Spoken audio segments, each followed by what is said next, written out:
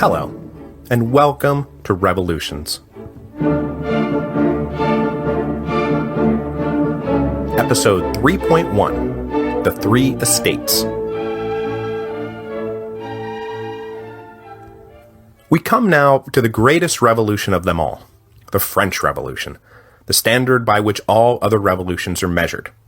It was one of the most important events in the history of the world, and is widely pointed to as marking the beginning of the modern era. Since its passing, it has also become one of the most fought-over pieces of intellectual real estate among scholars of all disciplines, history obviously, but also economics and sociology and philosophy and political science. Everyone has something to say about the French Revolution, and just to keep things interesting, there is almost no agreement about what its causes were, what its consequences were, nor even what actually happened. Now, probably the most influential grand theory of the French Revolution came from the Marxists, who painted a deliciously plausible theory that during the 1700s the proto-capitalist French bourgeoisie acquired a majority share of the nation's wealth, while simultaneously being denied access to political power within an archaic feudal system later dubbed the Ancien Regime. So, the turbulence of the revolution was simply the obsolete political structure being forced into alignment with the modern economic structure. In Marxist history, the French Revolution is the great bourgeois revolution that both destroyed the feudalism of the past and set the stage for the socialism of the future. Like I say, this is a deliciously plausible theory, easy to hold in your head, and in broad terms it looks an awful lot like what happened. But while Marxist theory thrives in the big picture, it usually gets beaten up pretty bad when the details are scrutinized. That's when we find out that big chunks of the nobility were involved in various modernizing and capitalist enterprises, and far from wanting to tear down the feudal apparatus, members of the bourgeoisie turned out to be some of the fiercest defenders of seigneurial dues and noble privileges because they had just purchased access to those seigneurial dues and noble privileges and wanted to protect their investments. Not all of them did this, mind you, but some of them did, certainly enough to make the story of a battle between one class representing the old ways and another class representing the new ways fall apart. Which is kind of a pity because it's a great theory. But after all the revisionism and post-revisionism and re-post-revisionism, the revolution has been stripped of all order and frankly returned to its native state of pure chaos. But before we can get into the endlessly fascinating and occasionally terrifying march of the French Revolution, we must, as usual, lay our groundwork. So the rest of this week's episode will be taken up with a rundown of the people who made up pre-revolutionary France, taking as our framework the famous three estates. We'll start with the lowly peasants and wind up with the allegedly absolute monarch of this allegedly absolute monarchy, King Louis XVI. The next week, we will walk through the mess of political, economic, cultural, and religious problems that the Ancien Regime was facing when Controller General Calonne told the king in August 1786 that unless drastic financial reforms were initiated, the monarchy was going to go broke. On the eve of the revolution, the population of France was somewhere around 27 million. So right away, it's worth noting that just in terms of scale, we are an order of magnitude beyond the English and American revolutions, both of which involved millions of people, rather than tens of millions of people. These tens of millions mostly lived in rural areas and were tied to the land. The rest lived in small towns, a few larger provincial cities, and then of course Paris, which was not just the preeminent city in France, but was in many ways the preeminent city in Europe. Regardless of where they lived, though, the French people were divided up into the famous three estates, a division still lingering from the old medieval days when society could be separated into those who prayed, those who fought, and those who worked. The first estate, those who prayed, was the clergy. The second estate, those who fought, was the nobility. And the third estate, those who worked, was everyone else. That is to say, something like 95% of the population. So the vast majority of the Third Estate, and about 4/5 of the total population of France, were peasants. These peasants can be divided up into three basic subgroups. At the bottom were your landless peasants, forced to become migrant workers or day laborers to stay alive. In many areas, these landless peasants could pick up work in, say, textile manufacturing, as pre-industrial France relied on accumulating the products of thousands of individual homes rather than consolidating workers in a single factory. But as we'll discuss a bit next week, on the eve of the revolution, these pitiful folks were dealing with the terrible conundrum of price inflation that was not being matched by wage increases. So even those who found work could often not afford the most basic necessities of life. They might then turn to professional begging, petty theft, and outright banditry as circumstances dictated. Above the landless peasants, you had peasants who owned or leased a little land of their own. But one of the problems of French agriculture was that the land was divided up into these little tiny plots that could barely sustain a family, let alone produce a surplus for market. Numerous foreign observers passing through 18th century France commented on just how backward and inefficient French agriculture was, though the North was starting to get into larger scale production. The dream of these small-holding peasants was to rise up into the ranks of the third and smallest of the peasant subgroups, independent farmers, who own not only enough land to sustain themselves, but also provide jobs for the rural workers and loan out equipment to their poorer neighbors. These operators were generally loathed and envied by the lower-order peasants, who lived in fear of seeing their own precious holdings gobbled up if they ever fell behind on a loan, while simultaneously aspiring to join the ranks of the independent farmers they feared. So leaving behind the peasants in the countryside, the remainder of the three estates lived in urban areas, though calling them urban is not quite right, as most held less than 2,000 people, and only a few cities exceeded 50,000, like Lyon in the east, Marseille down along the Mediterranean, or Bordeaux on the Atlantic coast. Another 650,000 jammed themselves into Paris. Now, inside the towns and cities, we first find the corollary of the poor peasant in the poor, unskilled laborer. These folks are the ones who make getting an accurate gauge on just how many peasants there were difficult, as they were often seasonal migrants from the countryside or relatives of poor agricultural workers looking for a better or at least a different opportunity in the towns.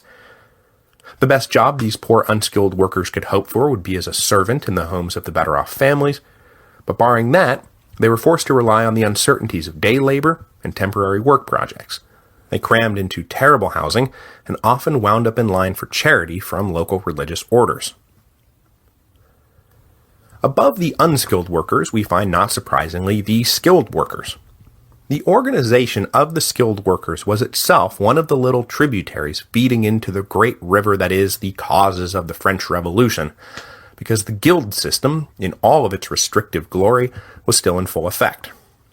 Apprentices were little more than indentured servants forced to serve some specified time, say 7 years, before they were allowed to become journeymen, at which point they often took to the road to ply their trade and get into nasty fights with local competitors or other journeymen they happened to run across. After whatever arbitrary time was up, they were allowed to become masters, buying their way into the club and settling down to set up a permanent shop, taking on apprentices and starting the whole cycle over again.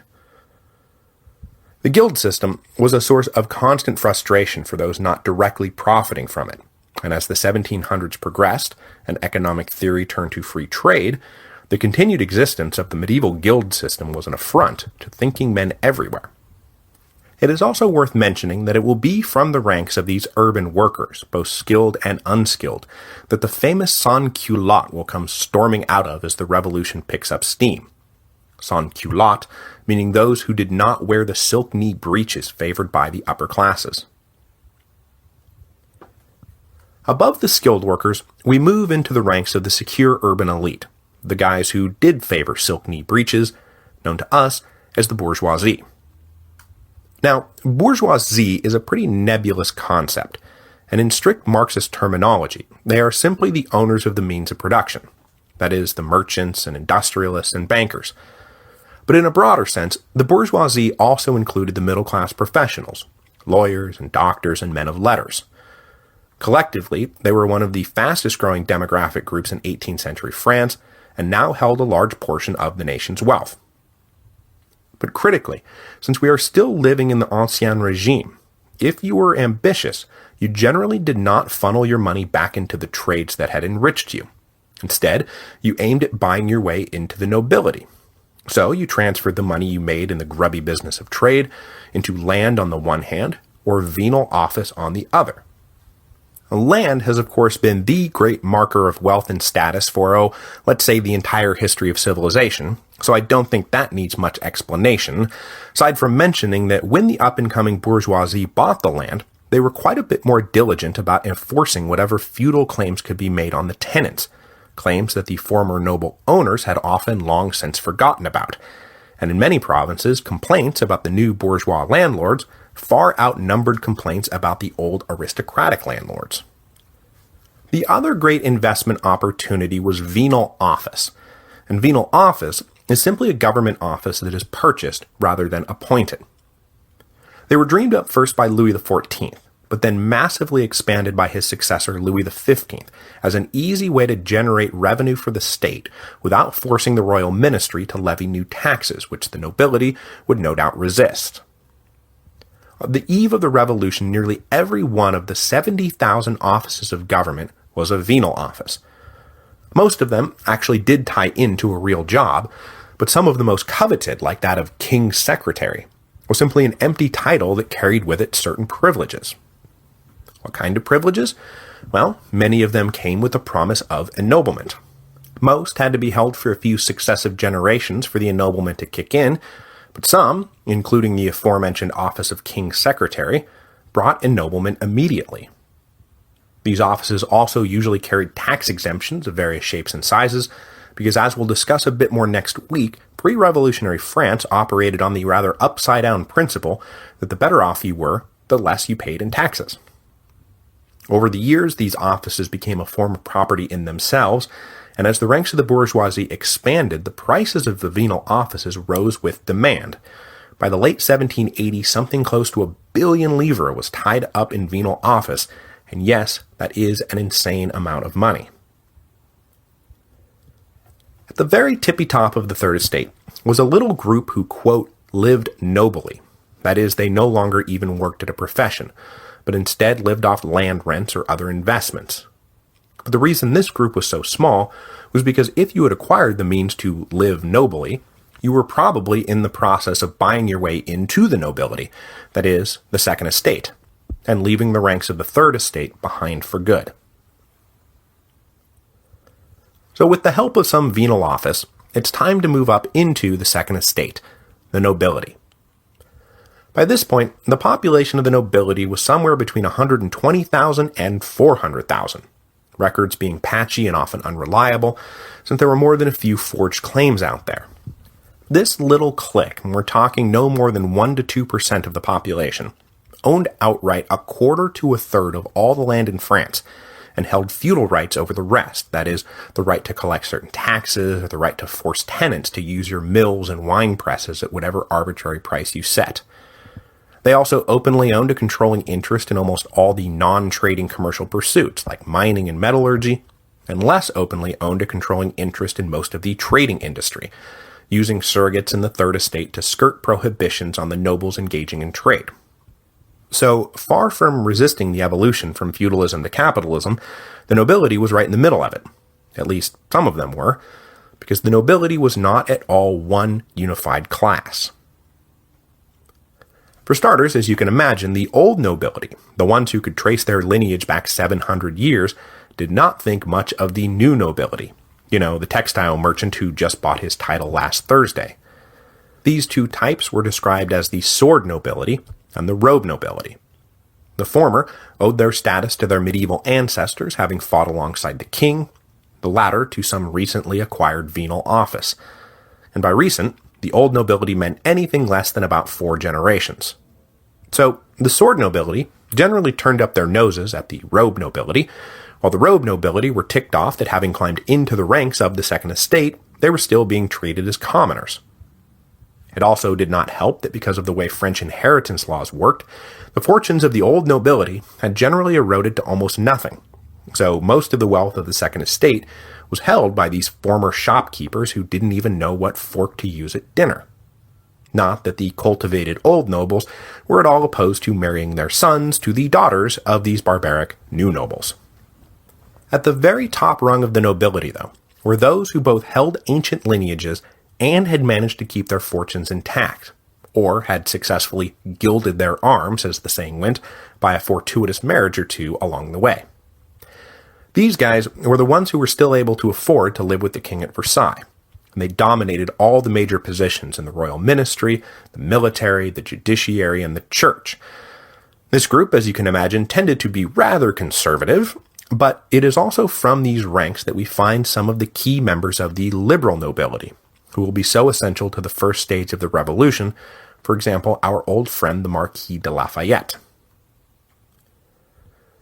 So that brings us to the first estate, the church.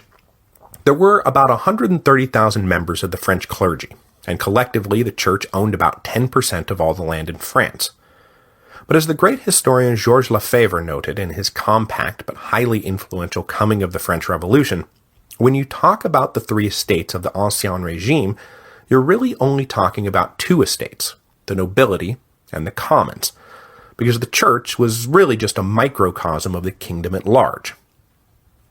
Way back in 1516, the Pope had conceded to the King of France the right to appoint all the bishops and abbots of the French Church.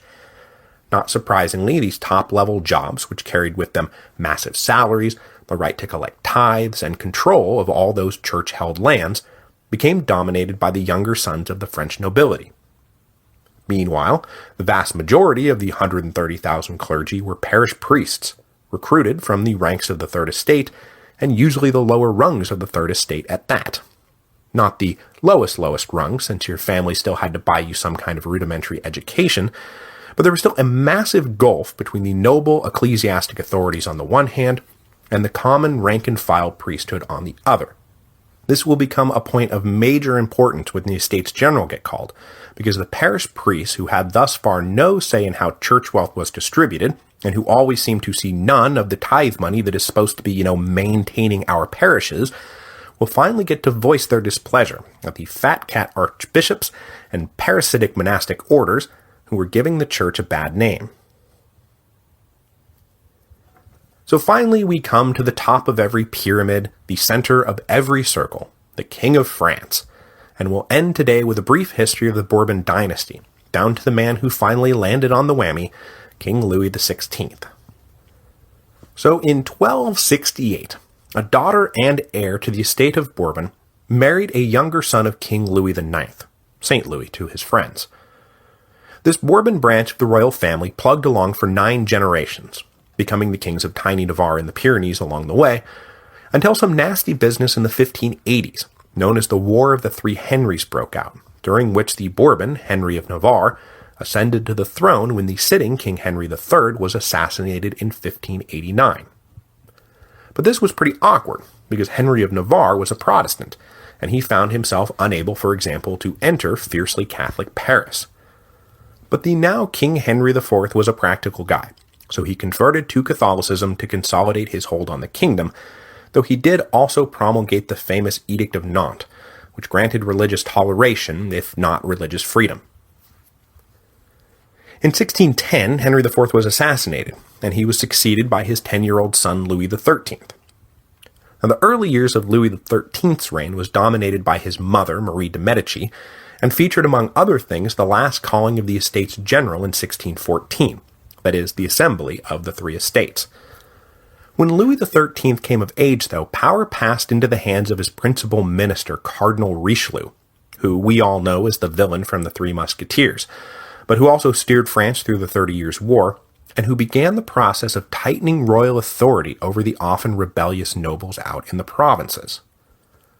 Both Louis XIII and Cardinal Richelieu died within about a year of each other, and 4-year-old Louis XIV ascended to the throne in 1643. Now, as most of you know, Louis XIV is a pretty big deal. He would go on to rule for 72 years, the longest reign in the history of Europe, becoming along the way the greatest king in the history of France, the Sun King. More than anyone else, it was Louis XIV who created the final form of the Ancien Regime against which the revolution was eventually waged. During his minority, there was a fairly massive noble revolt called the Fronde, which the king's forces managed to win, But when Louis XIV began to rule in his own name, he accelerated the process of political centralization started by Richelieu, culminating most famously with his conversion of a royal hunting lodge outside of Paris into the Palace of Versailles. The idea behind this new palace was to both physically project the image of royal power, but more importantly, to force all those nobles who had been causing him trouble from their home provinces to come to Versailles and attend to him. Cut off from their natural bases and plied with lavish gifts and favors, Louis XIV completely domesticated the aristocracy, who now jostled over seats at the theater, undermined each other with petty gossip, and agonized over who would get to stand where when the king woke up in the morning. Over his long reign, Louis XIV spent money without restraint at home, while simultaneously immersing France in a series of war abroad. So it's clear that the origins of the persistent royal deficits that would dog and then consume his successors got going during the heady days of the Sun King. But that said, when Louis XIV died in 1715, France was basically now the foremost kingdom in Europe, whose cultural and political influence was second to none. This is when practically every court in Europe starts speaking the French language, adopting French fashions, and following French artistic and architectural tastes. Now, Louis XIV lived so long that he outlasted not only his son, but his grandson, and so it fell to his 5-year-old great-grandson, Louis XV, to succeed him, and yes, that is the third time in a row the French crown has fallen to some little kid. As Louis XV grew up, it became clear that not only did he not have much interest in being king, but he wasn't very good at it either. For our purposes, his main achievement was to form an alliance with France's longtime nemesis, the Austrians, in 1756. This alliance led to the 7 Years' War, a war in which France paid through the nose for the privilege of getting kicked around by the British. And as if that wasn't bad enough, when the French came out the other side of this expensive debacle, they found themselves still tied to the hated Austrians, which will become an important bone of contention when the revolution gets going. Generally speaking, the nearly 60-year-long reign of Louis XV was marked by political and economic malaise. There were problems that needed answers, policies that needed reforming, and courses that needed correcting, and basically nothing was done. But the reign of Louis XV was also marked by the full flowering of the French Enlightenment, and a fantastic explosion of philosophy and literature and science, and we'll talk about these dueling trends of political stagnation and intellectual vigor next week when we start laying the groundwork for the looming, but not at all inevitable, French Revolution. So that brings us finally to our man Louis XVI. The grandson of Louis XV, he ascended to the throne in May 1774 at the age of 19. Still young, but he did manage to break the streak of 5-year-olds ruling France. Though pretty much everyone agrees that his heart was in the right place, and he genuinely wanted to do right by his people, he was ill-prepared for the role of king. He was bright and athletic, at least in his youth, but he was also shy and uncomfortable in the spotlight. Unfortunately for him, the system set up by Louis XIV basically created the brightest spotlight imaginable for him to step into. His father had died when he was 11, which left him the heir to the throne, and though he received a standard upper-class education in the humanities, he was, for whatever reason, not given much instruction in the practical business of how to effectively rule a giant kingdom. When he was 15, he was married to the 14-year-old Austrian Archduchess Marie Antoinette, a pairing that for a good long time was uncomfortable socially, emotionally, and physically, and it was generally unpopular and the source of great public and private mockery. It didn't help that Marie Antoinette was an Austrian, and by the time they were married in 1770, every Frenchman with an ounce of patriotism wanted to run the Austrians through with a hot poker, not marry their daughters. Now, as I said, when Louis XVI ascended to the throne in 1774, he was an amiable, if hesitant prince, who was not opposed at all to trying to solve some of the problems that had built up over the last century. But as we will see, one of the biggest obstacles to reform was that as much as pre-revolutionary France is depicted as an absolute monarchy, it was in fact not that at all. And everywhere you turned, there were entrenched interests ready to fight for their ancient privileges, whatever those interests and privileges turned out to be. That resistance to change only exacerbated all the other issues facing the new king. And next week, we will methodically walk through the list. The completely backward tax structure, the endemic social inequality, a judicial system that prized privilege over justice, administrative jurisdictions that overlapped haphazardly, a church that gobbled up money and seemed to give nothing back, an outmoded and inadequate agricultural economy, and an educated class steeped in Enlightenment ideals who could see what needed to be done, and then watched in frustration as nothing got done. At least until it was revealed that the monarchy was on the brink of financial ruin.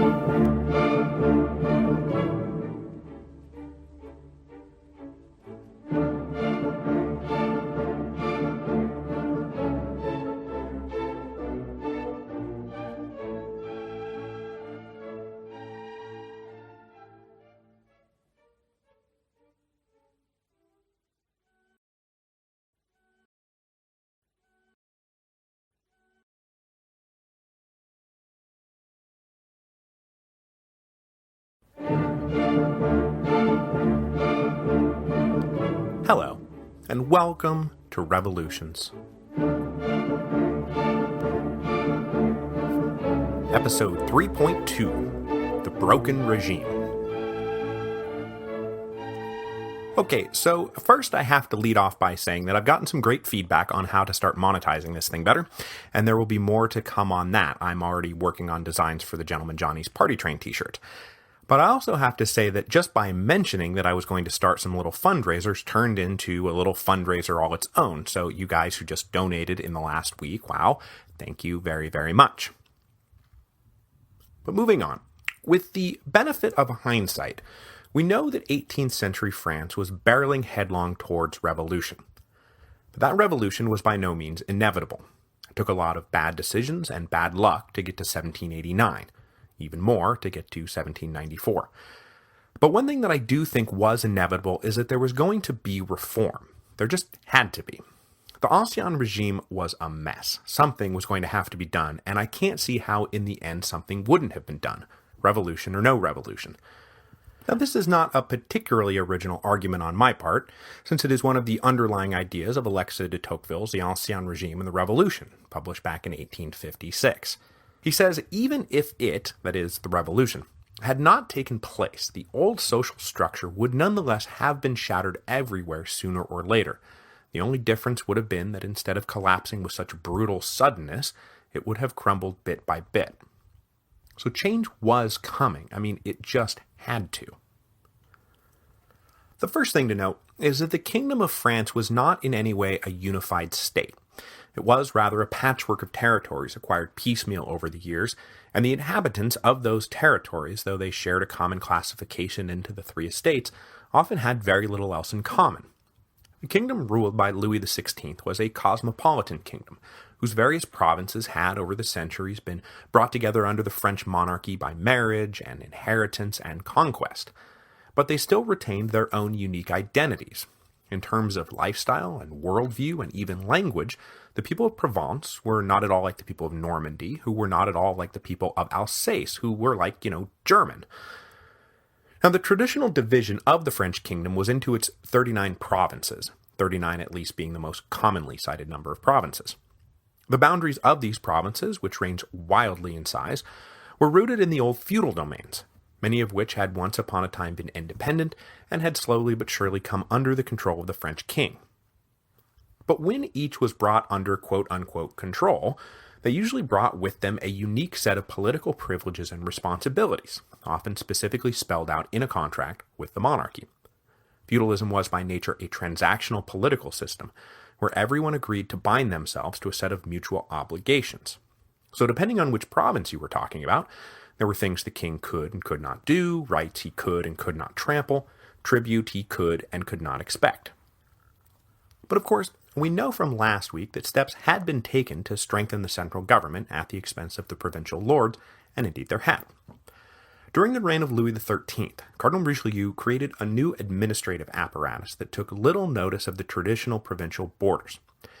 He divided the king's territory into generalités that were far more uniform in size than the traditional provinces. These generalités, of which there were 36 on the eve of the Revolution, were administered by intendants. These intendants were originally conceived as being financial agents of the crown. But after Louis XIV had done his thing, the intendants also acquired quite a bit of political power at the expense of the provincial governors, though the intendants were of course hemmed in by local custom and rights. Then, just to make things even more confusing, it turns out that there were 3 different types of généralité.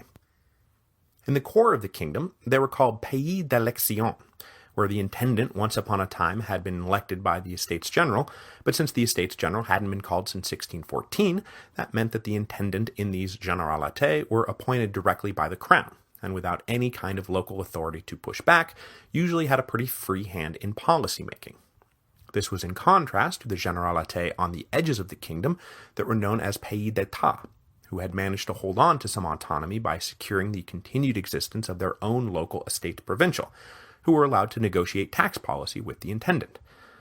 Finally, more recently acquired territory, usually ceded in some land-swapping treaty, were called pays d'imposition, where the existing political, legal, and tax structure were basically kept intact, and all that really changed was that the money was directed now towards Versailles rather than wherever else it had been going. Okay, so that's all pretty confusing, but then within this big patchwork quilt, there were hundreds, if not thousands, of towns and municipalities that enjoyed their own little sacred list of privileges and exemptions, which is all too deep for us to get into here today because I also have to mention that the church operated its own completely different administrative map. They divided the kingdom up into 136 dioceses, clumped into 18 archbishoprics, and you shouldn't even have to ask, but no, the lines of the dioceses do not in any way line up with the provinces or the généralité. But that's it, right? We've finally come to an end of our survey of just how insanely partitioned the Ancien Regime was. Well, you wish, because now we have to talk about the legal system, which ran on its own map, and frankly seemed designed to make sure that no 2 subjects of the king lived under exactly the same set of laws. Now, broadly speaking, France was operating under 2 different legal frameworks. Down in the south, they lived under a code system that could be traced back to the Romans, while up in the north, the common law system prevailed. Okay, that's not ideal, but what makes it really crazy is that the individual jurisdictions of the thousands of petty little courts were defined haphazardly and might be linked to geographic area, type of complaint, social status of the defendant, category of the property at stake. A member of the Paris Parlement commented in the 1760s, he said, "Do we not see every day people obliged to go to law over 2 or 3 years and at great cost to find out which judges they will have the misfortune to appear before?" And then, even when you did find out which court you were going to have the misfortune to appear before, almost all the judicial offices, that is, the judges and the clerks and the prosecutors, were venal offices purchased in the expectation of future profit, so if you want this to go your way, you had better pay up. At the top of this legal system, if it can even be called that, were the 13 Parlements, the courts of final appeal, whose own jurisdictions paid little heed to the boundaries of the provinces and the généralité.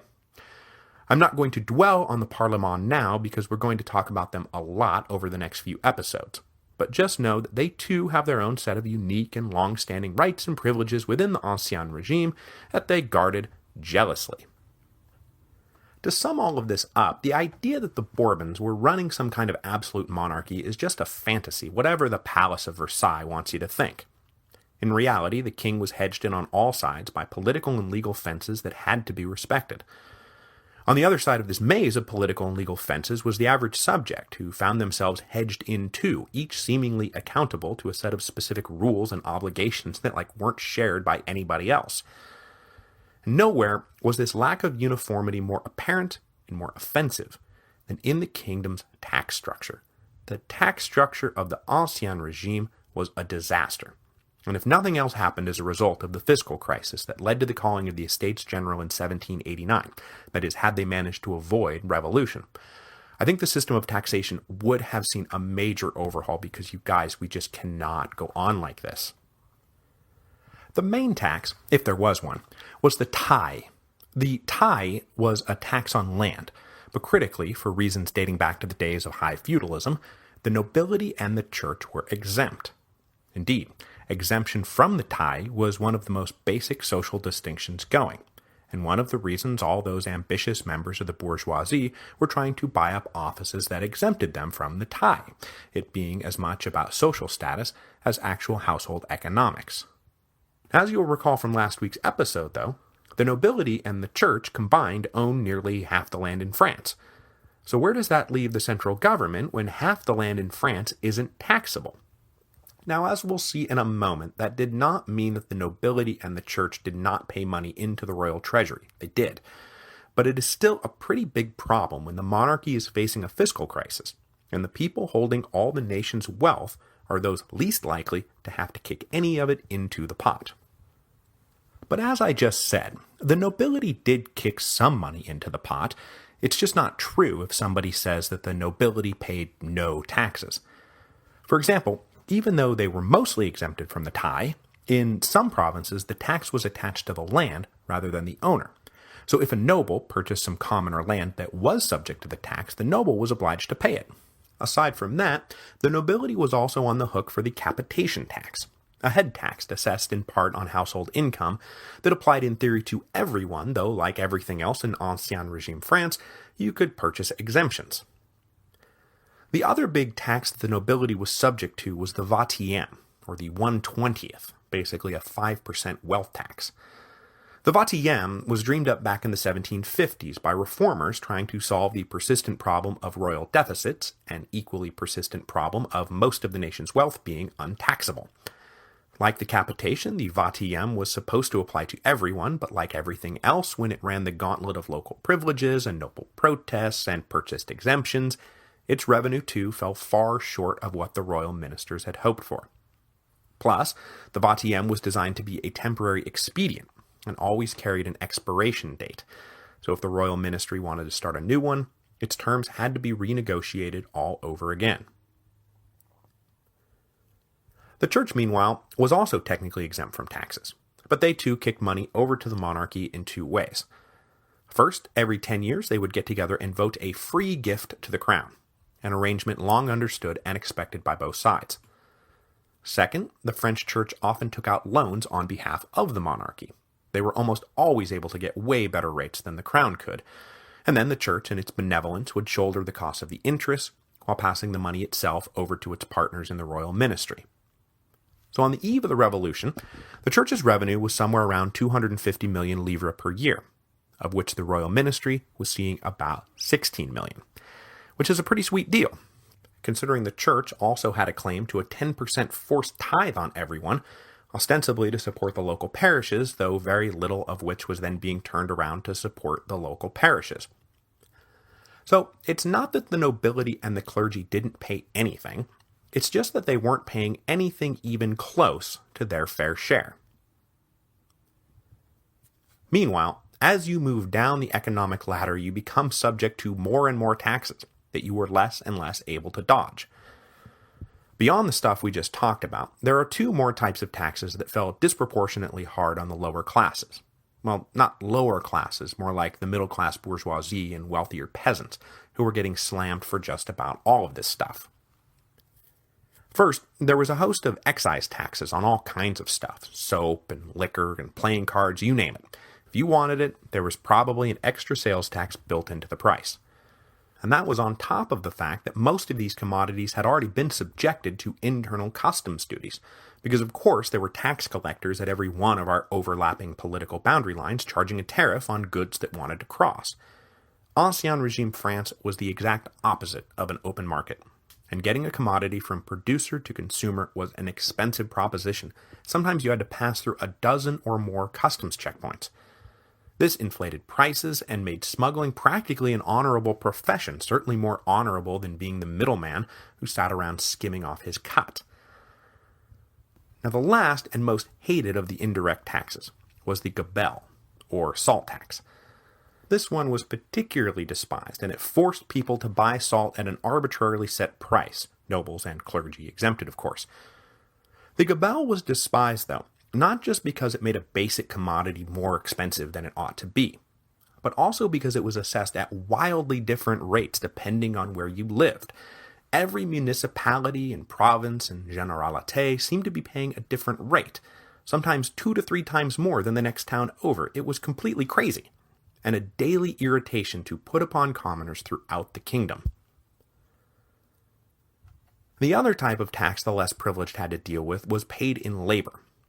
The most common and most hated was the corvée, which was an obligation to perform work for the government or hand over your equipment to the government to use if they, say, wanted to build or maintain a road.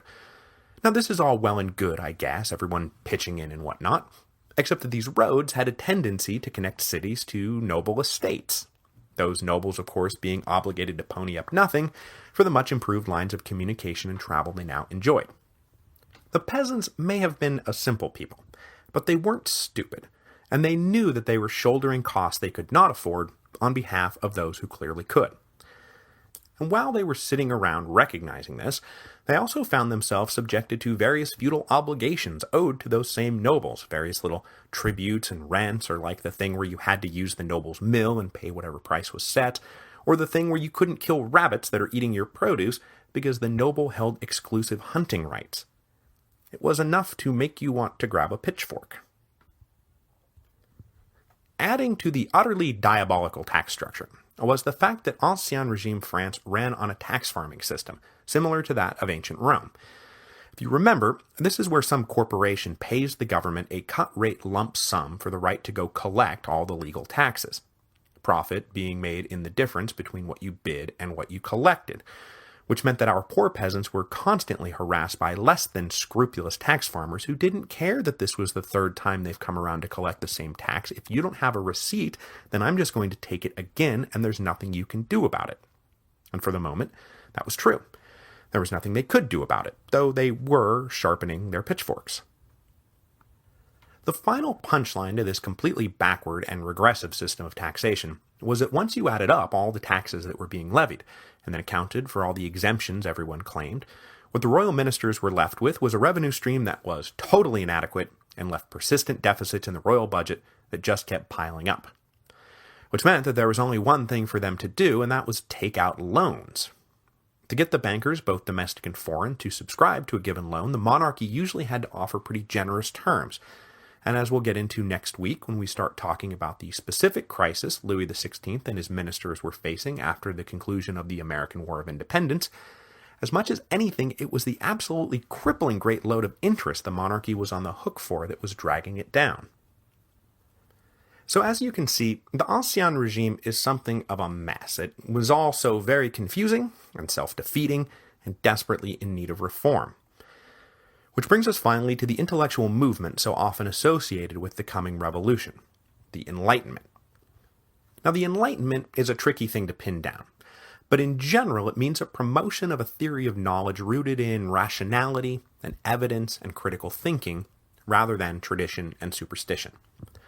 The scientific revolution is obviously closely tied to the Enlightenment, but for our purposes here I want to focus on the social and political aspects, as they would seem to have so much to do with this business we're about to get into, where the monarchy and the church wind up being destroyed, and replaced with a republic that for a short time literally worships at the altar of reason. But though this connection seems pretty straightforward, it's really not, especially because always lurking in the tall grass was the enormously influential anti-Enlightenment philosopher Jean-Jacques Rousseau. So the roots of the Enlightenment as a European-wide movement can be traced as far back as Francis Bacon and René Descartes in the early 17th century. But wherever you want it to start, what you see developing by the late 17th century is a class of intellectuals who started questioning everything, and started believing that all that everything could be improved by rational investigation. They started talking amongst themselves in an international network, later dubbed the Republic of Letters, who traded correspondence and books and pamphlets to keep up on the latest theories and discoveries. In France, the Enlightenment starts gaining some steam as the reign of Louis XIV nears its end. Intellectual elites started gathering together in Paris cafes and salons to chat about what they thought was right and wrong in the world.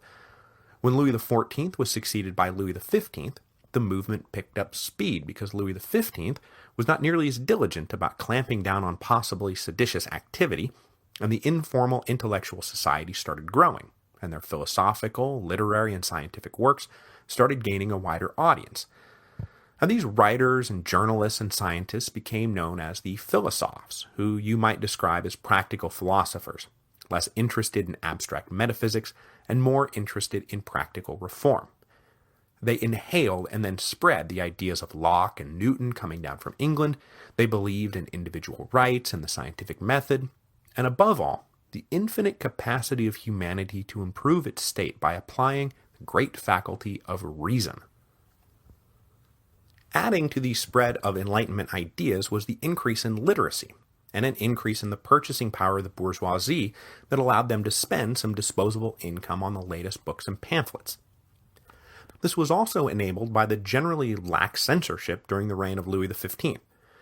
There were all kinds of rules about what could and could not be published, and a lot of what was being handed around in mid-18th century France probably should not have been. But the authorities had adopted a graduated structure to distinguish between what they considered beneath their notice, what they didn't like but would tacitly permit, what they would shut down if they found it, and what they would actively seek out and destroy. So as I mentioned last week, the critics of the Ancien regime were enabled by the very royal malaise they often criticized, and a whole body of social commentary built up over the years as just about every social, political, and economic institution in France was judged and found wanting. The greatest example of this spread of knowledge, and often dangerous knowledge, was the premier cooperative project of the French Enlightenment, the Encyclopedia, organized and edited by Denis Diderot. The idea behind the project initially was to just collect virtually all human knowledge into a single source, but it soon progressed into not just collecting, but advancing knowledge, and most of the great Enlightenment-era thinkers and scientists contributed essays on various topics, including Voltaire and Montesquieu and Rousseau, the three guys we're about to talk about. The encyclopedia eventually ran to 28 volumes, published one at a time between 1751 and 1772. Representing the most advanced views on a wide range of topics, including politics and religion, it was naturally opposed by the royal and ecclesiastic authorities. And so the encyclopedia had to live in that gray area of tacit permission to publish that could be revoked at any moment. Now, as you can imagine, one of the chief targets of the philosophes was the Catholic Church, which in their view used fear-inducing superstition to extract money from gullible fools. They never tired of pointing out the blatant hypocrisies of the church, whose leaders lived in lavish style while the souls they were supposed to be saving lived in abject poverty, a poverty exacerbated by a forced tithe that men in silk robes with bejeweled hands collected from peasants in rags without any apparent moral dilemma. The greatest enemy of the Catholic Church during the Age of Enlightenment was, of course, Voltaire. Voltaire burst onto the scene in 1718, and then spent the rest of his 60-year-long public career railing against the clergy, in essays and novels, letters, plays, poems. But it's important to note that most of the philosophes, Voltaire included, were not atheists. They were instead deists. They believed in a supreme being who created and set the universe in motion, but they were supremely skeptical of all this talk about a god who played favorites on the mortal plane, the miracles he was supposed to have performed, and the hell he would send you to if you offended him. This, they believed, was all complete nonsense, and guys like Voltaire turned a biting and sarcastic wit against the clergy who promoted all of this nonsense simply to exploit the ignorant masses. And Voltaire famously quipped that, quote, "The first priest was just the first rogue who met the first fool." Now, if Voltaire was the great voice of the Enlightenment on matters of religion, the great voice on matters of politics was a guy we talked about a bit at the end of the American Revolution, Montesquieu. After spending a lifetime traveling and researching and reflecting, Montesquieu published The Spirit of the Laws in 1748, and it became the authoritative text on the science of politics. All the men who tried to remake France in the 1790s used Montesquieu as their touchstone, which is a bit ironic, as Montesquieu was conservative and approached politics with a particularly aristocratic worldview that would have made him the darling of the revolutions for about a week and a half in 1788, and after that a counter-revolutionary pig. Montesquieu, as you know, believed in the separation of powers and balanced government and the necessity of public consent to protect liberty and property. He also believed that there had to be intermediary institutions between the rabble and the power, or the whole thing would spin off into anarchy, Not only that, but Montesquieu was also deeply committed to the idea that political institutions must conform to the societies within which they are made. For him, there was no universally pure model, and there was no sense in trying to cram a square peg into a round hole. Montesquieu's theories were taught everywhere, and read by practically every major revolutionary figure, and despite his obviously conservative worldview, they all treated him as the authority on building a just and rational and stable government, which will become super important when everyone goes off to build a just and rational and stable government, not that they ever really had much success. So we'll finish today with the Enlightenment-era writer and philosopher who wound up completely opposed to the prevailing spirit of the times, Jean-Jacques Rousseau. He first came to the public's attention in 1750 when he submitted an entry to an essay contest sponsored by the Academy of Dijon. The question was, has the restoration of the sciences and arts contributed to the purification of morals? The expected answer being, well, of course. The difference between the essays would simply be how eloquently this obvious answer was presented. But Rousseau's submission, now known as the Discourse on the Arts and Sciences, said, no, man is naturally good, and human institutions serve only to corrupt his natural goodness. The essay, written with passionate force, won first prize. And I've never seen this anywhere else, but I had a professor in college tell me that the reason it won was because the judges believed it had been a masterful work of satire, and that they tried to rescind the award when they found out that Rousseau was serious. From that point on, Rousseau spent the rest of his life expanding on this theme, and his work would help form the basis of the Romantic movement that would take hold in the early 19th century as a direct reaction to the failures of Enlightenment rationalism. Today, his most famous book is The Social Contract, which describes an idealized system of political authority that properly aligns to the natural sovereign will of the people. And we'll talk more about this concept of the general will when we start plunging into the more nightmarish episodes of the Revolution, because as it turns out, you can justify an awful lot if you think you are defending this thing called the general will. But at the time, his most popular works were Emile, a treatise on education, The Confessions, a soul-searching autobiography, and then Julie, or A New Eloise, a story of forbidden love which no one reads today, but at the time was probably the best-selling book of the century. What struck such a chord was not so much what Rousseau was saying, but how he said it. He was all passion and emotion, which blew the minds of the reading public, who were used to the dry intellect of the philosophes. When he died in 1778, a cult of personality had already grown up around Rousseau, of which many of our future revolutionaries were enthusiastic members. So as obvious a role as the Enlightenment played in the coming revolution, there is no doubt that it does not give you a complete picture of what informed the worldviews of the men and women who would help bring it about. So we're going to leave off there for this week. So what we've got is a regime in need of reform, and 1,000 ideas swirling around out there about how best to reform it.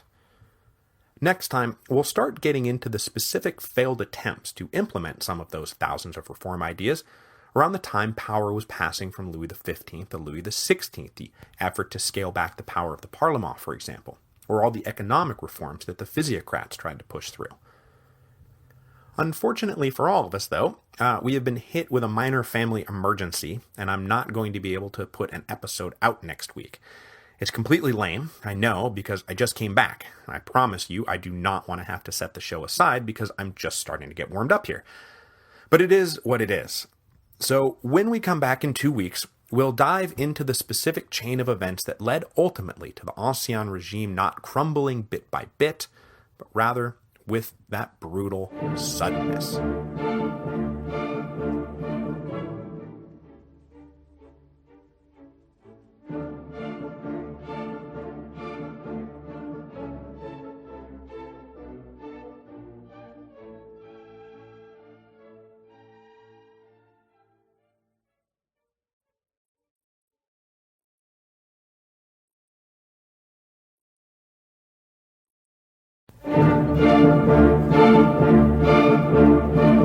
Hello, and welcome to Revolutions. Episode 3.3, Resistance to Reform. As we discussed last time, almost every aspect of Ancien Regime France was in need of reform. But unfortunately, reform was just not happening. It would be a mistake, though, to picture the years leading up to 1789 as a period of lethargic inertia. The kingdom's problems were well known to the royal ministry, and through the 1770s and 1780s, they did attempt to address a few of the more flagrant issues. Unfortunately, these stabs at reform provoked resistance from whatever group happened to be profiting from the existing system, whether that profit came in the form of money, or power, or status.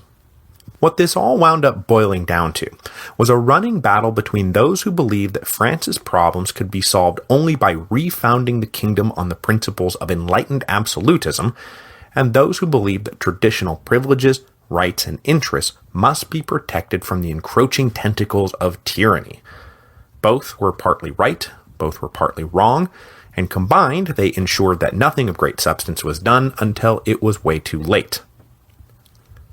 So when we were discussing the Enlightenment last time, I purposefully left out a discussion of this concept of enlightened absolutism because I thought it would work well as an introduction to the stuff we're going to be talking about today, as power passes from Louis XV to Louis XVI. Now, enlightened absolutism, or enlightened despotism, is a concept that can trace its roots back at least as far as the philosopher king of Plato's Republic.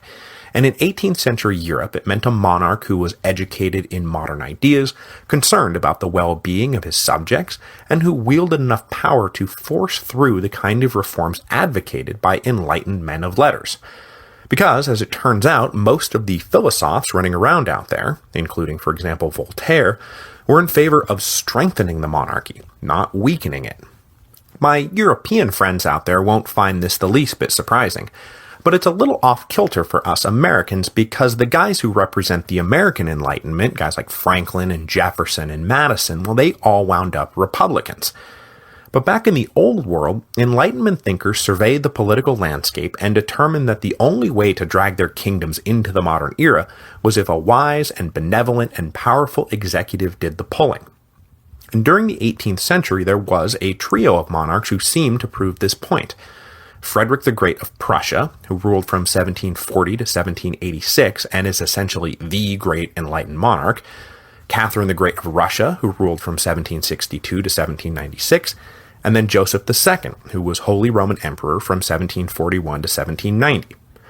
All three in their own way modernized their kingdoms, promoted the arts and sciences, reformed outdated legal systems, and military structures, and economic relationships, like all the reforms that Ancien Regime France was desperately in need of, especially if France hoped to keep up with her rapidly modernizing European rivals. But of course, power is a zero-sum game, so strengthening the central monarchy meant that someone or something out there was going to get weaker. And what's kind of ironic is that the guy who everyone tended to revere as the great French political scientist, that is Montesquieu, did not believe in enlightened absolutism at all. As I mentioned last time, Montesquieu approached politics with an aristocratic worldview that favored curtailing rather than enhancing royal power. He advocated separating and balancing power, not dumping it all in the hands of one man. And we don't have to look very far to come up with an explanation for this worldview because Montesquieu spent his formative years in the Parlement of Bordeaux. And in Ancien Regime France, the Parlement were the institution that stood to lose the most if enlightened absolutism wound up carrying the day. As we'll soon see, the years leading up to the revolution can easily be framed as a conflict between the monarchy on the one hand and the Parlement on the other. As it would turn out, it was a conflict that neither would win. So as you know, the Parlement were, in the main, judicial courts of final appeal. Originally, there was just the one. It was based in Paris and covered the whole kingdom. But as new provinces were absorbed, regional parlements were established, for example, the one based in Bordeaux that Montesquieu was a member of. On the eve of the Revolution, there were 13, collectively made up of somewhere between 1,000 and 1,200 magistrates who formed the cream of the robed nobility. Their seats were technically purchased from the crown, but by the late 18th century they had all been held and passed down through multiple generations. So the members of the Parlement occupied a kind of middle ground between the old nobility and the new nobility. They also represented a provincial check on the centralizing instincts of the monarchy. The members of the provincial parlement were all distinguished local leaders who battled incessantly with the royally appointed intendants over the implementation of policy. They were hyper-aware of their privileges and the special role that they played in the political order of the Ancien regime. What was that special role? Well, above and beyond their judicial functions as courts of appeal, it turned out that any law promulgated by the king had to be registered in the Parlement to take effect. The magistrates took this act of registration seriously and did not believe it was their job to provide a mere rubber stamp for the king. Because not only were they allowed to consider and debate the proposed new law, they were allowed to send back to the king a remonstrance tallying up the things they didn't like, and then delay registration until the king either stripped out offending clauses or provided satisfactory reasons for keeping them in. This gave the Parlement collectively a sense that they were the defenders of political liberty in France, because without them keeping watch, the king would quickly become a tyrant. Now, of course, as with so many other French political institutions, the Parlement had been pretty well brought to heel by Louis XIV. But after his death, they started to flex their political muscle again, constantly pushing back against the ministries of Louis XV, perfecting the art of delay and obstructionism, and forcing the king to modify or give up anything he wasn't ready to battle to the death over. But there was a limit to how far the Parlement could hold back the monarchy, because at the end of the day, the king held the final trump card, a trump card called the lit de justice. This was the king exercising his prerogative to come down to the Parlement in person, and after a fancy ceremony, force registration of the new law by his own royal authority.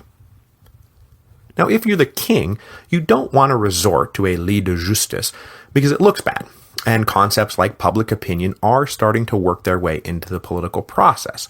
But during the reign of Louis XV, the use of the lit de justice picked up because it had to. The Parlement were pushing back against royal edicts with increasing frequency, especially after the first vingtième was created in 1749. That was that 5% income tax that was levied on everyone equally. As you can imagine, the nobles of the Parlement did not think much of this tyrannical encroachment on their privileges, and they fought its implementation. And this is a good example of why so many French philosophers supported the idea of enlightened absolutism. All the royal ministry was trying to do was get the government on sound financial footing by spreading taxes more equitably across the three estates. What could be more rational and more beneficial?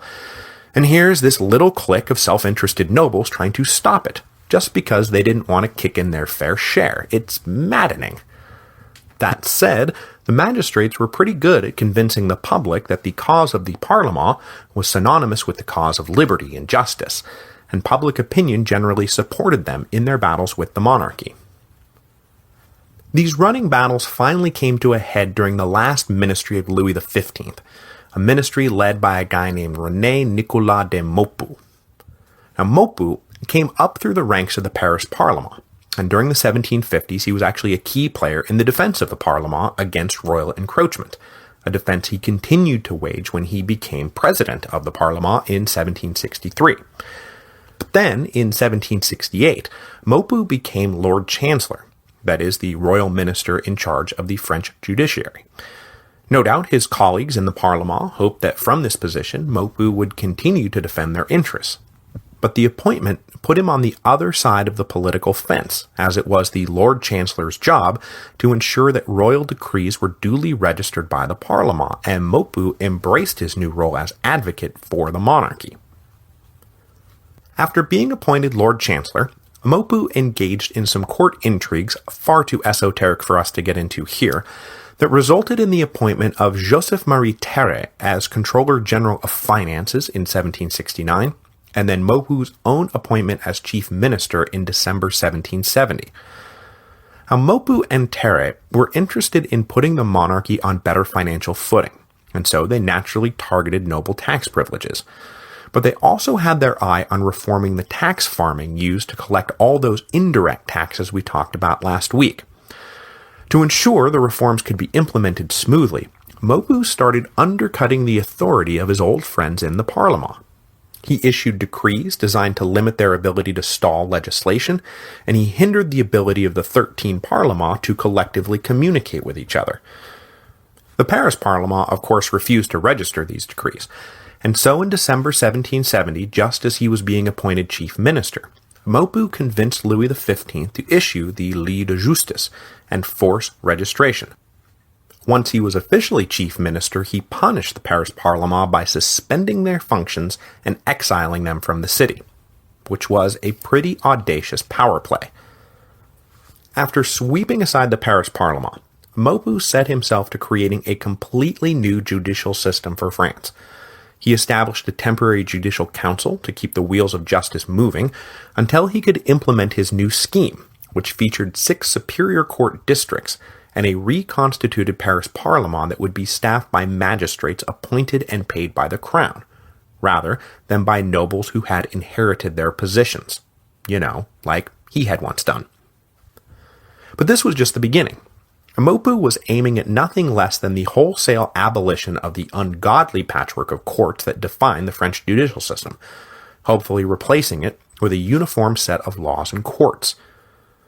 Resistance from the provincial parlement to all of this was of course swift, which led Maupeou to simply suspend and banish whoever didn't like the new order.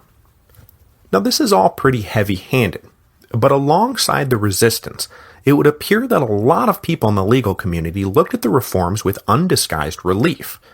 The Paris bar agreed to carry on their legal work under the new framework, and many ambitious and/or enlightened lawyers were all too happy to take up appointments in a system that promised to be more rational and more equitable. With the Parlement out of the way, Maupeou and Controller General Terray went back to trying to establish a better tax structure and rein in the abuses of the tax farmers. But all this ultimately accomplished was to add to the ministry's growing list of really powerful enemies.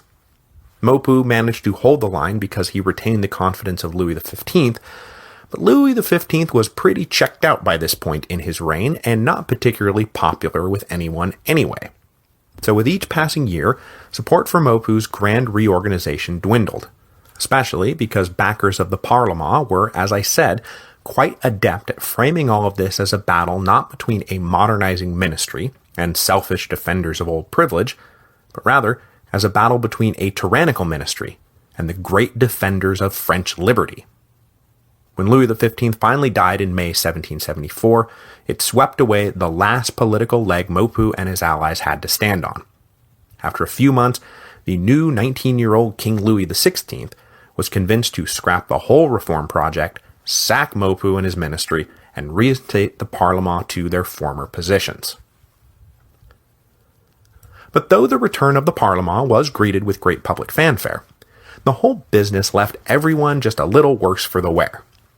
The prestige of the monarchy was damaged by Maupeou's heavy-handed tactics, and the Parlement were now divided internally between those in the legal community who had fought the good fight and those who had tried to reconcile themselves to the new order, leading to petty squabbles when the old order was reinstated that didn't make anyone look good. One final note on this, just for the sake of historical trivia, is that Maupeou wound up being the last Lord Chancellor of France, because when he was dismissed, he refused to resign his office, and was still technically Lord Chancellor when the office was abolished by the Constituent Assembly in 1790. Now, though any hope at reforming the judicial system was now pretty much dead, there was still a chance for economic and financial reform. But after Controller General Terray was shown the door along with Maupeou in August 1774, those economic and financial reforms took on an entirely different character, because the new Controller General was a guy named Henri Jacques Turgot, who was an acolyte of something called physiocracy. Physiocracy was an economic theory that existed in between the dying theory of mercantilism and the rising classical liberalism that Adam Smith was currently hard at work on up in Scotland. The physiocrats believed first and foremost that the wealth of the nation was rooted exclusively in the land. It wasn't about amassing gold or having a favorable balance of trade with rival powers. It was about agricultural labor. Everything else was merely a secondary offshoot.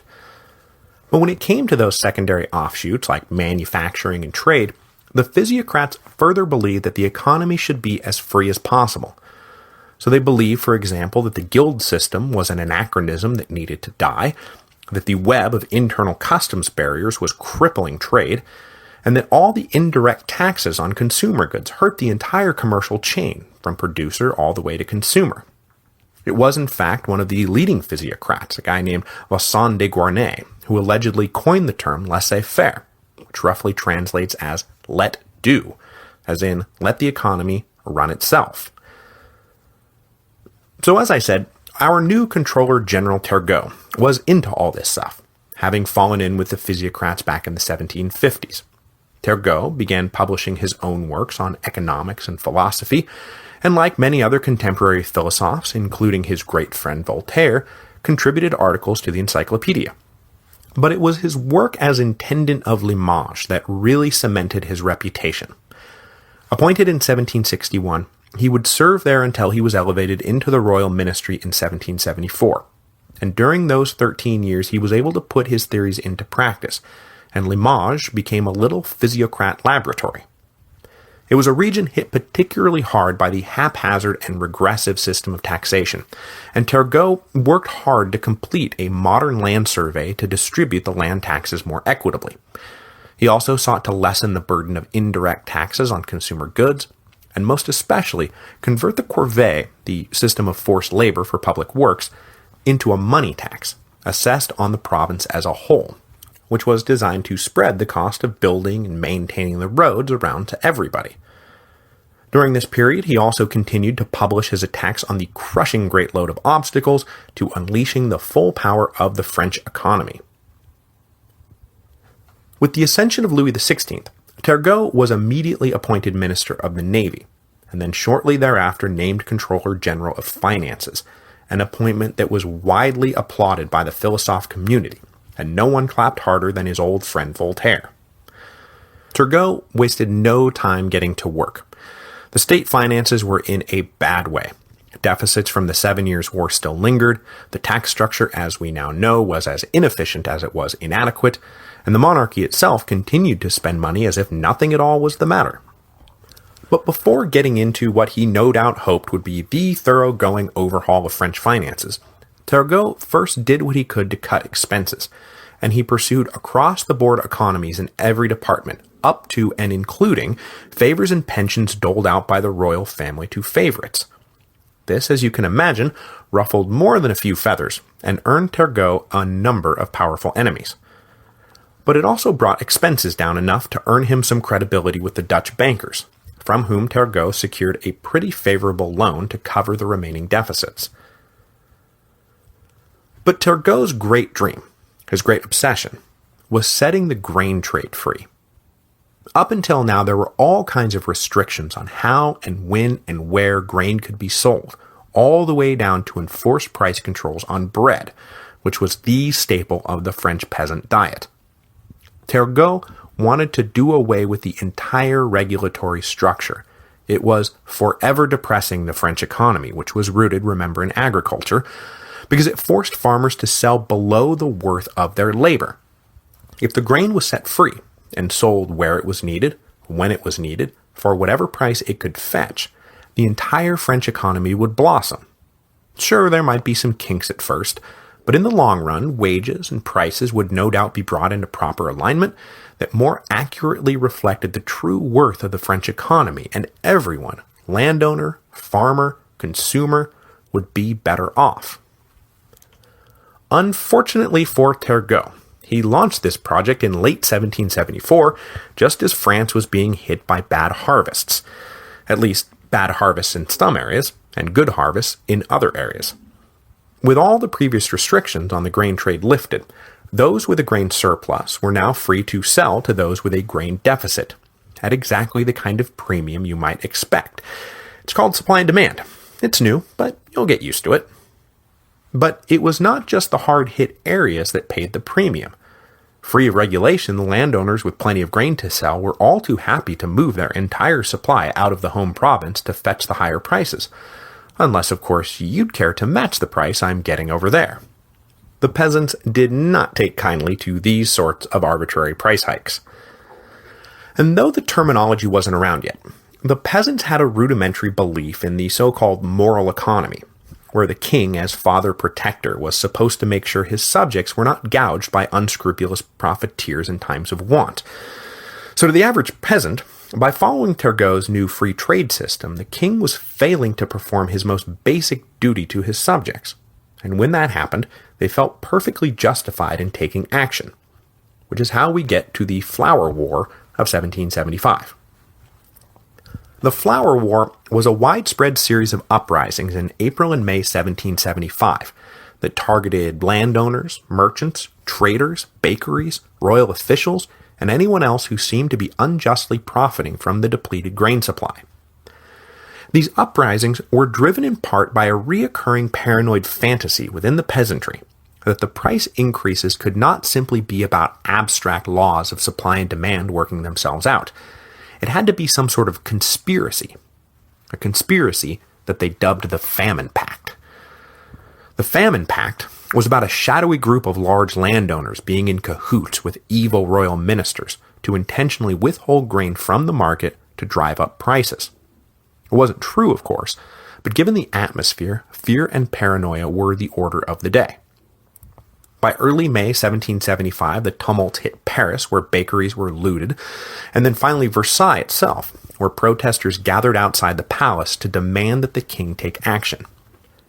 In the end, young Louis XVI bowed to the pressure, and after sending out 25,000 troops into the provinces to restore order, he returned to a system of fixed prices that forced farmers to move their grain from where it was to where it was needed without any additional markup. Though the crisis quickly passed, in the Flower War we get a glimpse of what's to come, because in the late 1780s, even worse harvests will combine with the still smoldering peasant resentment to spark an even greater wave of rural uprisings. But though the Flower War was bad, it didn't immediately take Turgot down, and he was allowed to keep moving forward with his reforms, even if maybe his most cherished idea, that of substituting a single land tax for the parade of indirect taxes, was probably now a dead letter. Of further interest to us here at the Revolutions podcast is the fact that at this same moment, the spring of 1775, the American War of Independence is breaking out, and Controller General Turgot winds up being the principal opponent of France getting involved with the American War. Now, given his wider Enlightenment beliefs, he sympathized and cheered on the Americans, but argued that for France to actually commit money was like insane. The deficit is barely manageable. Our revenue system stinks, and you want me to approve a whole new set of loans to finance a war halfway across the world? No, thank you. But Foreign Minister Vergennes made the more persuasive case that it would be quick and cheap, and best of all, humiliate the British. Now I gotta say, if I was in the royal ministry in 1775, I would be totally opposed to getting into this war. But, as a good patriotic American, I would like to say thank you, Vergennes, even if you had a major hand in ultimately engulfing your kingdom in the flames of chaos and revolution. Turgot would of course be proven right. The American War was neither quick nor cheap, and it only kind of humiliated the British. But that prescience did him no good, and he had by now pretty much alienated everyone, from the lowliest peasant right up to the Queen herself, and he was probably already a dead man walking when he issued the 6 edicts in January 1776, 2 of which were particularly controversial: the partial suspension of the trade guilds, and a nationwide conversion of the corvée into a money tax, as he had already done as an intendant of Limoges. To make matters worse, in the introductory statement to these edicts, he specifically said that this was all about attacking noble privilege, which meant that the edicts had to be forced through the Parlement by a lit de justice, which was pretty much the last time Louis XVI stuck his neck out for Turgot, and by May 1776, court intrigue forced him to resign. So as with Maupeou, Turgot tried to advance the cause of enlightened absolutism, and use it to reform and modernize aspects of the Ancien Regime that were long overdue for reform and modernization, and he was met with pushback strong enough to topple both him and his reforms. The interesting thing, though, is that in the Flower War, Turgot faced resistance not from the most privileged classes, but from the very least privileged classes. So, successfully establishing the kind of enlightened absolutist regime advocated by the philosophes required a king who was as tough as he was far-sighted, someone who was willing to overcome the complaints of both his closest courtiers and the anger of the peasant mobs. Unfortunately, Louis XV wasn't much interested in the job, especially as he neared death, and Louis XVI was as tentative as he was inexperienced. So neither king was exactly the perfect candidate to bring enlightened absolutism to France. There was still hope for young Louis XVI, though, and maybe as he grew into the crown, it would sit more confidently on his head. Maybe he too would one day join the pantheon of Frederick and Catherine in the great modernization of Europe. Or maybe it would turn out that tentative vacillation was not a character flaw of young Louis XVI, it was a character flaw of Louis XVI, period, whatever his age might be. I wonder which it could be. Next week, we will push through the last decade of the Ancien Regime before the merde starts to really hit the fan in 1786, and introduce the man whose fate wound up being tied so closely to the early days of the Revolution, the Swiss Protestant wonderboy financier Jacques Necker, and his magical ability to distinguish between ordinary and extraordinary royal expenditures.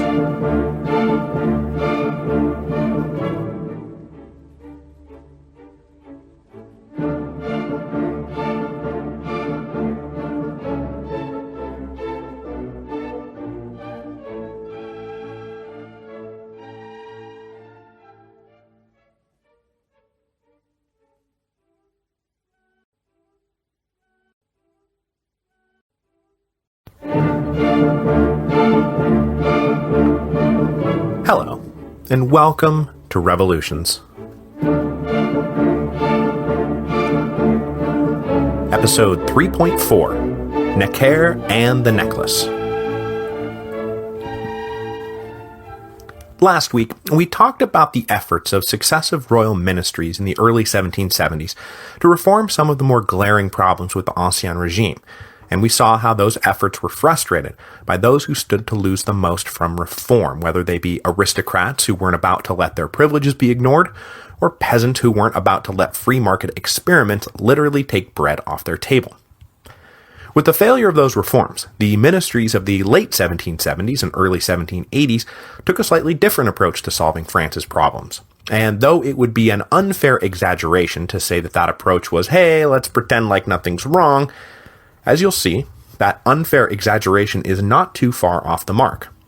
Once we get done talking about that, we're going to switch gears and trace the steadily declining reputation of Queen Marie Antoinette, because that steadily declining reputation finally kersplatted for good, just as the hey, nothing's wrong attitude was blowing up in the monarchy's face.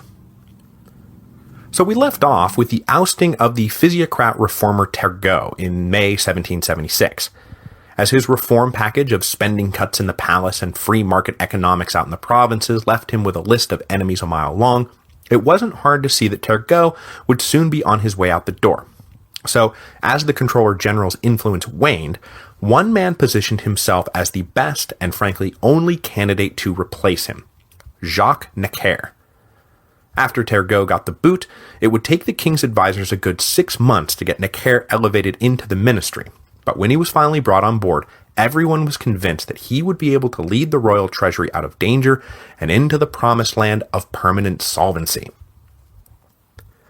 Now, one of the reasons it took a little while to get Necker into the ministry was that he had 3 pretty big strikes against him.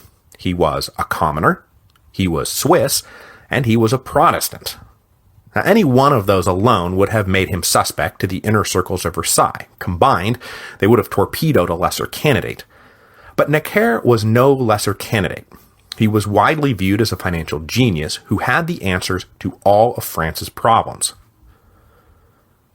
Born in Geneva in 1732, Necker had been sent to Paris at the tender age of 15 to work as a bank clerk for an uncle. It became apparent immediately that an aptitude for banking didn't even begin to describe his talents. He worked his way quickly up the ranks and was made a full partner in his uncle's bank just after turning 30. Now a wealthy young superstar in the world of finance, Necker founded his own bank and made even more money lending to the royal treasury and speculating in the grain trade. Around this same time, he got involved with a wealthy widow, but when said wealthy widow brought around a pretty Swiss girl named Suzanne Curchod, Necker fell in love with Suzanne and dropped said wealthy widow. Interesting side note is that Suzanne had previously been engaged to none other than Edward Gibbon, but the engagement was broken off when she took up with Necker. The couple was married and then had a daughter in 1766 named Germaine, who Madame Necker raised on the educational theories of Rousseau, and when she grew up, Germaine became a literary celebrity in her own right as Madame de Staël, who waged a ceaseless intellectual war against Napoleon, but now I'm starting to drift off topic. With the assistance and/or prodding of his wife, Necker started aiming for government office. In the late 1760s, he was appointed director of the East India Company, which, like its British counterpart, was a privately chartered corporation that held a legal monopoly on the Indian trade markets. The company was failing badly from corruption and mismanagement, and despite his efforts to maintain its independence, the company was liquidated in 1769, and all its assets and debts were taken over by the Crown. But this will not be the last we've seen of the East India Company. It will be reconstituted in 1785, and then be at the epicenter of a massive scandal in 1793 that was a big part of explaining when and why the revolution began to eat its own children. So watch out for that. Returning to private business, the Neckers spent the next few years building up Jacques' reputation as a financial wizard. Madame Necker hosted a well-attended salon that saw most prominent intellectuals and government officials pass through at one point or another. When Turgot took over as Controller General in 1774, Necker started publishing economic tracts that attacked the physiocrat reforms, denouncing most especially the free trade in grain. So by the time Turgot was driven from the ministry, it was well known that Necker was sitting on a slate of ideas that ran in the opposite direction to the discredited policies of the physiocrats. Still, as I said, it took a few months to bring him in, and even when he was brought in October 1776, Necker had to take a less prestigious post because Protestants were not allowed to hold a major office like Controller General of Finances. But whatever the title, Necker was now more or less in charge of the royal treasury. Like everyone else these days, he could see that taxes needed to be distributed a little more evenly across the three estates. But being a banker, Necker was utterly convinced that actually raising taxes was unnecessary, and that the royal treasury would be best served by floating more loans. He was also in complete agreement with Vergennes about the benefits of France getting into the American War, and he scoffed at Turgot's complaints that they just couldn't afford it. "We won't even have to raise taxes," he said. "We can just finance the whole thing and it'll be fine. Trust me, I'm a financial genius, remember?" So off he went to raise the money, offering good rates and utterly self-confident assurances that the royal treasury was in great shape. On the strength of his personal reputation more than anything else, Necker got his loans. Even skeptics in the Parlement only fought him a little bit on the first loan, and then started registering future requests without complaint.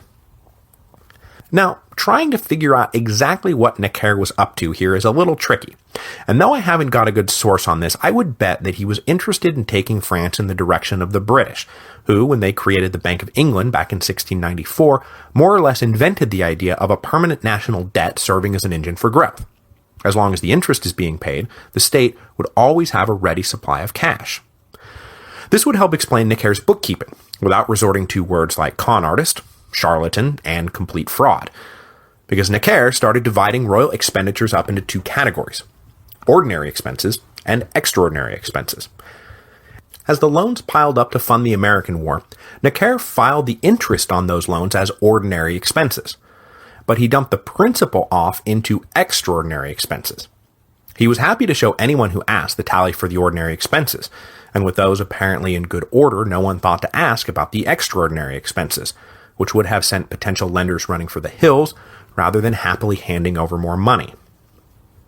The peak of Necker's power, popularity, and influence, at least on this first go-around in the ministry, came in February 1781, when he convinced the king to let him publish for the first time ever a complete accounting of the royal finances. The resulting compte rendu was meant to silence all critics and put to rest any whispers that all was actually not well in the king's pocketbook. The Compte Rendu was a bona fide sensation, as nearly every educated man and woman in France wanted to get a look at the king's books. I mean, this was an unprecedented lifting of the veil. There were even mentions by later writers who were children at the time that they literally learned how to read from the Compte Rendu. It was seriously that big of a deal. And what did it show? It showed that the royal treasury had a 10 million livres surplus. But this was because the Compte Rendu only dealt with those ordinary expenses, the regular cost of government compared to the regular streams of revenue. But as I just said, things like, the massive load of loans taken on to finance the war in America were just not even mentioned. Had they been, all of France would have seen that the treasury was actually running deep in the red. In the long run, the legacy of the Compte Rendu was not just that it swept France's financial problems under the rug, but that it became impossible to believe Necker's successors when they revealed that the king was not only broke, he was catastrophically broke. I mean, how do you convince someone who literally learned how to read by flipping through the Compte Rendu that in less than 5 years the monarchy had somehow gone belly up? There were guys who right up until the end just couldn't believe it and thought that Calonne was running some sort of shakedown operation when he presented his reform package to the Assembly of Notables in 1787. In the short term, though, the Comte de Rendu led directly to Necker getting himself kicked out of the ministry. Believing that he was now indispensable, he demanded that the king let him into the inner circle of decision-makers or he would resign. But like everyone in government, Necker had his enemies, and they convinced the king not to bite. His bluff called, Necker had to make good on his threat, and he resigned in May 1781. Though, critically for future events, his popularity with the public only grew as he was martyred by evil nobles who feared the influence of this commoner, who the people of France had come to believe could do no wrong. Necker was succeeded by a guy named Jean-François Joly de Fleury, who was far more conservative in his outlook, coming from a staunchly anti-Enlightenment family. He's not of major importance, and his name will not be on the test, but he was the bridge between Necker and Calonne, and so I have to mention that Fleury took one look at the books and said, holy crap, we have got to raise taxes. And thanks to his long-standing connection to the Parlement, he was able to push through a third vingtième that would run through 1786. But the additional money raised was only going to cover the interest payments on all the previous loans. So just to keep going, Fleury had to borrow even more money, and then go back to selling venal offices, a practice that had been slowly ratcheted down by previous ministries. Given what he had to work with, Fleury's days were always numbered. I mean, how do you ask courtiers and ministers to cut back on spending and submit to new taxes when the Compte Rendu is sitting on their desk, telling them that everything is fine? He finally called it quits in March 1783, just as negotiations to end the American War were getting underway. Fleury was succeeded by a guy whose name will absolutely be on the test, Charles-Alexandre de Calonne, because it will be Calonne who will spark the so-called pre-revolution when he finally gives up the ghost and says it's either major reforms or the kingdom collapses. Those are your options. Unfortunately, as we'll see, Calonne was not a particularly good messenger for this dire warning, given his previous embrace of a little thing called useful splendor. So as we'll see next week, when it came time for major reform, there was major pushback. Calonne had been born in 1734 in Flanders into a respectable family of the robe nobility. He was trained as a lawyer and then slowly rose up through the political judicial ranks, serving in the Flanders Parlement and then securing positions in the central bureaucracy and eventually rising up to be an intendant. Along the way, he earned a reputation as a man far more interested in nailing down his next promotion than really doing the job that was in front of him, but he was savvy in business and at least clever enough to always land that next promotion when it became available. With the help of Foreign Minister Vergennes, who was by now Louis's most trusted advisor, Calonne was brought in to serve as Controller General of Finances in November 1783, and he brought with him the rather novel idea that the best way to get out of debt was to spend more money. Now this is crazy, of course, and it didn't work, but Calonne did have a plan. Like his predecessors Turgot and Necker, Calonne believed that raising taxes was, at least for the moment, a political non-starter. His immediate predecessor Fleury had pushed the limits of the nobility's patience by initiating the third vingtième, Anything more would require a concerted royal push that the ministry did not have the stomach for, especially since it might eventually involve recalling the Estates General, which was a surefire way to completely lose control of the situation. So Calonne decided that the only way out was to keep borrowing, and hope that maybe in time new loans taken at lower rates would pay off the loans with the higher rates, and then they could start getting ahead of this thing. So instead of cutting back spending at Versailles, Calonne conspicuously jacked it up. The idea being that if creditors saw that the monarchy was spending lavishly, they would be assured that the king was in good shape and see more royal loans as a safe investment. And for a while it worked, as Calonne took out hundreds of millions of livres more in debt. But even the useful splendor was not enough to quiet doubts, and in December 1785 the Paris Parlement balked at approving yet another loan, and they had to be marched as a group to Versailles and basically ordered by the king to approve it. And so they did. But as you might guess, spending your way out of debt turned out to be not a very good solution to the problem, especially when Calonne took to the books to survey the situation now that Fleury's vingtième was set to expire at the end of 1786. He was mortified to discover that the crown was about to start running an annual deficit of well over 100 million livres, which was a full quarter of expected revenue. And it was only going to get worse as the interest started coming due for all the loans over the last few years. Once those started kicking in, something like half of all annual revenue was going to be going to debt servicing. This was a grind the wheels to a halt revelation. Calonne realized that there could be no more tricks, no more kicking the can down the road. The crisis everyone had been trying to avoid for the last decade was finally upon them. And so he retired to his offices and started drawing up a plan to completely overhaul the crown's finances. A plan that would touch on almost every part of the Ancien regime, a plan that would ruffle every feather in the kingdom, and a plan that the king would not be able to implement by his own royal will. But we're going to leave the financial crisis there for the moment, on the eve of Calonne presenting his reform package to the king, because I want to close out today's episode by getting into a royal scandal that would break just as all of this financial stuff was coming to a head. It is a scandal too crazy to just breeze by without stopping to smell all the delicious details. Plus, it offers the perfect opportunity to talk a bit about Marie Antoinette, who wound up losing whatever popularity she had left as a result of the scandal, even though, as we're about to see, she had nothing whatsoever to do with anything. So, let's talk about Marie Antoinette and the diamond necklace affair. Marie Antoinette was born Maria Antonia in 1755 in Austria, the eighth child and youngest daughter of Maria Theresa and Francis I, who were Holy Roman Empress and Emperor respectively, and in that order, Maria Theresa having inherited the throne from her father in 1740.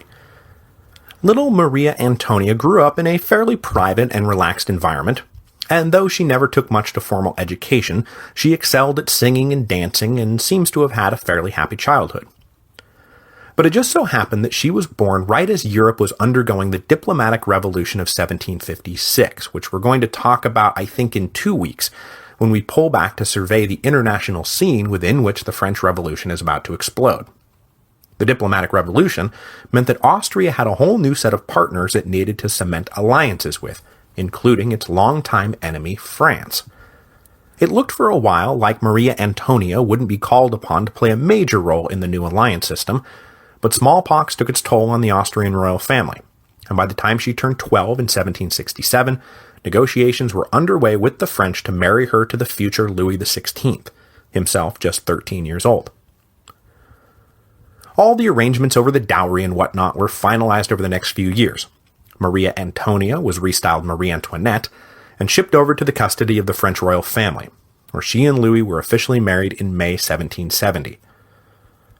Now, given that she was 14 and he was 15, and there was probably a room full of people milling around, as was the weird royal custom, it is not surprising that the marriage was not consummated on the actual wedding night.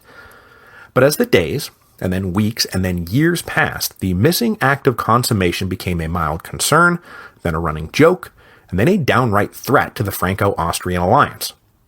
Not that many in France were much concerned about that. Though Marie herself was fairly popular in the early going, the alliance with Austria was most assuredly not. And that's up to and including Foreign Minister Vergennes and King Louis himself, who both chafed under an alliance and marriage that had been arranged by their predecessors. So as the time passed and Marie Antoinette continued to be ignored by King Louis, who preferred hunting and tinkering with locks, she took comfort with a small circle of friends and indulged in whatever frivolities happened to present themselves, shopping for clothes, gambling, horse racing, attention from discreet male admirers. She was, after all, basically still just a kid, and was only 18 years old when her husband ascended to the throne and she became Queen of France. This title bump changed little for her, though, including the constant barrage of letters from her mother berating her for not having bedded the king yet. A harsh spotlight hit this failure of royal intimacy when the king's younger brother had a son in 1775, and by now the gossipy underground press was having a field day, and there were rumors that Louis actually had a physical defect that eventually required surgery to fix, though that seems to have been just a rumor. Finally, in 1777, Marie's brother Joseph II, now Holy Roman Emperor, came to visit, and he was very much concerned about the state of the Franco-Austrian alliance. After badgering the couple to do their duty, the king and queen finally went to bed, 7 years after they were married. But Marie Antoinette only enjoyed temporary relief from public mockery when their first child turned out to be a daughter. But then, in October 1781, she gave birth to the son everyone had been waiting for the last 11 years. Unfortunately, as we will see, the new Dauphin, that is, the Crown Prince, was a sickly kid, and he would die at just about the worst possible moment in the spring of 1789. A few years later, though, the royal couple had a second son, who would also come to a miserable end at the hands of the evil revolutionaries, and then in 1786, a second daughter, who would not live to see her first birthday. Now, through all of this, Marie Antoinette continued to spend money, buy property, push for her own favorites to be given offices and pensions and gifts, and her standing with the French public was not good at all. She was just too frivolous and extravagant and out of touch, and she took a constant beating in the press. But up until the diamond necklace affair, which we're about to talk about, she may have been the object of scorn and mockery, but it wasn't like she was hated. And what's hilarious is that the thing that really got her hated was something that she had nothing at all to do with. Okay, so, the diamond necklace affair. Here's how it goes. Way back in 1772, King Louis XV ordered an incredibly elaborate diamond necklace from a Paris jeweler. It was meant to be a gift for his mistress, Madame du Barry. But the piece was so complex that it was not completed by the time the king died, and Madame du Barry was kindly asked by the royal family to take a hike. The jewelers, now out the money they fronted to put the thing together, tried to sell it to Marie Antoinette in 1778, but she said no. It wasn't her style, and she wasn't too keen on Madame du Barry herself, so why would she want to wear her jewelry? After failing to sell the piece abroad, the jewelers again tried the queen in 1781, and again she said no. Okay, so far so good. There's a fancy necklace. The queen doesn't want it. Simple. But here's where it starts to get complicated. Along comes a con woman named Jeanne de la Motte, who was successfully passing herself off as a descendant of King Henry II. At some point in 1784, she and her husband, an army officer who was also passing himself off as a noble, set their sights on fleecing the rich and hapless, and hopefully pronounced correctly, Cardinal de Rohan. Rohan was one of those wealthy aristocrats who made up the top level of the First Estate, and he had once upon a time been ambassador to Austria. It was well known around town, though, that Rohan, A, wanted a new position in the government, and B, was currently being iced out by the Queen, who did not approve of Rohan reporting on her activities to her mother while the Cardinal was serving as ambassador to Austria. So our con woman Jeanne takes up with the good Cardinal, and convinces him that she's developed an intimate friendship with the Queen, bait the gullible Rohan could not pass up. Jeanne agreed to start delivering flattering notes from the Cardinal to the Queen, and then return with the Queen's replies that were, of course, forged. These forged replies were apparently affectionate enough in tone that Rohan started thinking maybe he and the Queen had something special. So he begged Jeanne to arrange a meeting. No problem, says Jeanne, and goes off, and I'm not making this up, to hire a prostitute who looked like the Queen. On a moonlit night in the gardens of Versailles, Rohan and the fake prostitute Queen met and promised to put all their bad blood behind them. Now, of course, while this is going on, Jean is routinely taking money from Rohan to invest in the Queen's charity work, which is a nice running scam, but then along comes the jewelers with the huge diamond necklace they can't sell. They have just found out that Jean has got the Queen's ear, and they offer her a commission if she can get it sold. So in January 1785, Jean forges a request from the Queen to have Rohan buy it for her. It would be too unseemly for me to go buy it myself, you see. Jumping at the chance to serve the Queen, the Cardinal arranges with the jewelers to buy the thing for 2 million livres, to be paid off in 4 installments. He then takes the necklace and hands it off to the Queen's valet, who is of course just some guy in cahoots with Jean and her husband. Rohan is now absolutely giddy with the fine work he's done, not even suspecting for a moment that the husband has just taken the necklace up to London, where he will strip it and start selling the diamonds off one by one. Eventually, though, Rohan started to get nervous, and maybe a little suspicious, when he noticed that the Queen had not yet worn the necklace, and still hadn't sent any of the money to pay off the jeweler by the time the first installment came due in August 1785. When the payment deadline arrives, and Jean reveals to Rohan that there's no money coming, the angry jeweler goes directly to the Queen, and the Queen says something along the lines of, "I don't know anything about this, and why are we still talking about this necklace?" So the King and Queen drag in Rohan for an audience and demand an explanation. He tells them everything, and shows the forged purchase order, which sends King Louis into convulsions because it's obviously a forgery. It was signed Marie Antoinette of France, and as Rohan full well knew, the royalty only ever signed with their given names. Terminally pissed off, the king has Rohan thrown in the Bastille. And from there, the whole plot unravels, and everyone connected is hauled into court. Jean, the prostitute look-alike, the forger, the husband in absentia since he's still up in London. The trials were a sensation, one of those trials of the century that come along every few years.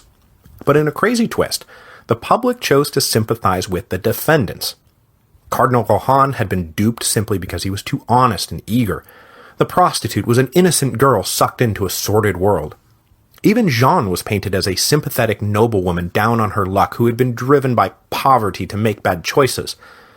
Everyone, it seemed, was given a pass except the Queen, who somehow came off as a vindictive harpy who had purposefully set the whole thing in motion to destroy Rohan, abscond with some pretty necklace, while all the while engaging in some fairly graphically depicted sexual manipulations. And the actual judges appear to have picked through all of this well enough. Jean and her husband were convicted, the forger was exiled, Cardinal de Rohan was acquitted, and the Queen was found completely innocent. But in the all-important court of public opinion, the diamond necklace affair was devastating to the Queen's, and by extension the entire monarchy's reputation. And what was really damning was just how easy it was to believe that she was this rotten, manipulative shrew, who was all too eager to destroy anyone who stood between her and some shiny things. It was a devastating public relations nightmare from which she would not recover, especially because over the next few years she would not have an opportunity to recover. Things were about to go from bad to worse for the Ancien regime.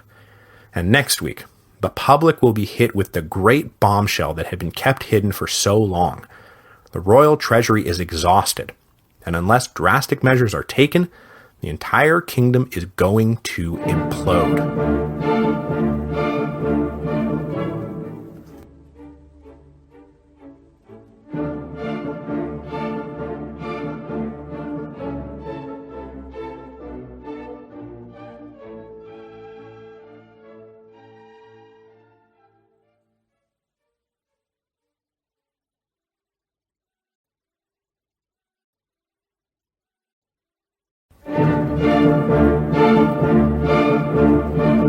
Hello, and welcome to Revolutions.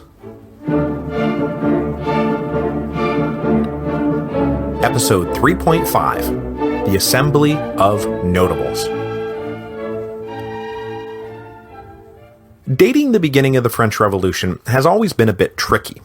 The most common and most famous is the storming of the Bastille in July 1789. That was when the political and economic crisis that had been mostly confined to the upper classes spilled out into a mob attack on a major symbol of the tyranny of the Ancien regime. but you might prefer to mark it with the tennis court oath of June 1789, or the actual convening of the Estates General in May 1789, or maybe you'd like to go back even further to the Noble Revolt and the Day of the Tiles in the summer of 1788. After all, that too involved a nice dose of mob action. But it's pretty clear that the push that set this unbroken chain of events in motion is what we're going to talk about today. Controller General Calonne's announcement to the king in August 1786 that the state's financial apparatus was broken and needed to be completely reformed. To quote him directly, he wrote, "Under present circumstances, with all the ordinary measures inoperable, the only effective remedy, the only alternative remaining, the only way to bring real order into the finances, is to revitalize the entire state by reforming all that is defective in its constitution." As we will see, this blunt assessment will pave the way for everything else that is to come, and probably marks the real beginning of the French Revolution. While I'm on the subject of dating, I've taken a few emails about this and realized that I've never explicitly said just how far I'm taking this thing. If I were to follow the logic of an unbroken chain of events, the answer would have to be like the Congress of Vienna that closed the book on the Napoleonic Wars in 1815. But though the Napoleonic era really is just an extension of the Revolutionary era, it has by then transformed into something very different, in the same sort of way that the Byzantines really are just the Romans by another name, and yet still something different. So though this will be a letdown for a few of you out there, we will not be plunging into the Napoleonic Wars. So, that being the case, where do we draw a line between the Revolutionary era and the Napoleonic era? I think there are three good candidates. It's 1804, when Napoleon crowned himself emperor, 1802, when Napoleon was made consul for life, and then the coup of 18 Brumaire in 1799 that brought him to power in the first place. I've seen histories of the revolution end on all three. I've even seen them end as early as 1794 with the fall of Robespierre. But these days, I think a consensus has formed around the Brumaire coup of 1799, and that is where I am going to draw the line. Hopefully you've noticed by now that we're going to be moving pretty slowly and methodically through every twist, turn, and beheading of the French Revolution, and so you won't feel too cheated by the time we get to November 1799 and I say, okay, let's get off the train. So, with that said, let's return to the present. That is, the summer of 1786. As you will recall, Controller General Calonne had just spent the last few years engaging in a policy of useful splendor that had bought him some time and some credit with the regime's lenders. But with the most recent VATM set to expire at the end of the year, there could be no more papering over the regime's financial troubles. With the bills now unavoidably coming due, Calonne and a small cadre of assistants set to work developing a reform package to revitalize the entire state. But Calonne made an early mistake by keeping the development of this reform package a secret. Only the king himself and a few select ministers knew what was going on.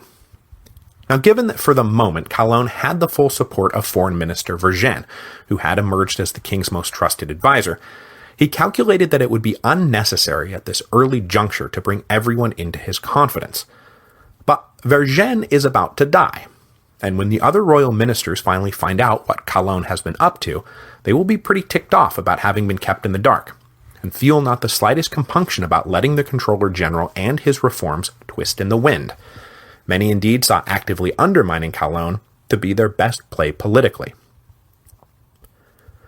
Now, Calonne did not quite realize he would face resistance from inside the ministry, probably in part because he was so focused on dealing with the inevitable resistance from outside the ministry, specifically resistance from the Paris Parlement, where all of his reforms would eventually have to be registered. The Parlement had laid low in the years after their battle with Lord Chancellor Maupeou back in the early 1770s, but they had recently begun to make noises again. And as you'll recall, they had tried to put their foot down after the king came looking for yet another loan at the end of 1785. Calonne was well aware that it would be impossible to register the package he was drawing up without a fight, and further, that it might be a fight that the king could not win on his own. The monarchy's standing with the public was hitting new lows, especially with scandals like the diamond necklace affair swirling around. So what Calonne needed was some political cover to take the wind out of the opposition before it could really get howling, and he believed he would find it in an archaic council that had not been called since 1626, the Assembly of Notables. The Assembly of Notables was simply a gathering of the most elite nobles, clergymen, and civil administrators in the kingdom. Calonne figured that if he presented the reforms to the notables first and got them to approve it, which they surely would, that he would have a much bigger stick to fight with when he took it to the Paris Parlement. Now, King Louis, as usual, went back and forth about what to do, but in December 1786 was finally convinced by Vergennes to go ahead and call the Assembly of Notables. It was set to convene at the end of January 1787, but the date had to be pushed back to February the 22nd because both Calonne and Vergennes were laid pretty low by severe sicknesses, and as the two strongest advocates of reform, both were obviously vital to the coming proceedings. But only Calonne would make it out of his sickness alive. Vergennes, meanwhile, died on February the 13th, 1787. And going back for a second to the issue of how to date the beginning of the French Revolution, there is a little argument to be made that it all started with the death of Vergennes, because for the last 15 years, he had been the one stable figure in the ministry, the only man who had provided anything resembling political continuity. When Vergennes died, Louis lost his last political rock, and all the rival factions lurking around out there were each in turn able to exploit the king's indecisiveness, resulting in destabilizing swings in policy that helped escalate the crisis every step of the way. For the moment, though, the death of Vergennes meant simply that Calonne lost his most important supporter, and he basically had to go face the Assembly of Notables on his own, and it was not going to go well. So, who are these notables? When you go through the list, it's easy to see why Calonne thought he would be among friends. The 144 members of the assembly included the 7 princes of the blood, 14 of the most influential Catholic bishops and archbishops, 36 great nobles, and then an array of hand-picked magistrates, deputies, and municipal leaders. This was a group built to defer to the king, support whatever he requested, and then go defend it publicly. Even the most radical among them, like our old friend Lafayette, who managed to finagle himself a spot, was expected to get in line after making a puffed-up speech or two. But what Calonne was about to discover was that these guys were not going to get in line. Though they would agree in general on the need to reform, they would resist him in almost every particular detail. Sometimes this resistance was driven by an enlightened public spiritedness that simply wasn't convinced Calonne's plan was the best plan. Sometimes it was driven by little parochial cliques who were happy to support any reform that didn't touch their own special interests. But mostly, it was driven by the sense that now that successive royal ministries had driven the monarchy into the ground, it was time to start sharing real power with the aristocracy again, because clearly someone needed to start exercising some oversight. Also working against Calonne was the fact that his own sickness had thrown the last few weeks leading up to the assembly into chaos, and it wasn't until the last minute that the raw materials he and his assistants had been working from were finally cobbled together into something resembling a coherent plan. So though what he handed to the notables was pretty well thought out, it looked like a slapped-together pile of half-baked improvisations that deserved and frankly demanded a thorough going over before it could be approved. But Calonne was not prepared for this level of scrutiny at all, as can be deduced from the blunt and rather imperious tone of his opening remarks. After dropping the bombshell that the monarchy was more than 100 million livres in the red, Calonne inexplicably refused to open the royal ledgers to scrutiny, telling the notables that he had shown the numbers to the king had approved the numbers, and that should be good enough for them. This naturally raised suspicions that he was cooking the books for his own purposes. His further claim that the Compte Rendu had been a total fraud was also taken as a self-serving ploy to blame Necker for deficits probably run up by Calonne himself. So clearly, these were not the actions of someone expecting the Assembly's deliberations to be anything more than a mere formality. I don't think it even occurred to him that the notables wouldn't approve the package, let alone that this would all lead to him getting kicked out of the ministry in disgrace. Okay, so let's get into the guts of the thing. What Calonne presented to the Assembly was a reform package divided into 4 sections. The first dealt with 2 major initiatives that were the keystone of the whole project. 1, a uniform land tax, applicable to everyone, no exemptions. 2, the establishment of a network of provincial assemblies who would be tasked with assessing and collecting the tax. The second section covered an array of measures designed to stimulate the economy, because a healthier economy meant a healthier royal treasury. advised by an old ally of Turgot's. The second section was basically Cologne just adopting the physiocrat platform. So it was the abolition of internal customs barriers, setting up a single tariff on the frontiers, vastly reducing the burden of the hated salt tax, setting the grain trade free, etc., etc., etc. The third section covered the management of crown lands, which had been languishing badly from poor administration. And then finally, the fourth section dealt with a grab bag of revenue and expenditure items that would demonstrate how the books would be eventually balanced. After the opening speeches, the assembly was divided into 7 committees, each chaired by a prince of the blood.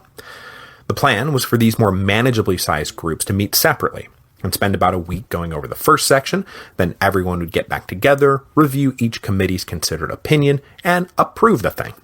Then they would do the same with section 2, and so on. The whole process was supposed to take about a month, and with the princes guiding the discussion, and various ministers of state acting as recording secretaries, this should all go pretty smoothly, right? But as I mentioned, none of the ministers of state had any loyalty to Cologne, and only one of the princes, the Comte d'Artois, offered anything close to full support.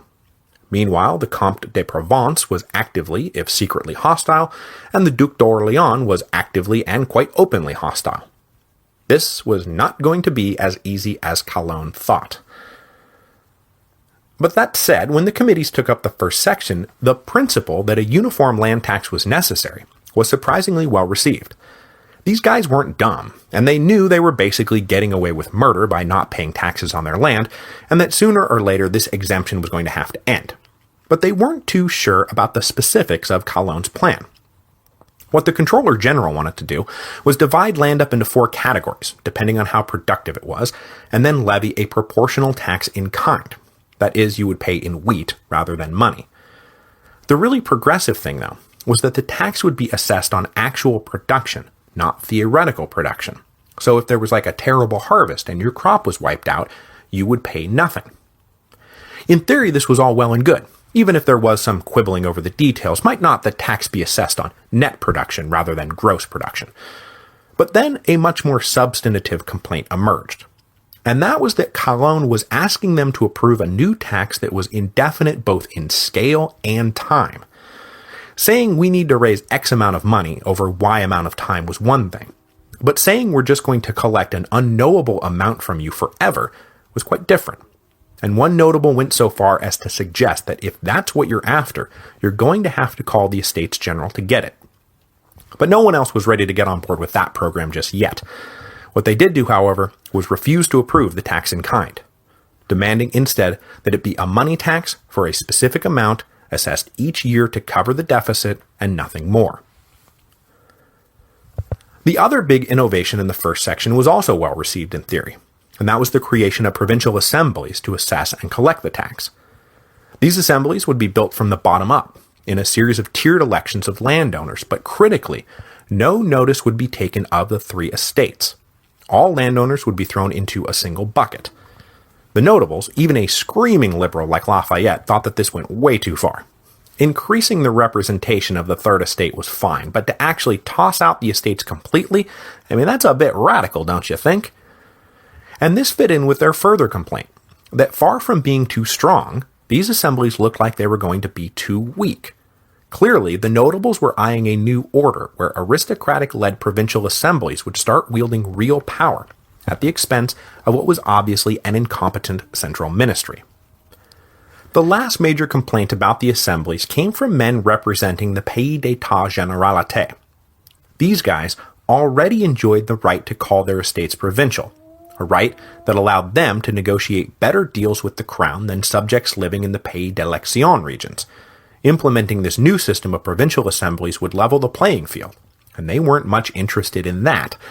So like I say, these complaints are kind of a mixture of enlightened self-interest and then just naked self-interest. A further source of tension when discussing the land tax was what to do about church property. As you will recall, the Catholic Church owned about 10% of all the land in France. So is that going to be taxed or what? In short, the answer turned out to be that the church would accept taxation on its land, as long as its right to collect tithes was not threatened. Unfortunately, they saw in Calonne's further initiatives a complicated little wedge involving the liquidation of the church's debt that would do just that. Now, I won't bore you with those details, but I will use this as an opportunity to introduce one of the leading voices speaking for the clergy in the Assembly of Notables, and who also happens to have just been elected president of the Assembly of Notables, making him one of the leading voices speaking for everyone. Etienne Charles de Lomenie de Brienne, Archbishop of Toulouse. Brienne was born in Paris in 1727 into a family with fairly decent noble credentials. He turned out to be a brilliant and ambitious young man, and entered the clergy as the best way to get ahead in life, though it was long suspected, and I believe later confirmed, that he was in fact an atheist, or at the very least a very skeptical deist. He was friends with Voltaire and Turgot, and was deeply engaged in most of the social and political debates of the last days of the Ancien Regime. In time, he would also become one of the few high-ranking clergymen to abandon the Pope and take the civic oath required by the revolutionaries, but that is for a few more episodes down the road. For now, he was about to emerge as the principal critic of Calonne's plan in the Assembly of Notables, and then, when Calonne falls, his replacement in the royal ministry. Okay, so the debate over the first section had gone okay. The reforms were accepted in principle, but the details still needed to be worked out. But when the second section was taken up, everyone had a particular nit to pick, and almost all of these nits were about protecting some little exemption or privilege rather than broad-minded defenses of the public good. The major reform on the table was the abolition of all internal customs barriers, and the establishment of a single unified frontier tariff on imports. The benefits of this were obvious. It would make internal trade far more efficient, eliminate a major source of complaints about abuse from the tax farmers, and create a single border tax to help regulate international trade, hopefully with an eye on stimulating French manufacturing. Resisting these completely reasonable reforms were, for example, representatives from Lorraine and Alsace, frontier provinces who couldn't care less about trading with their quote-unquote countrymen, but who cared deeply about maintaining free trade with neighboring foreign powers. Then, there were representatives from the various coastal provinces who traded freely with the colonies, but who would now face a customs duty just like the interior provinces. Then there was the question of the salt tax. Obviously, the tearing down of internal customs checkpoints would make different salt prices for different regions untenable. But that would leave 60 million livres annually to be made up, to say nothing of the fact that the tax farmers would not just sit quietly while the goose that laid their most golden egg was snatched away. So Calonne offered a fairly lame compromise that made everyone mad. Communities would collectively buy a set amount of salt at the required price, but everything after that would be purchased at market price. But this ticked off those exempt from the salt tax to begin with, who would now have to pay more, to say nothing of the fact that no one believed that the ruthless farmers who controlled the salt would ever let competition come in and undercut them. So really, this was just going to extend the tax to everyone without any marked benefit. So the notables followed the lead of Brienne, in going even further than Calonne was willing to go, supporting the complete abolition of the salt tax and replacing it with a community-assessed money tax to make up the lost revenue. By now, it was the end of March, that is, when the Assembly was supposed to have rubber-stamped the last of the reforms. But they were only through 2 sections, and almost nothing had been unconditionally approved.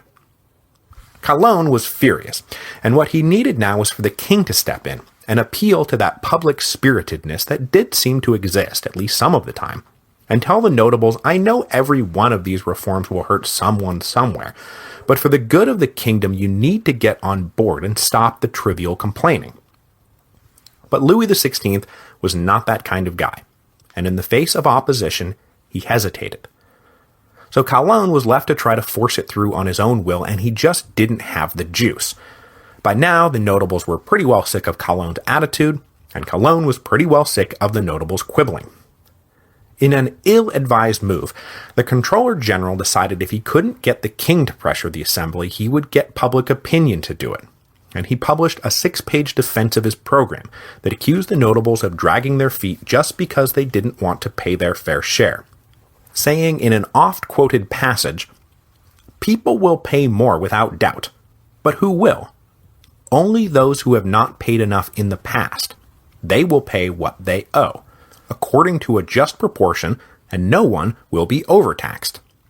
Some privileges will be sacrificed, yes. Justice wills it, necessity demands it. Would it be better to overtax the non-privileged, the common people? There will be great objections. That has been anticipated. Is it possible to work for the general good without offending some private interests? Is reform possible without complaints? Well, the answer was, of course, no. But this did not go over well in the assembly at all, and only increased the amount of complaining.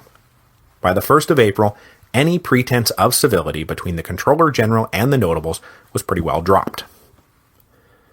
As the third section was taken up, that is, the one that dealt with administering the king's domains, the notables seized on a recent shady land swap that greatly enriched some of Calonne's friends to push the idea that they completely agreed with the need for reform, but had now lost faith in the Controller General personally. We just don't trust him, and so it's impossible to separate real reforms from the stuff just designed to line his own pockets. Brienne slipped a note to Marie Antoinette summing up the general feeling that the sticking point was now Calonne himself. If he goes, we can talk. Now the Queen liked Brienne, and pretty much hated Calonne, and so was all too happy to pass this message along to the king. This, of course, just sent Louis into further agonies because he did like Calonne personally, and had repeatedly given his assurances that he would back his Controller General. But by now, Calonne had no other allies left, and as would become his new favorite pastime, the king caved in to the pressure. On Easter Sunday, 1787, Calonne suddenly found himself dismissed from office. With Calonne gone, calls went out almost immediately to bring back Jacques Necker, who had been so badly slandered by the unscrupulous Calonne. Now Louis did not like Necker, but may have caved in right then to demands to bring back the Swiss Wonder Boy, but he had ordered Necker to keep silent while the Assembly of Notables were meeting to avoid stirring up trouble, and instead, Necker had just published a defense of his record 2 days after Calonne was dismissed, making the king so mad he exiled Necker from Paris. So instead, the king turned to a 68-year-old minister whose name I won't even bother you with, because when the notables returned from the Easter break on April the 16th, they didn't bother themselves much with him either. So finally the king came down in person on April the 23rd to go over the fourth and final section, the one that would detail how the deficits would finally be closed. It was here that he announced he was caving to their demands on the land tax. It would indeed be recast as the notables had outlined, as an annual expedient limited in both duration and amount. He also said that to close the gap immediately, more short-term loans would be required, and then, in what would become something of a hot button down the road, that he would need to broaden the stamp tax on paper. But he also insisted that this was not a joke, and at Brienne's suggestion, agreed to let the notables look through last year's accounts to see for themselves the magnitude of the crisis, and imagine just how smoother this all would have gone had Calonne simply done this in the first place. And speaking of Brienne, Louis then followed his wife's advice, and agreed that the best way to repair the damage done by Calonne was to elevate his most vocal opponent into the ministry and let the archbishop take the lead on pushing the reforms. After all, everyone agreed that Calonne, not the reforms, had been the real problem. It was time to see if that was true. In Brienne, the king would find a minister who was serious about pushing through the reform package, much of which was kept intact from Calonne's original plan. But unfortunately, Brienne would be no more successful than his own rival in achieving fiscal salvation, especially once he went to war with the Parlement. But we will leave that off for 2 episodes, because just as Brienne was coming into the ministry, a situation developed up in the Netherlands that seemed to demand a French military response, a response that Brienne was forced to conclude they could not actually afford, revealing for all of Europe to see just how weak the once mighty French had become.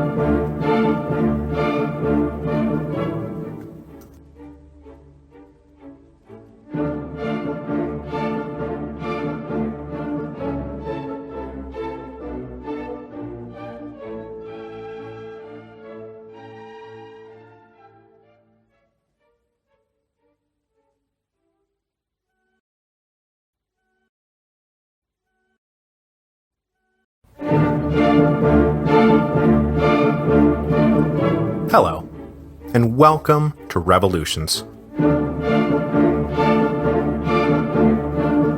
Episode 3.6, The Stately Quadrille. Thus far, we have been talking about the economic, political, and social frictions that were busy grinding Ancien regime France to a halt at the end of the 18th century. But all of this was not happening in a vacuum. And throughout the course of the French Revolution, international politics and war will heavily influence the course of events inside France. And indeed, some, if not all, of the major turning points of the revolution are attributable to the fortunes of France beyond the frontiers. Or, when things start going really badly, the fortunes of France within the frontiers. So, this week we are going to pull back and survey the political landscape of Europe so that we can have some kind of working understanding of everyone's motivations when the revolution, and then the revolutionary wars, begin to break out. Because one thing that is very clear is that those wars were not about brother monarchs getting together and waging war against the evil revolutionaries on behalf of the French royal family. It was a hell of a lot more complicated than that. But also, hopefully, a hell of a lot more interesting. So where to even begin? Let's start with a gross oversimplification. On the eve of the French Revolution, there were 5 great powers in Europe: France, Austria, Prussia, Great Britain, and Russia. International politics in the 18th century was defined by shifting diplomatic and military alliances between these powers as each jockeyed for position, which is where the label the stately quadrille comes from, the quadrille being a kind of popular 4-person dance where everyone constantly switches partners. So what we'll do here today is give a brief thumbnail sketch of each of the great powers, and then pick them all up at about 1740 on the eve of the War of Austrian Succession, which is as good a place as any to start tangling, disentangling, and then re-entangling the pieces on the board. Now we can hopefully dispense with the British quickly, since we've been talking about them pretty much non-stop here at the Revolutions podcast. But just to run through it, you'll remember that the policy of the early Stuarts had been to keep England out of the Continental Wars, and after the brief blip of Cromwell and his dream of a Protestant League, the later Stuarts pretty much maintained this low profile. But when the Glorious Revolution bequeathed unto England a constitutional monarchy able to mobilize the nation's wealth far more efficiently than their autocratic cousins on the continent, England, and then later the Kingdom of Great Britain after the Union of 1707, started a rapid naval and colonial expansion that forced the rest of Europe to pay attention. It is also around this time that the rivalry between the British and the French, which had been dormant for a while, began to pick back up in earnest, leading to what some historians have dubbed the Second 100 Years' War. But in the early going, the British rivalry with France was a little bit one-sided, because the French were primarily interested in the next great power we need to talk about, and that is the Austrians. And talking about the Austrians is a little tricky, because really what we're talking about is the Habsburg monarchy, which ruled a large composite kingdom centered around lands that conformed to present-day Austria, with a capital in Vienna. The Austrian Habsburgs were a powerful force within the even larger Holy Roman Empire. And if you thought Ancien regime France was complicated, just try to pick your way through the Holy Roman Empire and its insane collection of little principalities and duchies, archbishoprics, free imperial cities, you name it, they've got it, and they all have their own rights, privileges, and obligations to the larger empire. Technically, the Holy Roman Emperor was elected from among the various eligible princes, but from the mid-1400s, the Austrian Habsburgs had a mortal lock on the office, and the elections were there to simply confirm dynastic succession. Yes, it's more complicated than that. No, we don't need to get into it. And generally speaking, the central aim of French foreign policy since the Bourbons came to power back in the late 1500s was to contain the Austrian Habsburgs, a policy taken to its greatest extreme by Louis XIV, who spent practically his entire reign doing battle with the Habsburgs over just about everything, along the way forging a leapfrog alliance network with the Swedish, the Polish, and the Ottoman Turks to surround and contain Habsburg ambition. But after Louis XIV died, this alliance network began to break down, As the nascent Swedish Empire was broken, the Turks started to lose their edge, and the Polish-Lithuanian Commonwealth was about to become a feeding ground for its more powerful neighbors. Now, one of the big reasons this leapfrog network broke down was because of the rise of another great power, the Russians, who figured into no one's grand plans until the great modernizer Peter the Great came along in 1672. There is even an old story, I'm not sure how apocryphal it is, that Louis XIV once decided to send a letter to the Tsar to see how things were going, and he addressed the letter to Tsar Michael, who had been dead for 12 years. The rise of the Russians led directly to the breakdown of France's old alliance system, as they took down the Swedes in the Great Northern War, which lasted from 1700 to 1721. They pressed south into lands ruled by the stagnating Turks, and then eyed permanent hegemony over Poland. So though Russia was a long way away, and will not begin battling the French directly for some time, their moves had a big impact on French diplomatic calculations. And then, of course, as we will see in a moment, it was the outbreak of the Russo-Turkish War in 1787 that got the Austrians bogged down in the Balkans, which allowed the Prussians to push unchallenged into the United Provinces, which led to the crisis I mentioned at the end of last week that seemed to demand a French military response, and instead was met only with a "we can't afford to get involved." So finally, we come to the last and newest addition to our five great powers, the Prussians. Prussia had once upon a time been a Polish fief, but it became its own little sovereign duchy in 1660 in exchange for helping the Swedes during the Second Northern War. Then, in 1701, the Elector of Prussia was allowed to crown himself king in exchange for supporting the Austrians in the War of Spanish Succession and more generally supporting Habsburg hegemony over the Holy Roman Empire. But for the moment, the title was technically King in Prussia, rather than King of Prussia, because some of their dynastic lands were within the Holy Roman Empire. And within the Holy Roman Empire, you could only have 3 kings of something. King of the Germans, a title held by the emperor, King of Bohemia, also usually an imperial title, and King of the Romans, the official title of the imperial heir. Isn't this all fascinating? This is all fascinating. So the Prussians started to rise in the early 1700s under the stewardship of Frederick William I, who initiated the military and bureaucratic reforms for which the Prussians are about to become famous, once the baton is passed to that most enlightened and most despotic of our enlightened despots, Frederick the Great. His land armies are about to become rationally devised, organized, and drilled juggernauts that will become the envy of generals across Europe. Okay, so those are the major players of the 18th century. There were others out there, like, the Spanish, who were still a thing and connected by blood to the French Bourbons, but really, the main players are France, Austria, Great Britain, Prussia, and Russia. As you'll notice, though, only 2 of the 5, France and Austria, were also major players in the 17th century. The other 3, Great Britain, Prussia, and Russia, really just started taking off at the beginning of the century. And the question on the minds of a lot of statesmen moving into the middle years of the 18th century was whether the 2 old powers would survive the rise of the 3 new powers. The Habsburgs would attempt to maintain their position by laying down systemic reforms to modernize their own lands in particular, and the Holy Roman Empire more generally. It was a strategy that nearly destroyed them, but they managed to hang on. And of course, the alternative was the path taken by France, which was to just sort of keep putting one foot in front of the other and hope for the best. But as we were about to see, the middle years of the 18th century will not be kind to France at all on the world stage. So in 1740, 2 major deaths paved the way for a new international order in Europe. First, the king in Prussia, Frederick William I, and then the Holy Roman Emperor, Charles VI.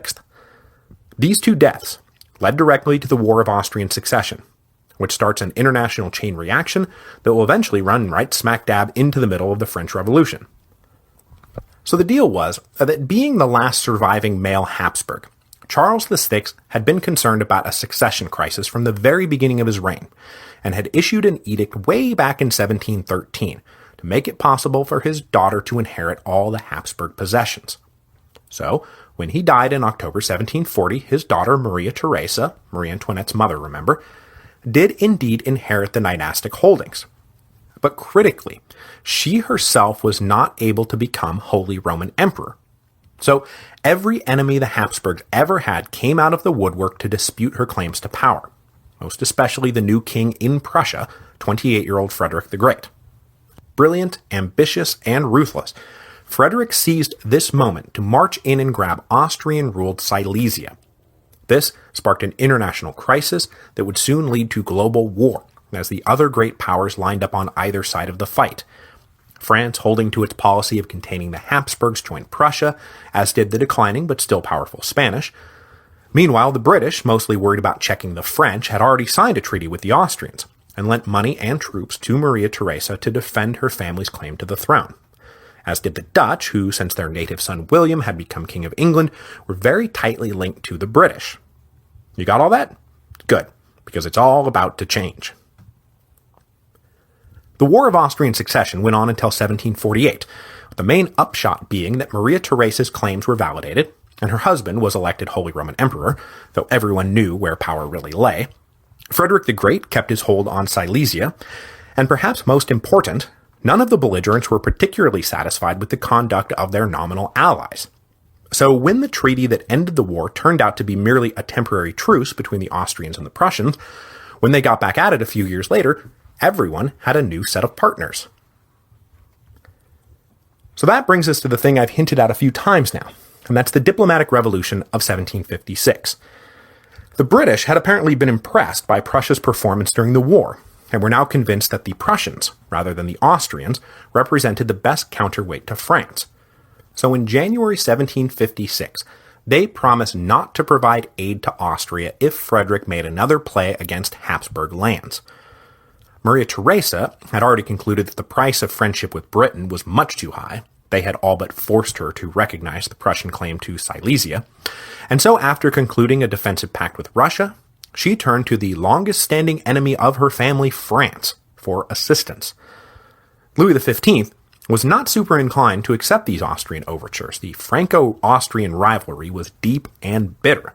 But holy moly, was there anything scarier than the thought of having to fight the combined strength of the British Navy and the Prussian army all alone? No. So, in May 1756, the two longest-standing rivals in Europe, the Austrians and the French, signed a treaty of mutual defense.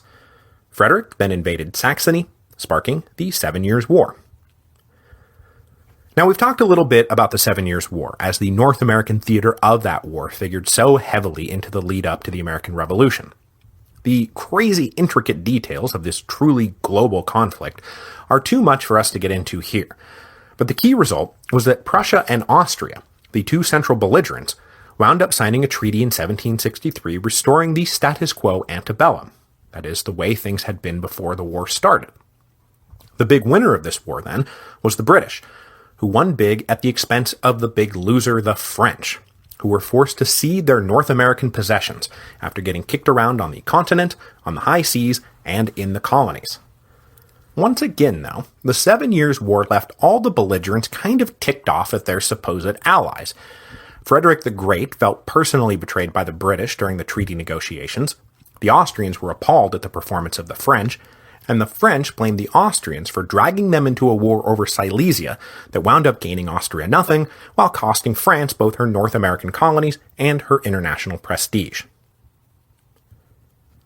Now, right at the end of the 7 Years' War, though, there was a major political turnover in one of our five great powers that led to further diplomatic upheavals. Until 1762, Russia had been allied with Austria and France against Britain and Prussia. But then the old Tsar died, and the new Tsar, who greatly admired Frederick the Great, switched sides. This helped salvage the situation for the Prussians, but it also helped the new Tsar get himself overthrown by his wife Catherine, herself soon styled the Great. She switched Russia back to the Austrians as the 7 Years' War wound down. But after all the treaties were signed in 1763, she decided to abandon Austria and forge an alliance with Prussia, forming a northern league linking Britain, Prussia, and Russia against Austria and the much-hobbled French. Then, Catherine revealed herself to be as ambitious a monarch as any in Europe, and started to push the Russian border south at the expense of the Ottoman Turks.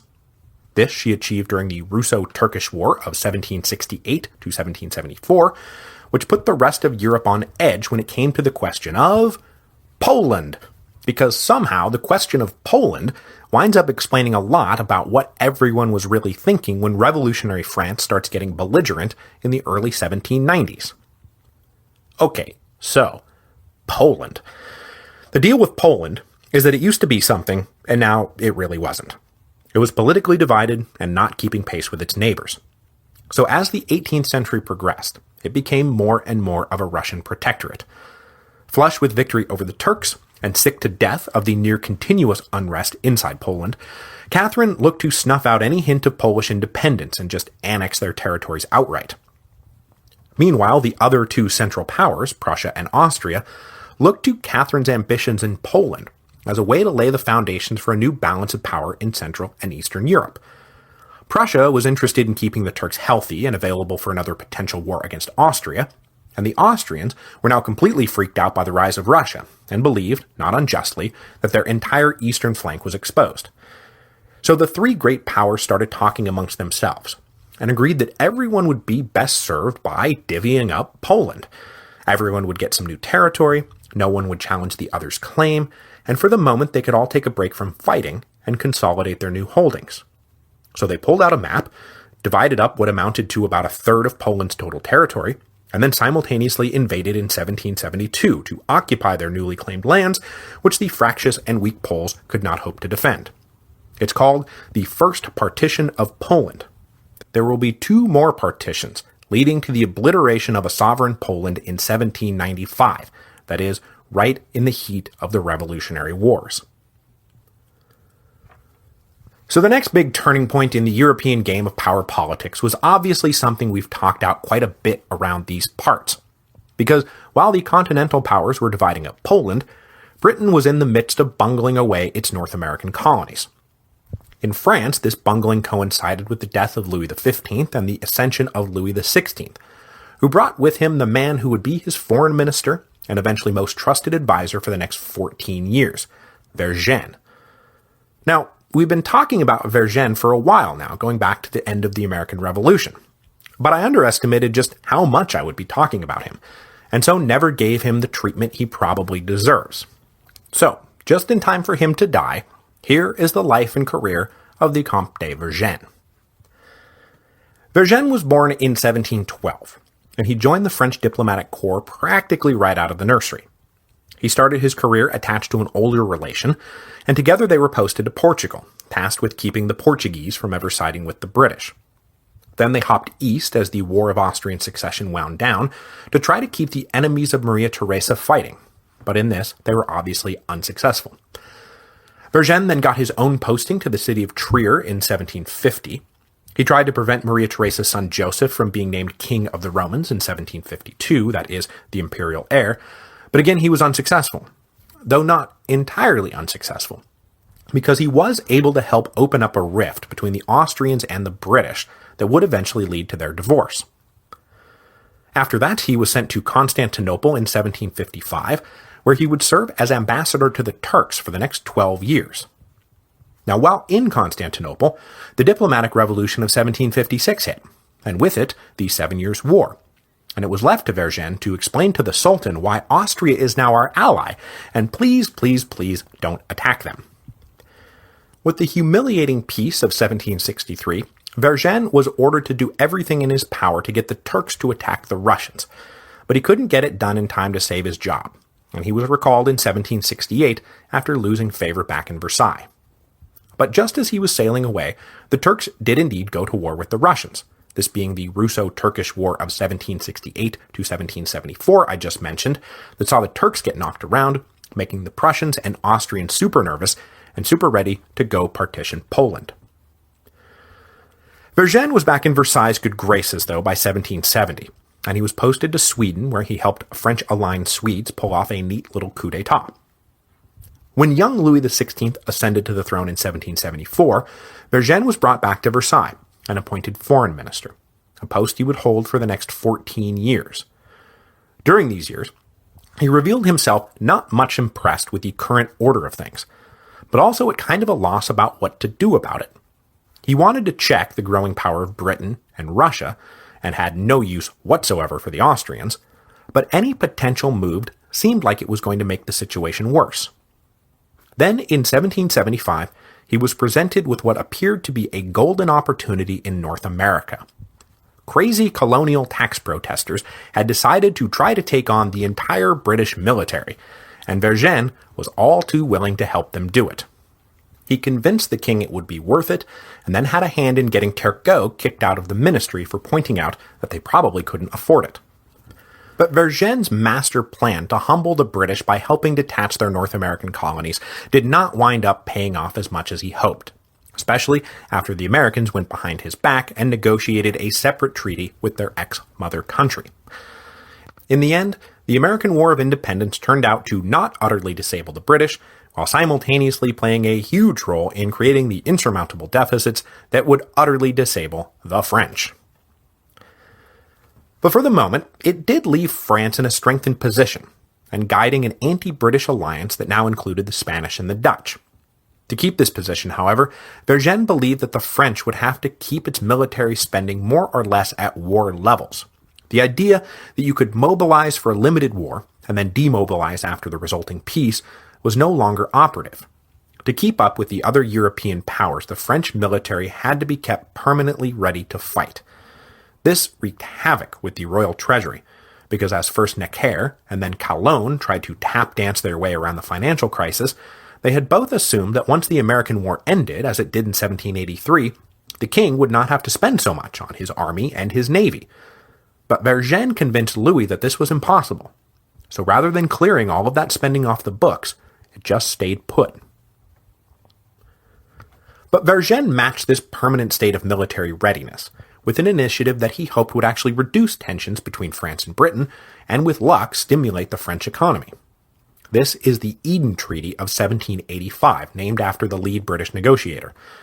It was in essence a free trade agreement between the two kingdoms that in theory would give the British a market for their surplus manufacturing, and the French a market for their surplus agriculture, most especially wine. The new principles of international free trade embedded in the treaty were supposed to benefit both sides, but apparently the British negotiators ran circles around their French counterparts, and the upshot was that British goods started flooding into France, and rather than stimulating domestic competition, instead just started to wipe it out. And these losses were not at all made up for by whatever extra cash they got from selling wine up to Britain.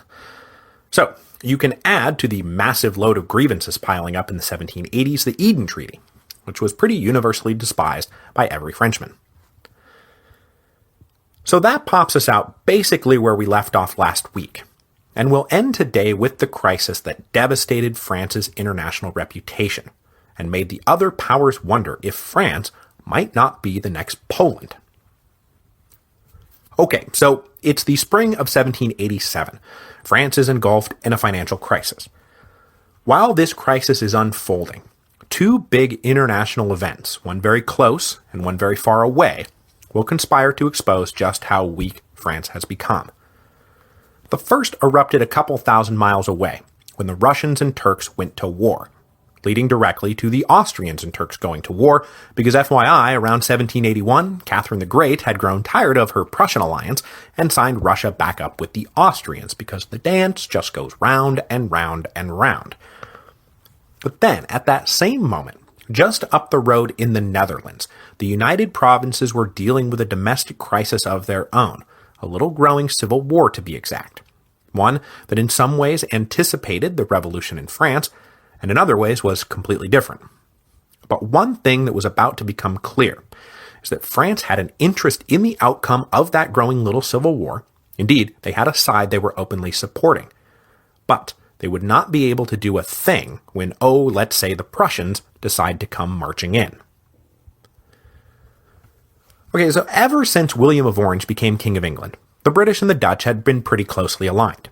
Indeed, one of the most consistent goals of British diplomacy was maintaining their ascendancy in the Netherlands, both to prevent the French from having convenient ports to launch a direct invasion of the home islands, but also because the Dutch had a pretty great merchant fleet and controlled a string of bases all the way to India and beyond that were critical to Britain's growing trade empire. But over the course of the century, the political makeup of the United Provinces began to change, as the power of the House of Orange was challenged by men who would soon enough be calling themselves the Patriots.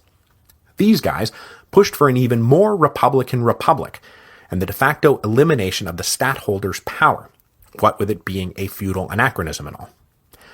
The French were all too happy to support the Patriots, and when they started gaining control of the Dutch government, the Patriots were only too happy to support the French. This is, for example, how they wind up in the anti-British coalition during the American War of Independence. After the war, the Patriots muscled out the Orangists to the point where a formal treaty was signed with France in 1785, which, as you can imagine, was fairly alarming to the British. In the mid-1780s, clashes between the French-supported Patriots and British-supported Orangists became more acute. The Patriots started mustering their own independent militias, and civil war appeared to be brewing.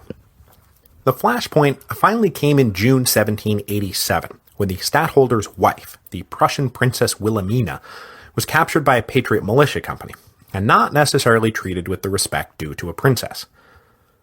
The British saw in all of this an opportunity to evict the Patriots and restore the power of the Orangists, but they did not have the requisite forces to do it themselves. But guess who did? That's right, the Prussians. Now, for decades, Prussia had declined to do anything about the drift of Dutch politics towards a French orbit. Though the British and Prussians were allies, Frederick the Great calculated that in the Netherlands, no great Prussian interests were at stake, and getting involved would only mire them in a war with the French, who very much had a national interest in stake. Plus, Frederick recognized the natural Austrophobia of the French might eventually make them a key ally. So he saw no reason to step on their toes in Holland. But Frederick the Great died in 1786 after 46 years on the throne, and power passed to his son Frederick William II, who was not quite the man his father was, and he decided, what the heck, let's get into it. Partly to avenge the honor of his sister Wilhelmina, and partly to set the stage for a new age of Prussian expansion, the new king decided to invade the United Provinces.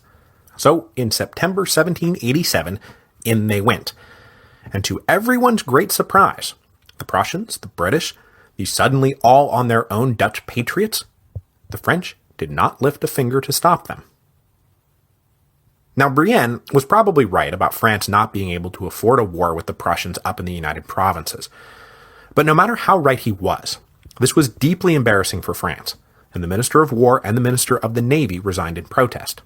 It also estranged the monarchy from basically their entire officer corps, who cared little about account ledgers, but an awful lot about French honor. It was also a huge signal to everyone, both inside and outside of France, that something was deeply wrong, and the king was in real trouble. But if you think that this made them want to lend a hand to a friend in need, you have not been paying attention. And out in London, and Berlin, and Vienna, and St. Petersburg, men began to dream of a Franceless Europe. But we will leave them to dream. And next week, we will turn our attention back to the reaction inside France, and watch as Brienne tries to push through the Paris Parlement the reform package that will hopefully save the kingdom from ruin. But if you think the Paris Parlement had any interest in lending a hand to a friend in need, then you really haven't been paying attention.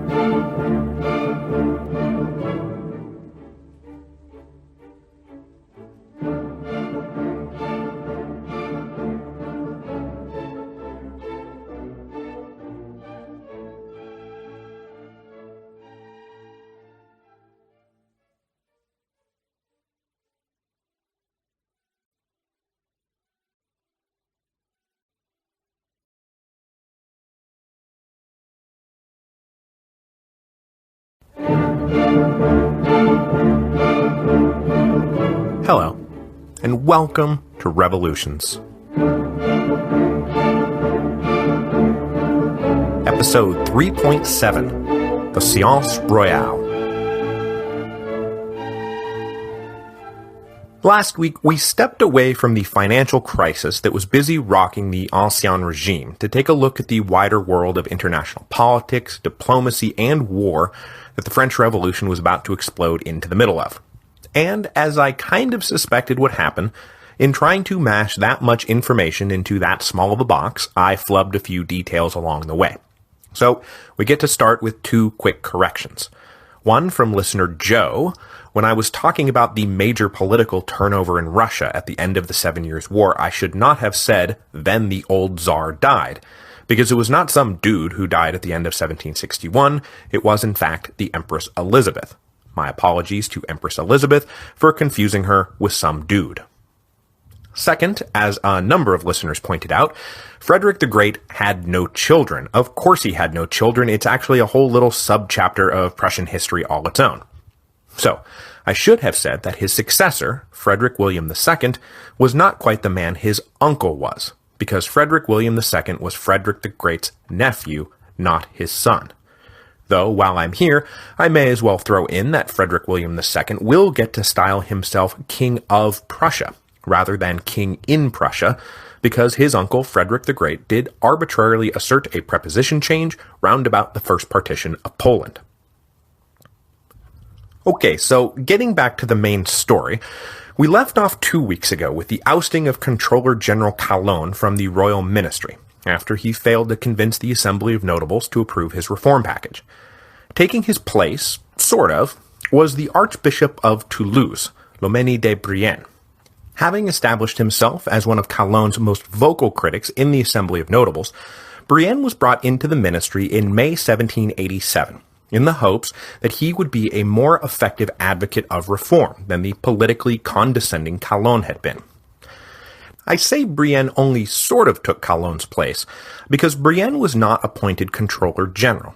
That job went to a historical non-entity you don't need to worry about. Brienne was instead appointed head of the Royal Council of Finance. Now, the Royal Council of Finance was an old ministerial committee that, for as long as anyone could remember, had been filled with ceremonial appointees who never really met as a group and who wielded no power. But the pushback from the Assembly of Notables led to the revival of the council as a real institution, the idea being that the royal finances needed broader oversight than had been provided by the previous string of secretive and despotic controllers general. So though it is correct in spirit to say that Brienne succeeded Calonne, just remember that his position is head of the Royal Council of Finance, not Controller General. But for the moment, this was as far as the king was willing to go when it came to increasing oversight. The notables, however, emboldened by their ousting of Calonne and the placement of their own man inside the government, wanted still more. They wanted assurances that if they approved the reforms, that deficits wouldn't come back. They wanted annual publication of the king's expenses. They wanted more of a say in who sat on the Council of Finance, or better yet, they wanted a totally independent auditing committee who would be tasked with assisting the Controller General. But the king was reluctant to commit to anything that would diminish his majesty, and he refused to give in to these new demands. This led to a protracted back and forth through May 1787 that went nowhere fast. The notables were willing to approve new temporary loans, but they were clearly not going to accept any of the major reform initiatives. Public opinion had started to factor into their deliberations, and they were relishing in their role as defenders of, whatever. On May the 21st, the Marquis de Lafayette gave voice to the rising call to reconvene the Estates General, it being the only institution that could truly exercise oversight over the monarchy. And listening to all of this, Brienne decided that though he had just recently been one of its leaders, the Assembly of Notables had now outlived its usefulness. It had been called to give the king political cover, and all it was doing now was obstructing his will. So, Brienne announced that he was going to go ahead and take the reform package, dutifully modified to reflect your suggestions, to the Paris Parlement for immediate registration. And on May the 25th, 1787, the Assembly of Notables was disbanded. It was time for the real fight to begin.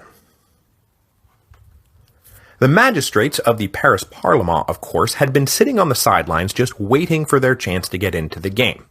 And now that the Assembly of Notables had refused unconditional support, and Calonne had been driven from the ministry in disgrace, they were basically jumping up and down and saying, please, please, please, put me in, coach.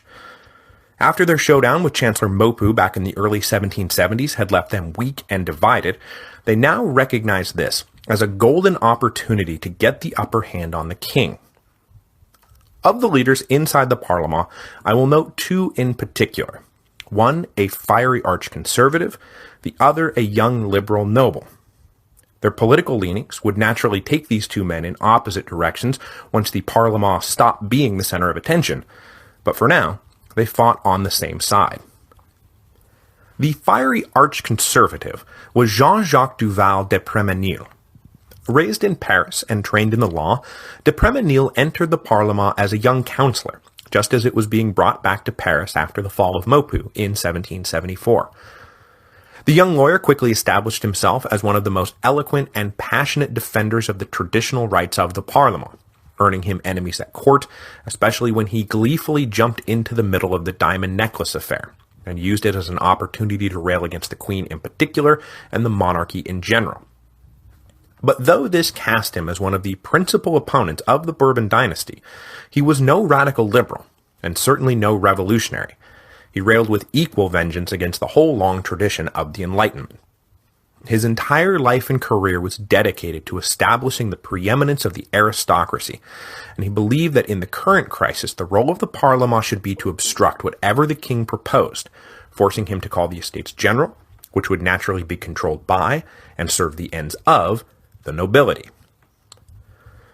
His ally in the fight against the royal ministry was a young lawyer who came at the crisis from a completely different trajectory. This was 28-year-old Adrien Duport. Duport was not the orator de Prémenil was, not by a long shot. But he saw clearly that the Ancien regime was dying, and that the kingdom needed a new constitution that would bring France into the modern age. He was an admirer of the American Revolution and was associated with Lafayette, and believed that the Estates General had to be called, and that their job should not just be to approve new taxes, but also to draft this whole new constitution for France. But critically, Duport was a liberal noble, not some crazy liberal Republican. The aristocracy could and should play a major role in the new political order, but not as courtiers, who led on the basis of old privileges, but rather as citizens, who led by virtue of their education, experience, and superior merit.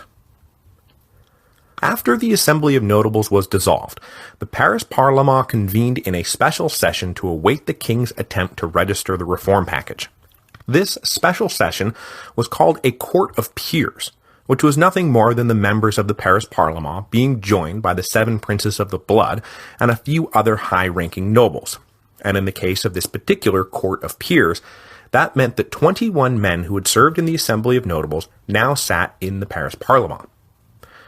But that little detail is not nearly as important as the other new twist in the fight, because when Brienne started presenting the reforms for registration, the resulting debate did not occur in a private room closed to the public. There would be, for the first time, an audience.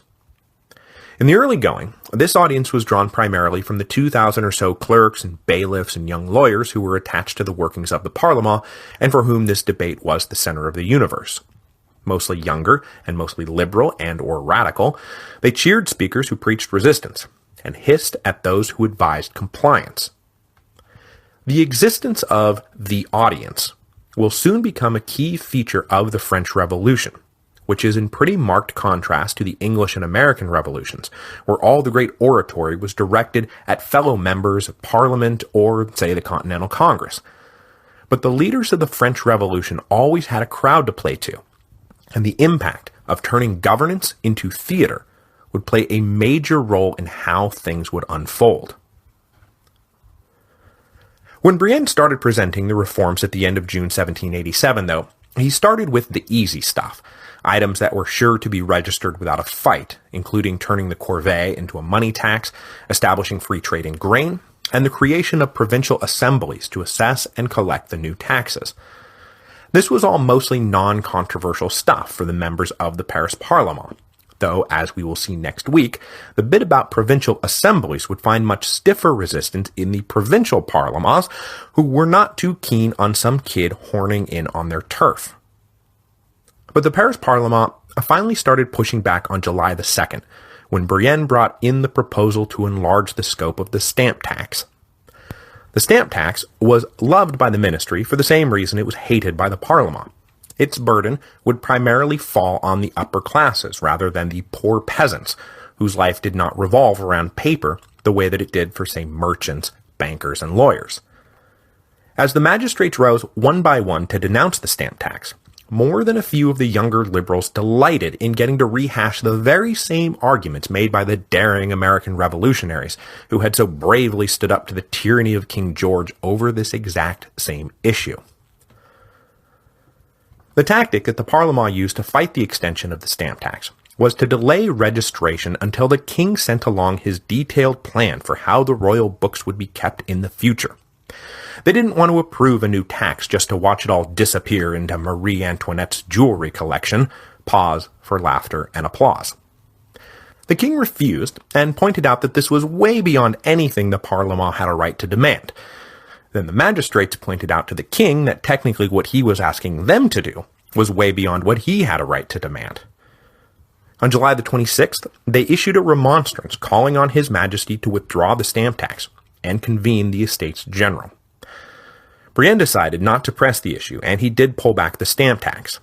But that was mostly because the stamp tax was small potatoes compared to the other big revenue initiative that needed to be registered, the universal tax on land. The linchpin of the whole project. Brienne had modified the land tax to be for specific monetary amounts determined annually, rather than Calonne's endlessly rising tax into infinity. But even with this modification in place, on July the 30th, the Parlement flat out said, no, we cannot register this, it's a new tax, and new taxes mean you have to call the Estates General. But everyone knew that the king's next move would not be to call the Estates General.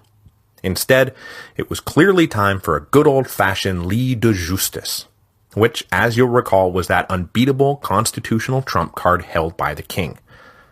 On August the 6th, the Paris Parlement was called as a body up to Versailles for the ceremony of forced registration.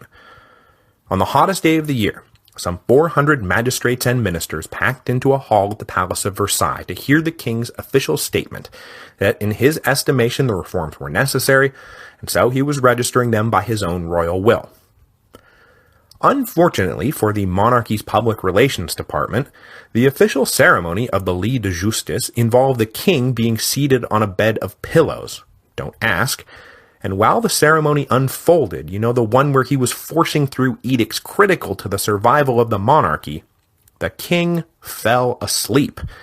He started snoring. Guys had to, raise their voices to be heard. It was hot, and it was stuffy, and he was sitting on a bed of pillows, but still, Louis, man, have a cup of coffee. When the Parlement reconvened the next day in Paris, they immediately went back on the attack and bluntly declared that the previous day's lit de justice to be an illegal usurpation of power. Then, Adrien Duport opened up a major broadside on former Controller General Calonne, holding him responsible for the criminal mismanagement of the royal treasury. Calonne, exiled to Lorraine, did not like the sound of these accusations one bit, and quietly slipped over to England, making him arguably the first émigré of the French Revolution. He planned to stay abroad until the heat was off, and did try to come back when the Estates General got called the following year, but by then he was a reviled public whipping boy, and forbidden to return.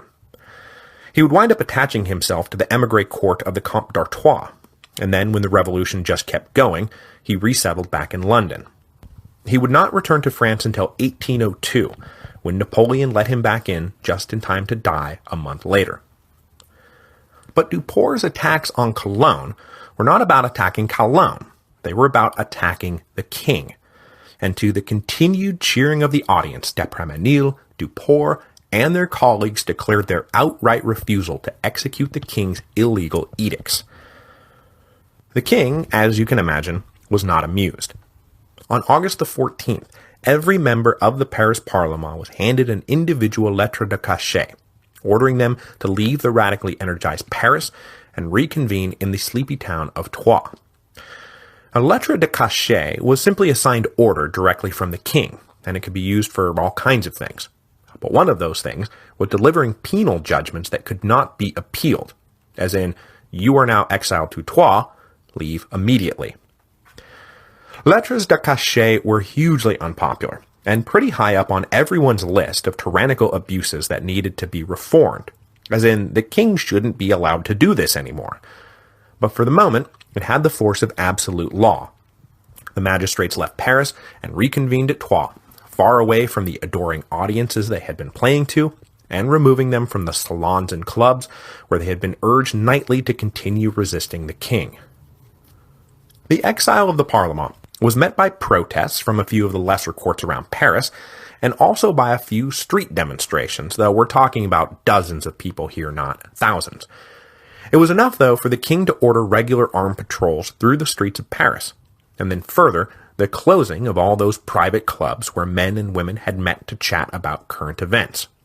And at this point, I am contractually obligated to mention, as every historian does, that the chess club was among those closed, which indicates just how sweepingly paranoid the king was becoming.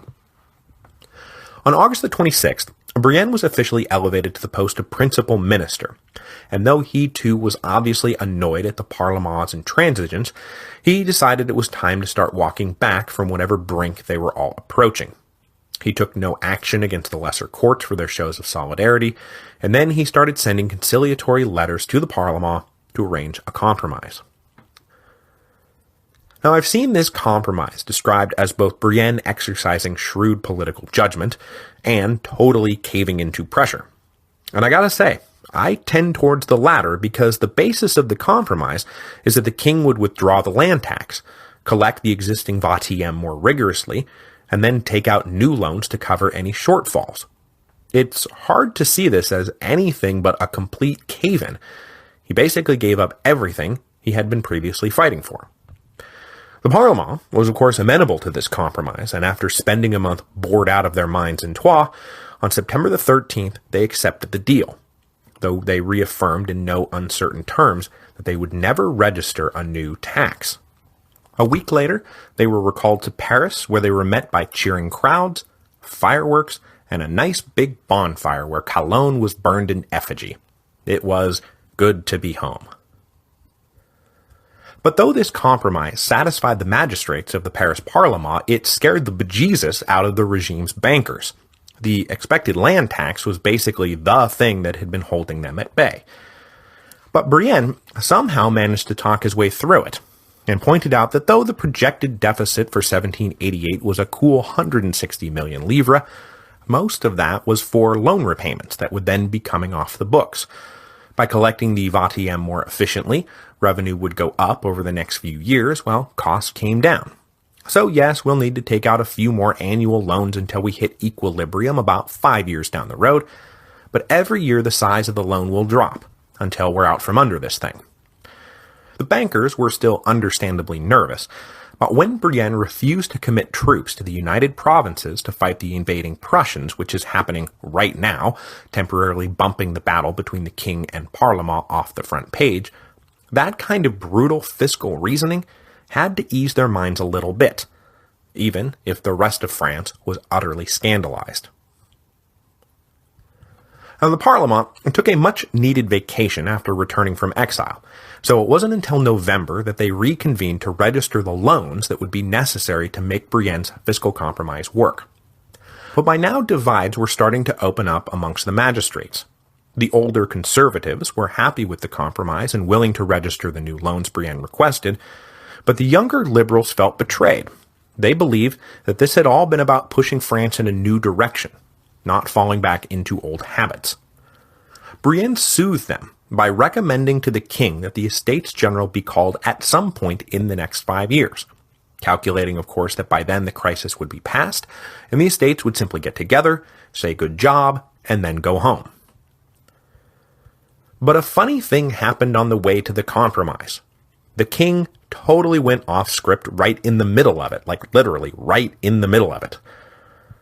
On November the 19th, 1787, the king came down in person to convene the Parlement in a séance royale, a royal session. Now, this was not a lit de justice.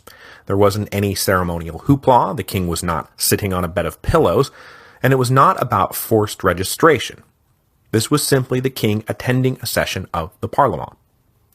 As part of the non-hoopla, the magistrates were told that they could speak their minds freely, and a few of them did, some maybe a little too freely for the king's taste. But still, all seemed like it was on track, and Brienne believed that they had the votes to approve the loans. But then just before the votes were counted, the king suddenly veered off track.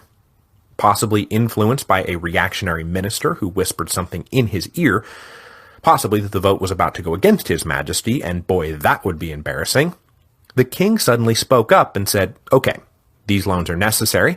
I've promised to call the Estates General. My word should be sufficient for you, so I order you to register the edicts." The magistrates were taken aback. With this stunning turn hanging in the air, the Duc d'Orléans, the one prince of the blood who was well and truly estranged from the court at Versailles, got up and stammered an objection, saying that the king's actions were illegal. But Louis dismissed him and said, "It is legal because I will it." Then he got up and left. The magistrates looked around at each other in confusion and decided to continue the session, agreeing that the king was at this point way outside of his prerogatives. The next day, the king ordered a lettre de cachet against Orléans and 2 of his associates, exiling them from Paris. Then he ordered the Parlement to send him a delegation at once, with the registration he had ordered in hand.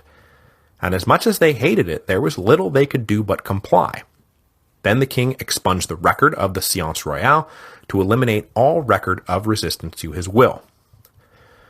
This royal session was supposed to mark the end of the conflict, or at least a temporary truce, and instead it kicked everything up a notch. If King Louis had hurt his position by falling asleep during the Lit de Justice back in August, he positively wrecked his position by staying awake for the Séance Royale.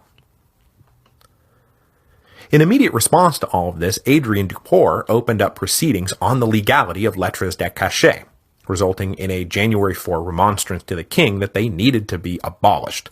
The king took no notice. Now, over the winter, the fight really moved out into the provinces, because just as the disastrous Séance Royale was being held in Paris, the various provincial assemblies that the Paris Parlement had approved way back in June started to meet. But obviously, given the resulting political antagonism, the character and direction of these assemblies became hot-button issues out in the provinces.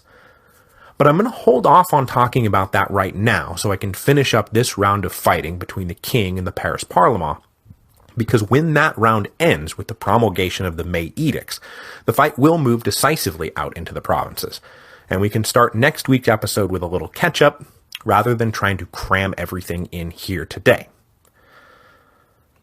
So the final showdown of this particular round of fighting in Paris came in April 1788. Rumors had begun to swirl that the king had grown so tired of the Parlement's carping that he planned to break them by force, and everyone started bracing not for polite exile, but for an outright royal coup. The widespread belief that they were about to be attacked led them to launch into even deeper and more bitter attacks on the despotism of King Louis XVI. The legality of November's Séance Royale was called back into question, and on April the 17th, a large delegation traveled to Versailles to present the king with their complaints that were simply rejected out of hand. So on April the 30th, de Prémenil crafted a major remonstrance, laying out the legitimacy of a Montesquieu-style constitutional monarchy and the illegitimacy of whatever the hell King Louis thought he was doing. In a further decree on May the 3rd, called the Declaration of the Fundamental Laws of the Kingdom, de Prémenil stated flatly that the right to levy taxes lay with the Estates General and the Estates General alone, an institution that had now been seized on as a panacea for all that ailed France. Louis responded by digging even deeper into his royal prerogatives, known as rank despotism to everyone else. Lettres de cachet were issued on May the 4th against de Prémenil and another guy, whose name I won't bother you with. I wish the other guy had been Adrien Duport. It would have made this a much neater little story, but King Louis does not seem to care about making it easier for me to explain this stuff to you. On May the 5th, the two men sought refuge inside the Parlement itself, and for the whole day a standoff ensued. The magistrates refused to hand over their two colleagues to the king's men, and the king's men were hesitant about just barging in and grabbing them. But after a day of noble resistance, the Parlement agreed to hand the two men over. They were arrested and then imprisoned on May the 7th. The very next day, the royal ministry issued the famous May edicts, And that is what we are going to talk about next week. Designed to break utterly the Parlement now and forever, the May edicts will instead spark a backlash throughout the kingdom that will lead directly to the king's decision to convene the Estates General not at some point in the next 5 years, but right away, specifically in May 1789.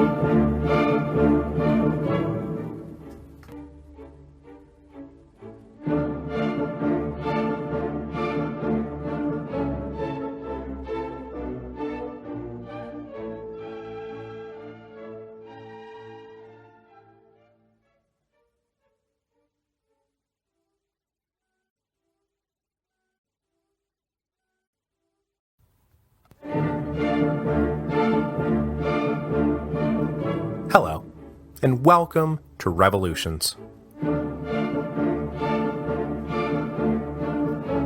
Episode 3.8, The Day of the Tiles. Last week, we saw the Royal Ministry and the Paris Parlement battle over the big financial reform package that had been cooked up to save the kingdom's bacon. After accepting a few of the initial offerings, the Parlement then rejected the main pieces of the puzzle, leading to a series of showdowns between the summer of 1787 and the spring of 1788. To many an outside observer, it looked like the Parlement was gaining the upper hand. They had forced the king to withdraw the stamp tax and stop pursuing the land tax, and were riding high on a wave of public acclaim. But the king's ministers were not yet ready to just give up completely, and this week we will see them make one last push to assert the king's will in the face of Parlement's obstructionism. Their solution? Destroy the Parlement. But before we get into that, I want to backtrack a little and briefly cover the reaction of the provincial Parlement to Brienne's reforms. Because though Paris was the center of the action, there was lots of noise being made out on the periphery that will have a huge impact on what will happen in today's episode. So, let's wind back the clock to June 1787, when Brienne first started bringing in the reforms to the Paris Parlement. Now, as you will maybe recall, Brienne started with what I called the easy stuff, turning the corvée into a money tax that seemed fine, lifting regulations on the grain trade, which will, I can promise you, be hated by the lower classes, but remember, we're still talking about the uber elites here. They saw a more rational and more profitable system and said, yeah, let's do it. Then finally, the magistrates accepted the creation of provincial assemblies to assess and collect taxes. Now, this breezed through the Paris Parlement, who had little to fear and much to gain from these new assemblies. In most of the areas under the jurisdiction of the Paris Parlement, tax collection was all handled by the royally appointed intendants and the much-despised tax farmers, so injecting a new institution composed of the wealthiest taxpayers, like, us, was a welcome devolution of power. But in the outer provinces, where the Parlement already enjoyed a great deal of autonomy, these new assemblies did not look to the local magistrates like more power was being given to them, but rather that power was being taken away. They were further incensed when they saw the specifics of the plan. Specifically, that there were no specifics. The edict they were presented with was vague about both the jurisdiction and the scope of the new assemblies. Plus, the order came with a really suspicious kicker. Because the assemblies needed to get to work right away, and it would take too long to set up the whole tiered process of lesser taxpayers electing greater taxpayers to go represent them, the first members of the assemblies would be, wait for it, appointed by the king. In this, the provincial Parlement smelled a big, fat, hairy rat. Complaints about the provincial assemblies were drawn up by the several regional parlements with varying degrees of intensity, usually arguing that the ministry was doing an end run around the long-established political constitution of France. But more than that, they were also just kind of opposed to the whole idea of tax reform in the first place. Up until now, we've been talking about the royal ministry, the Assembly of Notables, and the Paris Parlement. And in each of those three places, we've seen men either resign to or openly pushing for a new tax system. So for the first time now, we're actually hitting on some nobles who were flat out against giving up their tax privileges. These provincial nobles were not the super nobles living in Versailles and Paris. They actually relied on their land to make up the bulk of their often meager income, rather than enjoying rich, diversified portfolios. To say nothing of the fact that if this kept up, there would be very little to mark them out as special. Those tax privileges were a social calling card that they were not prepared to give up. Of the Parlement that resisted the creation of the provincial assemblies, the one that needs to be highlighted right now is the Parlement of Bordeaux, Montesquieu's old stomping ground. They were the political and judicial hub of a fairly prosperous port city that had long enjoyed a great deal of autonomy. In July 1787, they issued a remonstrance back to the king saying that they refused to register the edict establishing the new provincial assemblies until the jurisdiction and scope of those assemblies was clearly laid out, which for the moment it really wasn't. They were stiff enough in their resistance that when the Paris Parlement was exiled in August 1787, the Bordeaux Parlement was given the boot too. Lettres de Cachet exiled them from the regional capital for the small town of Libourne. But unlike their brother magistrates in Paris, the exile did not make them amenable to a compromise, it only made them madder. So when the Paris Parlement was recalled in September, the Bordeaux Parlement stayed in exile. They would not be allowed to return home until just before the May edicts were issued, which were designed to make them irrelevant. Despite the resistance, though, the provincial assemblies began to convene in November 1787, just as the king was going off script in the middle of that royal session we talked about last time. As I mentioned, this first batch of assemblies were indeed appointed by the royal ministry, so the entire apparatus was obviously suspect. But just how suspect came down to how strongly the members actually favored the king, because not everyone in the assembly was a staunch royal ally. There just weren't enough of those guys to go around. Some of the members were there to do the king's bidding for sure, but others wound up full of guys like, for example, the Marquis de Lafayette, who were eager to steer the assemblies in the direction of independent-mindedness, and most especially, serving as yet another stage to advocate for the calling of the Estates General. With Brienne having dropped the land tax as a part of his compromise with the Paris Parlement, the one order of business the assemblies really had to haggle over was the extension and collection of the vingtième, which was supposed to once again help bridge the royal deficits. But where lax collection had long been the order of the day, the vingtième was now supposed to be pursued with an unprecedented vigor. So over the winter of 1787-1788, the royal ministry, the provincial parlement, the intendants, the provincial assemblies, all waged a running battle with each other over who owed what and for how long, and of course the big question, who now outranked whom? The Parlement still wanted assurances that the taxes would have to be duly registered before the assemblies could set to work collecting them. The assemblies generally ignored this and just went to work, but more than a few got to work simply so they could drag their feet and force the king to call the Estates General. Meanwhile, Brienne threatened to go back to arbitrarily assessing and collecting the vingtième if the assemblies didn't get in gear, and then another flood of angry remonstrances from the Parlement would come pouring in. As the spring of 1788 approached, this mess needed to be simplified. So Brienne's ministry decided to cut at least one tangle out of the knot by just taking the Parlement out of the equation. It was as audacious a move as Chancellor Maupeou had made back in the early 1770s, if not more audacious.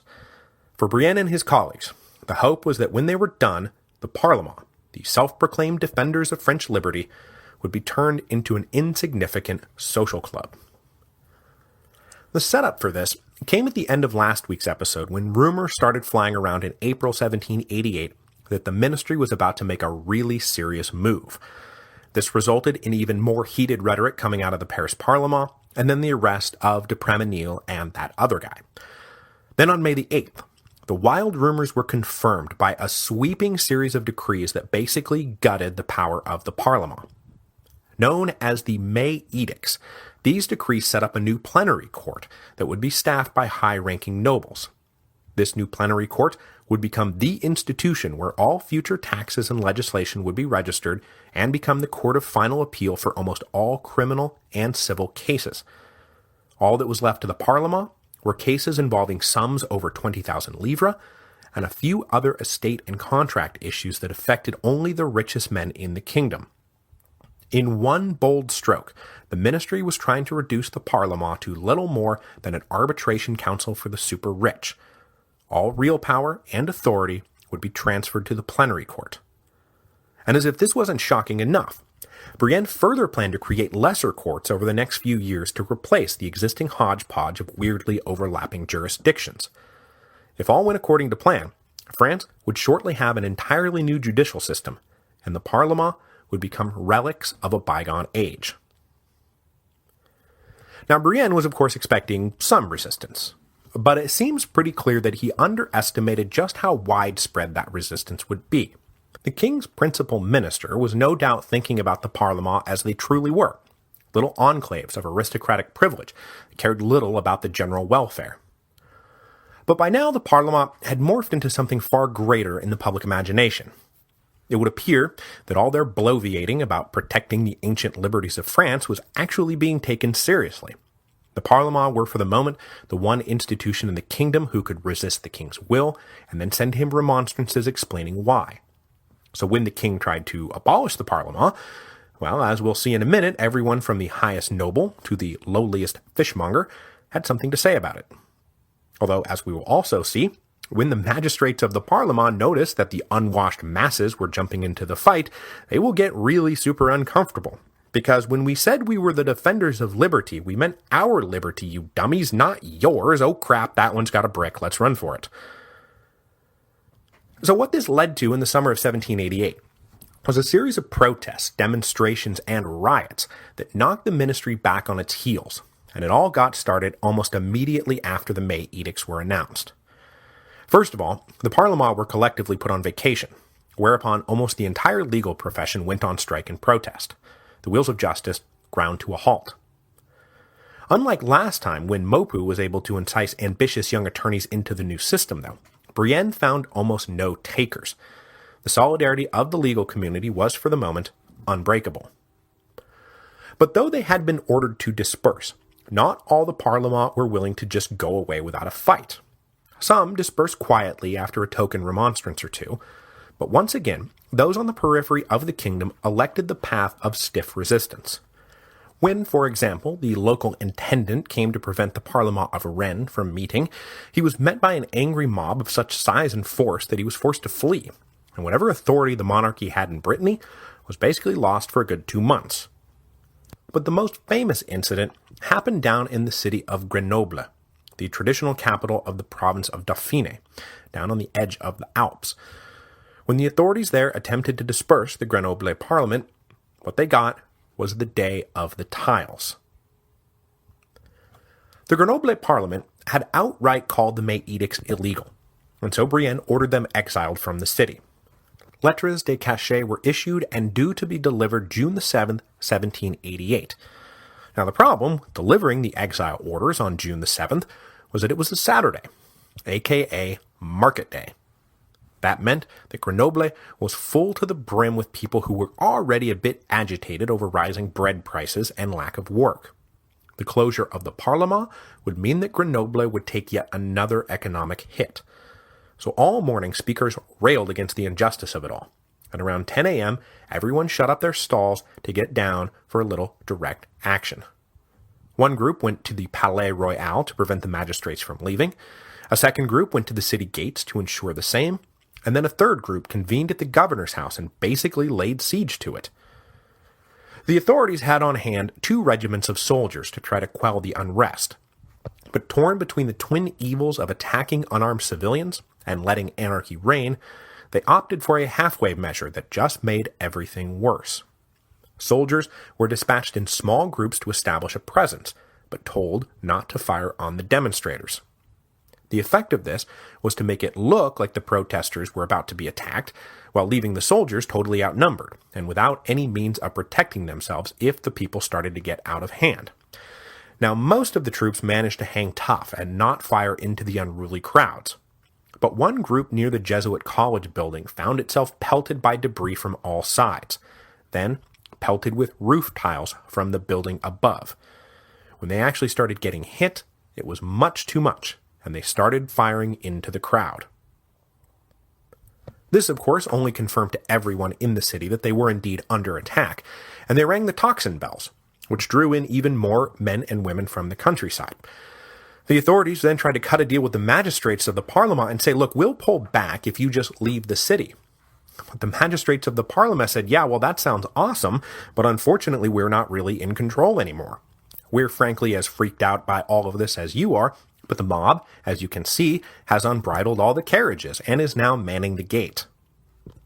But after peaking with a good old-fashioned ransacking of an official's house, the demonstrators/rioters started to naturally disperse as the sun set, at which point almost all the magistrates of the Paris Parlement rebridled their carriages and got the heck out of town. The Day of the Tiles represents the first major incursion of the mob into our story, and served as a rather stark wake-up call to the Parlement that they were toying with Pandora's box here. Remember, for the most part, what they wanted was to keep things the same, but they found themselves now seized on as a vehicle for those who wanted change. And now all of a sudden, these lower-class yabos who had no business being anything but anonymous plebs were violently getting in on the action. For the moment, these anonymous plebs were defending the Parlement as the people's champion, but how long could that possibly last? Spoiler alert, it will last until about September.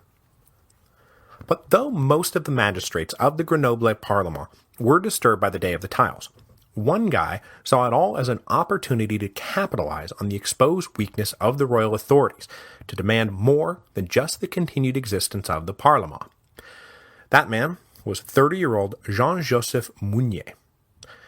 Mounier was a wildly successful young judge, ennobled at the age of 25 after buying himself a place in the Grenoble Parlement. But despite his success, he was a forward thinker and clearly wanted more than to just rise up the old judicial hierarchy, both for his own sake and for the sake of France. So he was the mastermind behind a movement to get the Dauphiné Estates Provincial recalled, a necessary first step in what would hopefully become a wider movement to establish a sound constitutional monarchy for France.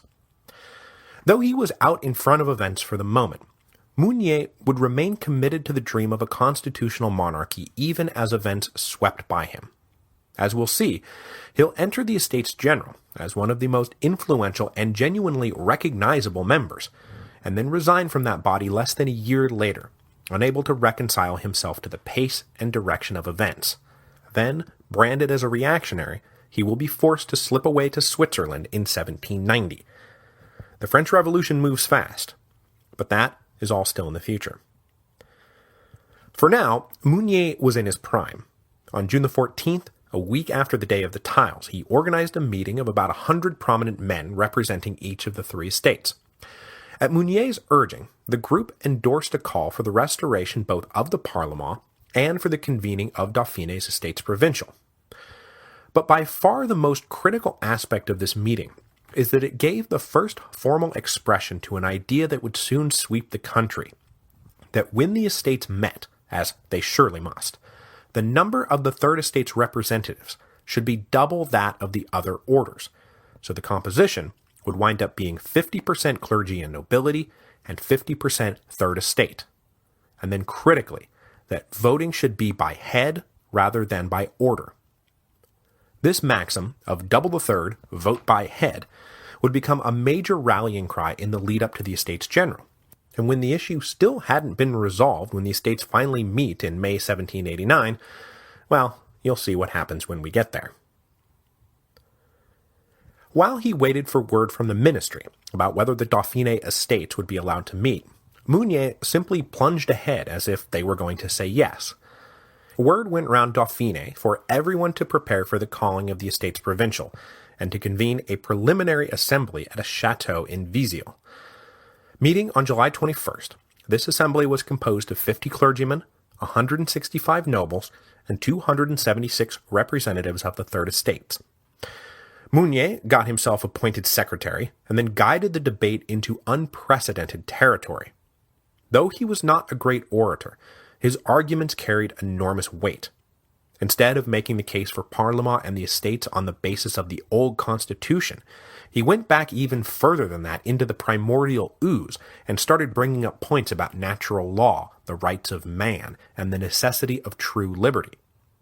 These were concepts that had been floating around for years among the philosophers, but they were now being mainlined directly into the body politic. Then he went further and said that no convening of the Estates Provincial or the Estates General could be considered legitimate if it was not convened on the basis of double the third and vote by head, and anyone who opposed that idea was a traitor to France. And now we're talking revolutionary language, because man, once these guys grab hold of the notion that political opponents are actually guilty of treason, boy, watch out. Meanwhile, back up in Paris, King Louis was of course vacillating like crazy. He had come down hard with the arrest of de Prémenil and the May edicts, but the size and scope of the pushback shocked him. For a minute, he tried to keep up the Tough Guy Act. A group of Breton nobles were thrown in jail for meeting under vaguely seditious circumstances, and then a delegation on the way from Rennes to ask for their own Estates Provincial was arrested. But a week later he backed down, and suddenly agreed to let the Breton estates meet.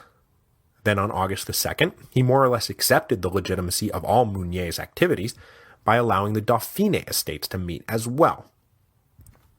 Now, if you will recall from way back when, the big problem with King Charles I was that he wouldn't listen to anyone. He was so insanely inflexible that he basically forced Cromwell to cut off his head. In this respect, Louis was the opposite. He was so flexible that he just couldn't stick with any one policy. He was one of those guys who will just go with whatever the last person who talked said. This was starting to become a problem for the monarchy, and Marie Antoinette and the king's brothers started talking amongst themselves about how they were worried Louis might not be up for this. The queen then started taking a more forward role in policy to protect the interests of the royal family. But unfortunately, all of this royalist entrenchment did was create an even more extreme position for Louis to jump back and forth from when the Estates General finally met. The bottom finally fell out of the Ancien Regime on August the 8th, 1788. That was when Brienne was informed that there was only 400,000 livres left in the royal treasury, barely enough to keep the lights on for a single day, and no one would lend them any more money. The ministry was forced to admit defeat. Scrapping the plan to replace the Parlement with the plenary court, Brienne announced that the meeting of the Estates General would no longer be at some vague point in the future. He announced that on May the 1st, 1789, the Estates General would convene at Versailles for the first time in 175 years. This announcement was met by wild euphoria throughout the kingdom, as everyone had come to believe that basically all their hearts desired would be granted by this now almost mythical assembly. In a move that looked shrewd to Brienne at the time, but wound up really sowing the seeds of true revolution, the king then invited public debate on the form the estates should take. This was supposed to drive a wedge between the nobility, who would insist on going by the old 3 equal estates, vote by order, and the commoners, who were already on record opposing anything but doubling the third and voting by head.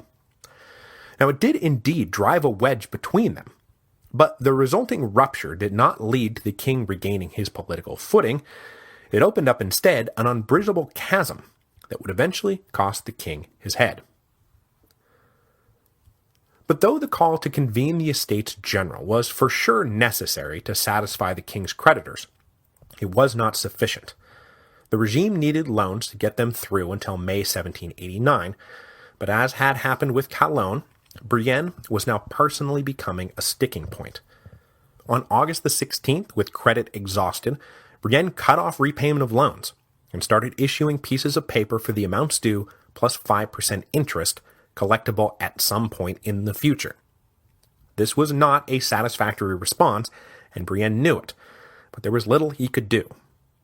Beaten, tired, and now well aware that the regime's bankers were opposed to him personally, he resigned on August the 25th. He had spent 16 months trying to get somewhere, anywhere, and instead got himself nowhere, and the kingdom officially on the road to revolution. With Brienne out of the picture, there was only one man the bankers would accept if the monarchy expected to see even a single livre, and that was of course the Swiss wonder boy, Jacques Necker. As much as the king hated it, he was forced to choose between Necker and Necker, because there was no other choice.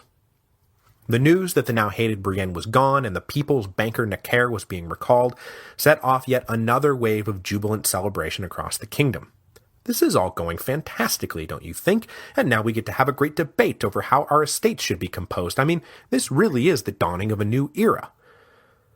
And next week, we will dive into the dawning of that new era. With freedom of the press all but declared, France would be flooded with newspapers and pamphlets and diatribes, all trying to influence public opinion and sway the future of France. It was exhilarating, intoxicating, and ultimately would prove totally uncontrollable.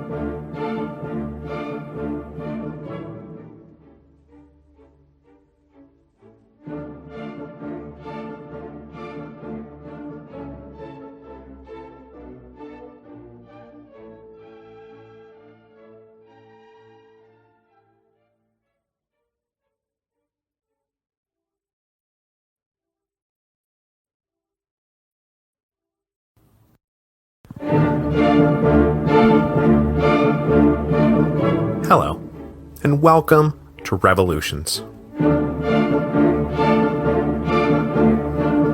Episode 3.9, What is the Third Estate? We left off last time with the de facto bankruptcy of the French monarchy in August 1788. The short-term consequences of this bankruptcy was that it forced Principal Minister Brienne to suspend his attempts at financial and judicial reform, officially call for the convening of the Estates General, and then resign from office. The longer-term consequences are almost incalculable, because this is what leads directly to, the French Revolution. The medium-term consequences, though, are really interesting, because as we'll see in today's episode, the state's bankruptcy represents a pivot point in the political contest that had been waged since 1786, when Controller General Calonne had first revealed the terrible state of the royal treasury. Because up until now, this political contest had been waged among the elite, between the royal ministry and the Assembly of Notables, and then, more spectacularly, between the royal ministry and the Parlement. But by the end of today's episode, the aristocracy will cease to be the leading edge of political agitation, giving way, unwillingly of course, to the rising leadership of the Third Estate, who will today be invited into the political process for the first time. But before we can get into that, we need to briefly plot the trajectory of another really big missile that is about to slam into the side of the political crisis, and that is, of all things, the weather. Mother Nature decided that just for fun, she would ravage French agriculture just as the political structure of the kingdom was teetering on the brink. Now, the big picture climate-wise was that from about 1550 to 1850, the Earth, or at least the northern hemisphere, went through something called the Little Ice Age, basically a prolonged period of cooler temperatures. This Little Ice Age was punctuated by 3 especially cold dips, the first beginning in 1650, the last beginning in 1850, and the second one, the one we care about, beginning in 1770. These climate fluctuations played hell with traditional farming expectations, and almost certainly played a role in sparking the Flower War that we talked about back in episode 3.3. Compounding this problem was the Great Laki eruption of 1783 up in Iceland. Unfolding over months, the Laki eruption pumped out enormous clouds of poisonous gas, wreaking havoc with the global atmosphere, killing livestock and crops, and leading to widespread famine. But despite these ongoing climate problems, in 1785 France enjoyed a pretty bountiful harvest that once again gave encouragement to the market reformers who followed in Turgot's footsteps, like for example Calonne, Brienne, and the Paris Parlement, who all agreed that lifting regulations on the grain trade would help solve the fiscal crisis. And so, as we saw, that's what they did in 1787. But of course, the harvest of 1787 was not especially good, and so, just as with the Flower War, the market reforms only jacked up the price of bread and set the lower classes to fuming. In normal times, bread used up anywhere from 30 to 50% of an urban worker's total income. Now it was climbing to the point where it was more like 60 to 90%. And naturally, this bloating of the bread prices reduced everyone's disposable income, if they had any to begin with, which sent shockwaves through the burgeoning consumer economy, and leading to economic slumps in places like Lyon, where soon something like 20 to 30,000 silk workers would be left idle. Or, for example, the glove manufacturers of Grenoble, who also found themselves equally low on work, and thus really motivated to keep the Grenoble Parlement from being dispersed, since it was the one stable economic engine the city had left. Now, we won't know whether the harvests of 1788 were shaping up to alleviate the problems caused by the harvest of 1787, because on July the 13th, 1788, the whole north of the kingdom was ravaged by a devastating hailstorm, like softball-sized hailstones that pummeled crops right into the ground. The grain supply was already short, and now it was going to get shorter, and all leading into the winter of 1788-89, which everyone was about to find out would be the coldest winter on record. Luckily, with the cost of bread alone now using up the entire household budget, there would be nothing left over for other food, lighting, or heat. So it was into this volatile atmosphere that the king was about to invite the entire kingdom to take part in a mass airing of grievances, because there's nothing quite like firing someone from their job, starving them for a few days, sticking them in a freezer, and then asking, "Hey, you got any complaints about how things have been going lately?"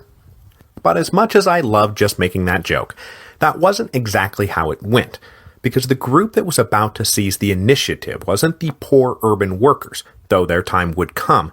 It would instead be the educated, eloquent, and ambitious elites of the Third Estate, the bourgeoisie.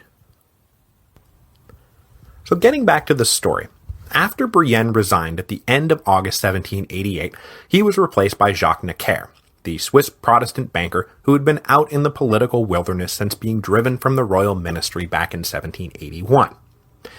In the meantime, he had dedicated himself to defending his time in office generally, and his compte rendu specifically. It was this running defense that torpedoed Brienne's attempt to bring Necker into the government after the fall of Cologne.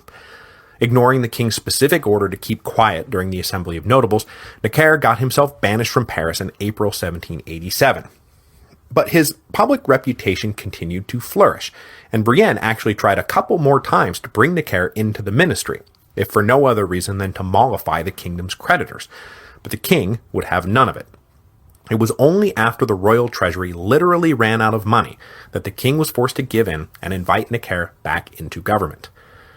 As with the announcement to convene the Estates General, the announcement that Necker was returning to power was celebrated by some pretty wild street parties, leading to clashes between overly jubilant crowds in Paris and the local police. But also like the Estates General, Necker had now become something of a mythical figure, capable of righting all wrongs, undoing all injustices, and saving the kingdom from ruin.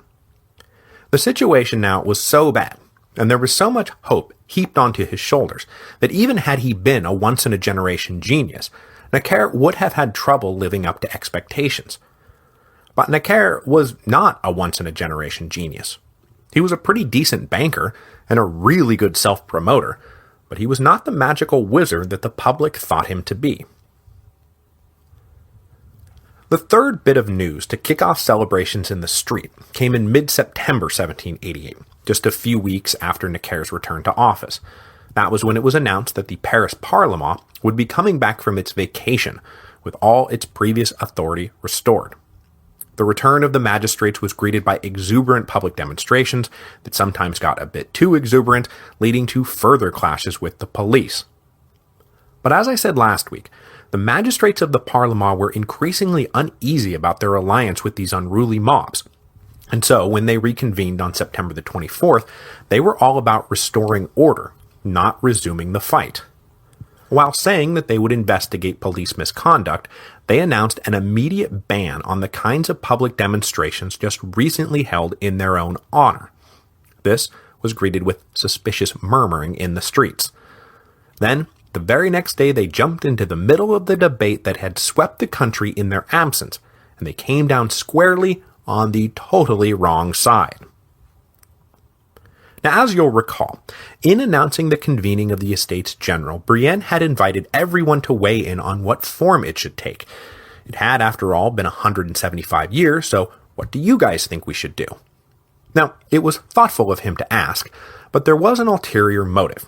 He hoped that the resulting debate would divide the nobility from the commoners, and boy, was that starting to work like a charm. When Necker arrived, he encouraged this debate by freeing journalists jailed for their previous works and lifting the ban on private clubs. By inviting public comment on the issue, the ministry had invited the Third Estate to look at itself and conclude that it was worthy not just of a seat at the table, but a dominant seat at the table.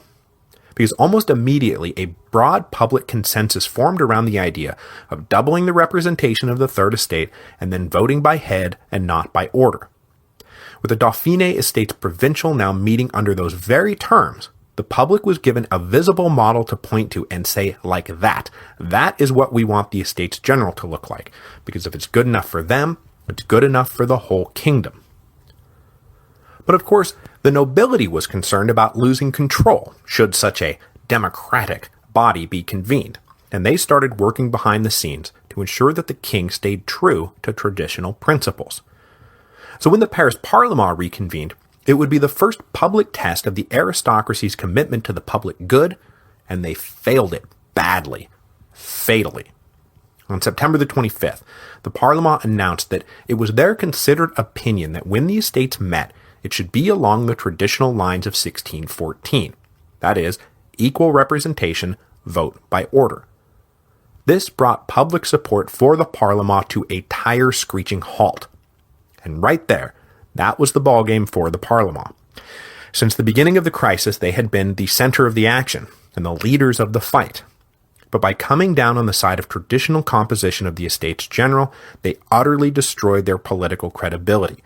It was 1789, not 1614, and the old ways were just not going to cut it. And anyone who thought that the old ways were going to cut it, well, they were dinosaurs, fast approaching extinction. Wanting to move quickly to halt the financial crisis, Necker announced in early October that he was speeding up Brienne's timetable, and that the Estates General would now meet on January the 1st, 1789. To help wrap up the debate over the body's composition, he decided to go back to the well that had worked so well for the ministry the last time around, and convene a second assembly of notables, who would be tasked with sifting through all the arguments floating around out there and making a recommendation to the king about how the Estates General should be constituted. But though this second assembly would jam up the works just like its predecessor had, it was for the opposite reason. The first assembly had been more radical than expected, or at least less compliant than expected. The second assembly, though, was altogether more conservative than Necker had expected. After this new assembly convened on November the 6th, the first test vote came back a resounding 111 to 33 against doubling the representation of the Third Estate. The matter of voting by head never even made it to the floor. The nobility, it seemed, had come to realize that they probably had more to fear from an increasingly democratic France than an increasingly despotic France. As the latest news of the Assembly's secret deliberations inevitably leaked into the press, the whole tenor of the political debate changed. Just a few months before, the aristocracy and the commons, for lack of better designations, had fought together against the tyrannical abuses of a royal ministry run amok. But now the commons identified their primary enemy not as the king, who began to be cast in the role of fatherly protector, but rather the selfish nobles, who clung to their unjust privileges against all reason, justice, and mercy. An alliance between the king and a newly self-conscious Third Estate against the aristocracy was now potentially in the making. Now, as we just noted, the vote against doubling the third in the Second Assembly of Notables was decisive, but it was not unanimous, because, as we've seen, there was this thing called a liberal noble. These guys believed that the modernization of France required the nobility to renounce the old forms of prestige, exemption from taxes, the right to collect seigneurial dues, the right to be insanely overrepresented in the Estates General, and adopt new ones based on their superior education, experience, and merit. This was exactly the path laid out by Adrien Duport. You remember him? He was the young noble in the Paris Parlement who helped lead the resistance to Brienne's reform package. Well, in November 1788, As the Second Assembly of Notables was meeting, Duport took advantage of the unbanning of private clubs and began to host regular meetings at his house of like-minded liberal nobles. This small and loose-knit group was soon dubbed the Society of 30, and its membership rolls read like a who's who list of early revolutionary leaders, and I will note some of them here briefly for the record, but we'll deal with each of them in turn as they move towards the center of the action. There was Lafayette, of course, the hero of two worlds, the prominent lawyer Target, who had once upon a time been Cardinal de Rohan's counsel during the Diamond Necklace affair, the eminent philosopher and mathematician, the Marquis de Condorcet, the popular writer and orator, the Comte de Mirabeau, who would turn out to be either a great hero of the people or a money-grubbing turncoat, depending on who you talk to, and then two clergymen of note, the Abbé Sieyès, who we'll talk about more in a second, and then the Bishop of Autun, Charles Maurice de Talleyrand, to those of us in the English-speaking world, who will in time become the greatest foreign minister France has ever seen, and I may as well say it right now, one of my all-time favorite historical figures ever. We will deal more with Talleyrand much further down the road. The Society of 30, described by Condorcet as a conspiracy of decent men, would help organize and lead the newly awakened Third Estate into political prominence. The Society was engaged in two major activities at this point. First, sponsoring pamphlets arguing the case of the Third Estate, and second, drawing up and distributing model petitions for various guilds and municipalities and clubs to flood Necker with over the winter to force him to accept doubling the third and voting by head. By December 1788, over 800 such petitions had overflowed Necker's inbox, and with the Second Assembly of Notables either recommending the king go in the other direction, or suggesting that maybe when the deputies of the three estates meet, their first order of business should be deciding for themselves what form their deliberations should take, Necker was forced to abandon his plan to convene the estates early, and go back to the original timetable of spring 1789. Before the Second Assembly officially dispersed in mid-December, the Paris Parlement, led once again by Duport and de Prémenil, made a bid to reclaim some of the court's lost prestige by issuing a clarification of their previous recommendation that the estates meet on, quote, traditional lines. All this had meant, they argued with hilariously maintained straight faces, was that the electoral districts should remain the same. We for sure weren't talking about how many delegates should be elected or how they should vote once they convened. No one bought this transparent revisionism. As for the king, in his considered opinion, the opinions of the Parlement no longer mattered. They had just put him through hell, and he didn't give two figs what they thought about anything. But as the Parlement was trying to regain public favor, the princes of the blood were about to tell the king to outright ignore it. Accepting the Duc d'Orléans and the Comte de Provence, the other 5 princes issued a memo to the king recommending in the strongest possible language convening the estates on the 1614 model. Once the public got a hold of this memo, as they now got a hold of pretty much everything, there was a sharp backlash against the princes, leading to further polarization between the nobility and the emerging leadership of the Third Estate. Louis, meanwhile, was fed the heck up with his aristocracy. He was honestly trying to do the right thing, the best thing, and he was irritated by the prince's unnecessary poking of his people, and the movement towards an alliance between the king and the Third Estate got a little stronger. Finally, or at least it should have been finally, on December the 27th, Necker released a document called the Result of the King's Council of State. Now this should have been the formal declaration of how the estates would convene and by what rules, putting to bed this particular argument. But instead, it only invited further trouble. Though it unequivocally stated that the Third Estate's representation would be doubled, it was silent on the question of voting and on the electoral process. So gee whiz, thanks for the clarification, I guess we'll just go back to our acrimonious little war over the details now. With so many major questions left unanswered, the Society of 30 sponsored a pamphlet written by the Abbé Sieyès that was designed to become one of the great documents of the French Revolution. Sieyès was technically a clergyman, but had long been engaged in Enlightenment pursuits, and as a commoner, he had dealt firsthand with the nobility's unenlightened privileges. Intelligent and ambitious, CS had been frustrated by the nobility's lock on all the top positions within the church hierarchy. Already skeptical of that hierarchy, this frustration led him naturally towards more radical philosophizing when the country became consumed with the question of how to convene the Estates General. His contribution to the debate was a pamphlet entitled "What is the Third Estate?" In it, he minces no words and pulls no punches. The Third Estate, he says, was not an order. It is, instead, the nation itself. The other two estates are just parasites, sucking the life out of France. What is the Third Estate, he asks? Everything. What has it been hitherto in the political order? Nothing. What does it desire to be? Something. When the estates convened, he recommended that the delegates from the Third ignore the other two orders and declare themselves to be the only legitimate National Assembly.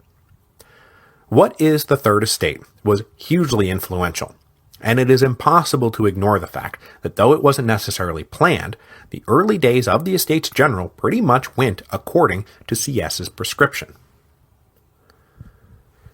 Meanwhile, out in the provinces, everyone got a sneak peek of what was to come when the various provincial estates, which had been given permission to convene, started trying to get together. Because right away, there were clashes between the nobility and the Third Estate over the number of deputies and how they would vote. This became especially critical because Necker had not yet revealed how the process of selecting delegates to the Estates General would work, and everyone sort of assumed that they would be elected from the Estates Provincial. So controlling them meant controlling the Estates General. When the Estates of Brittany, for example, attempted to convene in January, the inter-estate fighting got so bitter that a royal order came down to postpone the meeting for a month. The ticked-off nobles went ahead and met anyway, and then the Parlement of Rennes, the region's capital, declared that all the spontaneous municipal assemblies that were cropping up were in fact illegal, which raised tensions and caused the city's law students, who had just recently been the street muscle of the pro-Parlement demonstrations, to defect to the cause of the Third Estate. On January the 26th, the Breton nobles then organized a counter-demonstration to support the traditional order, filling a lot of the seats with the further call to lower the price of bread. I wonder which excited the demonstrators more. This counter-demonstration was then counter-demonstrated against, street clashes ensued, and the nobles wound up barricaded inside their meeting hall. They would eventually have to fight their way out. Literally, swords in hand. With all of this proceeding in such an orderly manner, Necker decided maybe he should be a little more clear about how the estates would be elected. Though he once again sidestepped the question of vote by order or vote by head, on January the 24th, 1789, he did break down the electoral procedure for everyone. And immediately, the provincial estates stopped being a battleground because they would not, I repeat not, be electing delegates to the Estates General. Instead, voting would go by these old divisions called the bailliage, one of those random internal political lines that overlapped with everything else. In addition to these regional voting districts, 8 of the bigger cities like Paris and Lyon would be allowed to elect their own delegates. So in all, there were 234 constituencies of about equal size. Each would convene a separate assembly for each order. The nobles would elect 2 delegates, the church would elect 2 delegates, and then the Third Estate would elect 4 delegates. Anyone would be allowed to represent anyone else as long as the electoral assembly selected them. Now obviously the nobility and the church would only allow their own to represent them, but this did lead to fears that the nobles would exploit the people's natural deference to get themselves elected as the Third Estate's representatives. But this only happened in a handful of cases, and most of those guys were in fact in favor of the Third Estate. The January 24 decree also laid down the suffrage requirements, which would wind up having a huge impact on who actually showed up for the Estates General. Participation in the First Estate electoral assemblies was open to all priests, and then 1 representative per monastic order. This rather broad base meant that the vast majority of those participating in the electoral assemblies for the church were ordinary parish priests, rather than high-ranking noble bishops. and as we'll see, the men sent as delegates and the grievances they carried with them very much reflected this reality. The Second Estate, meanwhile, was open to only those with a hereditary title, which excluded all recently ennobled men whose hereditary rights hadn't kicked in yet. That meant that the Second Estate's elections were controlled by decidedly more conservative elements. Even the super noble courtiers were viewed suspiciously when they returned to their quote-unquote homes that they had in many cases never actually been to, and found election not nearly as automatic as they thought it would be. Finally, there was the Third Estate, too numerous to handle anything but indirect representation. Male taxpayers 25 years or older were allowed to come to a primary assembly that would elect delegates to go on to a further assembly that would elect the actual delegates to the Estates General.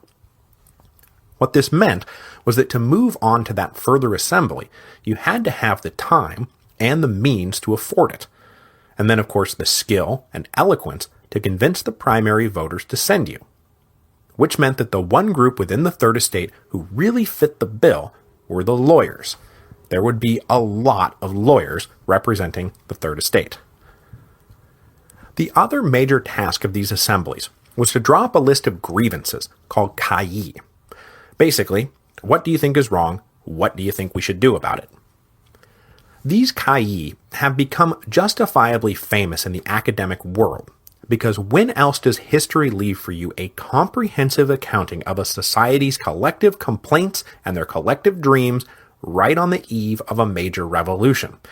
It is an insanely rich and detailed primary source for just what the French people were thinking about right before the French Revolution broke out.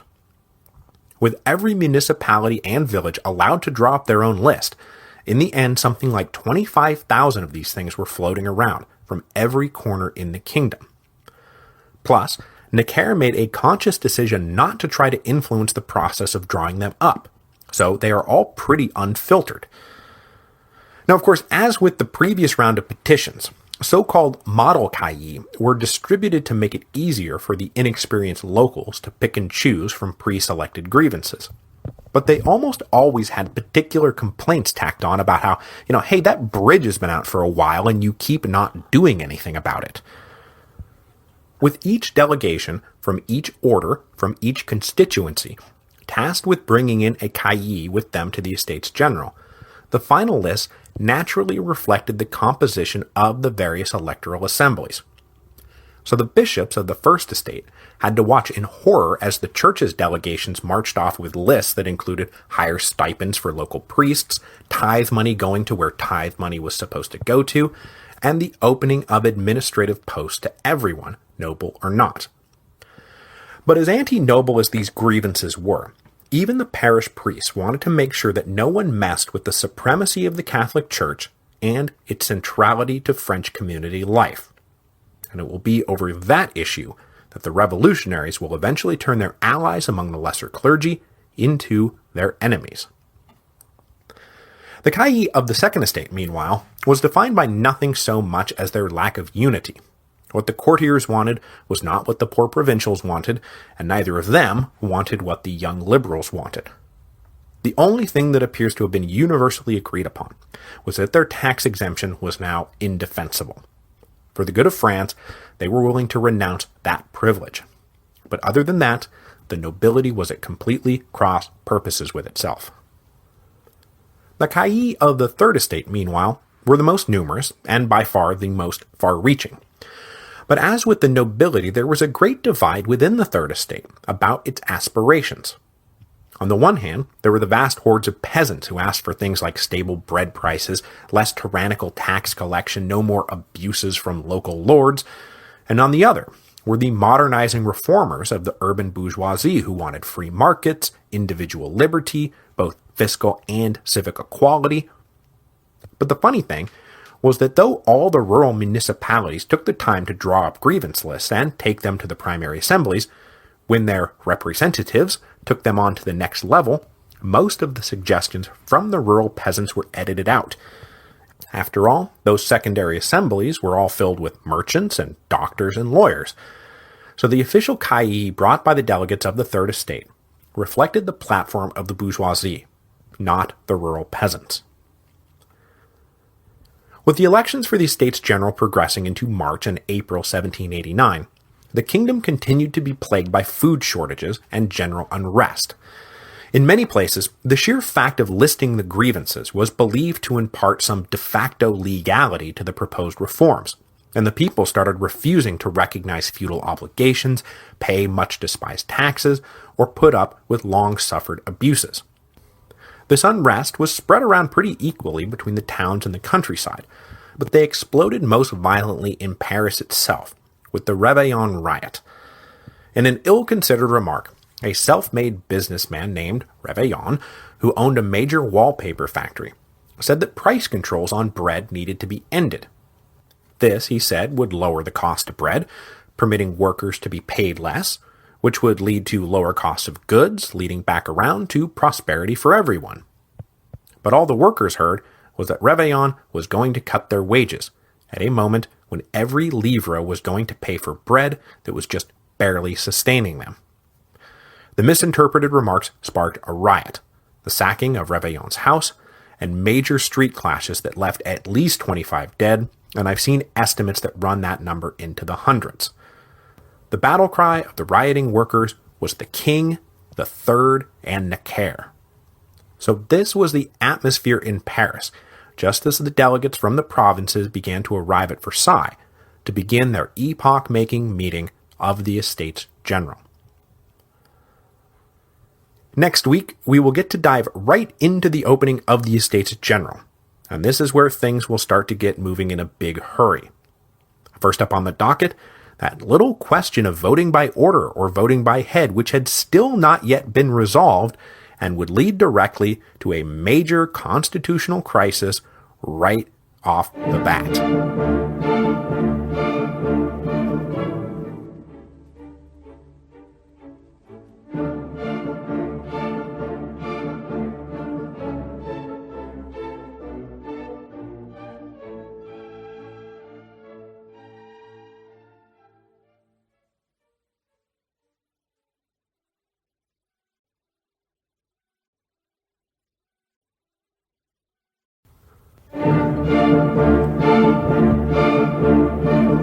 Hello, and welcome to Revolutions. Episode 3.10, The Tennis Court Oath. So here we are, 10 episodes into this thing, and we're finally getting to the start of the French Revolution. With the convening of the Estates General, and then the immediate grinding to a halt of the Estates General, events would begin to slip out of everyone's control. But though things took a revolutionary turn from day one, or more specifically day two, there were a couple of things that we need to keep in mind. First, even with all the underlying problems with the Ancien regime, the archaic political structure, the archaic economic structure, the archaic judicial structure, it will take a ton of mistakes, miscalculations, and misunderstandings to push this thing in the direction of revolution. With just a little bit better leadership, the Estates General of 1789 could have been an important point of historical transition for France as it moved towards modernity, but it did not have to spark a full-blown revolution. Second, as much as that revolution is compressed in the popular imagination with the fall of the Bastille leading to the execution of the royal family leading to a general reign of terror, it actually takes years for all of this to unfold, and the various big moments are generally lodged in between months and even years of moderately smooth sailing. So I like to picture all of this more as a series of tornadoes, rather than one big hurricane. So with that in mind, let's do this thing.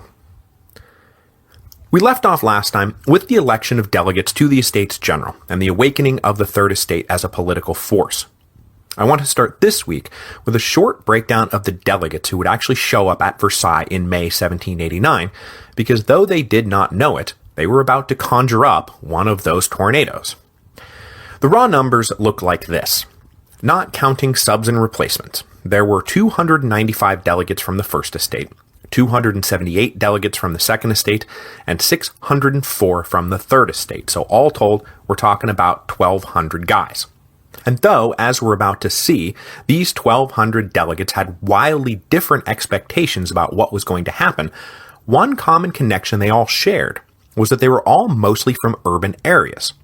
Adding up the delegates from all three orders, about 2/3 of them lived in towns of more than 2,000 people. Half of those lived in cities of more than 20,000 people, and 211 came from Paris alone. If you take out the parish priests, who are classified as rural by default, nearly 3/4 of the delegates were urban dwellers, even as urban dwellers made up just 18% of the total population. Another common connection was that most of these delegates were fairly well off. As I mentioned last time, they were paying their own way, so you had to be of some means to afford the trip. Though as the months dragged on, we will get more and more delegates stressing about how they're going to be able to keep affording this. So with the doubling of the Third's representation, the Estates General of 1789 was a more representative body than France had ever known. But we have to remember that the vast majority of France is poor and rural, and the delegates, for the most part, are well off and urban. This will definitely help explain some of the decisions made by the future revolutionaries, and why the unexpected backlashes were so unexpected. So digging into each estate, as we discussed at the end of last week, the defining feature of the First Estate delegates was the overwhelming presence of the parish priests, as opposed to the high-ranking ecclesiastics. But though they formed a numerical minority, those high-ranking ecclesiastics were a far more organized clique. They all knew each other, had worked together, and were used to wielding the power, wealth, and influences that their offices granted them. They were an imposing force to deal with for the generally strangers to each other common priests who arrived at Versailles. The Second Estate, meanwhile, was dominated by the old nobility. If your nobility stretched back no further than the 17th century, you were all but cut out. After some perfunctory resistance, every one of the major courtiers was elected, and they were joined mostly by other well-off city dwellers. Half of the noble delegates lived in Paris full-time. Only about a quarter were true provincials, living in manor houses out in the countryside, so again we're talking well-off and urban rather than poor and rural. The one group that really took a bath in the elections, though, were the robe nobility, the guys who were more recently ennobled and who filled the ranks of the Parlement. Just a few months earlier, these guys had been the guys, and now only 22 managed to get elected to the Estates General. After winning the battle with Brienne over the reform package, the power and prestige of the Parlement went off a cliff, never to be seen again. Finally, the Third Estate delegations were dominated by no one group so much as the lawyers, though merchants, doctors, and professional landlords were present. And though these guys are often portrayed as political neophytes, most famously by de Tocqueville, who staked one of the causes of the French Revolution to men who had only engaged politics on a theoretical level, not having the tools to engage politics on a practical level, at least a third of the delegates had been involved in some capacity in the political battles of the last few years. So they weren't completely wide-eyed, but it's true that a lot of them were. The delegates began to trickle in at the end of April 1789, usually traveling in provincial groups, forming their first bonds with their new colleagues. Finally, with about 800 delegates having arrived, the king convened the estates for their first day of official work. After a dedication procession the night before, the Estates General began with a carefully orchestrated ceremony on May the 5th in the largest hall at the Palace of Versailles. The nobles were instructed to wear their silk finery, the clergy to wear their full vestments, and the Third Estate was to dress in sober black, which rubbed many of the Third's delegates the wrong way. It was as if they were being cast as merely a backdrop for the real delegates from the First and Second Estates. But no matter, the momentous occasion could not be ruined by a dress code. But what it could be ruined by was some terribly boring and incomprehensible speeches. Remember, this was the moment the kingdom had been waiting for years, decades, for nearly 2 centuries. Surely the oratory would match this historic moment. But the Keeper of Seals opened with a speech that was literally inaudible to most of the delegates. Okay, bad start. But then along comes the great hero of the people, Jacques Necker. Surely he will seize the day. But instead of grand rhetoric, he treated them to a barely comprehensible and supremely technocratic analysis of the royal budget. After his voice gave out a half an hour in, the remainder of his speech was then read by some guy with a shrill and grating voice. The delegates had come to renew the kingdom, and what they got instead confused and confounded and irritated them. And there was still no final word on how the voting would go, vote by head or vote by order.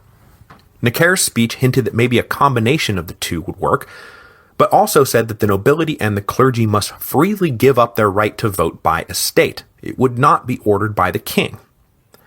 So the delegates, especially those from the Third Estate, left the opening ceremony pretty unsatisfied and not a little bewildered about what was going on. The day after the opening ceremony, the real work began, and the first order of business would be verifying the credentials of all the delegates. This first order of business turned out to also be the last order of business for the, quote, Estates General. It was supposed to be a simple thing. The three estates would meet separately to verify their own membership rolls. But left to their own devices, without explicit instructions or professional guidance, the members of the Third Estate were left to assume that they were free to plot their own course. And so right away, the more prepared delegates started making speeches that separate verification of credentials was unacceptable. Verification must be of everyone, by everyone. Allowing separate verification would simply set the precedent that this was a meeting of three orders rather than 1,200 individuals. Among those more prepared delegates were the men from Dauphiné, led by Mounier. These guys had been successfully organizing the movement to vote by head for over a year now, and they weren't about to give it away on day 2 of the Estates General. But Mounier and his associates were all about conciliation with the other orders, rather than confrontation. The Dauphiné estates had been working well together, and indeed, when their delegation arrived, all three orders agreed to meet after hours to discuss the day's proceedings and plot strategy. But also present in the Third Estate was another provincial group fairly unified of purpose, and that was the Breton delegates, that is, the delegates from Brittany. Now, as you'll recall from last week, there were some pretty heavy clashes between the nobility and the commoners in Brittany over the winter. There were angry speeches, fierce denunciations, fighting in the street. The Breton nobility was in fact so incensed at not being able to convene their estates provincial on traditional lines, and then not having that traditional body elect the delegates to the Estates General, that they boycotted the whole show. No noble delegate from Brittany ever came to Versailles. The delegates from Brittany's Third Estate, meanwhile, were now pretty raucously anti-noble, and had definitely come to town spoiling for a fight. They too met routinely after hours, and soon invited other like-minded delegates to join them. These meetings earned them all the moniker the Breton Club, and after the National Assembly moved down to Paris and took up residence in a convent run by some Dominicans who had been nicknamed the Jacobins, they become the Jacobin Club. So this is where that comes from. But though their ultimate aims were different, both the men from Dauphiné and the men from Brittany agreed that voting by order was unacceptable, and so they got up and started urging their fellow delegates to reject separate verification. With the rhetoric convincing and the crowds cheering, did I mention there were crowds? There were crowds. Unlike the other two orders, the Third Estate opened its door to anyone who could fit in, and their daily meetings were well attended. As I said before, the audience will play a big role in all of this. Like, for example, when their cheering helps convince the newly arrived delegates to go ahead and pick a fight before even calling the roll. Swept up in the moment, the Third Estate decided it would transact no official business whatsoever as a separate order.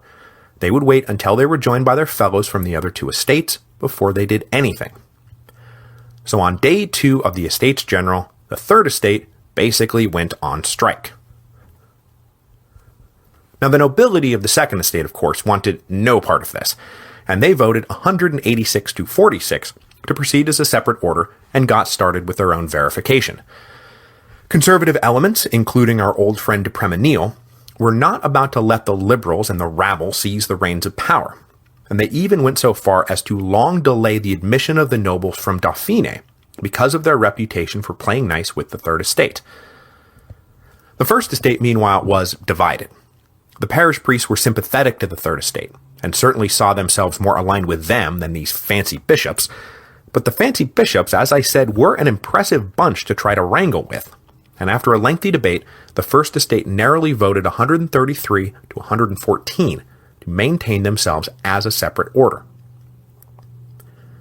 At the urging of Mounier, and over the objection of the Breton delegates, the Third Estate then sent an unofficial delegation to the clergy on May the 7th to try to arrange a little interstate summit to try to work something out.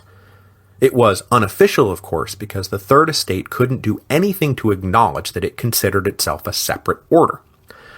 The clergy then went to the nobles and got them to agree to a sit-down. It took a week for them to all get together, but when they did, it became clear that the talks were not going to go anywhere. The Third Estate would accept nothing less than vote by head, and the Second Estate, now firmly controlled by the Conservatives, would accept nothing less than vote by order. With the talks so deadlocked, the nobility withdrew on May the 26th. The estates had now been in session for almost 3 weeks, and literally nothing had been accomplished. The king had of course been watching all of this unfold, or not unfold, and by May the 29th he was so fed up that he ordered the estates to get past this quibbling and do something. There is a reason you were called. We are still bankrupt. We do need a plan, remember? But if they were expecting to bring the Third Estate to heel by rejecting their overtures, the nobility badly misplayed their hand. Aside from the Breton delegates, most of the men representing the Third Estate were perfectly willing to work with the nobility. They just wanted to do it as one big group. Had the nobility granted that right away, they likely could have swooped in and guided the debate in the direction they wanted it to go. But by isolating the Third Estate and leaving them all alone in a room together, the nobles all but guaranteed that the Third would become more radical, because if you don't want to work with us, then we're not going to do anything to try and work with you. Then, of course, just as the nobility was refusing to convene as a single body, the Third Estate was given a further radical injection when the Paris delegates finally showed up. Their elections had taken a while to work out, so it wasn't until the end of May that the Parisians arrived, and through all of this, the Parisians are not going to be trying to put the brakes on anything. On June the 3rd, the more confrontational arguments from the Breton Club began to carry the day, and the Third Estate started moving towards unilateral action. They would begin transacting business, but not as the Third Estate. Rather, they would declare themselves to be some kind of meeting of the commons or some kind of national assembly, we'll work the name out later, and then proceed as if they were the only legitimate body in town. On June the 10th, the Abbé Sieyès, recently arrived from Paris, moved that the other two orders be given a final invitation to join them. This passed 493 to 41. After waiting 2 days, no response. The Third Estate delegates proceeded to call the roll not as the Third Estate, but as this other self-proclaimed comprehensive assembly. Compared to everything else, it seems like a little thing, but this decision to go it alone, on their own authority, was a revolutionary break with all political precedent. Sieyès noted that this was the moment that the cable was cut. The day after the roll call began, the first little part of the wall separating the estates began to crumble when 3 parish priests crossed over the lines. They were greeted by wild, sustained applause. Over the next few days, 16 more clergymen came over to this thing that was now in session, and guys, we really do need to figure out what to call ourselves. So when the roll call ended, that is the matter they took up. Following his own arguments from what is the Third Estate, Sieyès reminded everyone that they already were the nation and should act accordingly. And so on June the 15th, he proposed that they be called the Assembly of the Known and Verified Representatives of the French Nation, which was a bit unwieldy, but then it sparked a debate that would leave the delegates trying to outdo each other in preposterously long names. Mounier's suggestion was, and I kid you not, the legitimate assembly of the representatives of the larger part of the nation, acting in absence of the smaller part. Which, yeah, that rolls right off the tongue. After 2 days of increasingly absurd suggestions, Sieyès came back to the floor on June 17th and proposed the name he had wanted all along, but didn't think anyone would go for it: the National Assembly. Maybe it would have been too much at first, but now it was a nice, concise breath of fresh air. By a vote of 491 to 89, the body formerly known as the Third Estate was now called the National Assembly. Right after they declared themselves to be the National Assembly, the Breton delegates then seized the moment and pressed for an even more radical pronouncement. They moved for a declaration that all existing taxes would henceforth be considered illegal until approved by the National Assembly. For the moment, they could still be collected, but only because the National Assembly was granting them a provisional sanction until they could be reviewed one by one. If for any reason the National Assembly was forced to stop meeting, that provisional sanction would be revoked, and all Frenchmen everywhere could consider themselves free to stop paying. Just a few weeks before, this would have been unthinkable. But after being ignored by the nobility and then locked in a room with each other for over a month, the delegates of the new National Assembly were now prepared to unilaterally claim all political sovereignty. This insanely provocative declaration passed unanimously. So boy, that happened fast. The king, meanwhile, was not processing any of this. Back on June the 4th, that is, a little over a week before the Third Estate rechristened itself the National Assembly, the king's oldest son and the heir to the throne suddenly died at the age of 7. The poor kid had dealt with pretty severe health issues his whole life and just finally succumbed. Right now. At this moment. And even though parents of the past seem to be a little more detached from the death of children because it happened with such unnerving frequency, the death of the prince devastated both Louis and Marie Antoinette. And so at this critical moment, the centerpiece of the entire political order, the King of France, did not have his head anywhere close to the game. On June the 19th, the plot then thickened even further when the First Estate took another vote and narrowly decided to join the National Assembly.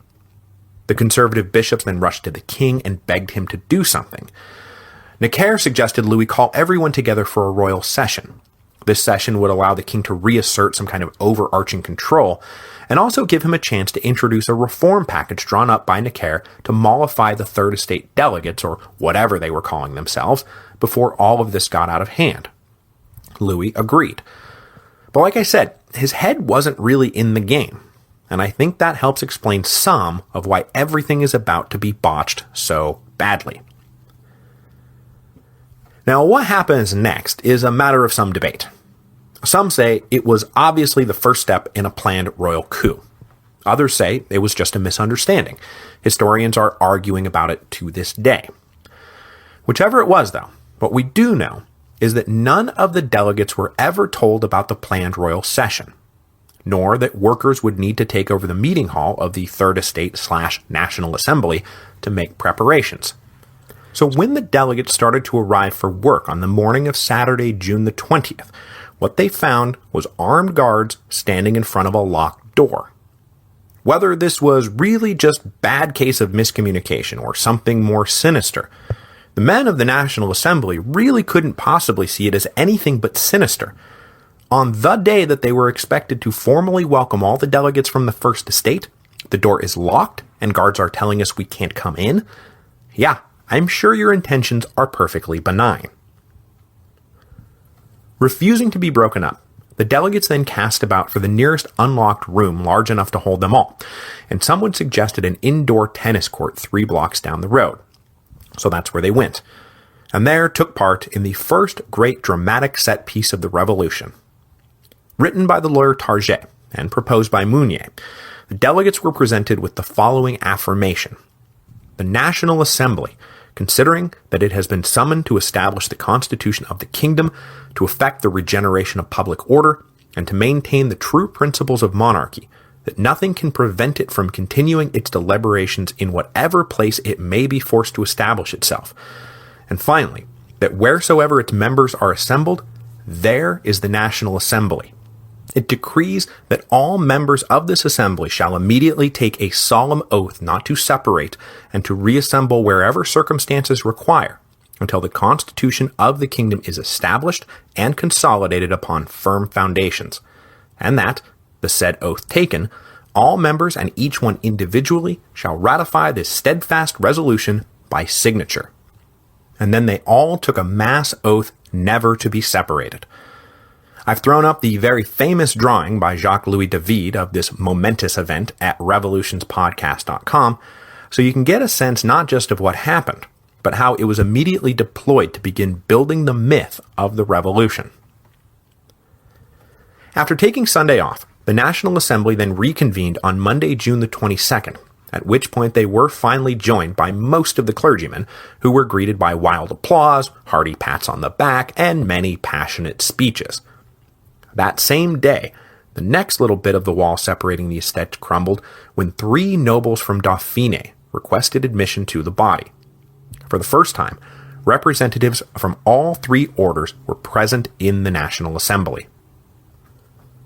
With preparations for the royal session finally complete, the king now had an opportunity to calm the waters, reassert a little order, and guide everyone away from, dramatic revolutionary set pieces. Though he had in hand a 35-point reform plan that the delegates of the Third Estate were going to love, things got off on the wrong foot even before the session started. First of all, you've got to wonder where this plan was at the opening ceremony. I mean, seriously, could the royal ministry be screwing this up anymore? This is what everyone had wanted on May the 5th, and now it was 6 weeks too late. Then, the delegates of the Third Estate, or National Assembly, were forced to mill around in an adjoining room, while the clergy and the nobility were let in first and allowed to take their seats. This was a slap in the face that none of them could miss. Then, when they got in and looked around, Jacques Necker was nowhere to be found. Apparently, Necker had been notified the night before that the king had been persuaded to go in a harder line direction, and he decided to just stay away. So instead of leading off with the reforms, the king instead started with a blunt nullification of the declarations of June 17. That is, the Third Estate is not the National Assembly, and you can bet your ass all my taxes are legal. With this confrontational posture thus set, it was hard for the delegates to pay attention to the reforms ticked off. Even if it was all stuff they liked, the Estates General would approve all taxes, everyone would get a regular meeting of their Estates Provincial, there would be no more arbitrary imprisonment, a few of the more unpopular taxes would just be immediately abolished. This was all good stuff. But then the king wrapped things up by saying that the estates are still a thing, and though he now personally urged them to join together, any matters directly affecting the nobility or the clergy would be vetoable by those orders. Oh, and one more thing. Absolutely nothing is valid without my approval. Then he ordered everyone to disperse and left the room. But as the nobility and the clergy started to file out, the Third Estate delegates did not. They were ordered to by the king's men again, whereupon they said, if you want to move us, you're going to have to bring in the men with the guns. Then they all renewed the tennis court oath and reaffirmed their declarations of June the 17th and dared the king to order their dispersal by force. But when someone rushed to tell the king that the Third's delegates weren't going anywhere, he just shrugged his shoulders and said, oh well, let them stay. And this was the problem with Louis. He could never decide what he was really trying to do. He had just held a royal session to reassert his authority, and when that authority was directly challenged, he said, yeah, okay, whatever. The French Revolution did not happen because Louis XVI was an evil tyrant, but it was helped along the way by him being a pretty spineless feather in the wind. The next little crisis Louis faced after the session was that upon his return, he was greeted by Necker's resignation. It had become clear to Necker that arch-conservative elements inside the royal family were intentionally sabotaging all attempts to bring the estates together. Though he was ultimately persuaded to stay on, news that he had not been at the royal session led to rumors that he had already been dismissed. In Paris, tens of thousands of people gathered around the Palais Royal to vent their frustrations. Then, the same thing started happening in Versailles itself, and then a whole mob marched on the palace, pushed their way past the gate and into the courtyard. Necker had to come out to say that, no, I have not been dismissed. But back in Paris, the crowds continued to loiter ominously, and then, when 2 guard units were ordered in to break them up, the guard units refused to move. These were common soldiers, and they had much more sympathy for the crowds than for their own officers. Coincidentally, these were the same 2 units that had followed orders to go break up the Réveillon riots just a few months earlier. So times are changing fast. Following the failed royal session, all that remained of the walls between the estates broke down for good. On June the 24th, all the clergy still holding out came over. And then on June the 27th, 47 nobles, led by the Duc d'Orléans, showed up at the door and were welcomed by thunderous applause. 2 days later, the king gave it up and ordered everyone to convene as a single body. Anyone who was still holding out because they had instructions from back home to only meet as separate orders was hereby relieved of those instructions. The National Assembly was now truly the National Assembly. Next time, we will get into one of the biggest dramatic set pieces of the whole revolution, the fall of the Bastille. Probably one of the most defining revolutionary moments in the whole history of the world, even if it was pretty well blown out of proportion, but we'll talk about that. Now, I say next time, though, because the Family Revolutions is about to take off on a vacation back to the Northwest, so I'm taking the next week off. But keep an eye on the feed, because though I won't be posting an episode, I will be posting something next Sunday night, and I'm pretty sure it will be about the next round of tours, which will be launching in spring 2015. So keep an eye out for that, because it's all first come, first serve. And then I will be back in 2 weeks to talk about the destruction of the great symbol of tyranny and the freeing of its hordes of political prisoners, and by that I mean a handful of forgers and a couple of lunatics.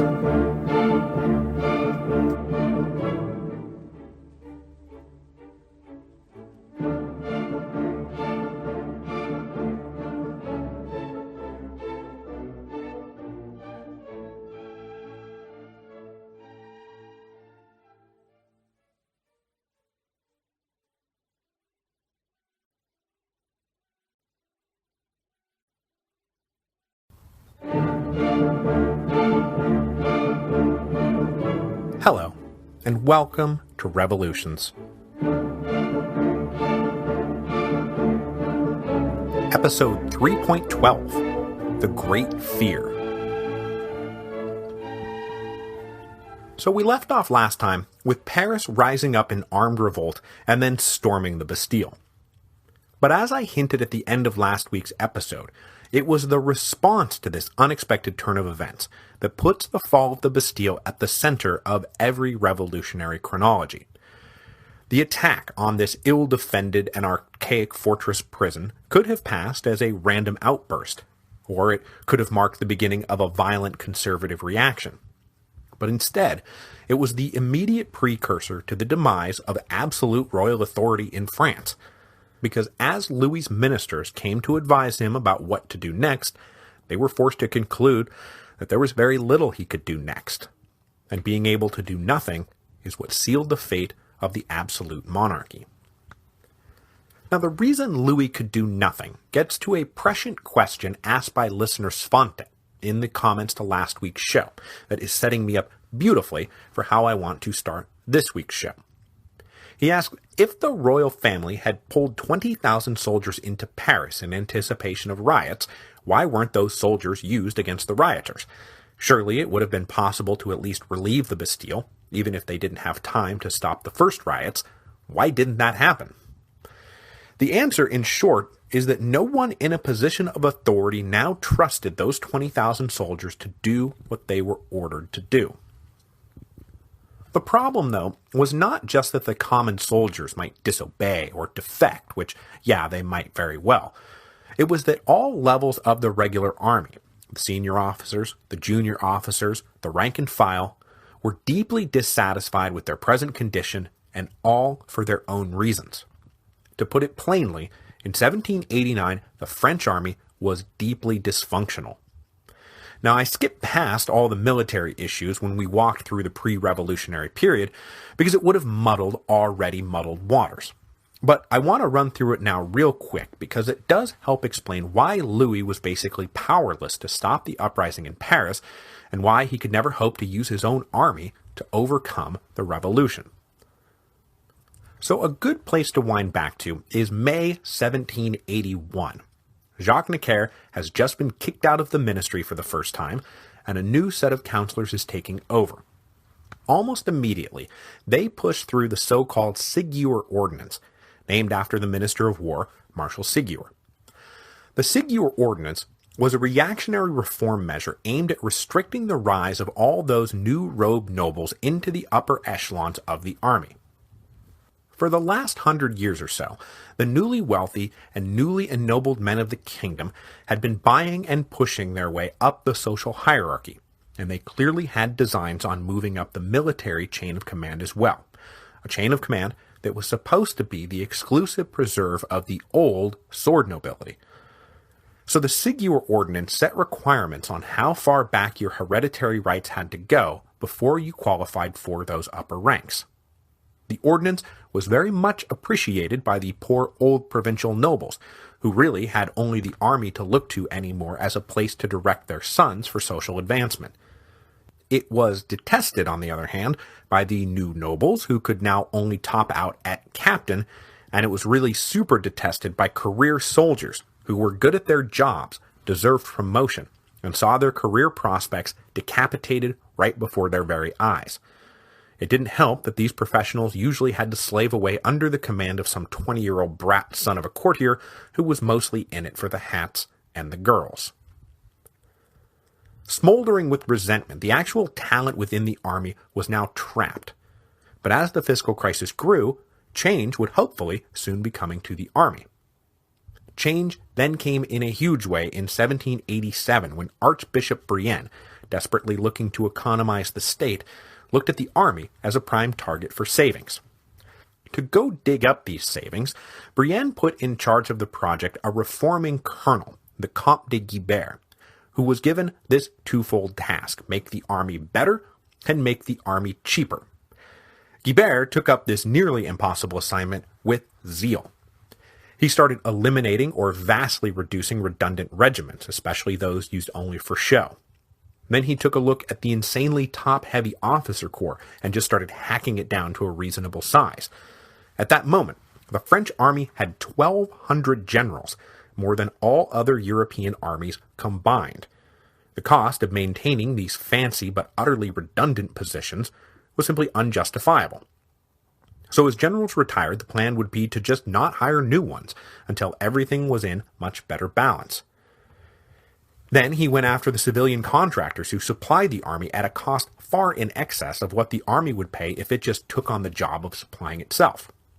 But of course, everything I've just rattled off, showpiece regiments, high-ranking generals, civilian contractors, well, these are filled with prominent and well-connected men, and they didn't like any of it one bit. But while he was busy alienating the pants off the old sword nobles, Guibert did little to satisfy the new nobles and the professional soldiers who wanted a shot at promotion. Guibert was a disciple of Frederick the Great, and he truly believed in the concept of a permanent military aristocracy that you couldn't just buy your way into. So far from eliminating the Ségur Ordinance, he actually made it even stricter. His plan was to expand and further subsidize the 12 provincial military academies to identify good young nobles and train them properly for a life in arms. He had no use whatsoever for prancing dandies, but he clung to the belief that properly trained, the old sword nobles were in fact the only suitable men to lead a great army. As for the common soldiers, Guibert was initially their hero. He took a look at their pay and determined that it was utterly inadequate. So as he cut across the board on everything else, he actually increased the pay for privates. But as he gave with one hand, he beat them senseless with the other. As I said, Guibert was a disciple of Frederick the Great, and Frederick the Great was all about discipline. So incredibly strict rules of conduct were introduced, with incredibly strict penalties for violations. The soldiers were not prepared to be suddenly judged by such inflexible Prussian standards, and morale plummeted. So adding it all up, Guibert's reforms looked great on paper. He was cutting costs, he was increasing efficiency and discipline. He was creating a whole new generation of well-trained noble warriors to lead the French army back to its rightful place as the greatest military force in Europe. But on the ground, it was a very different story. The soldiers sulked under the painful new disciplinary regime. The junior officers continued to resent their inability to rise higher in the ranks, and the senior officers were deeply offended at having their pensions cut, their expenses unreimbursed, and then their jobs simply eliminated. And of course, as they looked at the royal ministry with now undisguised contempt for shoving this all down their throats, they looked at each other with undisguised contempt, and everyone blamed everyone else for their misfortunes. So this was the army that was being called on in July 1789 to restore order in Paris. And after a few first confrontations, it was pretty apparent that it would be madness to rely on them to bring the hammer down without just making everything 10 times worse. So after being told that it was just too dangerous to put the troops in the field, Louis was now left with only one option: go down and inform the National Assembly that he was going to order the army out of Paris. But though this in and of itself was a fairly momentous admission that wherever authority now lay, it did not lay exclusively with the king, the way Louis chose to make this announcement dramatically underscored the point. Because when, on the afternoon of July the 15th, he went in person to the National Assembly, he went down there by himself. Well, practically by himself. He was flanked only by his two brothers, the Comte d'Artois and the Comte de Provence. But other than that, no one. No grand retinue, no fancy clothes, no pomp, no circumstances, no ceremonies, none of the pageantry that had been so essential to the myth of royal absolutism. The delegates of the National Assembly were downright shocked when the king was announced, and then when he just walked in. Some of the delegates tried to give him a cold reception, but when Louis told them he was pulling the troops out, there was unrestrained cheering for "Our Father the King." And though this speech, on the day after the fall of the Bastille, has become the moment many historians point to as the end of royal absolutism in France, the thing to remember is that no one in the room at that moment wanted this to be the end of the monarchy. That would have been unthinkable. So after the king's visit, a group of about 100 delegates saddled up their carriages and made straight away for Paris to give the city the good news. This group was led by two of the most prominent members of the National Assembly, the Marquis de Lafayette and Jean-Sylvain Bailly. Now Lafayette we know, but Bailly we do not, though most Frenchmen at the time surely did. Bailly was probably the most renowned scientist and astronomer in the kingdom. When the Estates General was called, he was one of the few delegates with national name recognition of any kind, and when the Third Estate finally started transacting business, one of their first votes was to make Bailly president of the Assembly, which meant that he was the presiding officer at the tennis court oath, and if you pull up that famous David drawing, Bailly is the guy front and center with his right hand raised. When this delegation from the National Assembly reached the Hôtel de Ville in Paris, they were greeted, obviously, by mass jubilation in the streets. But amidst the happy and idealistic cheering, something ominous was lurking in the crowd that day. Namely, the widespread assumption among the people of Paris that they had just single-handedly saved the National Assembly from destruction, and that their role as defenders of the revolution was now set in stone. As we will see, the conflation of Paris with the revolution, and that to be against one was to be against the other, would not ultimately lead to particularly happy and idealistic results. But for the moment, it was all pretty good. Lafayette, the man who had made his name as an officer in the American Revolution and who was the surrogate son of the great George Washington, was asked by the Paris electors to take command of that hastily raised citizen militia we talked about last week. A citizen militia that would soon be more formally organized into the National Guard. Then the electors selected Bailly to be mayor of Paris, a brand new office that would lead a brand new political entity called the Paris Commune, an elected assembly representing the 48 sections of the city, which would, in time, become the engine of the revolution, and help do things like cut off the head of the man they first elected mayor, Jean-Sylvain Bailly. The next day, the king himself came down to the Hôtel de Ville to confirm all of this in person. To great public acclaim, he confirmed Bailly as mayor, confirmed Lafayette as head of the National Guard, and announced again that the troops were being pulled out of the city. Then he gave everyone the last bit of news they had been waiting for. Couriers had been dispatched to track down Jacques Necker, wherever he was on the road back to Switzerland, and bring him back to run the ministry. This was everything everyone wanted to hear. Then the king donned one of the blue and red cockades, signaling that everything that had gone on since the convening of the Estates General was now ratified. Louis was no longer some brilliantly shimmering symbol of absolutism that hovered somewhere in between God and France. He was a citizen king. He had come down from Versailles a quasi-deity, and returned just a man. Though, much to the relief of his wife and children, he did, in fact, return. Back in Versailles, this was all too much for some conservatives to take. All their scheming having come to naught, the Queen and the Comte d'Artois had to figure out their next move. The Queen was advised to leave the palace, but she refused to take flight. And besides, where would she go? And what would she do when she got there? No, for better or for worse, the royal family was going to have to stick it out. The Comte d'Artois, meanwhile, was all done, and with a small retinue of loyal friends and associates, quickly and quietly decamped Versailles and headed for the northeastern frontier, leading what would become the first batch of aristocratic émigrés fleeing from the Revolution, who would collectively become known as the capital E émigrés. Now, some of these émigrés would collect around the Comte d'Artois' little court in exile, wherever it happened to be stationed. Others settled in England, and still others made it all the way to America, to await the day when hopefully the madness would stop. Now, though the king basically capitulated to the uprising in Paris, and given them everything they wanted, it's not like the situation immediately improved. Bread was still scarce and way too expensive, and the mob was not quite done dispensing justice.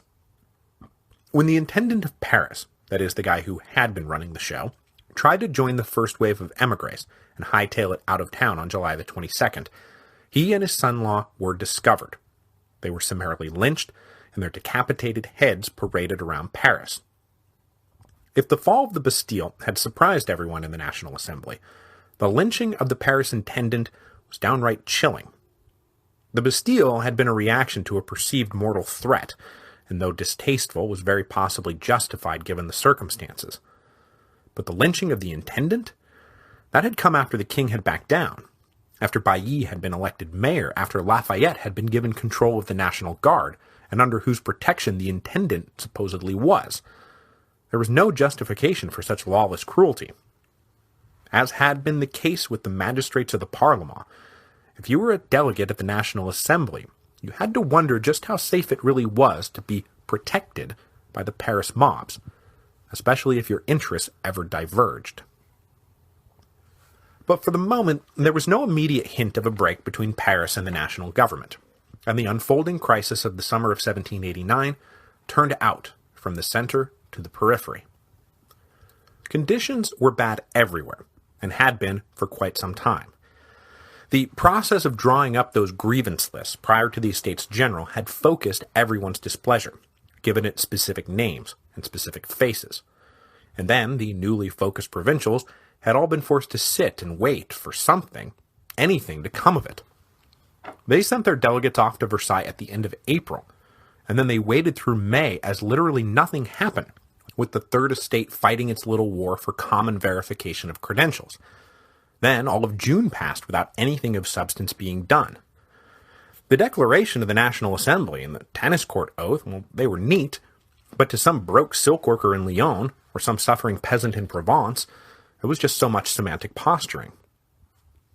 So when the provincials, too, hit the hungry midsummer weeks of July 1789 with no relief in sight, well, the uprising in Paris and the fall of the Bastille was taken as a signal that all bonds were cut and it was time to start taking matters into our own hands. In almost every municipality, self-declared committees followed the lead of the Paris electors and started unilaterally taking control of local government. Mostly these groups were the provincial electors, but others were just like-minded men getting together and saying, okay, we're now in charge. These guys were, for the most part, middle-class lawyers, coming from the same demographic as the majority of the delegates in the National Assembly. Citizen militias were then organized with the help of defecting soldiers from the regular army. The old men of local prominence, the nobles or ranking clergymen, then either got on board or were simply pushed aside. While this revolution was going on in the municipalities, the cities and the bigger towns, something much less focused was brewing out in the countryside. Remember, France was still overwhelmingly rural, and this little municipal takeover by the bourgeoisie still left the vast majority of the population without much of a political voice. They were now about to start making enough noise to shake the kingdom to its foundations. So when we last left the peasants, they had gotten together and drawn up their little grievance lists and cast their little votes for who would go off to the next round of elections to select the real delegates to the Third Estate. Then they returned to their farms, and as soon as they did, most of their specific little grievances were edited out by the Third Estate delegates who could not really be said to be representing the peasantry at all. The peasants, though, still expected their burdens would be lifted, and as they too heard only of deadlock in Versailles, they started to get restless. As I touched on last time, there were bread riots across the kingdom through the spring and early summer, and confrontations with local authorities everywhere, as many peasants acted as if the simple act of writing down their complaints had broken any obligation to pay this toll or work on that project for free. Then, when Paris went into revolt, everything kind of went a little crazy, and a sudden panic swept across the countryside that has since been dubbed the Great Fear. It's tough to pinpoint exactly where and how the Great Fear started, but the basic ingredients were this. You have hungry people with no food, unemployed people with no work, taking to the road to look for work, already organized migrant beggars getting a little too pushy about their begging, the widespread belief that the aristocracy had been purposefully hoarding grain to drive up prices, and the further widespread belief that the upper echelons of the royal family were in cahoots with foreign powers, be they the British or the Austrians, to crush the people beneath the boot heel of a reascendant and tyrannical nobility. So after the fall of the Bastille, rumors started swirling that reactionary members of the aristocracy, working on their own or with the help of foreign agents, were hiring groups of brigands to fan out across the countryside to terrorize the people of France back into their previous state of oppressed submission. With so many poor migrants now clogging up the roads from everywhere to everywhere else, it became easy to believe that there was something deeply menacing going on. Local peasants started gathering together to form protective patrols, who would arm themselves with whatever was laying around, and then go out themselves to look for these villainous brigands who were supposed to be just over the next hill. But of course, when these protective patrols were spotted by the next town over, they were often mistaken for these alleged brigands. Panic swept across rural France in a matter of days. But once they were all suitably riled up and paranoid, it didn't take long for the defensive posture of the peasantry to go into attack mode.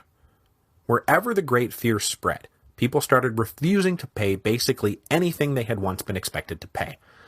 No more taxes, no more feudal dues, no more church tithes. All of it was simply a part of the same oppressive apparatus that was lining the pockets of the evil aristocrats who were now sending brigands and thieves to loot and pillage our countryside. Plus, it was taken for granted that the National Assembly was about to abolish it all anyway. So no, we're all done with all of that. Then they actively turned their attention to the physical manifestations of aristocratic tyranny. Those noble mills that they had been forced to use, smashed. The noble wine presses they had been forced to use, broken. But as these angry peasant mobs began to descend on the manor houses that had for so long dominated their little corners of the world, there was one thing above all that needed to be destroyed: the feudal records.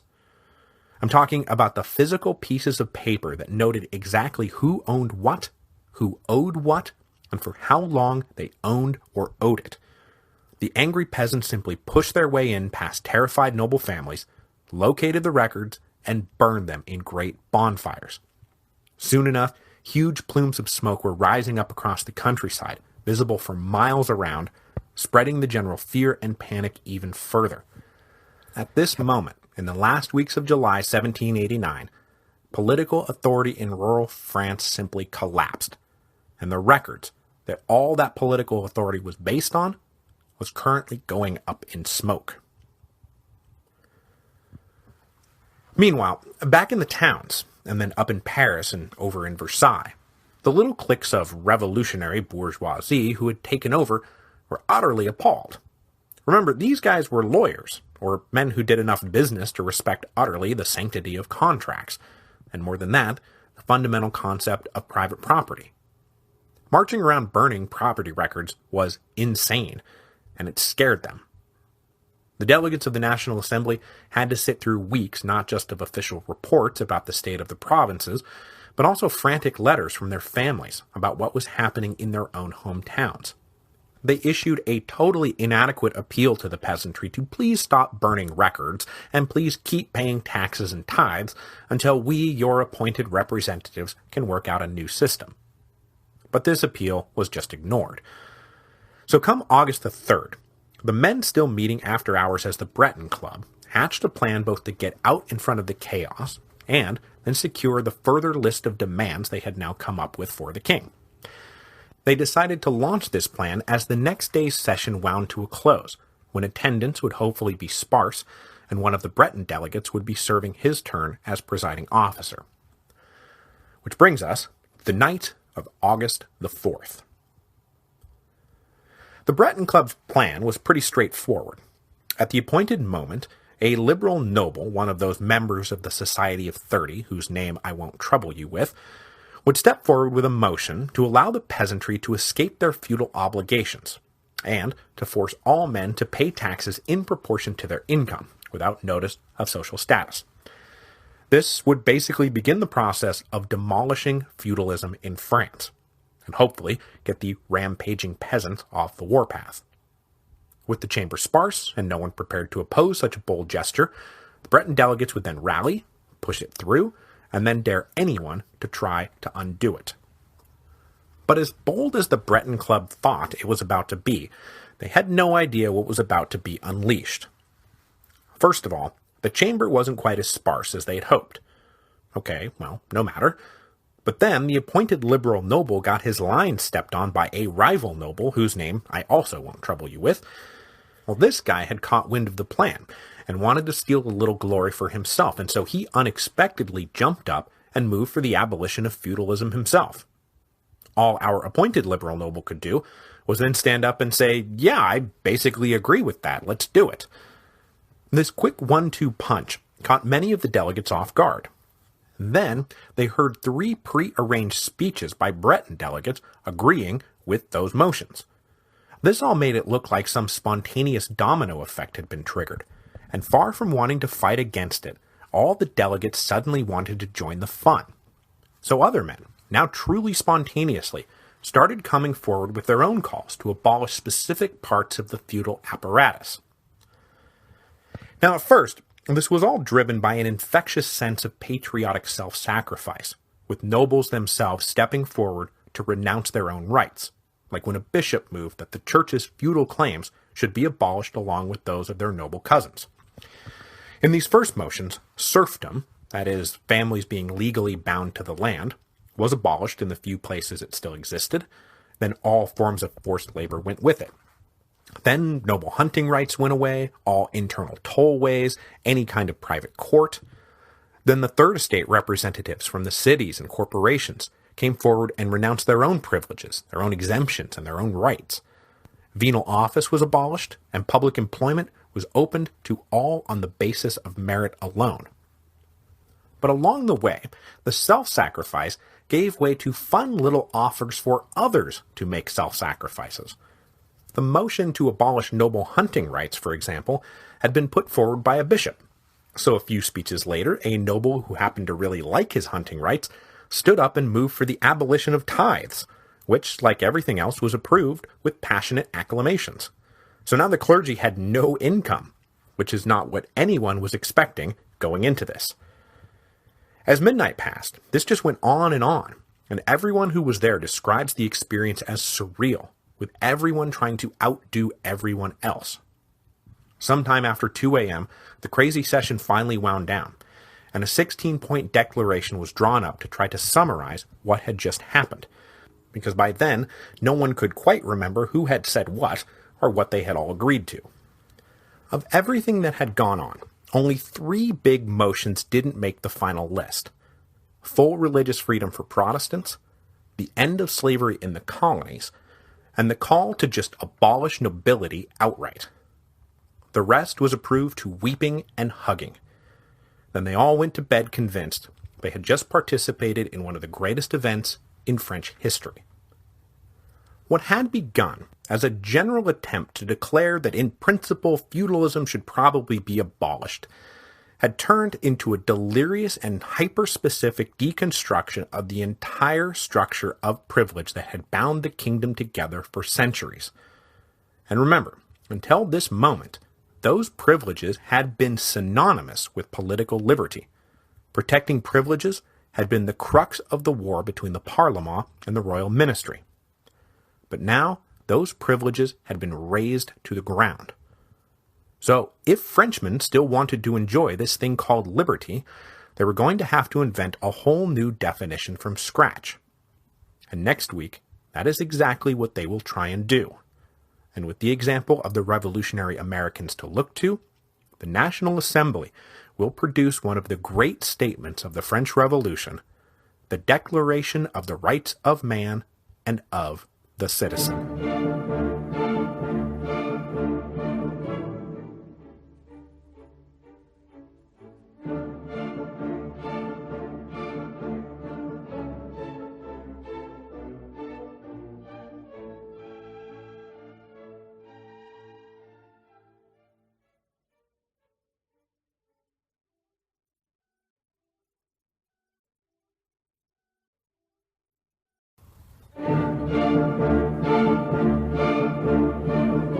Hello, and welcome to Revolutions. Episode 3.12, The Great Fear. So we left off last time with Paris rising up in armed revolt and then storming the Bastille. But as I hinted at the end of last week's episode, it was the response to this unexpected turn of events that puts the fall of the Bastille at the center of every revolutionary chronology. The attack on this ill-defended and archaic fortress prison could have passed as a random outburst, or it could have marked the beginning of a violent conservative reaction. But instead, it was the immediate precursor to the demise of absolute royal authority in France, because as Louis's ministers came to advise him about what to do next, they were forced to conclude that there was very little he could do next, and being able to do nothing is what sealed the fate of the absolute monarchy. Now, the reason Louis could do nothing gets to a prescient question asked by listener Svante in the comments to last week's show that is setting me up beautifully for how I want to start this week's show. He asked if the royal family had pulled 20,000 soldiers into Paris in anticipation of riots, why weren't those soldiers used against the rioters? Surely it would have been possible to at least relieve the Bastille, even if they didn't have time to stop the first riots. Why didn't that happen? The answer, in short, is that no one in a position of authority now trusted those 20,000 soldiers to do what they were ordered to do. The problem, though, was not just that the common soldiers might disobey or defect, which, yeah, they might very well. It was that all levels of the regular army, the senior officers, the junior officers, the rank and file, were deeply dissatisfied with their present condition, and all for their own reasons. To put it plainly, in 1789, the French army was deeply dysfunctional. Now, I skipped past all the military issues when we walked through the pre-revolutionary period because it would have muddled already muddled waters. But I want to run through it now real quick because it does help explain why Louis was basically powerless to stop the uprising in Paris and why he could never hope to use his own army to overcome the revolution. So a good place to wind back to is May 1781. Jacques Necker has just been kicked out of the ministry for the first time, and a new set of councillors is taking over. Almost immediately, they push through the so-called Ségur Ordinance, named after the Minister of War, Marshal Ségur. The Ségur Ordinance was a reactionary reform measure aimed at restricting the rise of all those new robed nobles into the upper echelons of the army.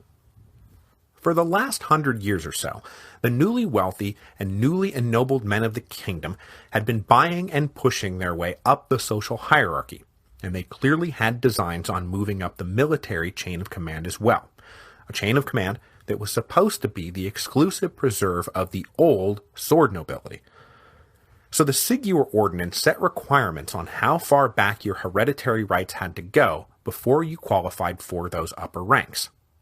The ordinance was very much appreciated by the poor old provincial nobles, who really had only the army to look to anymore as a place to direct their sons for social advancement. It was detested, on the other hand, by the new nobles, who could now only top out at captain, and it was really super detested by career soldiers, who were good at their jobs, deserved promotion, and saw their career prospects decapitated right before their very eyes. It didn't help that these professionals usually had to slave away under the command of some 20-year-old brat son of a courtier who was mostly in it for the hats and the girls. Smoldering with resentment, the actual talent within the army was now trapped. But as the fiscal crisis grew, change would hopefully soon be coming to the army. Change then came in a huge way in 1787 when Archbishop Brienne, desperately looking to economize the state, looked at the army as a prime target for savings. To go dig up these savings, Brienne put in charge of the project a reforming colonel, the Comte de Guibert, who was given this twofold task: make the army better and make the army cheaper. Guibert took up this nearly impossible assignment with zeal. He started eliminating or vastly reducing redundant regiments, especially those used only for show. Then he took a look at the insanely top-heavy officer corps and just started hacking it down to a reasonable size. At that moment, the French army had 1,200 generals, more than all other European armies combined. The cost of maintaining these fancy but utterly redundant positions was simply unjustifiable. So as generals retired, the plan would be to just not hire new ones until everything was in much better balance. Then he went after the civilian contractors who supplied the army at a cost far in excess of what the army would pay if it just took on the job of supplying itself. But of course, everything I've just rattled off, showpiece regiments, high-ranking generals, civilian contractors, well, these are filled with prominent and well-connected men, and they didn't like any of it one bit. But while he was busy alienating the pants off the old sword nobles, Guibert did little to satisfy the new nobles and the professional soldiers who wanted a shot at promotion. Guibert was a disciple of Frederick the Great, and he truly believed in the concept of a permanent military aristocracy that you couldn't just buy your way into. So far from eliminating the Sigur Ordinance, he actually made it even stricter. His plan was to expand and further subsidize the 12 provincial military academies to identify good young nobles and train them properly for a life in arms. He had no use whatsoever for prancing dandies, but he clung to the belief that properly trained, the old sword nobles were in fact the only suitable men to lead a great army.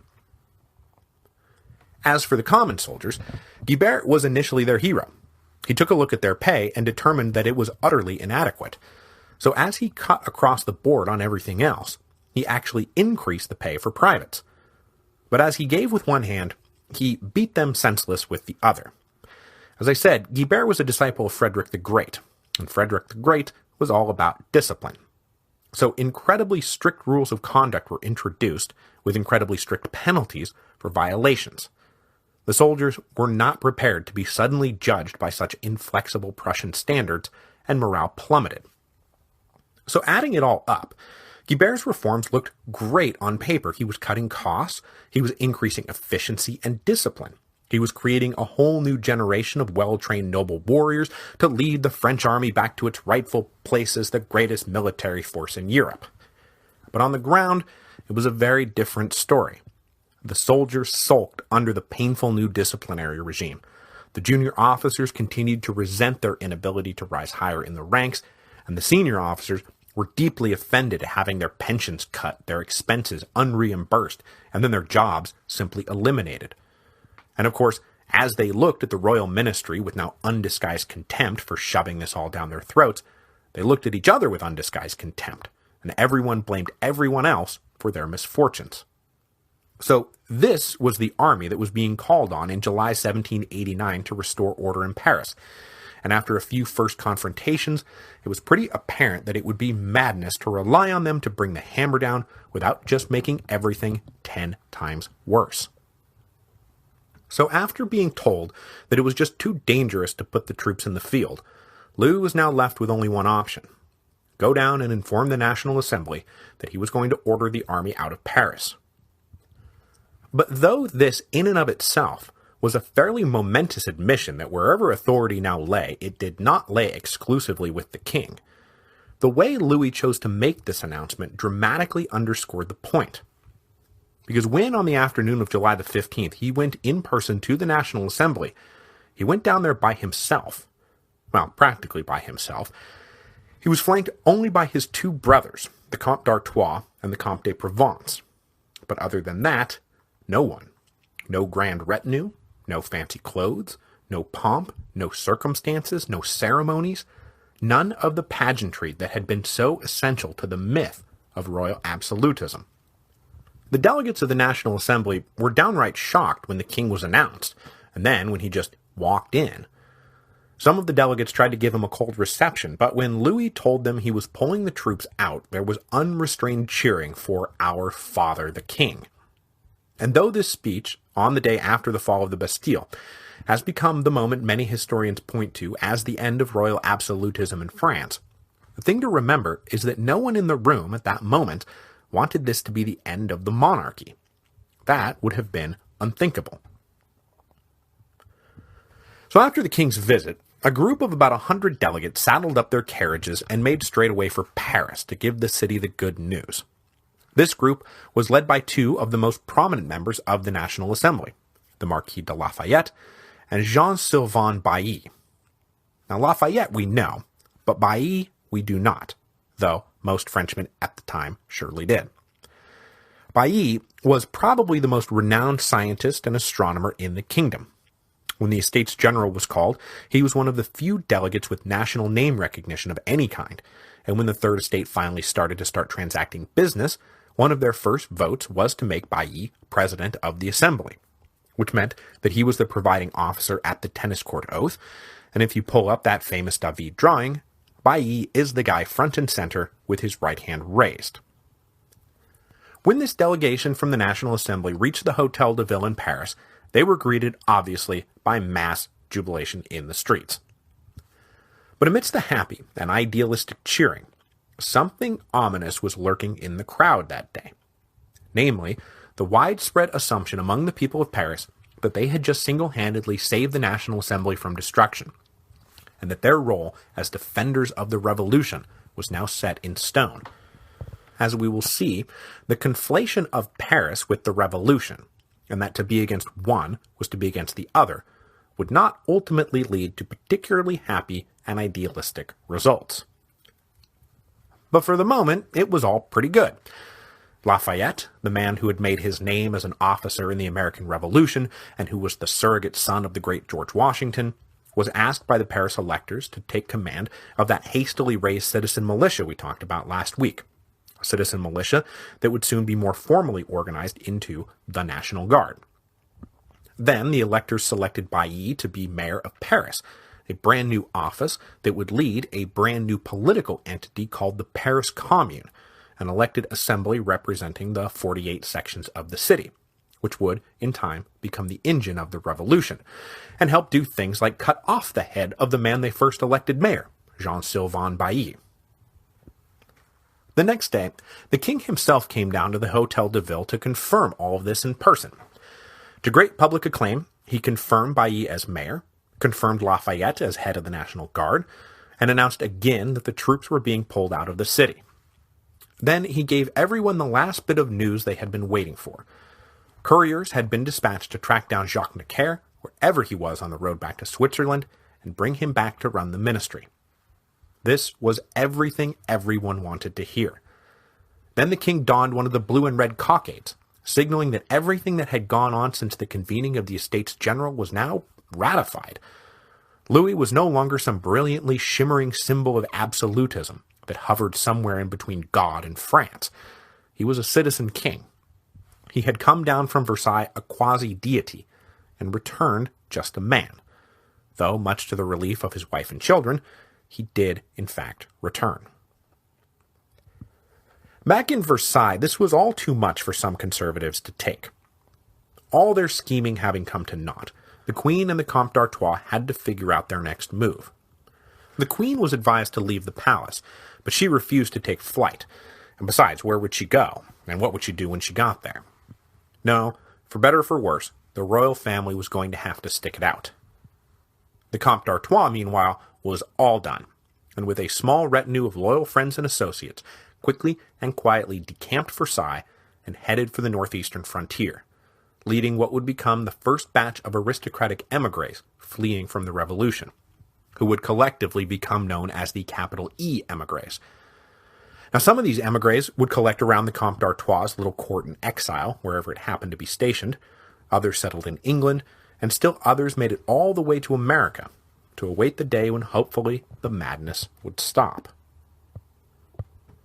Now, though the king basically capitulated to the uprising in Paris and given them everything they wanted, it's not like the situation immediately improved. Bread was still scarce and way too expensive, and the mob was not quite done dispensing justice. When the intendant of Paris, that is the guy who had been running the show, tried to join the first wave of émigrés and hightail it out of town on July the 22nd, he and his son-in-law were discovered. They were summarily lynched, and their decapitated heads paraded around Paris.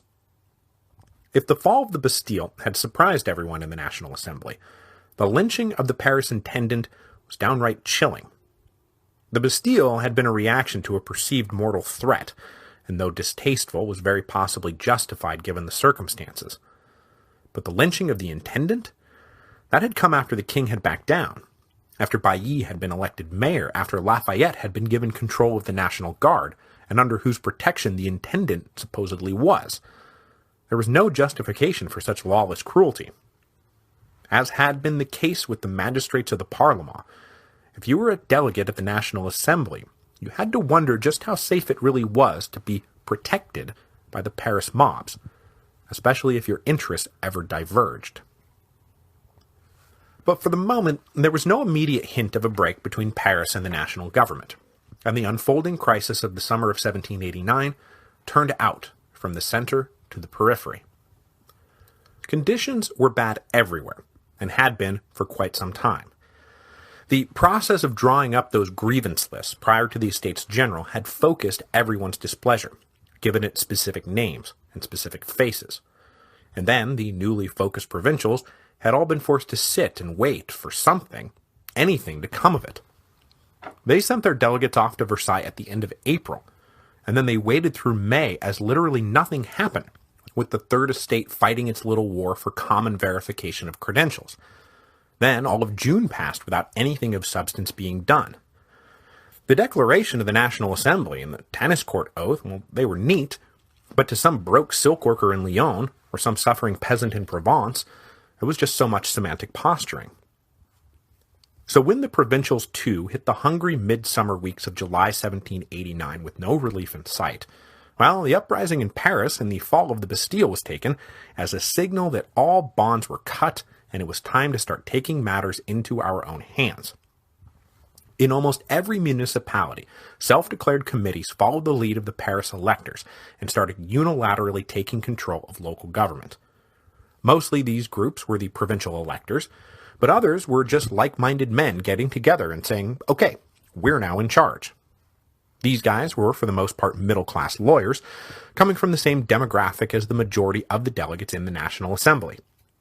Citizen militias were then organized with the help of defecting soldiers from the regular army, the old men of local prominence, the nobles or ranking clergymen, and either got on board or were simply pushed aside. While this revolution was going on in the municipalities, the cities and the bigger towns, something much less focused was brewing out in the countryside. Remember, France was still overwhelmingly rural, and this little municipal takeover by the bourgeoisie still left the vast majority of the population without much of a political voice. They were now about to start making enough noise to shake the kingdom to its foundations.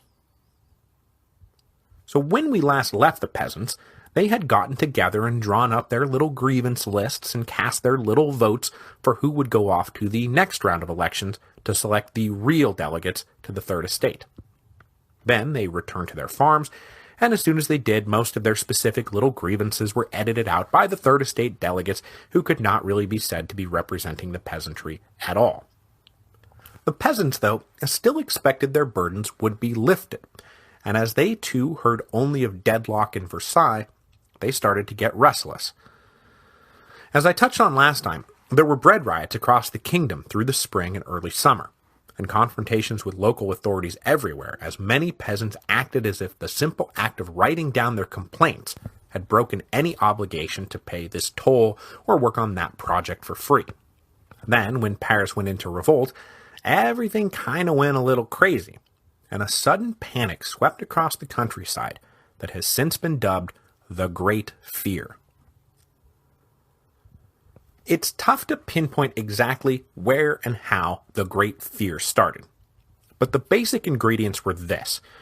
You have hungry people with no food, unemployed people with no work, taking to the road to look for work, already organized migrant beggars getting a little too pushy about their begging, the widespread belief that the aristocracy had been purposefully hoarding grain to drive up prices, and the further widespread belief that the upper echelons of the royal family were in cahoots with foreign powers, be they the British or the Austrians, to crush the people beneath the boot heel of a reascendant and tyrannical nobility. So after the fall of the Bastille, rumors started swirling that reactionary members of the aristocracy, working on their own or with the help of foreign agents, were hiring groups of brigands to fan out across the countryside to terrorize the people of France back into their previous state of oppressed submission. With so many poor migrants now clogging up the roads from everywhere to everywhere else, it became easy to believe that there was something deeply menacing going on. Local peasants started gathering together to form protective patrols, who would arm themselves with whatever was laying around, and then go out themselves to look for these villainous brigands who were supposed to be just over the next hill. But of course, when these protective patrols were spotted by the next town over, they were often mistaken for these alleged brigands. Panic swept across rural France in a matter of days. But once they were all suitably riled up and paranoid, it didn't take long for the defensive posture of the peasantry to go into attack mode. Wherever the Great Fear spread, people started refusing to pay basically anything they had once been expected to pay. No more taxes, no more feudal dues, no more church tithes.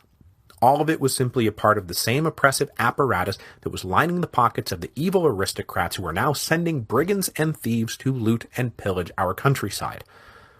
Plus, it was taken for granted that the National Assembly was about to abolish it all anyway. So no, we're all done with all of that. Then they actively turned their attention to the physical manifestations of aristocratic tyranny. Those noble mills that they had been forced to use, smashed. The noble wine presses they had been forced to use, broken. But as these angry peasant mobs began to descend on the manor houses that had for so long dominated their little corners of the world, there was one thing above all that needed to be destroyed: the feudal records. I'm talking about the physical pieces of paper that noted exactly who owned what, who owed what, and for how long they owned or owed it.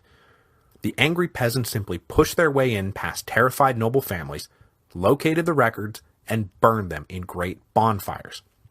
Soon enough, huge plumes of smoke were rising up across the countryside, visible for miles around, spreading the general fear and panic even further. At this moment, in the last weeks of July 1789, political authority in rural France simply collapsed, and the records that all that political authority was based on was currently going up in smoke. Meanwhile, back in the towns, and then up in Paris and over in Versailles, the little cliques of revolutionary bourgeoisie who had taken over were utterly appalled. Remember, these guys were lawyers, or men who did enough business to respect utterly the sanctity of contracts, and more than that, the fundamental concept of private property. Marching around burning property records was insane, and it scared them. The delegates of the National Assembly had to sit through weeks not just of official reports about the state of the provinces, but also frantic letters from their families about what was happening in their own hometowns. They issued a totally inadequate appeal to the peasantry to please stop burning records and please keep paying taxes and tithes until we, your appointed representatives, can work out a new system. But this appeal was just ignored. So come August the 3rd, the men still meeting after hours as the Breton Club hatched a plan both to get out in front of the chaos and then secure the further list of demands they had now come up with for the king. They decided to launch this plan as the next day's session wound to a close, when attendance would hopefully be sparse, and one of the Breton delegates would be serving his turn as presiding officer. Which brings us to the night of August the 4th. The Breton Club's plan was pretty straightforward. At the appointed moment, a liberal noble, one of those members of the Society of 30, whose name I won't trouble you with, would step forward with a motion to allow the peasantry to escape their feudal obligations, and to force all men to pay taxes in proportion to their income, without notice of social status. This would basically begin the process of demolishing feudalism in France, and hopefully get the rampaging peasants off the warpath. With the chamber sparse, and no one prepared to oppose such a bold gesture, the Breton delegates would then rally, push it through, and then dare anyone to try to undo it. But as bold as the Breton Club thought it was about to be, they had no idea what was about to be unleashed. First of all, the chamber wasn't quite as sparse as they had hoped. Okay, well, no matter. But then the appointed liberal noble got his line stepped on by a rival noble, whose name I also won't trouble you with. Well, this guy had caught wind of the plan, and wanted to steal a little glory for himself, and so he unexpectedly jumped up and moved for the abolition of feudalism himself. All our appointed liberal noble could do was then stand up and say, yeah, I basically agree with that, let's do it. This quick 1-2 punch caught many of the delegates off guard. Then they heard 3 pre-arranged speeches by Breton delegates agreeing with those motions. This all made it look like some spontaneous domino effect had been triggered, and far from wanting to fight against it, all the delegates suddenly wanted to join the fun. So other men, now truly spontaneously, started coming forward with their own calls to abolish specific parts of the feudal apparatus. Now at first, this was all driven by an infectious sense of patriotic self-sacrifice, with nobles themselves stepping forward to renounce their own rights, like when a bishop moved that the church's feudal claims should be abolished along with those of their noble cousins. In these first motions, serfdom, that is, families being legally bound to the land, was abolished in the few places it still existed. Then all forms of forced labor went with it. Then noble hunting rights went away, all internal tollways, any kind of private court. Then the third estate representatives from the cities and corporations came forward and renounced their own privileges, their own exemptions, and their own rights. Venal office was abolished, and public employment was opened to all on the basis of merit alone. But along the way, the self-sacrifice gave way to fun little offers for others to make self-sacrifices. The motion to abolish noble hunting rights, for example, had been put forward by a bishop. So a few speeches later, a noble who happened to really like his hunting rights stood up and moved for the abolition of tithes, which, like everything else, was approved with passionate acclamations. So now the clergy had no income, which is not what anyone was expecting going into this. As midnight passed, this just went on, and everyone who was there describes the experience as surreal, with everyone trying to outdo everyone else. Sometime after 2 a.m., the crazy session finally wound down, and a 16-point declaration was drawn up to try to summarize what had just happened, because by then, no one could quite remember who had said what, or what they had all agreed to. Of everything that had gone on, only 3 big motions didn't make the final list: full religious freedom for Protestants, the end of slavery in the colonies, and the call to just abolish nobility outright. The rest was approved to weeping and hugging. Then they all went to bed convinced they had just participated in one of the greatest events in French history. What had begun as a general attempt to declare that in principle feudalism should probably be abolished had turned into a delirious and hyper-specific deconstruction of the entire structure of privilege that had bound the kingdom together for centuries. And remember, until this moment, those privileges had been synonymous with political liberty. Protecting privileges had been the crux of the war between the Parlement and the royal ministry. But now, those privileges had been razed to the ground. So, if Frenchmen still wanted to enjoy this thing called liberty, they were going to have to invent a whole new definition from scratch. And next week, that is exactly what they will try and do. And with the example of the revolutionary Americans to look to, the National Assembly will produce one of the great statements of the French Revolution, the Declaration of the Rights of Man and of the Citizen.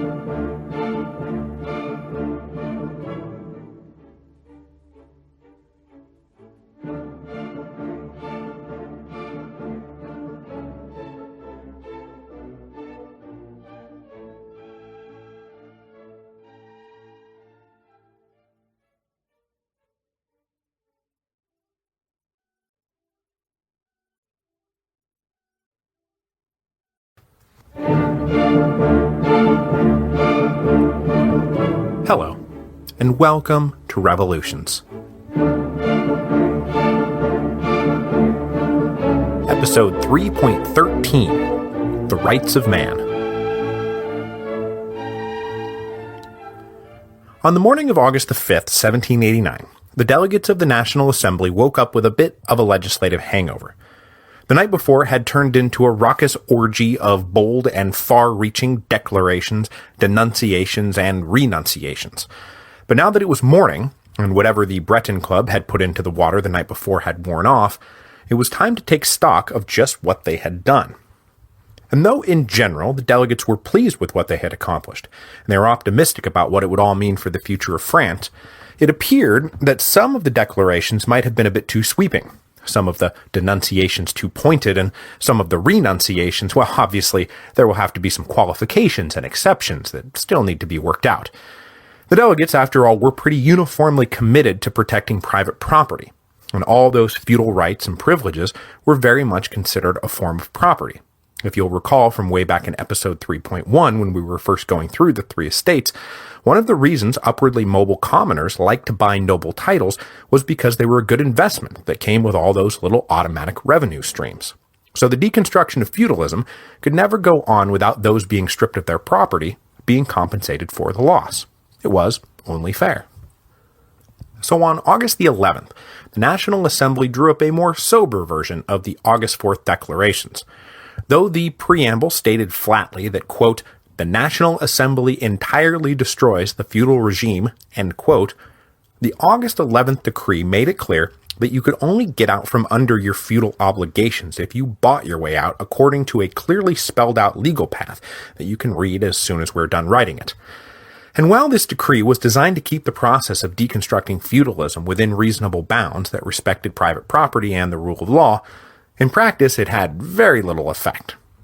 By the time this all filtered out to the peasantry, all they heard was the National Assembly entirely destroys the feudal regime, and so they just stopped paying their dues and obligations. It would take years of fruitless pursuit of the required buyout to convince property holders to just give it up. And by then the revolution had taken a few more radical turns, and the requirement for compensation was eventually dropped. But the August 11 decree did have one immediately helpful effect. It really did help mollify the angry peasantry, and with the harvest now coming due, the great fear that had swept the provinces dissipated by the end of August 1789.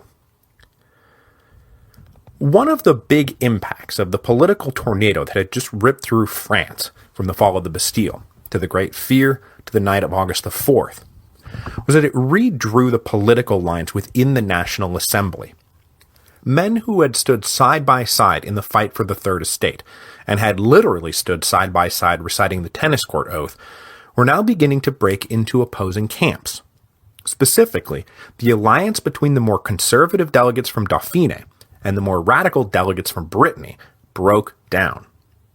having successfully merged the orders into a single assembly. The ultimate objectives of these two factions now pointed them in opposite directions. The men from Dauphine were horrified by the sweeping unrest, the attacks on noble estates, the out-and-out rebellion in Paris. They were after stability and order. The men from Brittany, on the other hand, along with their new friends from Paris, were perfectly willing to exploit all this mob action to ensure that the political revolution kept moving in the right direction. They weren't in favor of mob action, mind you, just that, hey, if that's what it takes, that's what it takes. But after successfully engineering the events of August the 4th, the influence of the Breton Club went into a period of decline, and the influence of Mounier and the Dauphine group steadily rose. Mounier and his associates seemed to stand for a sane and sober way forward, occupying the middle ground between the unsettling radicalism of the Bretons and the Parisians and the really unsettling reactionary position of the arch-conservatives. Mounier's program could best be described as constitutional royalism, and the delegates who fell into his orbit were soon dubbed the Monarchian. Hopefully I've got that right. It reads in English like monarchian, to give you an idea of where the name came from. They wanted reform, and they wanted a rational constitution for France, but they still had respect for traditional order. They believed now more than ever in a strong central government. In case you haven't noticed, the provinces are like literally on fire. But they also believed in constitutional government and the rule of law and respect for the rights of citizens. Mounier himself described their attitude as, quote, sensible, deliberate, moderate, and cool. In the wake of the Midsummer Crisis, this became an enormously attractive position. The Monarchian started to draw in adherents and drive the Assembly's business. To aid in this drive, Mounier and his allies set up a small executive committee that would decide which way to vote on a motion or which person should be elected to a vacant office. Then they would distribute little slips of paper to their like-minded colleagues, and suddenly unified voting blocks started showing up in the National Assembly for the first time. It helped, by way of contrast, that the Breton Club was essentially a freewheeling debate society, with an emphasis on democratic principles and individual free thinking. So when it came time to elect a new secretary or president or whatever, the Monarchian were unified and the Bretons were not. So the Monarchian started to dominate the leadership positions as summer gave way to fall. But that was not quite enough on its own to skew the assembly in a more conservative direction, and Mounier got some help from two other sources. First were all those sulking arch-conservatives who were opposed to everything that had happened since the convening of the Estates General. Now sitting in the National Assembly pretty much against their will, they had so far been bowled over by the rush of events. But with the help of our old friend and ex-Parlement leader de Prémenil, they too had taken to meeting after hours, plotting strategy and building a unified voting bloc. These reactionary conservatives, though, quickly determined that they did not have the juice on their own to just bend the assembly to their will, so they had to form a working alliance with the more moderate Monarchian, and de Prémenil got himself a seat on Mounier's decision-making committee. Then there was the clergy. As you'll recall, the First Estate delegations were mostly full of ordinary parish priests sympathetic to the grievances of the Third Estate. These priests had been the first to cross the line that divided up the Estates General, and thus they had helped found the new National Assembly. But after everything that had just happened, they began to follow Mounier into moderate conservatism. They hadn't been too keen on the explosive violence in Paris. The destruction of the Abbey Saint-Lazare was particularly galling. But it was the night of August the 4th that really started to divorce them from the radicals. The abolition of tithes had pretty much come out of nowhere. The basic position of the parish priest was that tithes ought to be collected more equitably and distributed more evenly, not that they be abolished. It didn't help that in the initial negotiations with the Third Estate, the clergy had been given every assurance that should they come over and join them, that church property would not be touched. And then, adding insult to injury, when on August the 11th the National Assembly walked back some of what had happened on August the 4th, the abolition of tithes remained. The clergy was not very happy about it. With the Monarchian, the arch-conservatives, and the clergy aligning somewhere to the right of wherever the new middle was, the more radical delegates found themselves in a distinct minority, and after August the 11th they had a very difficult time directing the Assembly's business. But remember, the National Assembly has close to 1,000 guys in it, and at least a third of those delegates couldn't be said to have any real allegiance at all.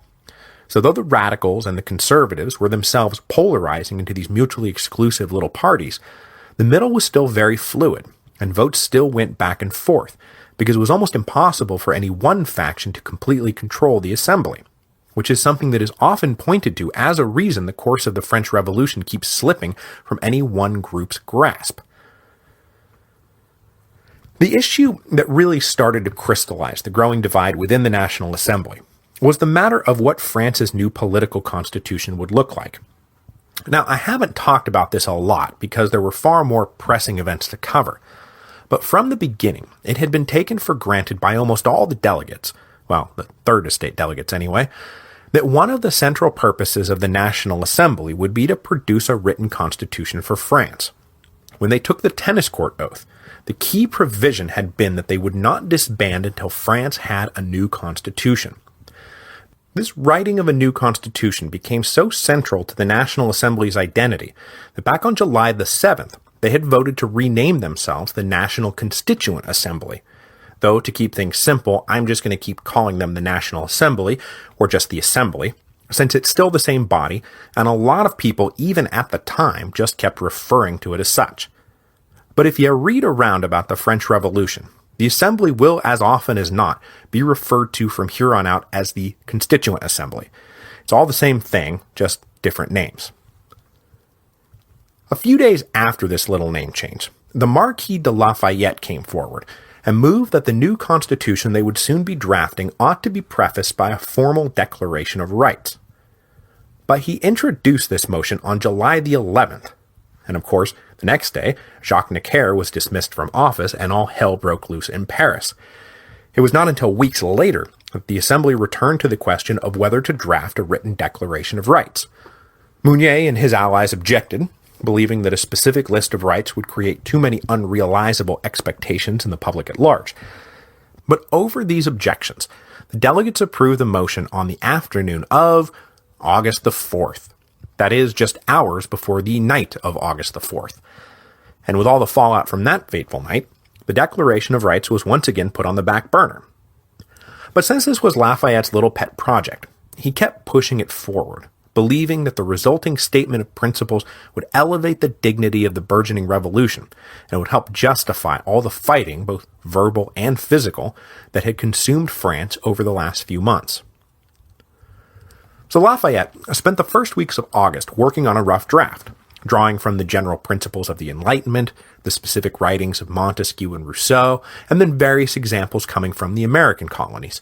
And he sought guidance from the American ambassador to France, Thomas Jefferson, who was only too happy to help the excitable Lafayette get his thoughts down in language befitting the moment. Lafayette's draft then passed under the pen of master orator and propagandist, the Comte de Mirabeau, who I have criminally neglected thus far, and who I may as well shoehorn into the story right now before he gets too far away from me. Henri Gabriel Riquetti, the Comte de Mirabeau, was born in 1749, the fifth child and second son of a noble family. At the age of 3, he survived a bout with smallpox that left his face permanently disfigured. This, along with his soon growing to be a great hulk of a man, meant that he stood out in every crowd he was ever in. The young Mirabeau then made himself even harder to ignore by embarking on a scandalous path of black sheepery that included numerous high-profile affairs, the accrual of massive gambling debts, and the blackmailing of a wealthy widow into marrying him. He was a frequent target of lettres de cachet, and found himself in various states of imprisonment or exile all through his early years, often bouncing back and forth between France, where there were always charges hovering around him, and the United Provinces, where he would get by hiring his pen to anyone who would pay him to say whatever they wanted him to say. In the early 1780s, while enduring another round of imprisonment, Mirabeau penetrated the popular consciousness by writing a fierce denunciation of lettres de cachet, gee, I wonder why, but also by publishing a series of pretty dirty love letters between himself and a girl named Sophie, which became a bestseller. After being released, he returned to the United Provinces and quickly made himself a ton of enemies by publishing an attack on financial speculators. So he hopped over to Berlin for a while, where he gathered material for his best-selling takedown of the entire Prussian monarchy, The Secret History of the Court of Berlin. The work was vicious enough and popular enough that it actually became something of a diplomatic incident right as the Prussians were deciding whether or not to invade the United Provinces in 1787, and the French royal ministry promised to suppress the book. With the political situation deteriorating by the end of the 1780s, Mirabeau joined Adrien Dupour's group of liberal nobles, the Society of 30. And when the Estates General finally did get called, Mirabeau went out looking for a constituency, and wound up getting elected by the good people of Aix. He was, along with Mounier and Bailly, one of the few delegates from the Third Estate with a national name, and in his case, face, recognition. He stood out in the crowd, he wore ostentatious clothes, and he started positioning himself as a key leader in the Third Estate. He was the one who had dared the king to send troops when the Third Estate delegates refused to break up after that failed royal session back in June. With the chaos of the Midsummer Crisis swirling, though, he came down squarely on the side of the more moderate Monarchian, and he probably helped moderate some of the more fanciful language in Lafayette's original drafts for the Declaration of Rights. Okay, so getting back to it, by the last week of August, the final rough drafts of the Declaration of the Rights of Man and of the Citizen was ready for the Assembly to take up. Now, I've gone ahead and recorded a little supplemental of the verbatim text, so I won't go through it all point by point. But in general, what the Declaration of Rights did was enshrine for all time the so-called Principles of 1789, the capstone of enlightened 18th century political philosophy. Individuals had natural rights that had to be respected, including liberty, property, security, and resistance to oppression. Political sovereignty lay with the whole nation, rather than some divinely appointed king. Participation by citizens in their own government was a prerequisite for any law or tax to be considered legal. The rule of law was essential to a just society, and that law was to be considered the expression of the general will, a rather nebulous concept developed by Rousseau that, as we will see, will wind up being surprisingly easy to divorce from something so pedestrian as the majority will, leading to tiny little cliques with their own hyper-specific agendas being able to justify practically anything because they were the true representatives of the general will. But we'll get to all that down the road. Now, though what came out of this debate over the exact wording was substantially what had been fed into it, the Declaration of Rights was tempered in a few key places by the increasingly conservative voters. For example, Article 1 begins, "Men are born and remain free and equal in rights." But this wound up qualified by, "Men are born and remain free and equal in rights. Social distinctions may be founded only upon the general good." So the principle of equality was established, but so too was the principle of social hierarchy, though this hierarchy did have to be founded on the general good, whatever that meant. A few articles later, the dream of complete freedom of thought and worship ran into stiff resistance from the clerical delegates, and would be modified to say that freedom of thought was fine so long as it did not threaten public order. And it didn't take too much of an imagination to picture a place down the road where any challenge to the Catholic Church would in and of itself be considered a threat to public order, and the ode to free thinking in the Declaration of Rights would simply be gutted. And this gets at something inherent about the Declaration of the Rights of Man and of the Citizen. It was a statement of aspiration, rather than a set of legal guidelines, sort of like the American Bill of Rights. Between the vague language and the total impracticality of putting it into effect overnight, the Declaration stood for what these delegates thought France ought to be aiming for, not codifying what it had already accomplished. It was finally passed on August the 26th, 1789, and immediately became the holy scripture of the French Revolution. So the last thing we should probably talk about before we move on is who this all actually applies to, because that "and of the citizen" business is important. Though it wouldn't be worked out formally for a few months, the National Assembly would soon divide the French population into two types of people: active citizens and passive citizens. Active citizens, in a nutshell, meant property-holding males over the age of 25 who could not be classified as a servant. This was perfectly in keeping with enlightened political philosophy that assumed you couldn't possibly have a say in government unless you had an ownership stake in the nation. So of the nearly 30 million people living in France, active citizenship could only be claimed by about 4 million people. And as the years passed, and the revolution just kept trucking along, this distinction between active and passive citizens would become a major problem, especially once the sans-culottes, that is, the poor workers in Paris, started flexing their political muscle, clearly determined to prove that there was absolutely nothing passive about their citizenship. With the soon-to-be hallowed Declaration of Rights now completed, the National Assembly was forced to turn to what would come after the visionary preamble, that is, the nuts and bolts of the written Constitution itself. To begin the process, an 8-man committee was established to hopefully pick through some of the thornier issues before the full assembly was asked to start voting on things. Mounier, of course, got himself appointed along with a few of his Monarchian associates, but so too did the Abbé Sieyès and a few of his more radical friends. So the committee was deadlocked over most of the key issues. Would there be one legislative chamber or two? How big would those chambers be? How often would they be elected? Who would be electing them? What would the scope of their powers be?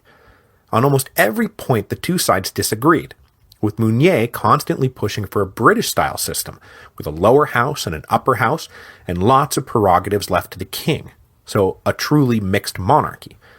The radicals, on the other hand, wanted a more democratic single chamber that would essentially be the government of France, with the king there to execute their decrees and maybe host a fancy party now and again. But the really big sticking point, and the one that truly flung them in opposite directions, was the matter of the royal veto.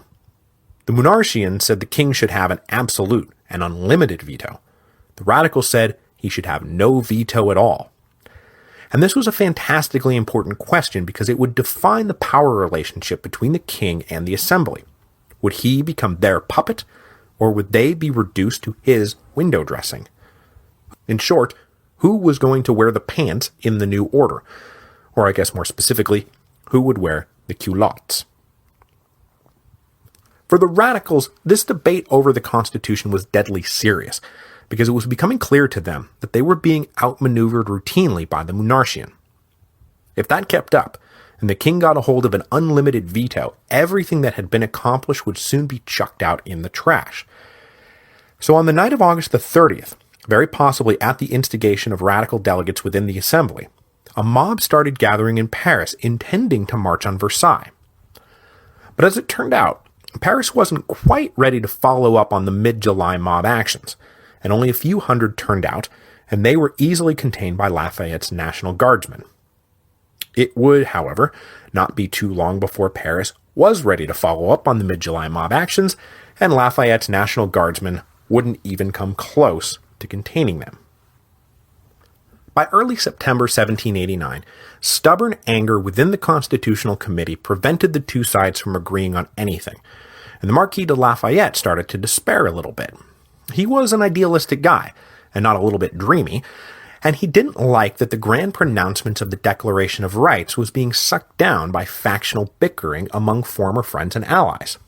So he picked some neutral ground, Thomas Jefferson's house in Paris as it turned out, and he invited a few key players to come parley. Representing the Monarchian was Mounier and two of his colleagues from Dauphiné. Representing the radicals were three leaders who had recently started working very closely and very well together, and who will soon rise up to a dominant position within the assembly: Adrien Duport, Alexandre de la Mette, and Antoine Barnave. This trio would soon be dubbed the Triumvirate, and we'll be talking much more about them as the revolution races on. But just to give you a little thumbnail to work with, Adrien Duport was, remember, that young liberal noble magistrate who helped lead the Paris Parlement in their fight with the ministry. Alexandre de la Mette had served as an officer in the American Revolution along with Lafayette, and upon his return had become a vocal leader for liberal progress. And then Antoine Barnave, who was himself a member of the Dauphiné delegation, and who had been on the front lines during all that Day of the Tiles stuff. Mounier and Barnave were friends, but where Mounier had reacted to the events of the last few months by locking into a more conservative worldview, Barnave had become more radicalized. That said, the triumvirate of Duport, Lamet, and Barnave came to the meeting at Jefferson's house willing to make some kind of compromise. Mounier, though, dug in his heels, believing this now to be a matter of principle. He stuck his flag on a full and unlimited veto for the king, and he refused to talk any more about it. With this attempt at compromise failed, the deadlocked Constitutional Committee then kicked the question to the full assembly and planned to let the chips fall where they may. When this debate hit the floor, it became clear that though Mounier's Monarchians were better organized, and that the great mass of uncommitted delegates were probably inclined to support his brand of constitutional royalism, those uncommitted delegates were as nervous as the radicals about giving the king an unlimited veto. So it was into this mix that Jacques Necker made his only real contribution to the political situation after his recall following the storming of the Bastille. His trip back from the frontier had been a rolling party, and he had been cheered through every town he passed. But when he got back to Versailles, it turned out that he really didn't have a master plan to save France. The king now hated him with a passion, and the National Assembly was gaining enough self-confidence to not really need the Controller General dictating policy anymore. So for all the fighting over the fate of Jacques Necker, he's basically going to leave the stage of history not with a bang but a whimper, because the next time he gets tossed out of the ministry, no one is even going to lift a finger in protest. He was already old news. So his last little contribution was suggesting that the king be given a suspensive veto. That is, the king could delay legislation but not stop it permanently if the people willed it, whatever that meant. The suspensive veto was greeted pretty enthusiastically by the uncommitted delegates as a nice compromise. But even the suspensive veto was fraught with danger for everyone because the devil would be in the details. How long would the suspension last? Weeks? Months? Years?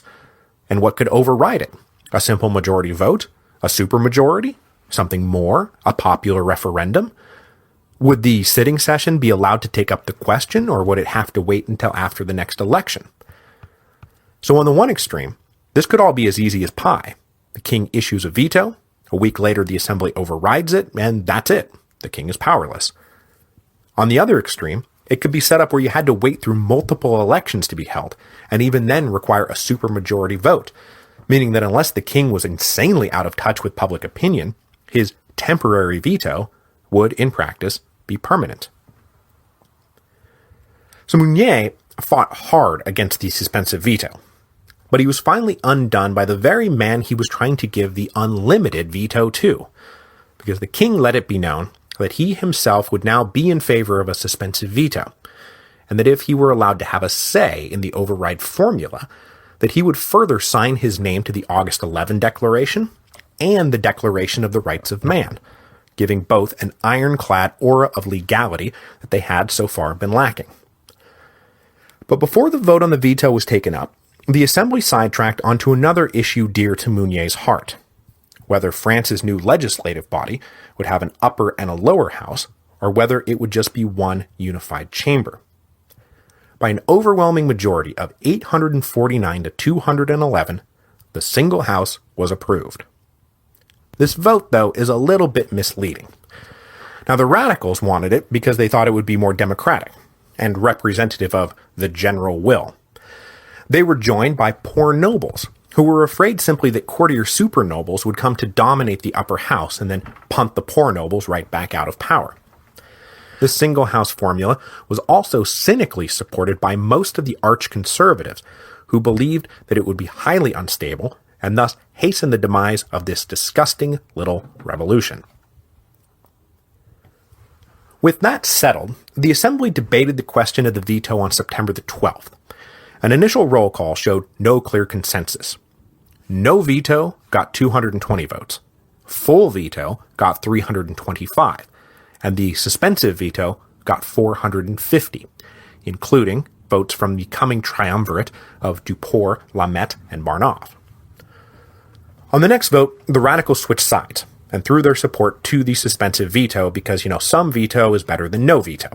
And so it finally won 673 to 325. With two of his most cherished ideas now defeated, Mounier resigned the Constitutional Committee.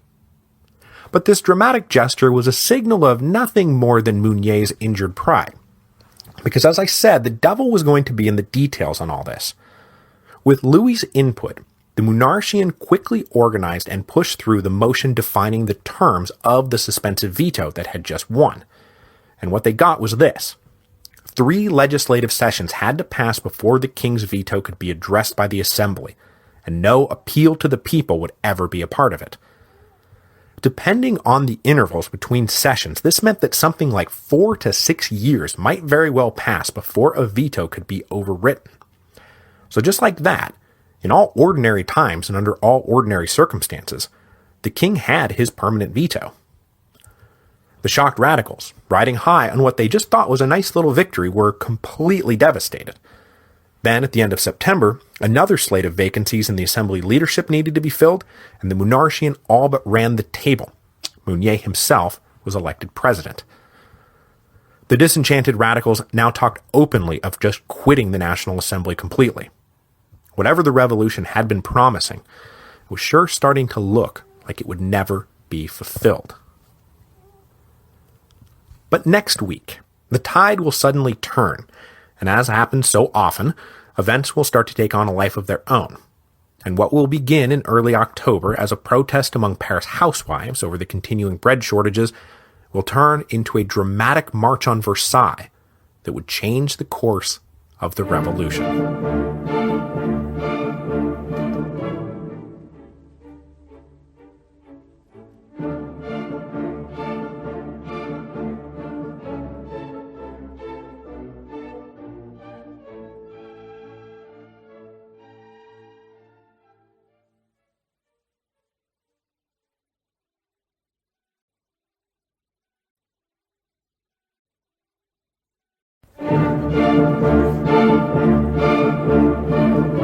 Hello, and welcome to Revolutions. Supplemental, the Declaration of the Rights of Man and of the Citizen. The representatives of the French people, constituted as a national assembly, and considering that ignorance, neglect, or contempt of the rights of man are the sole cause of public misfortunes and governmental corruption, have resolved to set forth in a solemn declaration the natural, inalienable, and sacred rights of man, so that, by being constantly present to all the members of the social body, this declaration may always remind them of their rights and duties, so that, by being liable at every moment to comparison with the aim of any and all political institutions, the acts of the legislative and executive powers may be more fully respected, and so that by being founded henceforward on simple and incontestable principles, the demands of the citizens may always tend towards maintaining the Constitution and the general welfare. In consequence, the National Assembly recognizes and declares, in the presence and under the auspices of the Supreme Being, the following rights of man and the citizen. 1. Men are born and remain free and equal in rights. Social distinctions may be based only on the common good. 2. The purpose of all political association is the preservation of the natural and imprescriptible rights of man. These rights are liberty, property, security, and resistance to oppression. 3. The principle of all sovereignty rests essentially in the nation. No body and no individual may exercise authority which does not emanate expressly from the nation. 4. Liberty consists in the ability to do whatever does not harm another. Hence, the exercise of the natural rights of each man has no other limits than those which assure to other members of society the enjoyment of the same rights. These limits can only be determined by law. 5. The law only has the right to prohibit those actions which are injurious to society. No hindrance should be put in the way of anything, nor prohibited by the law, nor may any one be forced to do what the law does not require. 6. The law is an expression of the general will. All citizens have the right to take part, in person or by their representatives, in its formation. It must be the same for everyone, whether it protects or penalizes. All citizens being equal in its eyes are equally admissible to all public dignities, offices, and employments, according to their abilities, and with no other distinction than that of their virtues and talents. 7. No man may be indicted, arrested, or detained except in cases determined by the law, and according to the forms which it has prescribed. Those who seek, expedite, execute, or cause to be executed arbitrary orders should be punished, but citizens summoned or seized by the virtue of the law should obey instantly, and not render themselves guilty by resistance. 8. Only strictly and obviously necessary punishments may be established by the law, and no one may be punished except by virtue of a law established and promulgated before the time of the offense, then legally applied. 9. Every man being presumed innocent until judged guilty, if it is deemed indispensable to arrest him, all rigor unnecessary to securing his person should be severely repressed by the law. 10. No one should be disturbed for his opinions, even in religion, provided that their manifestation does not trouble public order, as established by law. 11. The free communication of thoughts and opinions is one of the most precious of the rights of man. Every citizen may therefore speak, write, and print freely, if he accepts his own responsibility for any abuse of this liberty in the cases set by the law. 12. The safeguard of the rights of man and the citizen requires public powers. These powers are therefore instituted for the advantage of all, and not for the private benefit of those whom they are entrusted. 13. For maintenance of public authority and for the expenses of administration, common taxation is indispensable. It should be apportioned equally among all the citizens, according to their capacity to pay. 14. All citizens have the right, by themselves or through their representatives, to have demonstrated to them the necessity of public taxes, to consent to them freely, to follow the use made of the proceeds, and to determine the means of apportionment, assessment, and collection, and the duration of them. 15. Society has the right to hold accountable every public agent of the administration. 16.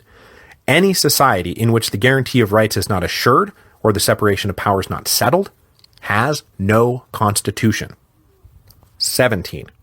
Property being an inviolable and sacred right, no one may be deprived of it, except when public necessity, certified by law, obviously requires it, and on the condition of a just compensation in advance.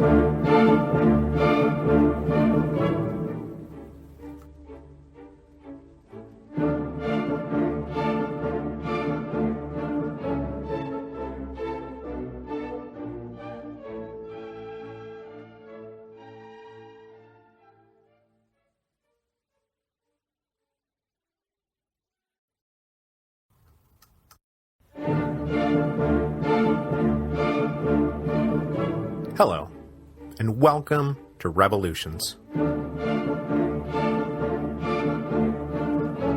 Episode 3.14, The Women's March on Versailles. So last time, we talked about the conservative-ish reaction in the National Assembly to the chaos of the summer of 1789. The Declaration of the Rights of Man had been passed, sure, but as France's new political constitution began to take shape, the moderately conservative Monarchian, led by Jean-Joseph Mounier, had taken over the assembly.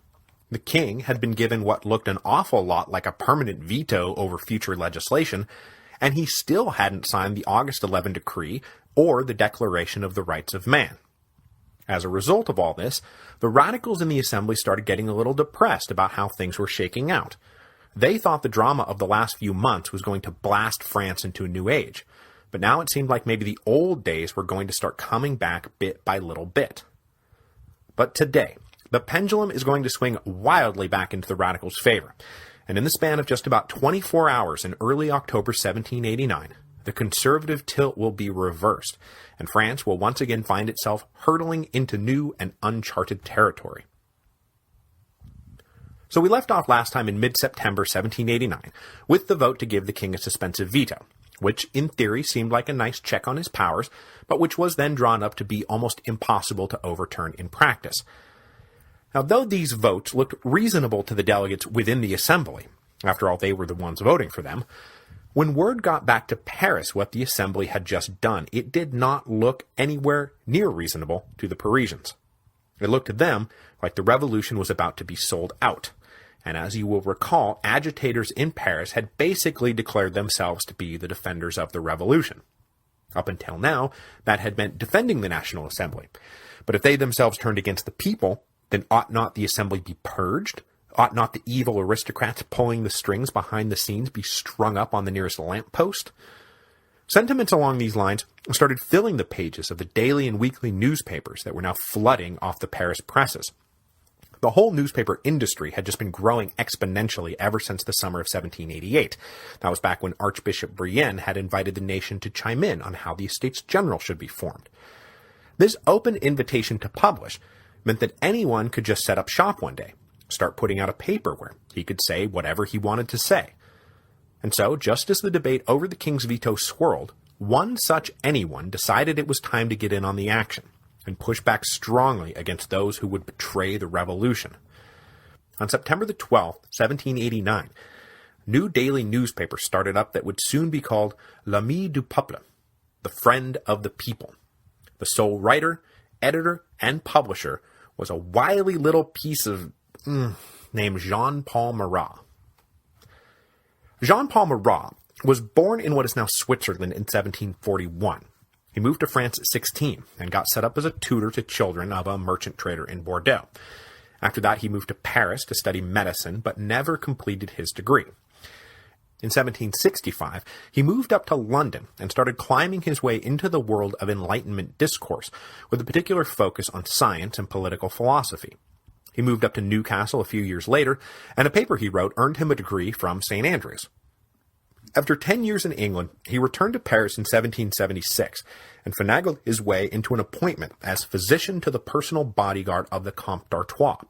This opened up a lot of doors for him, and he was soon earning pretty good money as a doctor to various aristocratic families. Marat then used the money he earned to fund his real passion, which turned out to be scientific research. In those days, practically everything was open to the new principles of scientific experimentation, and so, convinced of his own genius, Marat spent a lot of time trying to disprove the laws of Newton. And though he never quite pulled it off, he did publish a few well-regarded papers about optics. In 1786, he abandoned his medical practice to focus on his scientific pursuits full-time, though he did still crank out political commentary from time to time, including an essay on judicial reform. When the pre-revolutionary breakdown of the Ancien regime really started to break down, though, Marat dove headfirst into the middle of it, and he restyled himself as a staunch advocate for the rights of the Third Estate, and he himself published an essay that closely tracked the ideas in Sieyès' more famous work, What is the Third Estate? The whole ordeal of 1789 then pushed Marat firmly on the path to political agitation, and as the debate over the Constitution swirled, he actually got some of his ideas introduced on the floor of the National Assembly. Then, as the tide seemed to be turning against the revolution, Marat launched the Friend of the People, and from that platform became the quintessential revolutionary polemicist. In time, he would go completely overboard, and be a one-man engine for the bloody mania that was on the way. But for now, all he was calling for was the purging of the National Assembly of all conservatives and the stringing up of aristocratic swine. Pretty crazy stuff for the times, but man, not nearly as crazy as Marat is going to get.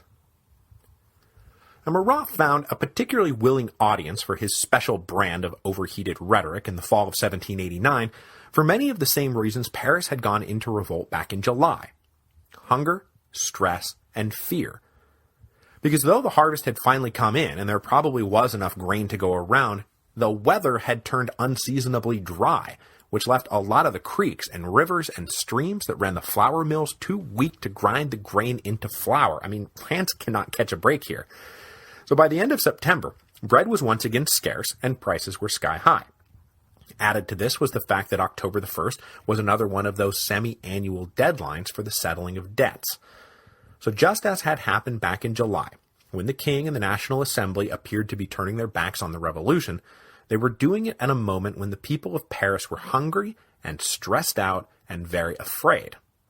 Paranoid rumors again started taking hold among the lower classes that the aristocrats were plotting to starve them out and trample their recently proclaimed rights and liberties. But the paranoia at that moment absolutely cut both ways, and more well-to-do citizens in Paris were always looking over their shoulder, just waiting for that gang of ruffians on the corner to march over and lynch them just for having a silk shirt. The capital was an extraordinarily tense place to be living in the fall of 1789. With the atmosphere in Paris recharging, the Marquis de Lafayette and his newly organized National Guard found themselves scrambling to keep order. Lafayette had taken a page from Washington's playbook and tried to instill in his newly formed regiments of citizen recruits a professional and patriotic esprit de corps. He designed and arranged for uniforms. He perfected the tricolor by adding the white of the Bourbons to the blue and red Revolutionary cockade. After all, the monarchy was not going to be overthrown. It was going to be a partner in the new constitutional regime. Then, Lafayette had his men swear all kinds of loyalty oaths to the nation.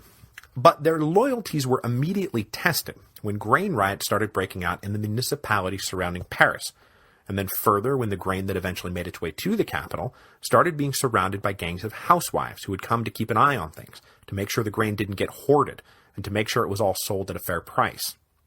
Eventually, men from the National Guard had to be posted at every bakery to protect the bakers from getting torn limb from limb when they ran out of bread for the day, which happened way too frequently and way too early in the morning.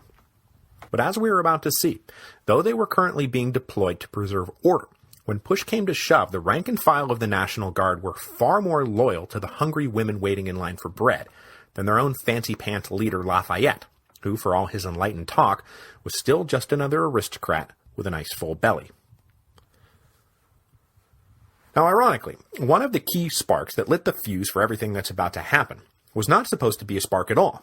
It was supposed to be the opposite of that. It was supposed to be a wet, smothering blanket that would stop future explosions. On September the 14th, that is just a few days after the suspensive veto was passed, King Louis got together with his war minister and decided that in the interest of palace security, they should call in from the northeastern frontier the Flanders Regiment. The Flanders Regiment was the crackinest crack squad in the French army.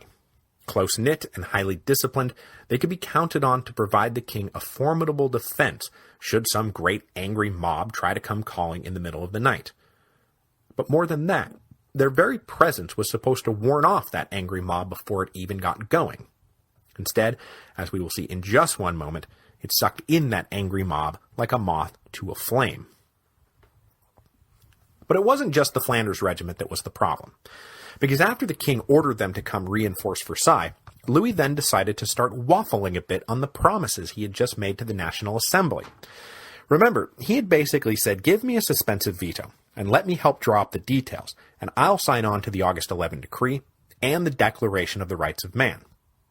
Well, now that he had his veto, on the terms that he wanted, he turned around and said, look, I like most of what's in the August 11 decree, but I can't support all of it. And as if that alone wasn't bad enough, one of the problems he pointed to was that it took insufficient account of the rights of German princes out on the borderlands who owned French property or had family claims to French noble privileges. The moderate, uncommitted delegates who filled the center of the National Assembly now felt betrayed. They had negotiated a deal with the king in good faith, and now he was going to try to double-cross them so he could help the Germans? I mean, who cares about the Germans? And oh, by the way, if you're looking to clamp down on rumors that the royal family is plotting with foreign powers against the people of France, maybe double-crossing the National Assembly as a favor to some German princes isn't maybe your best play right now. So once again, Louis's vacillation is coming into play. He wouldn't follow through on the hard line his wife and family had advocated, and now he wouldn't follow through on the softer line public opinion seemed to demand. The guy just had no follow-through on anything. And mostly what he wanted to do was go out hunting, which is what he did almost every day through arguably the most critical months in the whole history of France. King Louis was, I think, a decent and sensitive guy, but he was not a very good leader. When the king started making noises about amending the decrees, the National Assembly came back and said, no, sign the thing as it stands and just get it out there. So what Louis did was say, fine, I'll publish it, but I won't promulgate it. Now, I'm personally a little unclear, honestly, about the technical difference, but there definitely was one. And I'm sure officially promulgating something means it goes out through whatever official mechanism the monarchy had for disseminating its decrees, while publishing meant just that and nothing more. You guys figure out how to distribute it. And this, of course, was taken as an insult. So just as the king is playing this game with the National Assembly, the Flanders Regiment shows up, which in and of itself was not as troubling as the welcome that they received at the palace. First, the conservative nobles and the royal family were openly jubilant to see this stiff reinforcement of troops now here to protect them from whatever the rabble might try and do. And when the conservative nobles and the royal family are jubilant, everyone else starts to get a little edgy. Then, on October the 1st, a welcome banquet was held in their honor. Now, it does not matter in the slightest what actually happened at the banquet that night. All that matters is what was reported to have happened. The first account started to be published the very next day in Paris. First, there were the regimental toasts, the endless rounds of toasts, and in the endless rounds there was not a single one, to the nation, the foundation of all sovereignty. That was a conspicuous oversight. But more galling was the report that someone had taken the revolutionary cockade, thrown it on the ground, and trampled it beneath his boots. That was a flagrant provocation. And what was worse, the king and the queen had somewhat unconventionally come down to the banquet themselves, so clearly this all met with their hearty approval. So by now everything is adding up. The new veto power, the backtracking on signing his name or promulgating the revolutionary declarations, the lack of bread in Paris, the presence of the Flanders Regiment, and now this public degradation of the physical symbol of the revolution. Clearly, some kind of conservative coup was in the making. Then the king added one more affront to the list. On October the 4th, he said he wasn't too sure about the Declaration of the Rights of Man either, and he didn't want to sign it unless a few small changes could be made here and there. All of these ingredients were thrown into a pot that finally boiled over on what the French now call the October Journée, or the October Days, which is a little formula that they use to designate the big popular uprisings of the Revolution. So we'll have the Journée of June the 20th and the Journée of August the 10th. That's a really super big one. There's actually a bunch of them over the next decade. But don't worry, we'll get to them all, and in the order that they come. So on to the October Days. On the morning of October the 5th, 1789, the people of Paris awoke to the sound of church bells ringing. These bells had started ringing at the rather intimidating request of a group of really super angry housewives who were organizing a mass demonstration to protest the lack of bread, the high prices for bread, and the unscrupulous merchants who were profiting from the people's misery. Just the night before, a baker had narrowly escaped being lynched, but was saved by a few National Guardsmen. On the fateful morning of October the 5th, General Lafayette was out of the city, and the officer left in charge of central Paris had spread his men pretty thin. So when some 6,000 or 7,000 angry women suddenly started congregating outside the Hôtel de Ville, the guardsmen left in the neighborhood were just totally outnumbered. With no one really to stop them, the women then busted into the Hôtel de Ville and started collecting all the weapons, the guns, and the cannons that they could find. I mean, this is some serious public disorder. The officer in charge of the National Guard was about to order his men to try to do something about all this, when he was bluntly told, "Look, sir, we're not going to fire on these ladies, so don't even think about it." So the angry wives and mothers of Paris were allowed to just carry on as they pleased. It actually got to the point where the women were about to light the Hôtel de Ville on fire, and then someone suggested that dealing with the Paris city government was pointless, and what they needed to do was go straight to the source, where the impotent King Louis and his Austrian whore wife sat fat on their throne, spitting on the cockades and plotting to kill them all. So they about-faced and marched off in the direction of Versailles, picking up new recruits wherever they went. Lafayette, meanwhile, was hustling back into town, but with the city immobilized by the demonstration, he did not reach the Hôtel de Ville until 11 in the morning. There, he found the women gone, but his men still waiting patiently for him, ready for the order to take off for Versailles themselves. But it became immediately apparent to Lafayette that the men wanted to march off not to stop the demonstrators, but to join them. The idea had already taken root in the rank and file that the best way to preserve the revolution would be to dismiss the offensive Flanders Regiment and substitute themselves as the king's personal bodyguard. The king needed to be under their protection, you see, to keep him safe from reactionary aristocrats who might whisper evil things in his ear.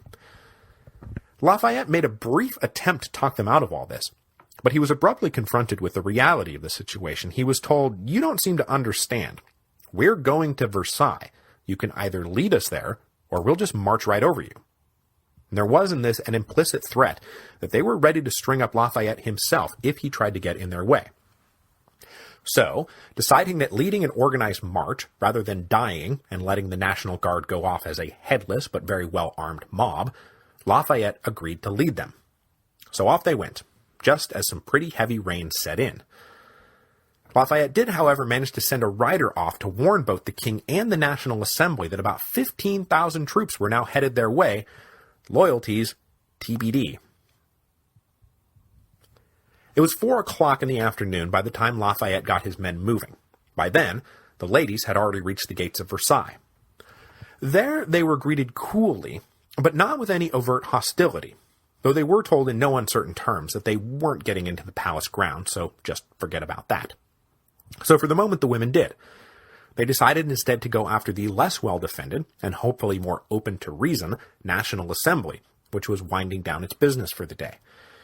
The women first sent in one of the men who had come along to make a formal statement of their demands, but then they just bagged whatever stiff protocol they were trying to observe, and by the hundreds they started streaming into the hall where the assembly met, sitting in empty seats, confronting the delegates, and just kind of generally making themselves at home. Now these Paris housewives are not the classiest bunch of ladies, and they made quite a little spectacle of themselves, up to and including heaping abuse on any clergyman they spotted. I think they called the Archbishop of Paris a dog right to his face. Mounier, recently elected president of the assembly, took the floor and did his best to say whatever it was going to take to get the women out of the hall. And at the very least, his speech did eat up enough time for the ladies to decide it was time to go do what they had really come to do, which was go confront the king and queen and make them pay, do something, not do something. They weren't too clear about that anymore. So out they went, to some very audible sighs of relief from the flustered delegates of the National Assembly. Okay, so by now it's getting past 5 o'clock. The king, who had been off on his daily hunt, rushed back to the palace when he was told that something like 10,000 armed women were at the gate. "Sire, what should we do?" And when he got back, he agreed to meet with a small delegation from the crowd. When the delegation arrived, he told them what was very likely the truth, that he knew they were suffering, he hated that they were suffering, and had already ordered all available grain to be gathered up and carted down to Paris to relieve the situation. This was all already in motion. So hopefully relief is on the way, but there's not really a whole lot I can do, like right at this very second. When the delegation returned to their comrades with the king's response, a few of the more vocal agitators dismissed it as so many lies. But for the rest, the news that the king did seem to be doing everything he could did help dampen their wrath a bit. And that's about when the rider showed up telling everyone that the National Guard was on the way, and who knows which side they are going to be on.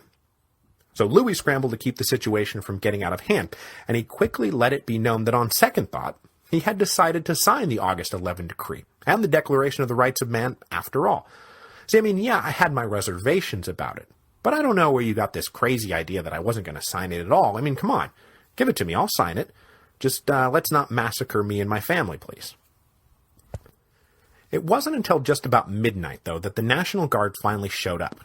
And by that point, it had gone through the ranks that not only were they going to become the king's bodyguard, but that they were going to have to escort both the king and his family back to Paris. It simply wasn't safe, or in keeping with the spirit of the times, for them to remain at Versailles anymore. When they arrived at the scene, their nominal leader Lafayette beat a quick path over to the National Assembly, who were obviously still in emergency session, and told them, "Look, as much as I hate to admit it, my own men have basically come here on their own accord, and I couldn't stop them." And then he said that there was a very quick way to defuse the situation. The Flanders Regiment needed to be sent back to the frontier.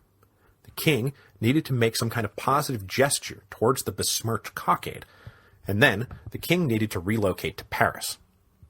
This little list was then transmitted to the king, along with a request for a one-on-one meeting with Lafayette, so Lafayette could tell the king directly just what the score was. The meeting was granted, as long as Lafayette came alone and unarmed, and over the objection of his men, Lafayette agreed. At the meeting, the king said, okay, look, I'll dismiss the Flanders Regiment, though for the record, all that stuff in the paper is made up. I'll kiss the cockade or hug the cockade or whatever you want me to do, but I'm going to have to think about relocating to Paris. That's a big request, and it will impact a lot of people, so, just let me think it over. So Lafayette returned to his men, and they all then sat around, waiting the king's decision. Lafayette himself stayed up until dawn, but as the sun broke, he started to nod off, just in time for the lid to blow off the whole thing. At about 5:30 in the morning, someone, probably a sympathetic guard inside the palace, opened up the gates to the inner courtyard, and the camped women, who had just been sitting around all night in some pretty crappy weather, went rushing in, and they were in a foul mood. They then pushed their way right into the royal apartments. They were screaming and yelling and looking for all the world like they were quite literally out for blood, with the Queen #1 on their hit list. As the mob came storming in, the palace guards did their thing. They tried to force them back, and there was sporadic gunfire, and a few on both sides soon lay dead. But the alarm was raised quick enough for Marie Antoinette to slip out of her own room through a side door that took her directly over to the king's room. And I've got a picture of that little door posted at revolutionspodcast.com that I took while we were in the royal apartments at Versailles on the last Revolutions tour.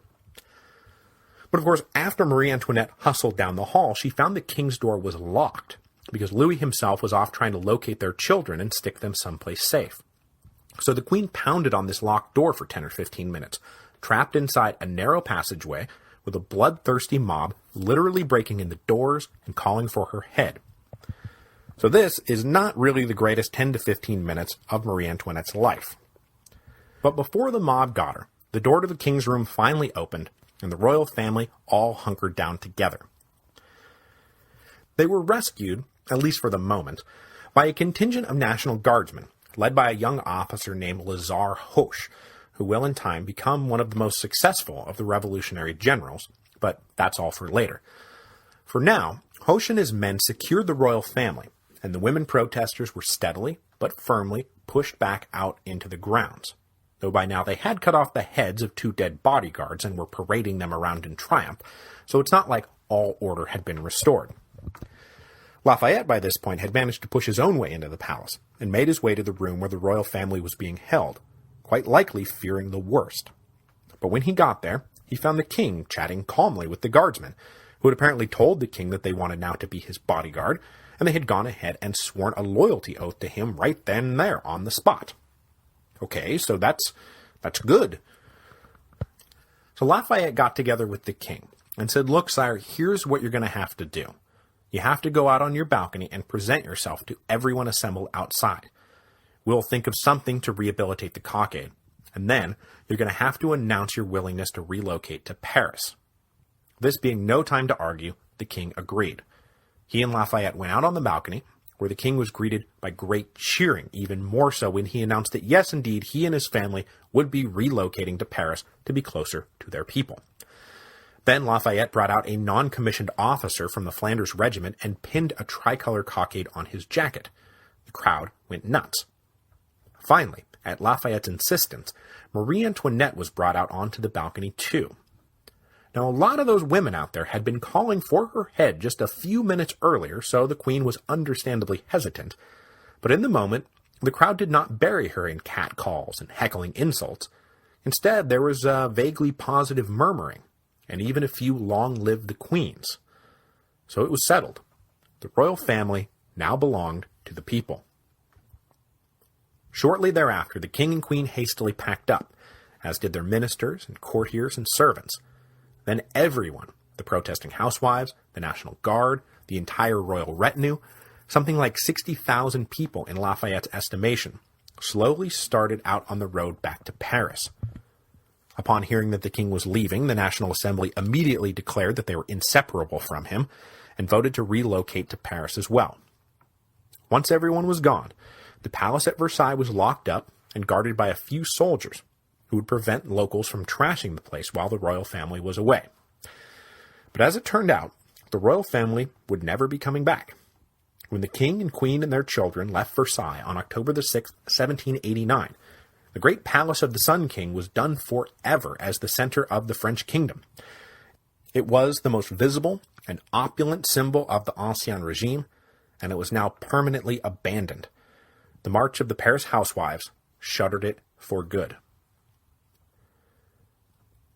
With the benefit of hindsight, we also now know that those Paris housewives also brought to a close what I'll call the first phase of the French Revolution, which had begun with the calling of the Estates General, and then produced the National Assembly, the Tennis Court Oath, the fall of the Bastille, the night of August the 4th, and then the Declaration of the Rights of Man. It had, in many ways, been a revolution of the bourgeoisie, as men of that general rank, demeanor, and education found themselves elevated into positions of major authority, not just in the national government, but also the government of Paris and municipalities across France. These guys stood for the principles of 1789, Enlightenment philosophy and science, free trade, national sovereignty, constitutional government. But with the Women's March on Versailles and the carrying away of the king back to Paris, a new phase of the revolution is about to begin, one that would be marked by everyone trying to make the new constitutional system work, and quickly finding that no one was committed to making it work. The conservatives would constantly try to undermine it, and more radical elements would constantly try to extend it even further. So though there would be a great party on July the 14th, 1790 to celebrate the anniversary of the fall of the Bastille and revel in the brotherhood of man that had been born of it, it turned out that just under the surface, everyone was ready to tear everyone else limb from limb. Before we go today, I should probably mention that I was just recently a guest on Cameron Riley and Ray Harris's new Life of Caesar podcast, which was a great deal of fun. We spent almost an hour and a half loosely talking around the life and times of my old friend Julius Caesar. There is other stuff that's mixed in there too, and apparently nothing got edited out. So if you want a little freewheeling conversational history, go to the Life of Caesar podcast and find the episode starring me, Mike Duncan, because Cameron assures me that the other episodes are complete rot, so don't even bother. I'm kidding. It's a good show. Check out Life of Caesar. It's a good show.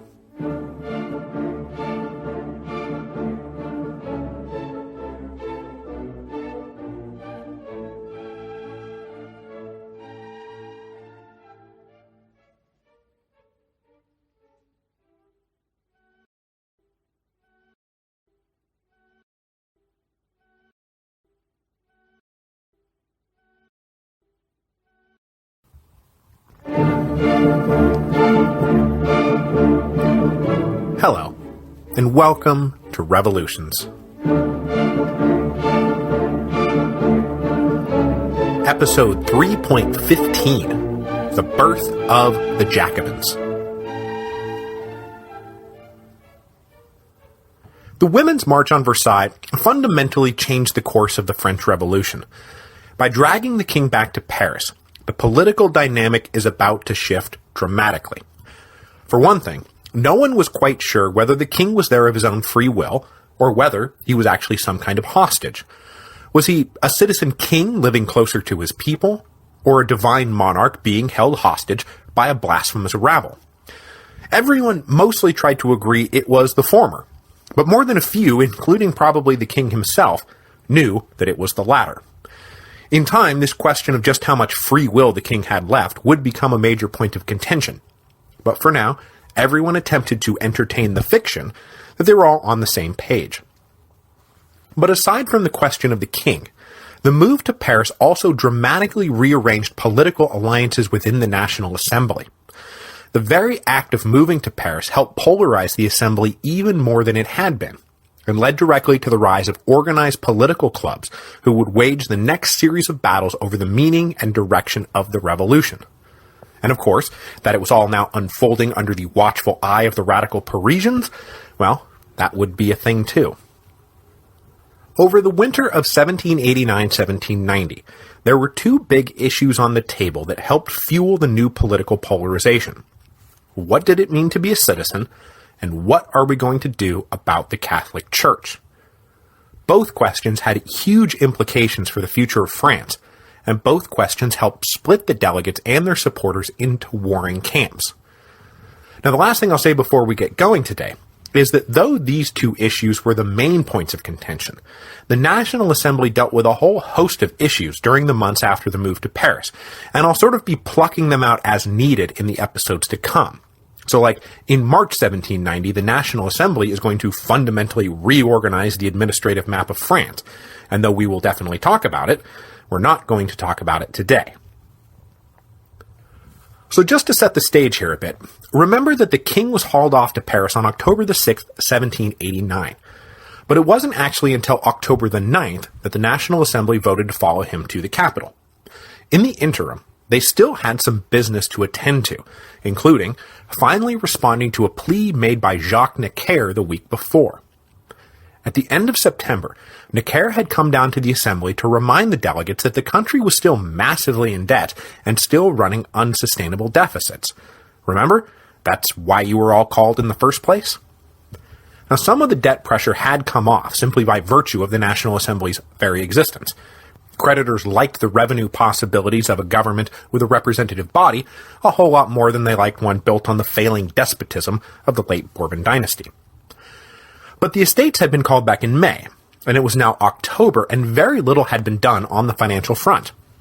So Necker proposed to close the gap with a one-time patriotic contribution that would amount to 25% of a citizen's annual income. Now, this obviously caused a huge uproar, and charges that Necker was now trying to fleece the people to pay off his banker friends. But with no other clear solution to the problem, the National Assembly voted on October the 6th, that is, probably just a few hours after the king and 60,000 of his closest friends had left for Paris, to approve the patriotic contribution. But then they voted no mechanism for assessment or collection, and the patriotic contribution never really went anywhere. After this stark reminder about the financial health of the kingdom, though, some delegates started discussing an alternative to the patriotic contribution that would rest on the massive amounts of property owned by the Catholic Church. Ever since the night of August the 4th, the status of the French Catholic Church had been up in the air. Tithes had been abolished. They didn't look like they were coming back, so how are we going to pay the parish priests? And was it really fair for the church to control so much property independently of the nation, especially as the nation continues to face a financial crisis? To answer both these questions simultaneously, the Bishop of Autun, my good friend Talleyrand, took to the floor on October the 10th and proposed that some church property should be nationalized and that clergymen should become salaried employees of the state. Talleyrand reckoned that 2/3 of what the church owned could easily cover the expenses for all the church functionaries, while the other third could be used to shore up the nation's finances. Basically, Talleyrand was proposing to make the church a public institution and turn priests into bureaucrats running the Department of Morality. This obviously caused quite an uproar itself, and no less because it came straight from a bishop, although Talleyrand never was much of a bishop. He was just a rational, unsentimental statesman who believed that nationalizing the church would help make France stronger. But the pushback to this was stiff and immediate, led obviously by the clergy themselves.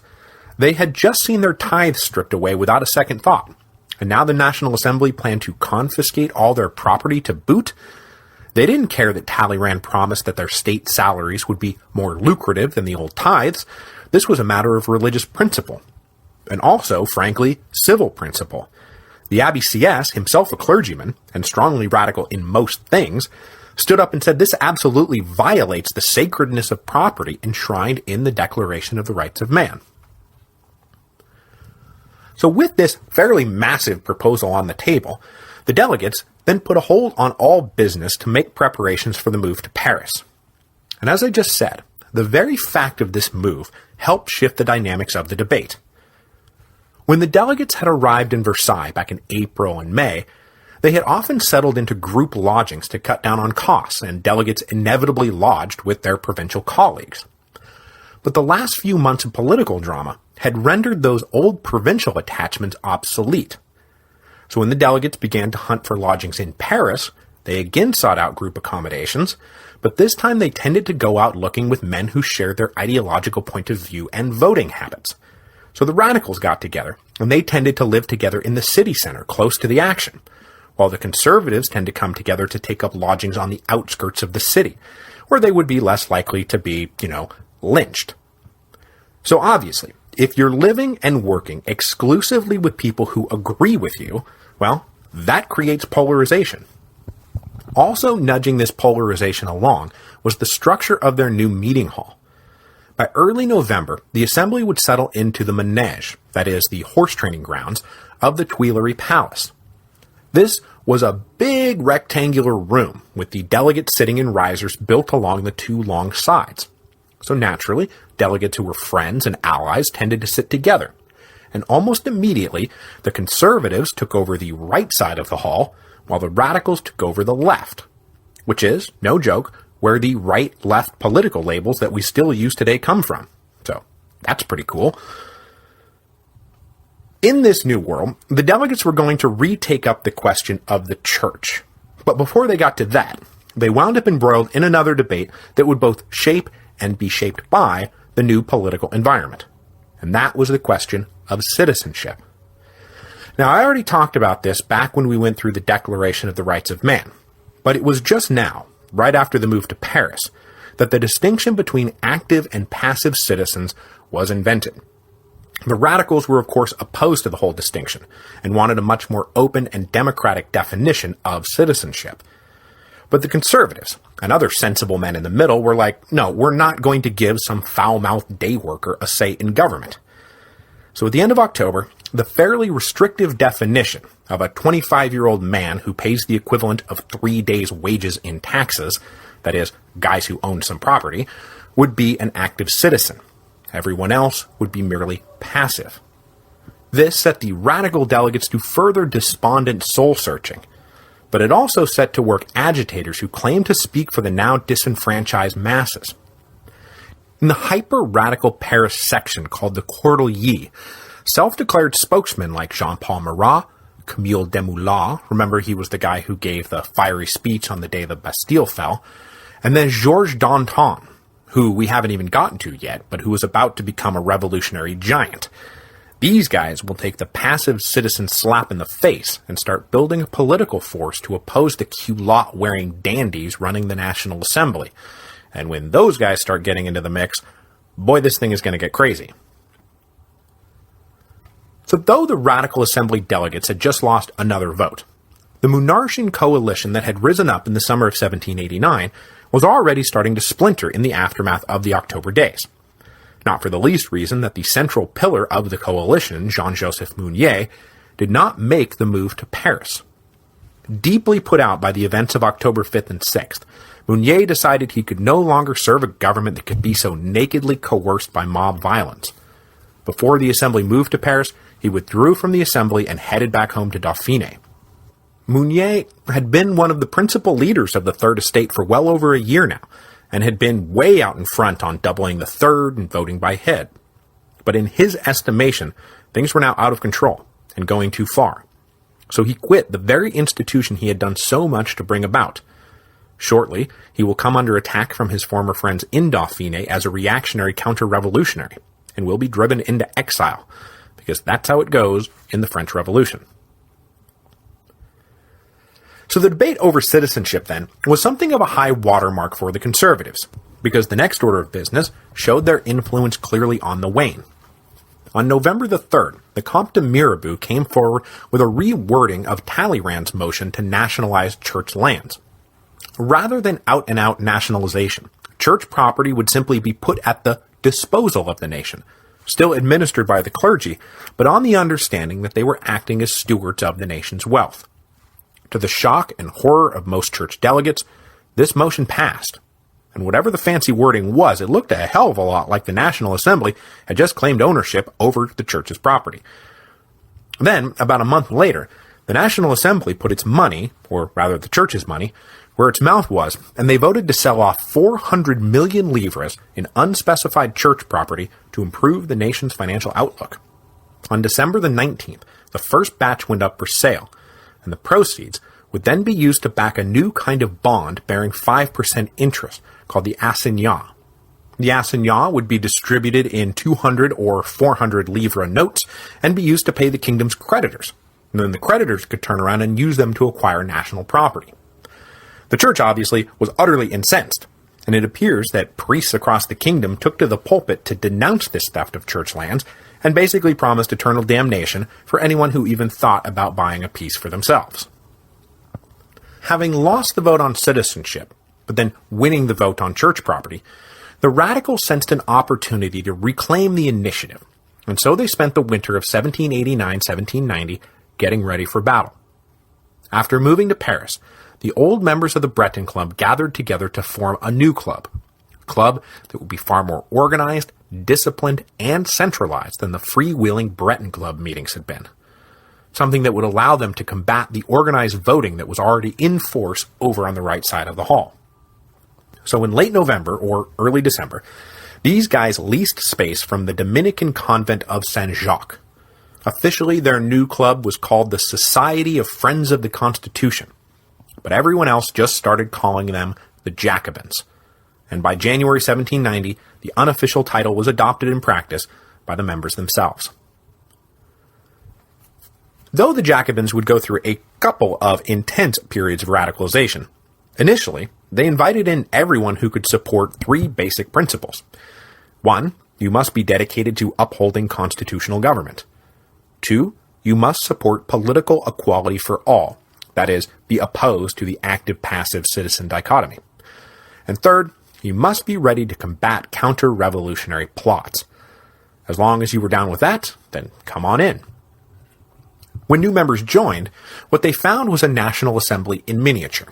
Meetings were generally held 3 times a week, mostly to rehash assembly business, respond to past events, and then draw up future plans.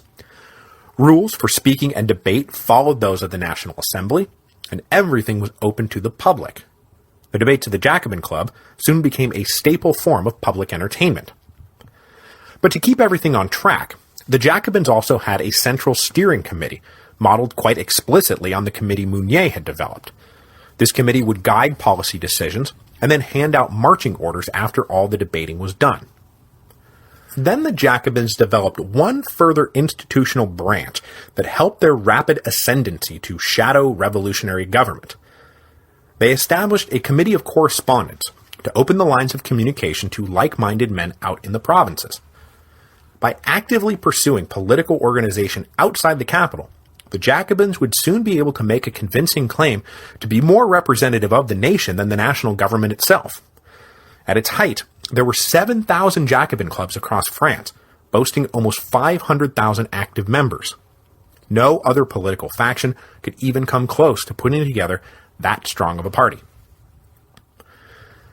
Because the Jacobins are about to start driving events, it should come as no surprise that most of the major revolutionary figures will count themselves as members of the Jacobins at some point or another. We'll get to them all in turn, but there's one guy that we should peel off and talk about right now. I was thinking that I would wait to introduce him, but since he and the Jacobins are so inextricably linked, we might as well just cover it now. And I'm talking, of course, about Maximilien Robespierre. Maximilien Robespierre was born in 1758 in Arras, a city in North France near the border with the Austrian Netherlands, that is, Belgium. Both his grandfather and father had been lawyers in Arras, but after Robespierre's mother died, his father went out on some kind of world tour and only rarely came home, so Robespierre himself was raised mostly by his grandparents. He was a bright kid, and after catching the attention of the Bishop of Arras, he received a scholarship to attend the Lycée Louis le Grand, where, as I already noted, he was a classmate of Camille Desmoulins. But the two did not really travel in the same social circle. And in truth, it seemed like Robespierre didn't really travel in any social circle at all. He earned a reputation as a hyper-serious student with a passion for classical Roman virtue and Enlightenment philosophy. He graduated the Lycée in 1781 and returned to Arras to take up a career as a provincial lawyer. Over the next few years, he made a local name for himself, often representing poor plaintiffs just because of the principles at stake.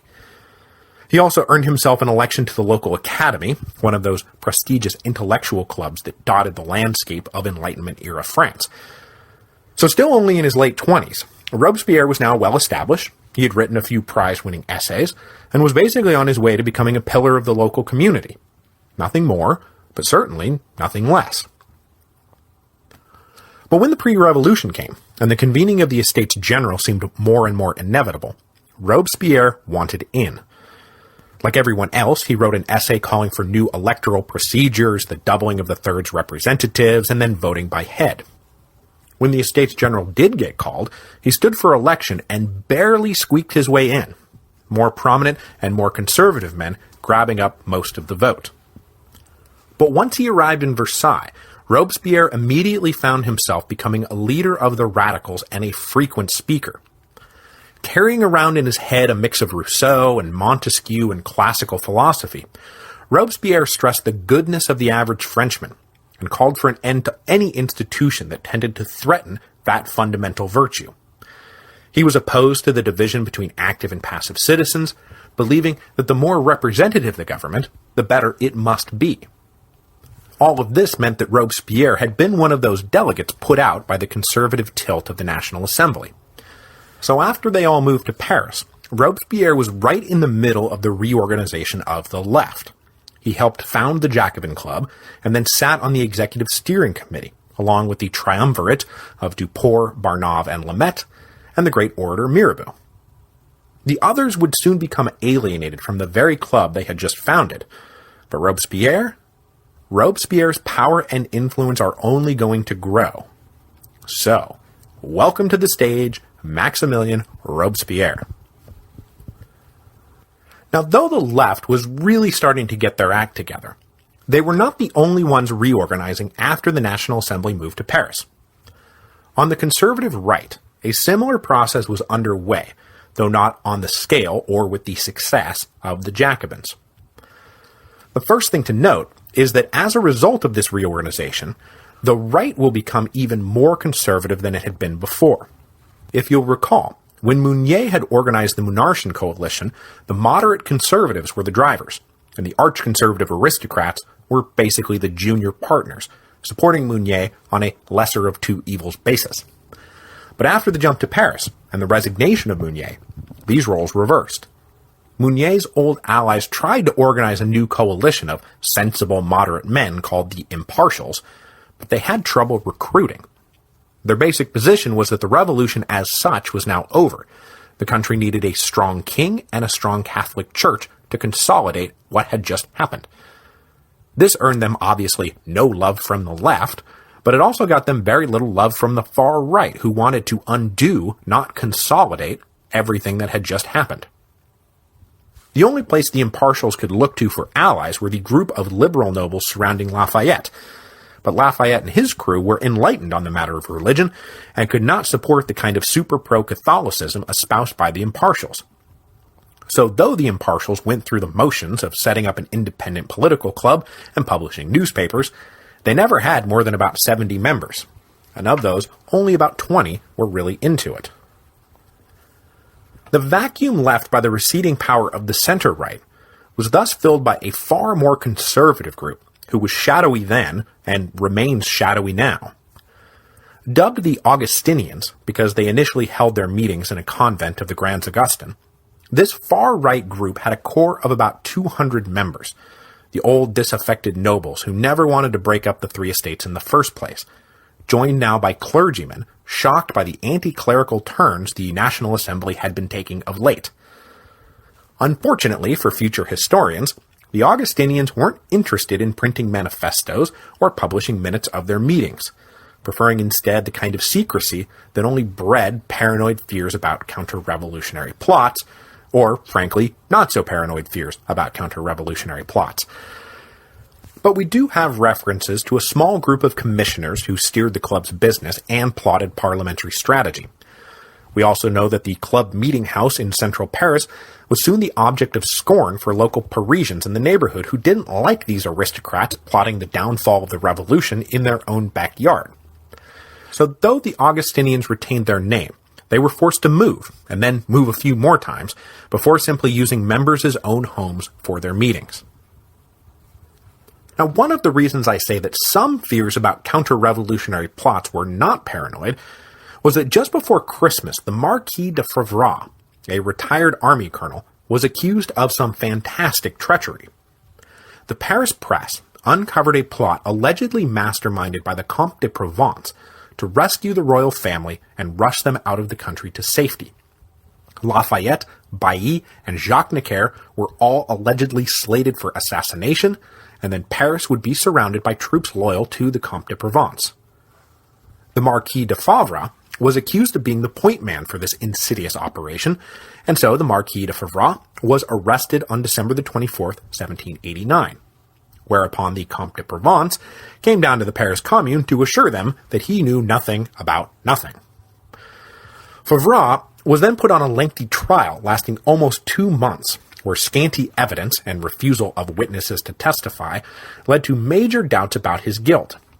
But in late January, an attempt to spring him from jail was foiled by Lafayette, and doubts about Favre's guilt disappeared.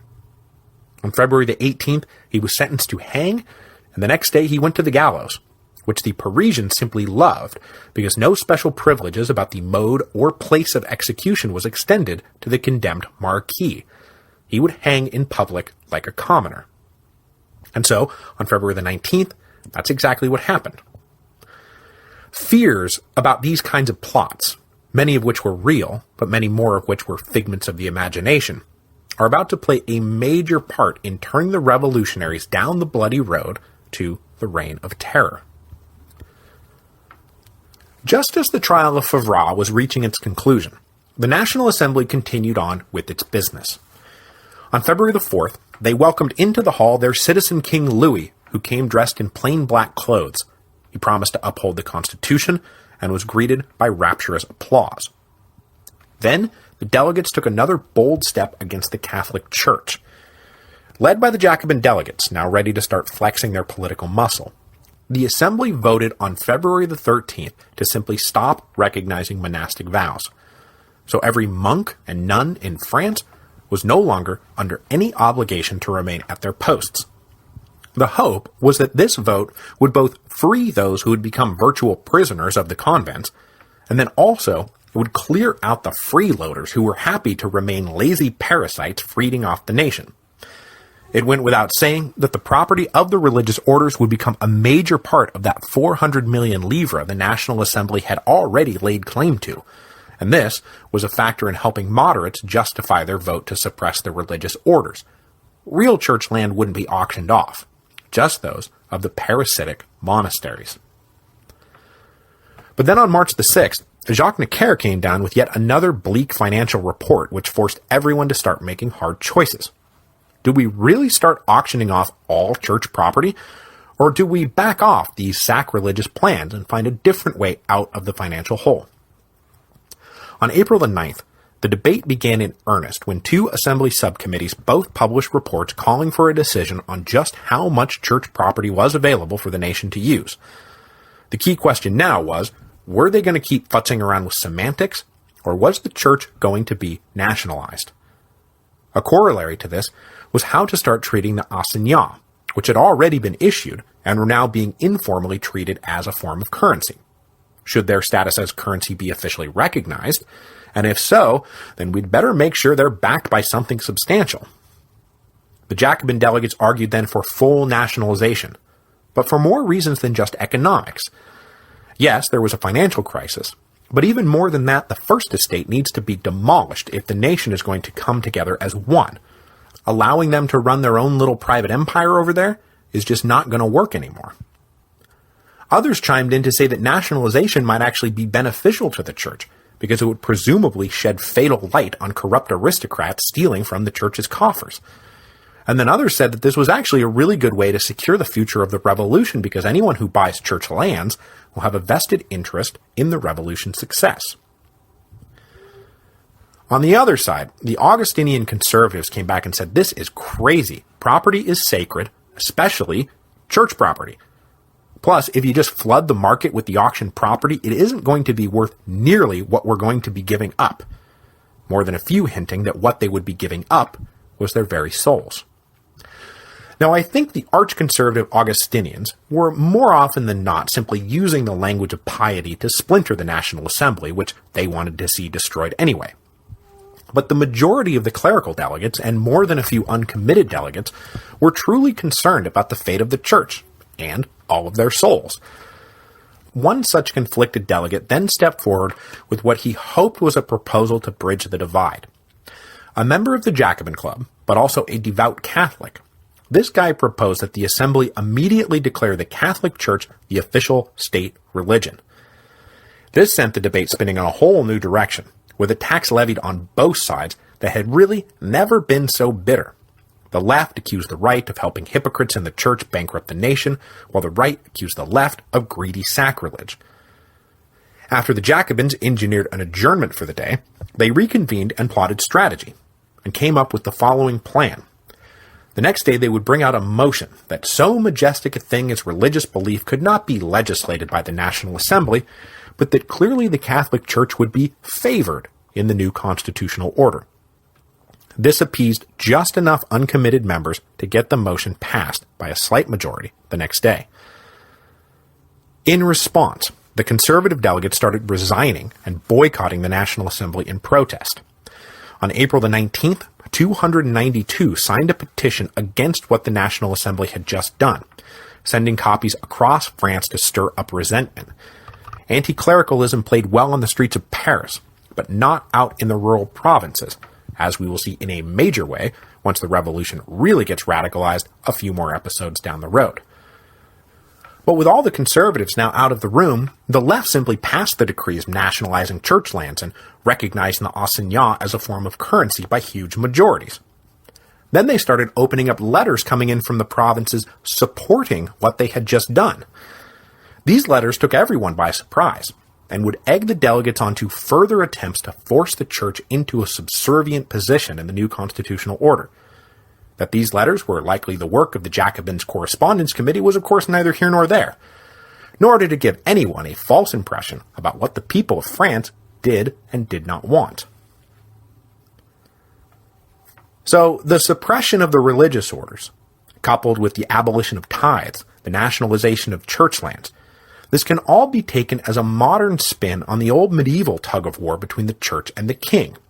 But it was now being recast as a tug-of-war between the church and the nation. Who ultimately served who? Next week, the nation will make its most audacious play for supremacy in this new modern tug-of-war, and it will be a play that will backfire mightily. Just as everyone was getting ready to celebrate the first anniversary of the fall of the Bastille and the unity of the French nation, the National Assembly would unveil the civil constitution of the clergy, which as much as anything helped destroy the unity of the French nation.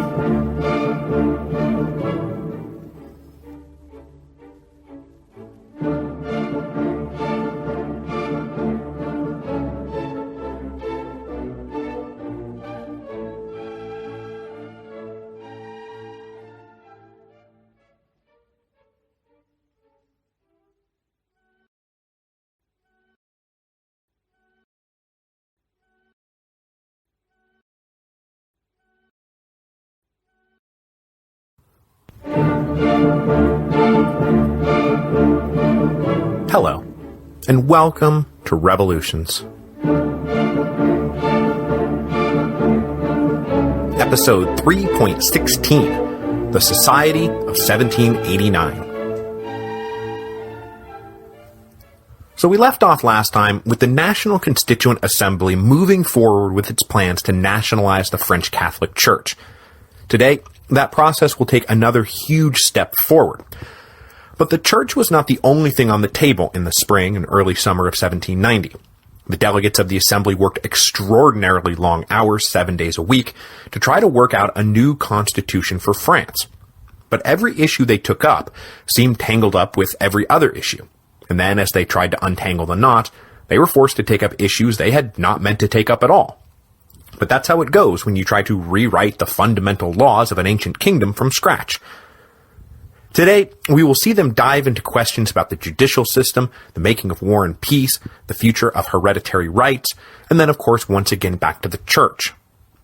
During the course of these debates, we will also see the center of political gravity shift again, this time in the direction of the Marquis de Lafayette and his liberal noble friends. Now, as we discussed last week, the conservatives were already in decline. The move to Paris had simultaneously weakened the right wing of the National Assembly while immeasurably strengthening the left. But the left was such a broad coalition that it started to fracture the moment it triumphed. A key turning point in both the fading of the right and the splintering of the left was the King's speech to the National Assembly in early February.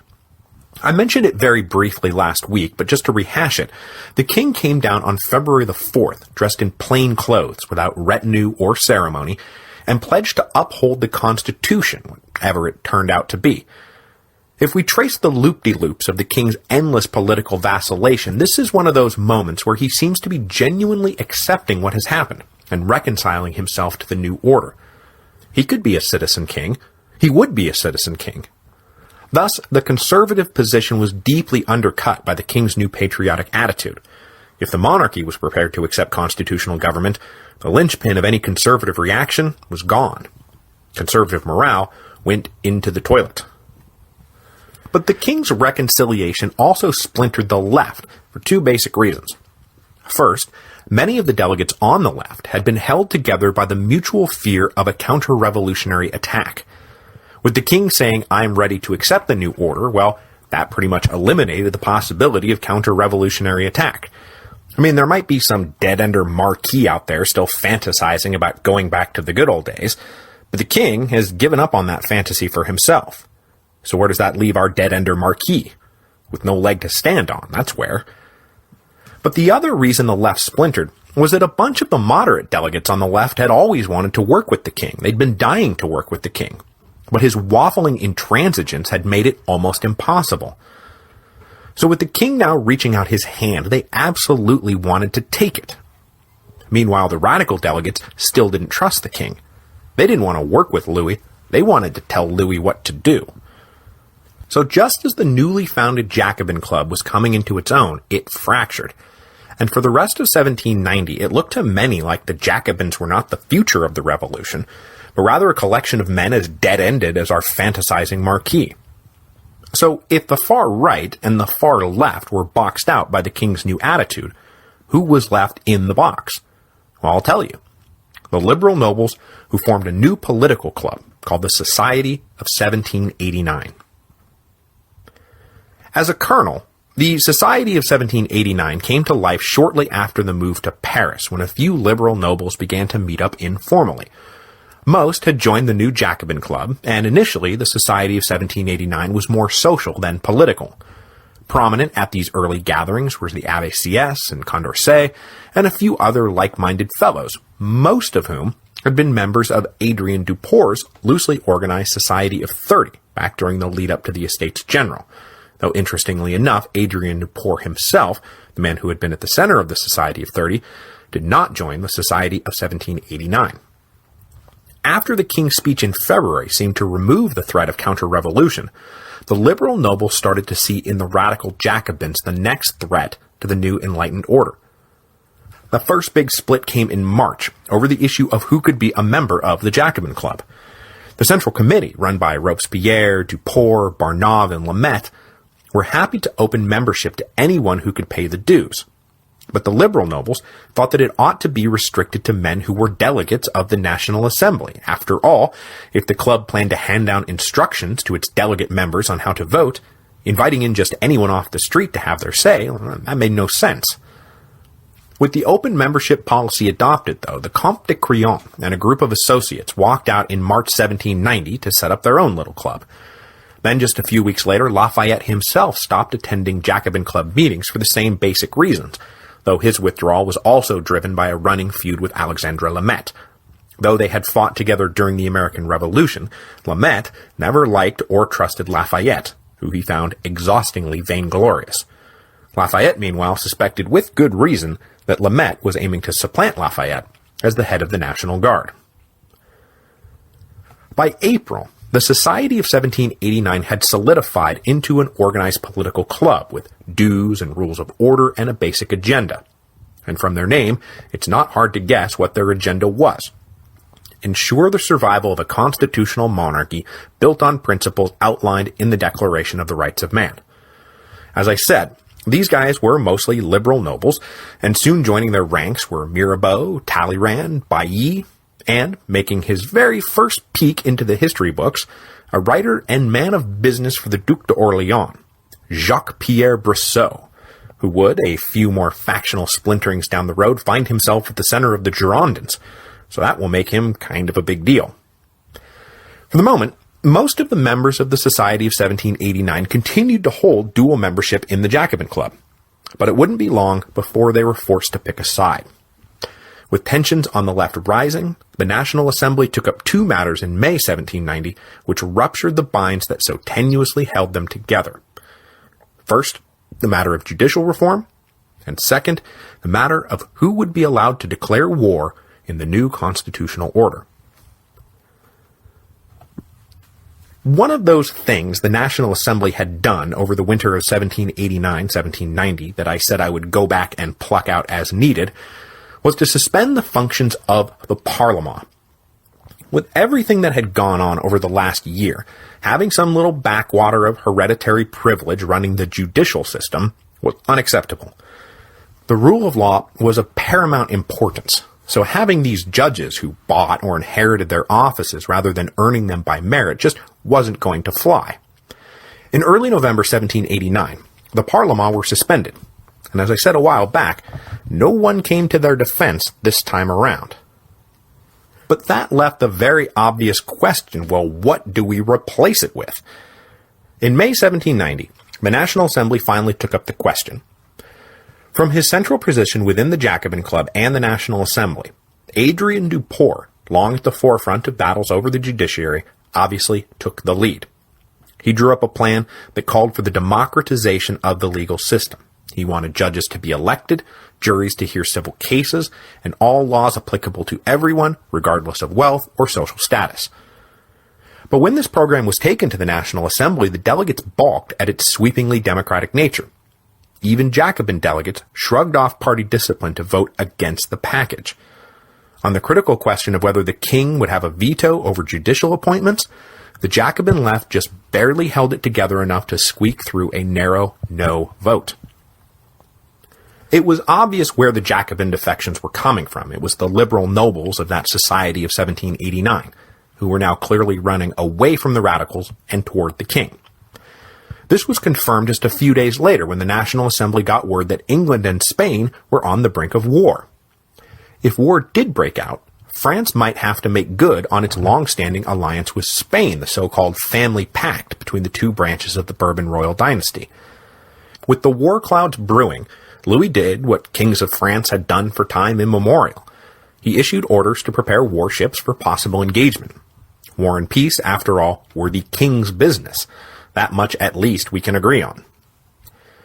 The members of the Society of 1789 were certainly willing to entertain that idea, and so in response to the king's orders, they pushed through the National Assembly a retroactive ratification of Louis's actions. But their erstwhile allies on the far left wanted no part of this. They saw the National Assembly now more than ever as the sovereign political body, and thus the only body that could legitimately declare war or negotiate peace. From May the 15th until the 22nd, the National Assembly raged over this question. Even the rapidly declining conservatives got in on the action, putting forward a proposal for the king to have sole discretion over war and peace. The radical Jacobins rejoined that no, the National Assembly will have sole discretion over war and peace, which left the center wide open for the members of the Society of 1789 to come in and say it should be a decision reached jointly. In a somewhat stunning turn, this was the moment when the Comte de Mirabeau showed which side he was really on by supporting this mixed system. And that was the formula that carried the day. Luckily for everyone, England and Spain did not go to war at that moment, so none of this was put to the immediate test, but the debate did prove that the liberal nobles, who always considered themselves to be the natural leaders of the revolution, were finally in the driver's seat, right where they had always thought they belonged. Shortly after this victory, the Society of 1789 then backed the Abbé Sieyès for the president's chair, which I haven't mentioned but you may have realized was an office in the National Assembly elected on a monthly basis. Anyway, the 1789ers backed Sieyès over the radical Jacobin candidate, and Sieyès won. In the wake of this battle, Mirabeau and Talleyrand both walked out of the Jacobin Club never to return, and when they departed, others quickly followed. So the initiative was now with the Society of 1789, and they strengthened their own position by offering associate member status to delegates who couldn't afford the fairly steep dues expected of full members. Soon they had about 160 delegates on their rolls, including most of the guys who had walked out of the Jacobins back in March. Meanwhile, the Jacobin Club itself was left with almost the same number, because the walkouts were hitting them hard. But though the left had now split into two camps, that did not mean they disagreed on everything. And so, after the divisive debates of May, they came together in June to tackle the fates of those men who formerly comprised the First Estate and those men who formerly comprised the Second Estate. After closing the debate on declarations of war, the National Assembly returned to the question of the Catholic Church. Its lands had been taken by the nation, its monastic orders had been suppressed, its tithes had been abolished. So now that everything was stripped away, it was time to decide what would be built up to replace it. This issue was debated for just over a month, and with the Society of 1789 and the Jacobins more in agreement than disagreement, this debate was not nearly as contentious as the resulting total reorganization of the French Catholic Church might suggest. But since the resulting civil constitution of the clergy wouldn't be formally adopted until July the 12th, I want to set that aside for a minute so I can talk about the big thing that happened in the interim, the complete suppression of hereditary nobility, privileges, emblems, and offices. As with the night of August the 4th, the suppression of hereditary privilege kinda came out of nowhere during an evening session of the National Assembly. On the night of June the 19th, the Jacobins decided to stage a weird little piece of theater where a group of about 30 foreigners, each decked out in their native garb, came in to laud the assembly for the universal rights they had proclaimed for men of all nationalities.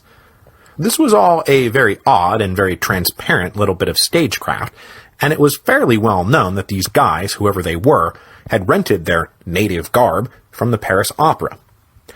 But after this stage disruption was over, a real disruption burst forth. A delegate, apparently on his own initiative, stepped up and moved that in keeping with the universal equality of man that they had all just applauded, that hereditary titles should be abolished. With the door thus opened, the waters came flooding in. More delegates, mainly our liberal noble friends, rushed in to denounce all marks of noble status. They renounced their coats of arms, their special liveries, their inherited titles, and any social distinction that they enjoyed strictly on the basis of their quote-unquote nobility.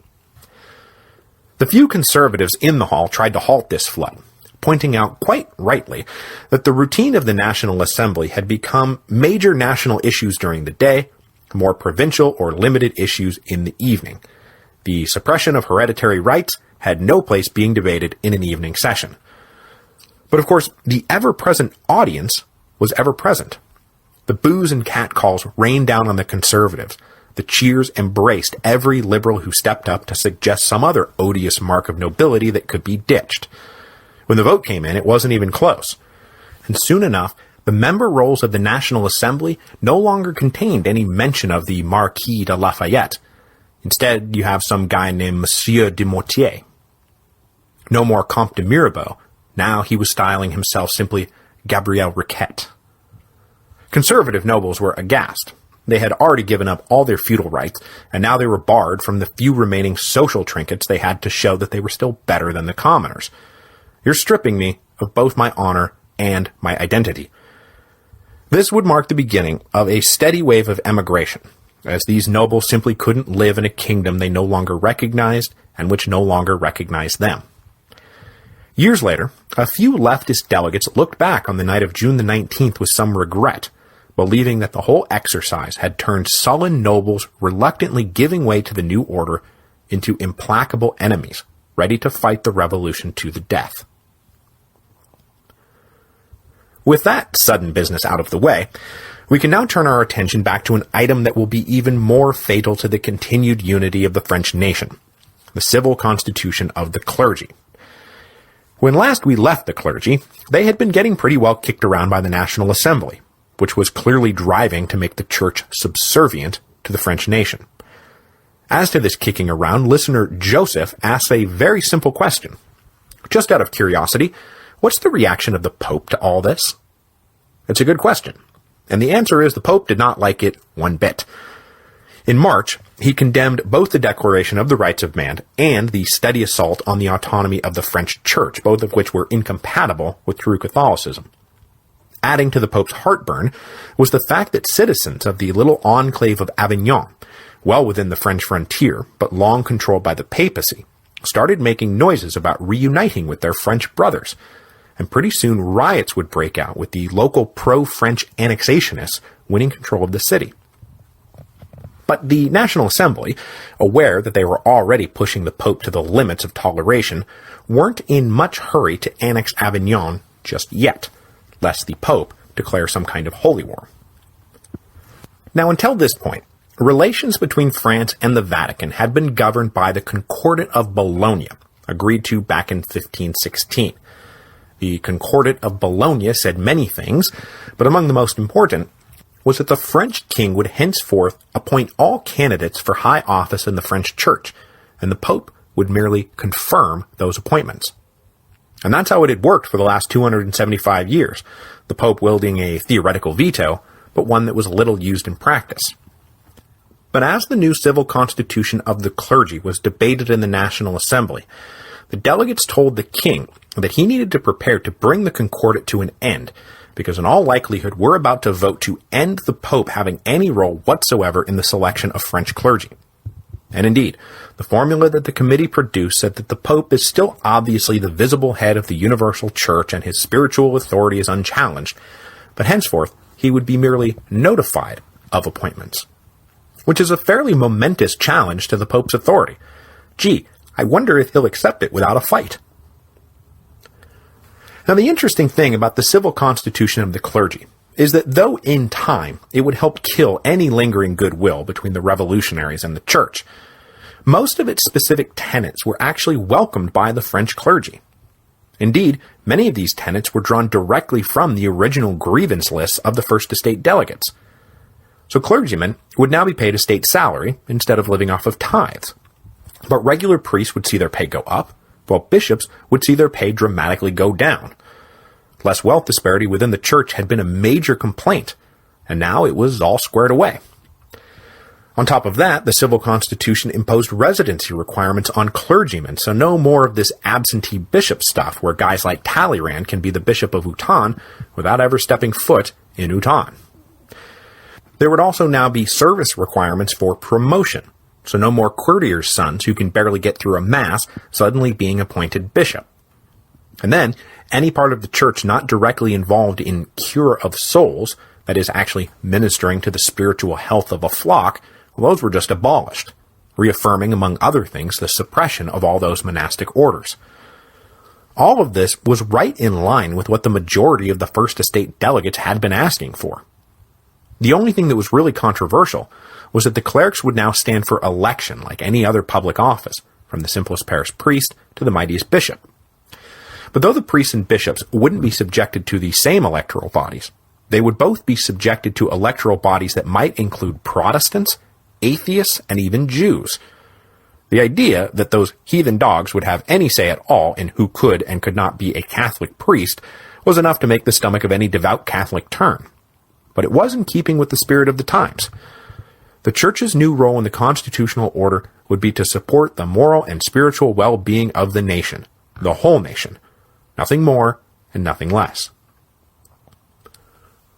All of this was debated, worked through, and revised through June, and the civil constitution of the clergy was finally approved on July the 12th, 1790. But though it appears that the majority of the clergy were prepared to accept it, the sad sack Ancien Regime bishops notwithstanding, there was still one enormous question left on the table. What if the Pope came out and said to the French clergy, "You must not accept this"? That would leave them and the French nation in quite a bind. And indeed, when he did, it did. But we will leave that confrontation for an episode or two down the road, because I want to wrap up today with the big mega party that France celebrated 2 days later, on the anniversary of the fall of the Bastille. But just to back up a little bit, after the Women's March on Versailles, which represented a triumph of popular will over absolute monarchy, the institution that best represented that triumph was the National Guard. And the National Guard soon came to represent a very specific form of popular will. Because after the active-passive citizen distinction was established, it was further decreed that only active citizens could volunteer for the National Guard. And over that winter they did in patriotic droves, the true citizens of France joining the militia that would defend the nation from its enemies both internal and external. Alongside the patriotic rise of the active citizens' National Guard were spontaneous feasts celebrating the federation of the nation, the unity of the French people, and the universal values proclaimed in the Declaration of the Rights of Man. With these improvised parties cropping up all across France, the Paris Commune got together in May and said, hey, we should do one of these too, and it should be the biggest one yet. We'll call it the Fête de la Fédération, the Feast of the Federation, and we'll hold it on the anniversary of the storming of the Bastille. Now, since Lafayette was the head of the National Guard, and Bailly was the mayor of Paris, both were leading members of the Society of 1789, obviously what the Society of 1789 had to say about all this was pretty critical. And after some hesitation, they decided to back the plan. They were definitely coming to the conclusion that the revolution was winding down, and it was time to start thinking about how they were going to perpetuate the new order. And big commemorative ceremonies are a handy way to celebrate everything that's happened, while also implying that those days are now in the past. Conservatives, of course, were appalled by the whole notion of a giant party celebrating the demise of everything they held dear, but as it turned out, the radicals weren't too keen on the idea either. There were some pretty deep suspicions that Lafayette and his cronies were planning some kind of political coup backed by the active citizen-filled National Guard. But though this was emphatically not Lafayette's plan, the great Fête de la Fédération was going to invite representatives from every National Guard company in France to come march in a great procession. With tens of thousands of guardsmen expected to attend, was it really a stretch to wonder what use Lafayette might put them to? Sure, the Parisian units had stood up to him during the Women's March on Versailles, but all the passive citizens had now been weeded out, so who knows where their loyalties now lay. But despite the misgivings of both the conservatives and the radicals, preparations for the party moved forward. With something like 400,000 people expected to attend, the Champ de Mars was selected as the only suitable site. If you've ever been to Paris, it's now the big park where the Eiffel Tower is.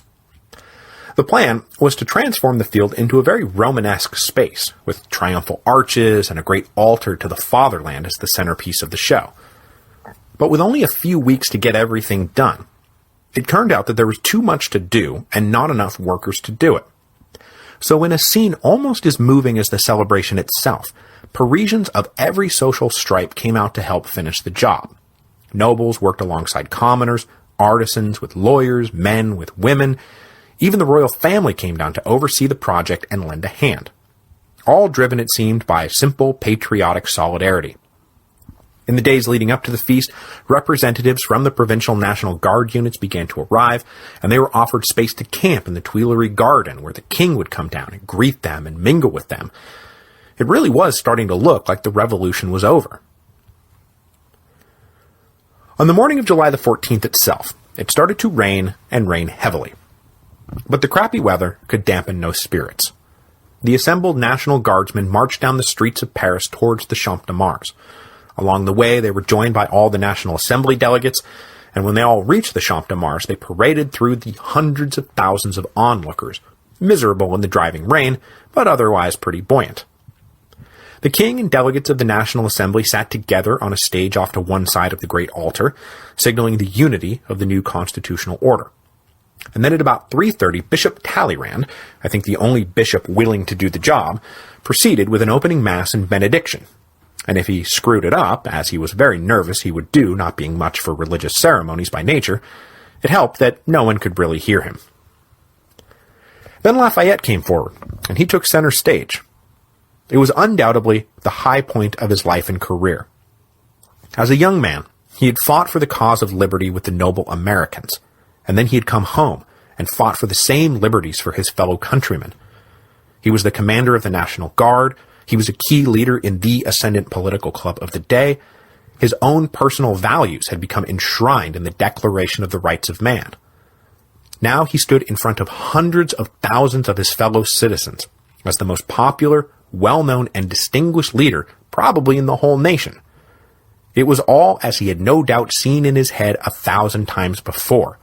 He was fulfilling his destiny as the hero of two worlds. At just about 5 o'clock, Lafayette climbed up on a great white horse and rode over to ask the king and president of the assembly permission to administer the great oath to his National Guardsmen. Then he returned to the altar, and he pledged, "We swear forever to be faithful to the nation, to the law, and to the king, to uphold with all our might the Constitution as decided by the National Assembly and accepted by the king, and to protect, according to the laws, the safety of people and properties, transit of grains and food within the kingdom, the public contributions under whatever forms they might exist, and to stay united with all the French with the indestructible bounds of brotherhood." The guardsmen then followed this oath. Fireworks cracked, lit, and thundered. Then the king stood to take an oath of his own to defend the Constitution, and critically he referred to himself not as the King of France and Navarre, but as King of the French. He was now a leader of men, not a ruler of some abstract land. The Queen then held up their young son, dressed in National Guardsman's uniform, and proclaimed that the boy would be raised on the values of constitutional government. With these momentous declarations declared, the ceremony proper broke up, and everyone retired back to the city to party, which they did pretty much uninterrupted for the next week straight. But of course, we all now know that the Fête de la Fédération was nowhere near the end of the French Revolution, not by a long shot. And next week, the fissures that had been artfully papered over for the celebration will rip back open. The émigré conservatives will plot their revenge. Radical political agitators will demand even more revolutionary reforms. Lafayette and the liberal nobles will try desperately to hold the center. And King Louis will change his mind, and then rechange his mind about what he thought about all of this. And then, of course, in the capitals of Europe, the statesmen of the great powers talked amongst themselves about how best to exploit the situation in France.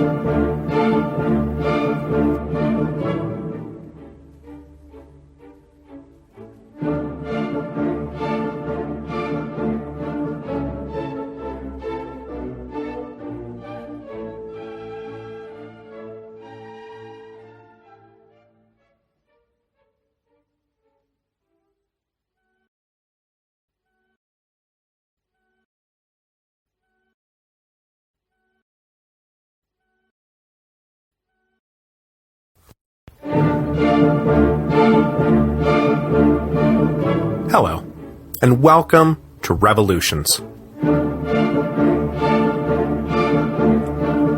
Episode 3.17, A Temporary Summit. After the Great Feast of the Federation, France passed into a period of outward calm as everyone went through the motions of trying to make the new order they had just celebrated work in practice. But as I hinted earlier, beneath the surface there were surprisingly few people dedicated to defending what had just been celebrated, least of all the king himself. Because though Louis was, for the moment, playing the part of citizen king, happily working alongside the people's representatives, he was privately dejected by the lot that had fallen on him, on his family, the monarchy, and the whole of the kingdom. The concessions he had made had been forced on him by circumstances, and he was just waiting for the opportunity to renege as soon as circumstances changed. But he was not the only one who saw the current constitutional settlement as anything but permanent. Conservatives, both inside and outside of France, were just biding their time, waiting for the revolutionaries to falter, so the heathen dogs could be swept aside once and for all. And the most reactionary of the émigré nobles weren't just biding their time, they were actively working to overthrow the new order. Meanwhile, the Jacobin radicals were developing policy proposals that would take France even further down the road to full national regeneration, to say nothing of the ultra-radical working-class Parisians who were just starting to organize politically and wanted to turn the world upside down. In the summer of 1790, only Lafayette, and his liberal noble brethren in the Society of 1789 looked at the current situation and liked what they saw. Everyone else saw it as a temporary summit to either climb back down from or push further on up from. But though all these tensions swirled under the surface, a year would pass before France would be hit by another one of those revolutionary tornadoes that would send everything spinning out of control. So today, I want to go back and pick up a few of the lingering constitutional issues that the National Assembly dealt with after moving to Paris, and then set up all the players on the board for the next major crisis that would hit in June 1791, when the king tried to bolt from France in the middle of the night. So the first thing we need to talk about is the total administrative reorganization of France, especially because of all the permanent contributions made by the revolution to modern France. This one is the most prominent and longest lasting. If you'll recall from way back in episode 2, The Broken Regime, one of the things that plagued Ancien Regime France was the administrative chaos. Provinces didn't line up with the Generalité, and those didn't line up with the jurisdictions of the Parlement, which didn't line up with the church dioceses, which didn't line up with tax regions, and all of the divisions had these customs barriers erected between every other division. It was a mess, everyone knew it, but trying to untangle it would require massive social, political, and economic upheaval. But now that France was already dealing with massive social, political, and economic upheaval, well, we may as well clean up this mess while we have the opportunity. And after the move to Paris in October 1789, the National Assembly took up the question of administrative rationalization in earnest. The first suggested reorganization, though, was frankly a little too rational. This initial plan called for France to be divided up into 80 square-shaped departments equal in size. This number was quickly bumped up to 81 to fit in with a nested administrative system based on the number 9. So there would be 81 departments, each department would be divided into 9 districts, and those districts would be divided into 9 communes, with each level having an elected assembly to govern it. But as geometrically sound as the plan was, it was a wee bit rigid for a kingdom that had cultural, linguistic, and geographic divisions that stretched back into the misty past. So the Comte de Mirabeau got up and said, yes, we need to rationalize the administrative map, but these straight lines are no good. We need to take into account natural borders like mountains and rivers, and then account for both the number of people and kind of people who will actually wind up grouped together. This was a much more difficult task, obviously, but the National Assembly heeded Mirabeau's advice and went back to the drawing board. But though what they came back with fit France a bit more naturally, one of the objectives of the new system was to push the heterogeneous subjects of the king into becoming homogeneous citizens of the nation. So old ethnic and cultural divisions were deliberately ignored, hopefully creating a more unified France in the process. So in February 1790, they produced a new map of 83 departments roughly equal in size, but with borders that made a bit more sense in the real world. These new departments would become the subunit of French administration. Tax assessment and collection, civil and criminal jurisdictions, even the dioceses of the newly organized French church would be forced to fit into the departmental system. There would be elected assemblies at every level who would work in concert with the elected assemblies above them and below them to ensure that every citizen, active citizen for the moment, both had a say in lawmaking and then had the means to carry out the law uniformly and equally in every corner of the nation. It goes without saying that any lingering rights and privileges enjoyed by this ancient province or that special generalité were just straight up nullified, and that did cause some friction here and there.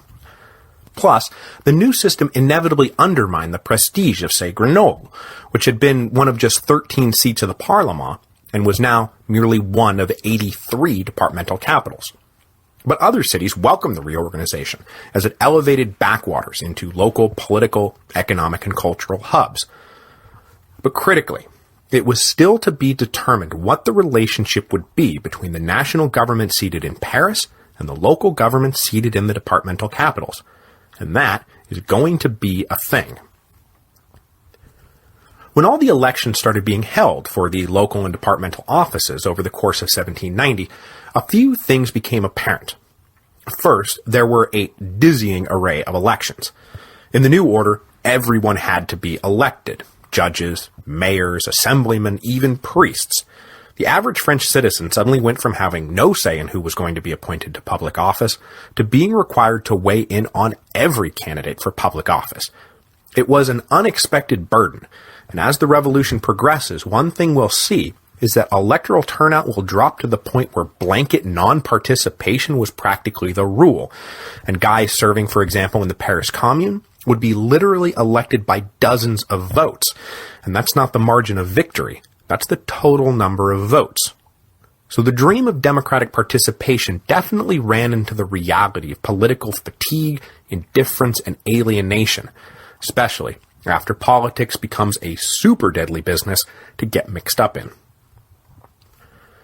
The other thing that became apparent is that though France now had a whole new administrative apparatus, the personnel actually doing the administrating changed very little at first. Of course, new men fired up by the revolution entered the system for the first time, and old men turned off by the revolution withdrew, but there was a pretty good swath of public officials in the middle who adapted quite naturally to the new order. So, old councillors of the Parlement stood for and won the judgeships in their new departments. Men appointed by the king to serve at the local level simply took off their royal robes and donned the revolutionary cockade. Many indeed were local aristocratic nobles who just stopped using their titles after those titles had been suppressed and recast themselves as citizens with experience and an aptitude for public management. And they would of course win because who else was going to do it? So though the revolution seems to be so obviously a clean break with the past, nothing can ever be quite so clean. And through these first years, public administration was as much a continuation as it was a total reinvention. Along with this major rationalization of the administrative apparatus, the National Assembly pursued other political and economic reforms that showed their continued commitment to the kind of Enlightenment ideals held by the old philosophes, and now best represented by the liberal nobles of the Society of 1789. So old marks of tyranny like the lettres de cachet and those unjustly levied taxes like the gabelle, that despised salt tax, were abolished. But as much as these decrees aligned with the desires of most French citizens, active or passive, the National Assembly also made moves that would help alienate the lower classes from the supposed leaders of the revolution. So for example, just as they were abolishing lettres de cachet and the gabelle, the National Assembly also took a look at which feudal dues and rights would be abolished in the spirit of the night of August the 4th, and which would require some form of monetary compensation. The private property-loving delegates wound up classifying most of the dues as real property, and so not really subject to the sweeping declarations of August the 4th. But though this classification rankled those who found out about it, out in the provinces, or should I now say out in the departments, good luck getting the average peasant to understand the difference. Then, they made another fairly big step away from public opinion, but it was all right in keeping with their own philosophy, when they reintroduced free trade in grain. And that, as you can imagine, earned them quite a bit of ill will from the Paris mobs, who were now surrounding the deliberations of the National Assembly, and of whom we will speak directly. But this was matched by the abolition of all internal customs barriers, which no one in their right mind could complain about. So, throughout 1790, we see the National Assembly pursuing an enlightened agenda that at times earned them heaps of praise, and other times heaps of scorn. They were all doing their best to heal old wounds, but unfortunately, in the process, they opened up a few new ones. So shortly after France as a whole was reorganized, Paris underwent a similar transformation, and I'll use that transformation to pivot into a discussion of the pieces that would be on the board come the royal family's ill-fated flight from Paris in June 1791.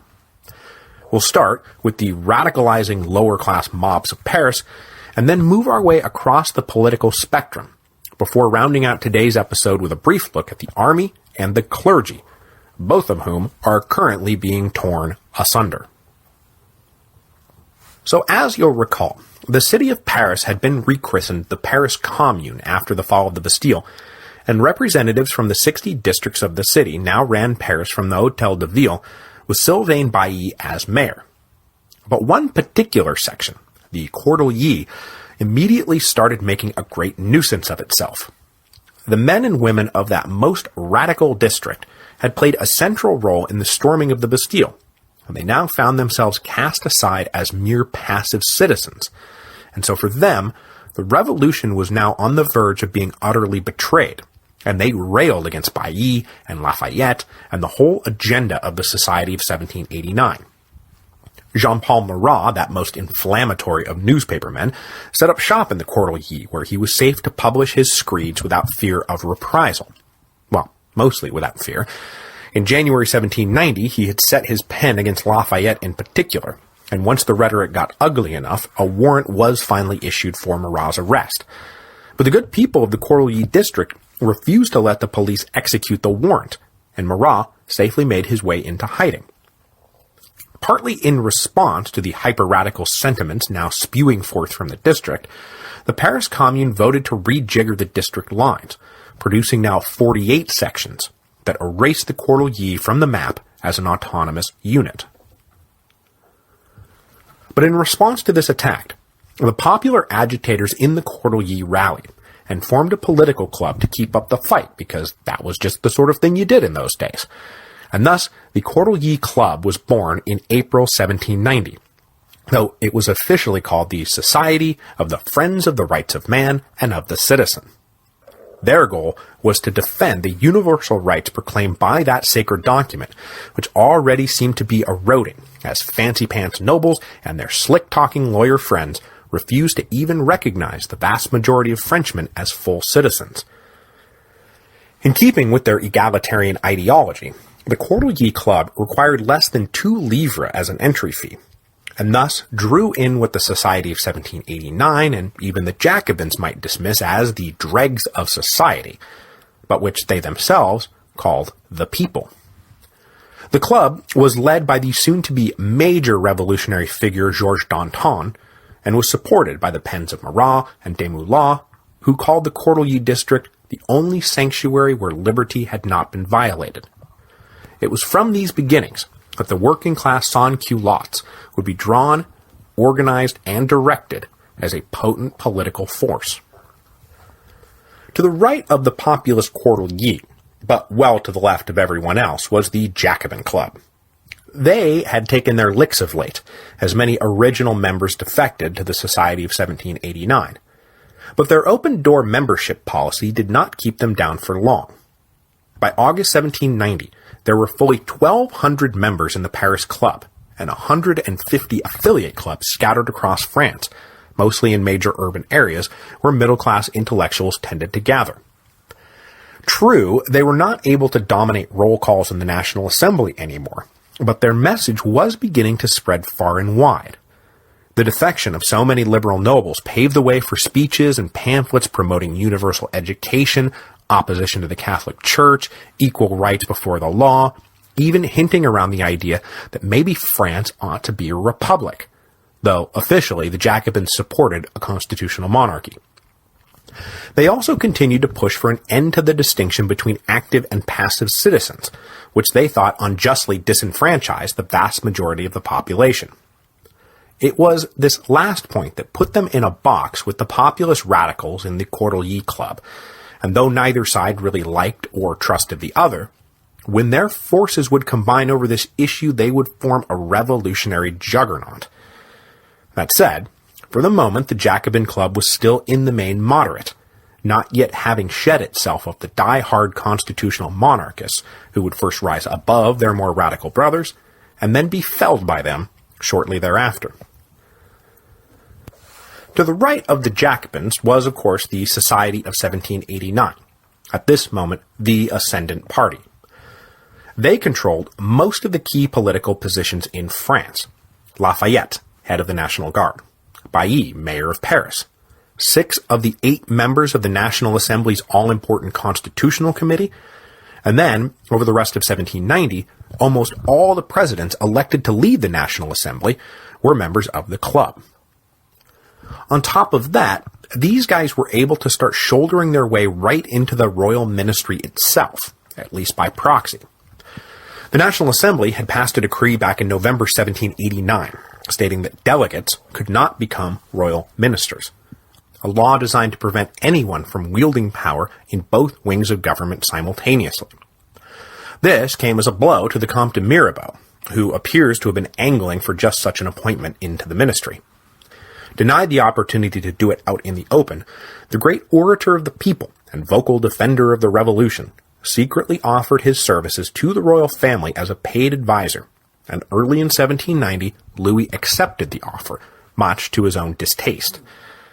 After that, Mirabeau's extensive debts were suddenly gone, and though he continued his public role as orator for the people, he was simultaneously doing his best to see that the king's position was stabilized and even enhanced. The revelation that Mirabeau was a paid agent of the monarchy would not come out until after he died, and was given the first great hero's funeral of the Revolution. By September 1790, the power of the Society of 1789 was such that they were able to finally force the resignation of Jacques Necker, who had been hanging on as a sort of useless appendage all these months, and that triggered a little wave of ministerial reshuffling over the next few weeks that saw men closely associated with either Lafayette or Mirabeau appointed to key positions. So as 1790 drew to a close, the liberal nobles were absolutely in the driver's seat, and appeared to control the Paris Commune, the National Assembly, and the royal ministry. But as quickly as they had risen to power, history would soon dispense with them. And in case you're wondering, almost every member of the Society of 1789 will wind up either dead or in exile. But for the moment, the Society of 1789 and their fellow travelers still orbited the revolution. Outside the orbit of the revolution, however, were the unreconstructed conservatives on the far right of the political spectrum, many of whom were now choosing voluntary exile rather than submitting to the new order. The first wave of emigration came after the fall of the Bastille when the Comte d'Artois and his friends left the country, eventually setting up a little court in exile in Turin, Italy. Other waves of emigration followed, as the Great Fear in the summer of 1789 erupted, and then after the Women's March on Versailles in October. Every day, it seemed, some noble decided that he had reached the end of the line, packed up his things, and quietly slipped across the border. Some of these emigrants were content to wait out the storm patiently, but others, led by the Comte d'Artois, dedicated themselves to plotting an end to the revolution. To this end, they did their best to foment unrest inside of France, and then convince the European powers outside France to come to the aid of their beleaguered royal family. For the work inside France, their best angle was the revolutionary assault on the Catholic Church, which we'll talk about even more in a second. Beginning in the spring of 1790, that is, just as the civil constitution of the clergy was being worked out, the first genuine counter-revolutionary demonstrations began to break out, mostly in the south of France, where A, emigre agents could easily stay in contact with their masters in Turin, and B, the long-dormant Protestant community was starting to come out from under the shadows, much to the dismay of local Catholics. With these quasi-uprisings spreading, d'Artois and his followers laid plans for a huge coordinated rebellion all across southern France. When word of the plot reached Louis, though, he sent back orders to stop the planned uprising, believing it would only make a bad situation worse. To which d'Artois responded that he and his friends must continue to serve the king and queen in spite of themselves. In the end, though, the plot was halted, but only because agents of the counter-revolutionary émigrés were apprehended in Lyon in December 1790, with all the written details of the whole conspiracy in their pockets. The uprising fizzled out. For the work outside France, the émigrés bombarded the courts of Europe with pleas for assistance, money, troops, intelligence, sanctuary, anything, everything. All of this much to the great annoyance of those courts of Europe. To this end, the émigrés generally stressed how the contagion of the revolution might begin to spread across Europe. The Declaration of the Rights of Man was intended not just for the French, but for everyone. So if you don't want to wind up like our poor king and queen, now trapped in their palace by degenerate mobs, you'd better help us out here. But for the moment, the heads of Europe had no intention of getting into it. Even the Holy Roman Emperor brothers of Marie Antoinette, First Joseph II, and then Leopold II after Joseph died in September 1790, well, they all but ignored the cries of their sister and her in-laws. They were far more concerned about the situation in the East, the continued ambitions of Catherine the Great, and the fate of Poland. Prussia seemed slightly more interested in armed intervention, but only as a way to gobble up more territory, not to help the king overcome his domestic troubles. Britain, of course, wanted no part of any of this whatsoever. Indeed, the European powers actually got together in July 1790 to try to settle any differences they had with each other on their western fronts. The resulting Treaty of Reichenbach swapped around some territory and gave permission to Austria to go back in and reassert control over the Austrian Netherlands, not with an eye on further action in France, but rather clearing up old business so that everyone could focus on the East, where it was agreed the real action was, now that France could no longer trouble them. The frustrated émigrés were thus left mostly to their own devices, only finding real support among the minor German princes on the French border, whose property and rights were being attacked directly by the revolutionaries. And it was there that the Comte d'Artois' émigré court found a new home, after the King of Sardinia kicked them out of Turin for causing him nothing but headaches. So that's how the political landscape lay at the beginning of 1791, with most everyone just waiting for something to break so they could rush in and push France in their own chosen direction, forward or backward, left or right. We'll wrap up today with a brief look at the tensions inside two great institutions that had once been critical to the social fabric of Ancien Regime society, and which were now fraying apart: the army, and of course, the Catholic Church. Now, we talked a bit about how at odds with itself the army had become in the last years of the Ancien Regime. Well, since the fall of the Bastille, things have only gotten worse. The army, as you'll recall, was divided into three basic camps: aristocratic senior officers disgruntled over the very fact of the revolution, commoner, or not aristocratic enough, junior officers disgruntled at being held back by their aristocratic superiors, and then regular soldiers disgruntled about, the things that regular soldiers are always disgruntled about. Between the fall of the Bastille and the Feast of the Federation, these tensions became unbearable, and acts of disobedience and near mutiny started cropping up in garrisons across France. On top of that, the Jacobin Correspondence Club was now in full effect, and local branches started coaching junior officers and common soldiers on the finer points of revolutionary politics. With these politically motivated tensions reaching the breaking point, many senior officers felt compelled to simply stop giving orders that might trigger acts of disobedience, or they themselves chose to become émigrés, slipping across the border, leaving their regiments without a leader. The French army was, at the moment, very much paralyzed. Finally, in August 1790, the inevitable finally came, when a full-blown mutiny broke out in the garrison of Nancy on the northeastern frontier. A soldiers' committee in one of the regiments, very likely prompted by local Jacobins, demanded to see the regimental book so they could be audited. When rebuffed, they arrested the quartermaster, locked their officers up in some barracks, and then grabbed hold of the regimental treasury. The other regiments of the Nancy garrison followed suit, and pretty soon the soldiers were in charge. The mutiny was complete. When word reached Paris, the National Assembly was shocked and worried about what this might mean for discipline everywhere. Obviously, in due course, the grievances of the soldiers would have to be addressed, but mutiny was not the answer, and it could not be tolerated. So they ordered in 4,500 soldiers from down the road in Metz to put down the mutineers. The officer in charge was himself an arch-conservative named General de Bouillé, who would soon earn a further place in history for himself by helping to arrange that ill-fated escape attempt by the royal family that I keep alluding to. When de Bouillé got to Nancy, he demanded the captive officers be released and the ringleaders of the mutiny handed over. But before any terms could be worked out, mutineers manning some artillery fired into de Bouillé's men, killing 60. A small but bloody battle then erupted, and soon something like 500 men lay dead, mostly mutineers. After this mutiny had been crushed then, 22 men were hanged on the spot, another 42 were sentenced to 30 years hard labor, and 72 just sent off to prison.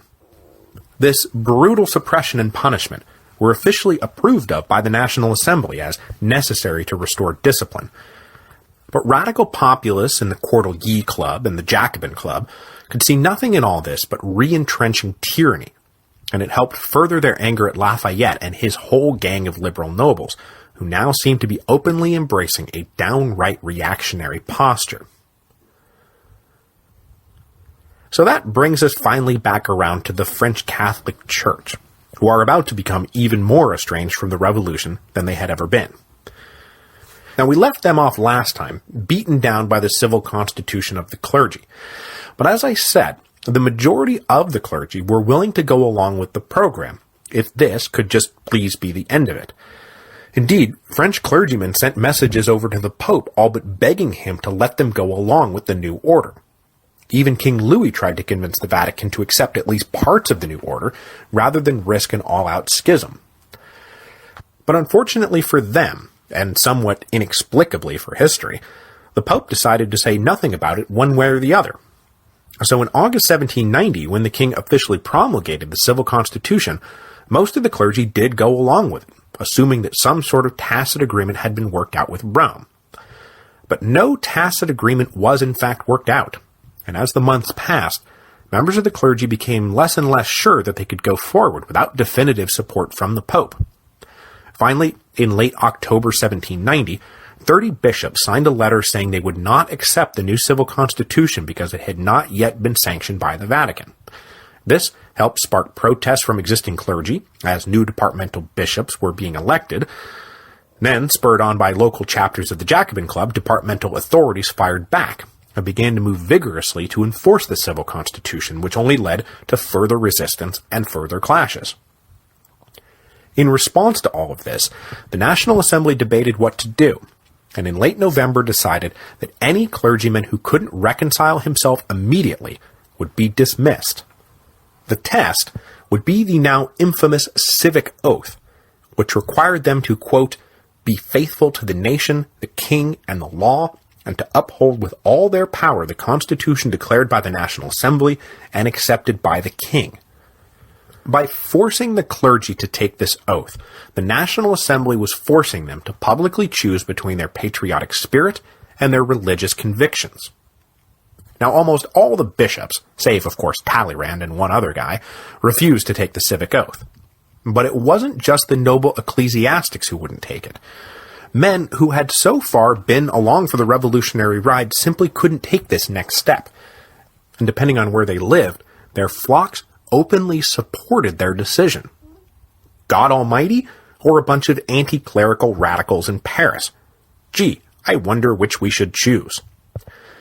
With the deadline of January the 4th, 1791 coming and going, only about half the clergy took the oath, and the rest were summarily dismissed, which began a permanent rupture between traditional religious values and revolutionary politics that would soon lead to, among other things, a full-blown civil war in western France, when a radicalized Paris commune tried to impose its will on the very Catholic population of the Bas-Dix. But that is for another day, as indeed is everything else. And next week, we will plow on through the first half of 1791, as the king decides to change his mind yet again, and this time heed the advice of his most conservative advisors, that he is in danger, and he needs to get out of France. And as we'll see, he'll almost make it too, if only his nose wasn't so big.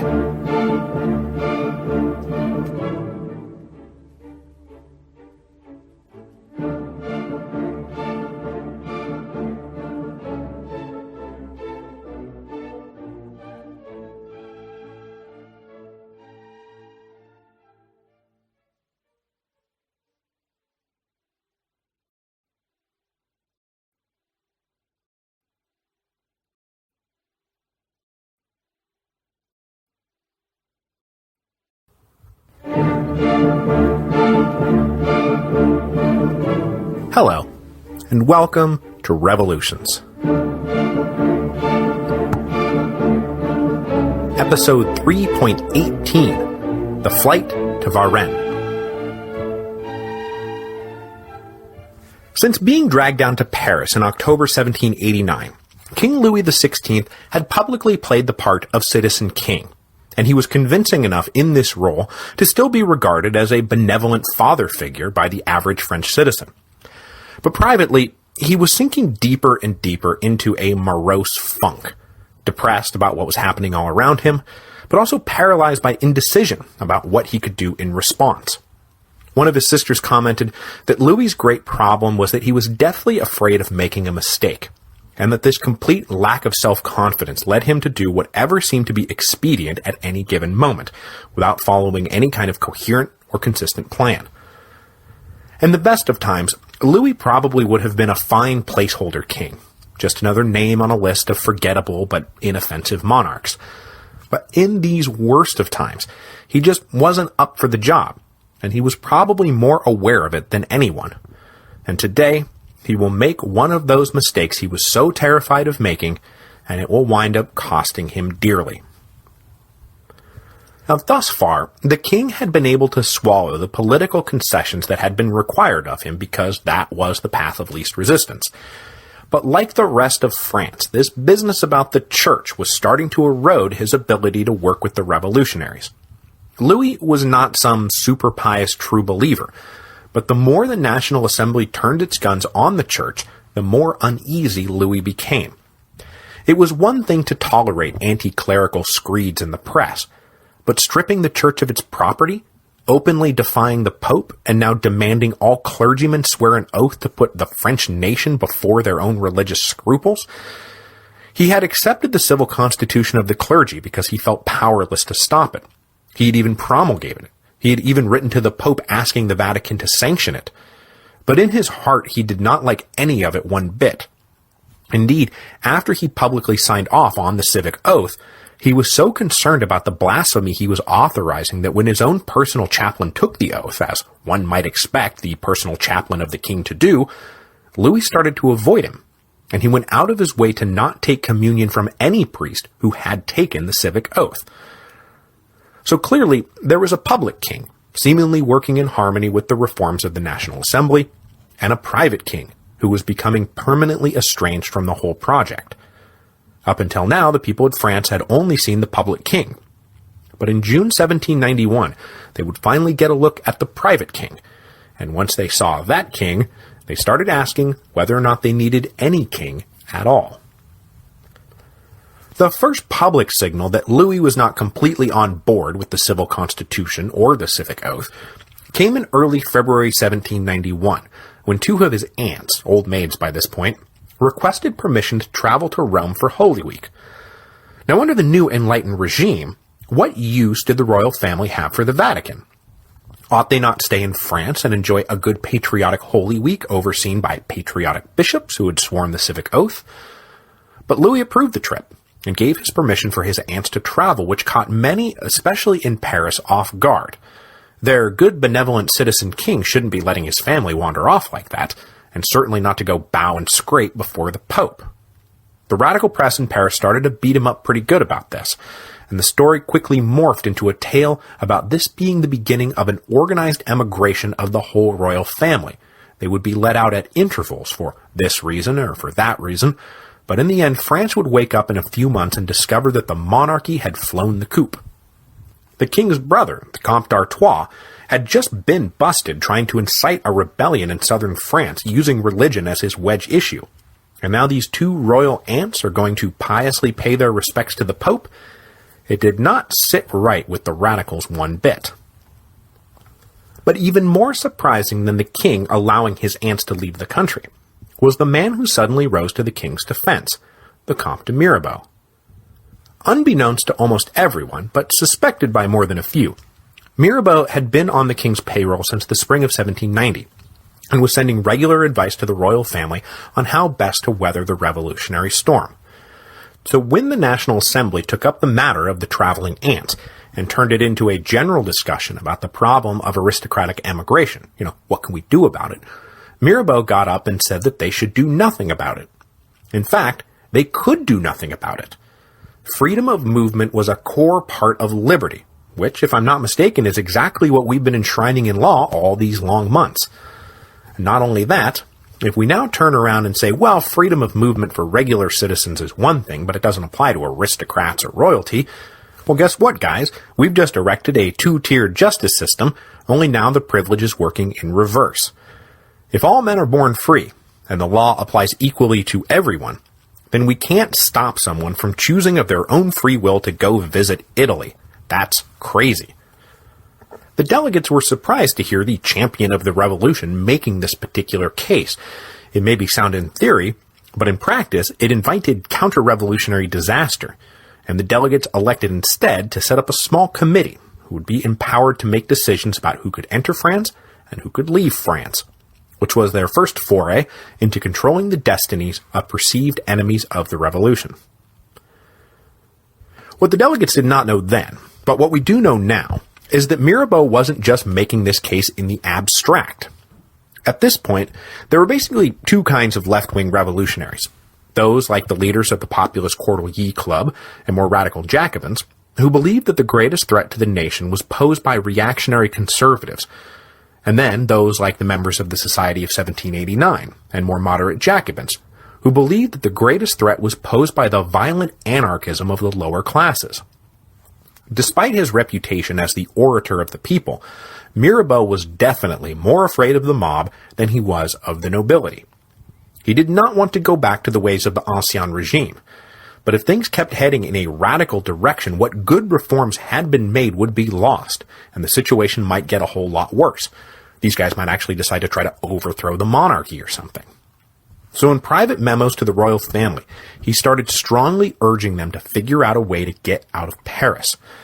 I don't believe he ever went so far as to advise the king leave the country, but he certainly thought Louis should get out of the capital, and the sooner the better. Getting the king and his family away from the clutches of the Paris mobs was becoming critical. Mirabeau's argument was that the National Assembly was already alienating itself from the rest of the country over the civil constitution of the clergy, and things were about to drift in the direction of civil war. His advice was for the royal family to get out of Paris, go set up a capital in some provincial city, wait for the National Assembly to fatally undermine its own legitimacy, whereupon the king could step in, call for new elections, bring in some new sensible men to consolidate a constitutional monarchy built around a strong king who recognized basic civil rights and who listened to his new principal minister of state, me, the Comte de Mirabeau. But for the moment, Louis did not take the advice, though in very short order he would wish that he had. The first incident that helped push Louis in the direction of getting the hell out of Paris came in late February 1791, on the so-called Day of Daggers. When the press started filling up with stories about the king's imaginary plot to escape from France, working-class patriots started to believe that it was all true, that the king was about to take flight, hook up with the Austrian army, and then come back in and slaughter them all. So in late February 1791, sporadic demonstrations in Paris started coalescing into organized action.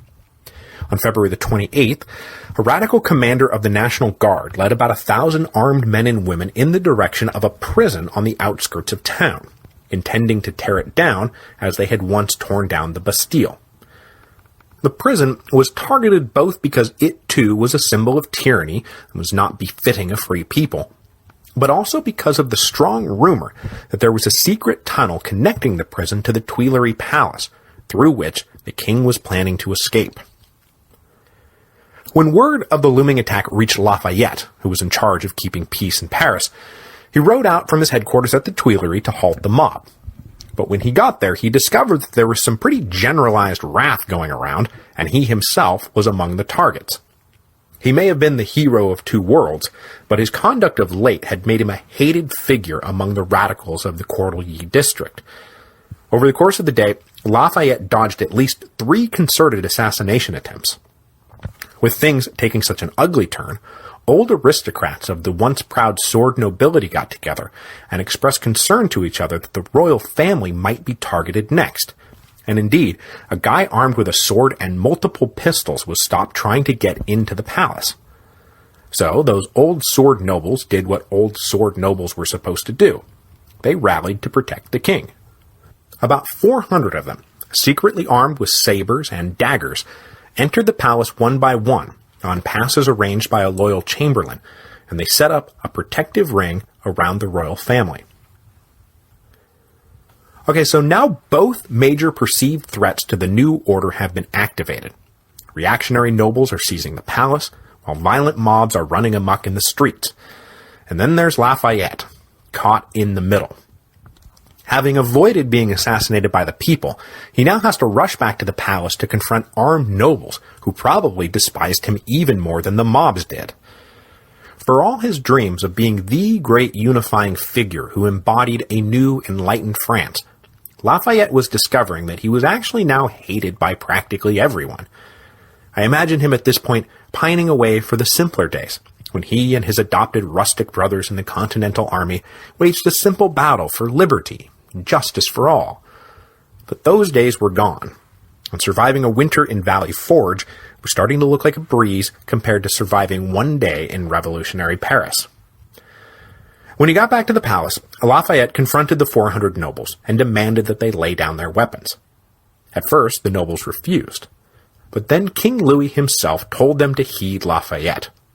Defying the National Guard would only invite more danger on all their heads, and so, disgusted, the nobles complied and were escorted from the palace.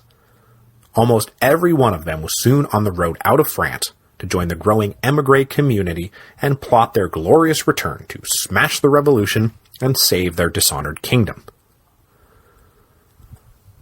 As the sun set on the Day of Daggers, both threats to the constitutional order were suppressed.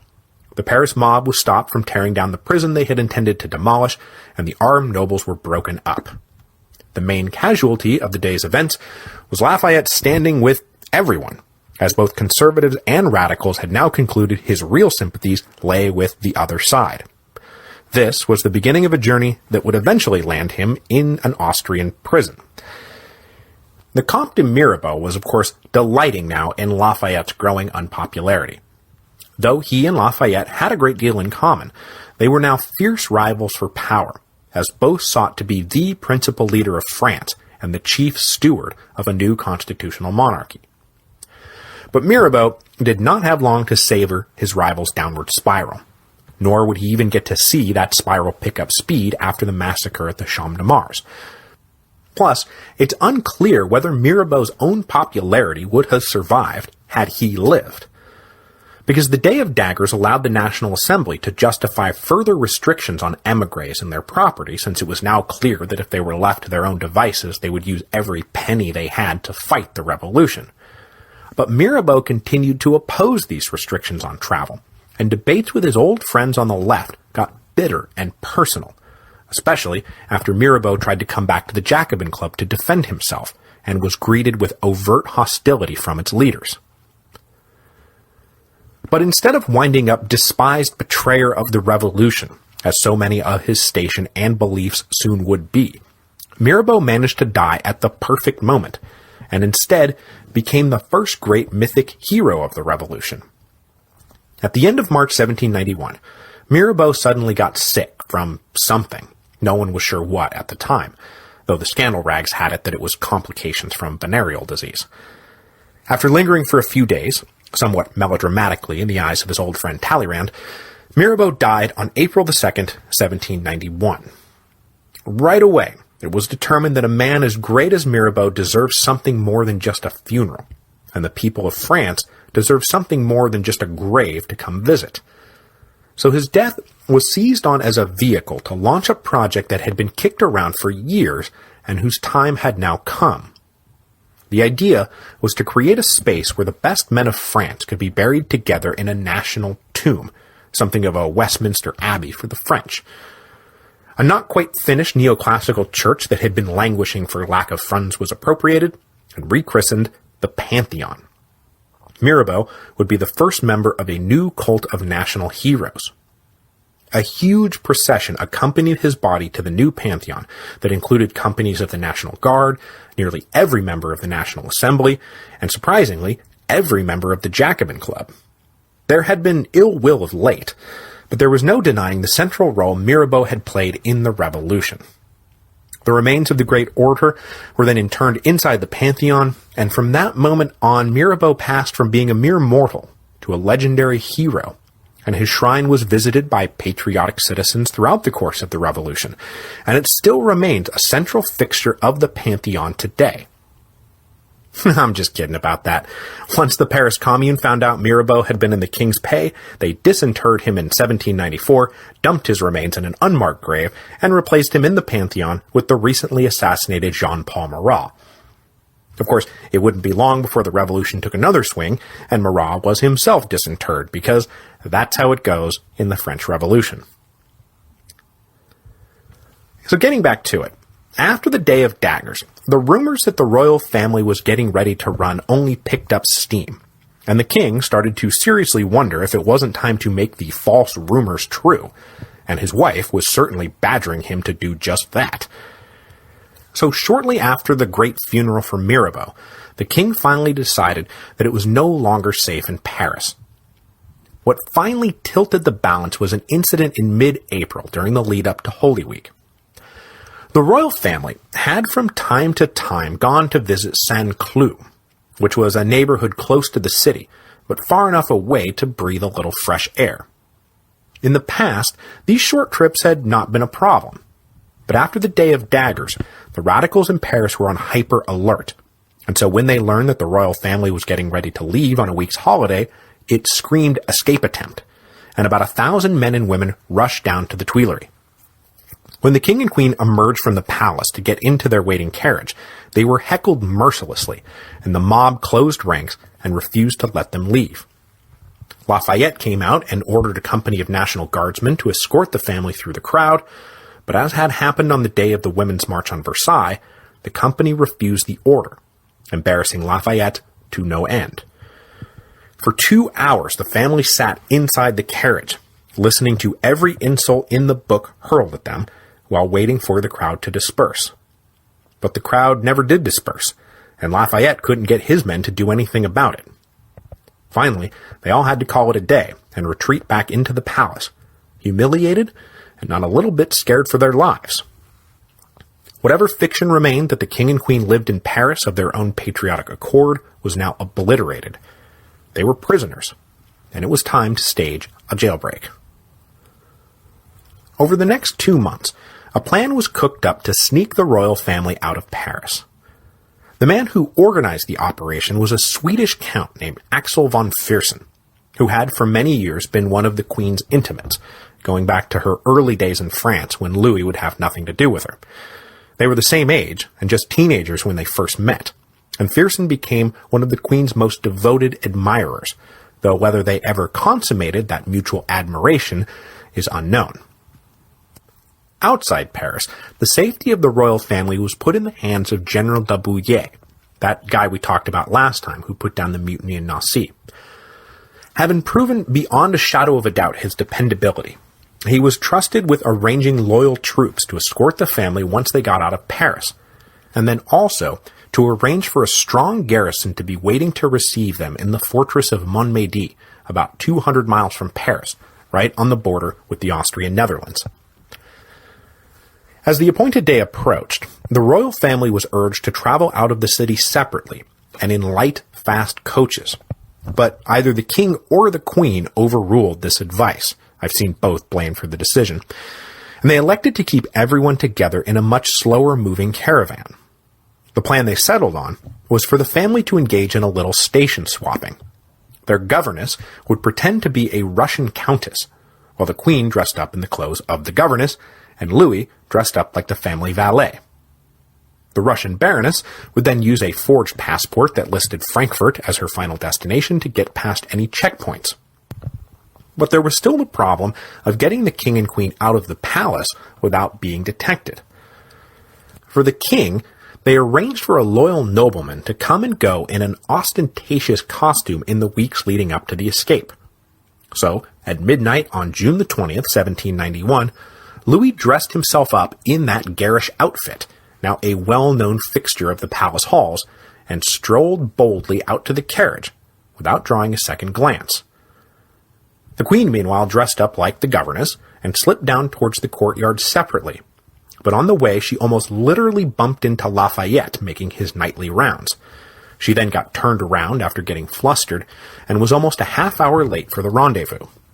This was the first of a series of delays that would help turn the escape attempt into a failed escape attempt. Once they got moving, though, everything seemed to be going according to plan. They switched coaches shortly after exiting the city, then picked up fresh horses right where the fresh horses were supposed to be. By dawn, they were well on their way. But as they crossed a bridge, the carriage hit a post and wiped out, and they were delayed further as the necessary repairs were made to a broken wheel. These delays were now becoming a problem because about halfway along the journey they were supposed to start linking up with the loyal troop escorts. The officer in charge of the first escort waited 2 hours for the royal family to show, and when they didn't, he assumed that something had gone wrong, that the plan had either failed or been aborted. So he sent a messenger to the further escort groups waiting down the line that the plan appears to be off. Now, the officer was of course wrong about that, but he was nervous about how he was going to explain what he was doing to all the nervous locals, who first thought that he was there to demand they start paying all those taxes they were now refusing to pay. And then they became suspicious when the officer told them, "No, it has nothing to do with your taxes. I'm just here to protect some treasure that's going to be on the road here shortly."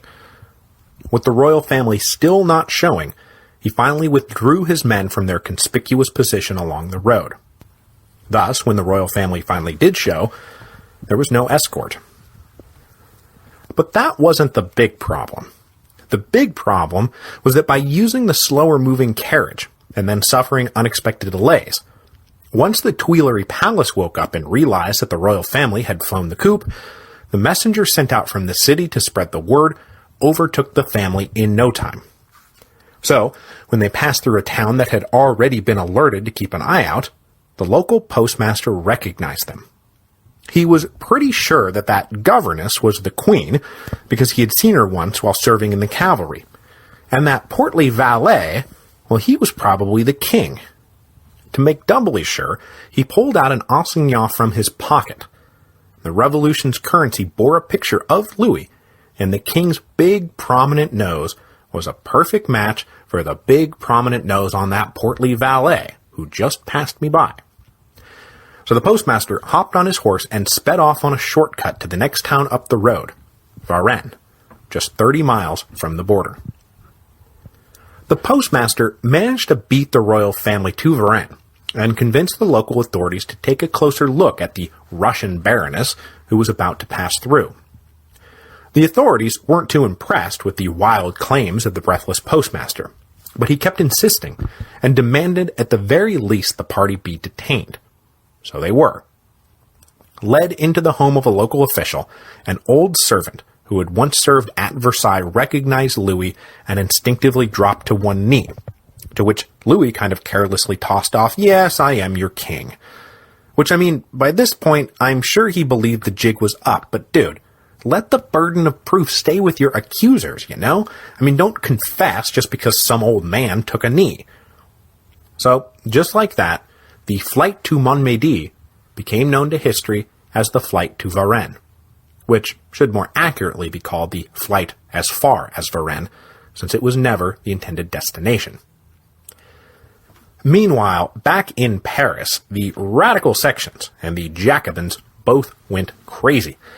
They accused Lafayette, now their favorite whipping boy, of being incompetent or treacherous or both for letting the family escape. They further decided that the entire thing was a plot cooked up in concert with the Austrians, who would be invading any day now, and there was suddenly very real fears both inside Paris and out near the frontier that France was about to be invaded. The National Assembly sent orders straight away for the family to be brought back to Paris, then decreed that the king's powers were provisionally suspended, that the borders were closed, and that they were now sitting in permanent session. The Jacobin Club soon followed suit and declared a similar permanent session. The royal family was then escorted back to the capital by some 6,000 armed men and women, mostly companies of National Guard, but also just civilians who wanted to make sure the king and queen got home safe and sound. This was a fairly debilitating blow to the family's morale because, locked up in Paris, they had just assumed that outside the capital they were as popular as ever. Indeed, everyone in on the plot assumed that even if the royal family was recognized on the road, that their loyal subjects wouldn't turn them in. They were shocked to discover just how delighted everyone seemed to be that they had been caught. When they got back to Paris on June the 25th, they were met by crowds standing around in an eerie silence. There was no heckling or catcalling, just muted staring that I can only imagine was quite a bit more unsettling. The family was then deposited back in the Tuileries Palace, where they would remain under guard until the National Assembly decided what to do with them. Already the Cordeliers Club was drawing up a petition that declared liberty and royalty to be incompatible, and more than a few delegates in the National Assembly were starting to agree.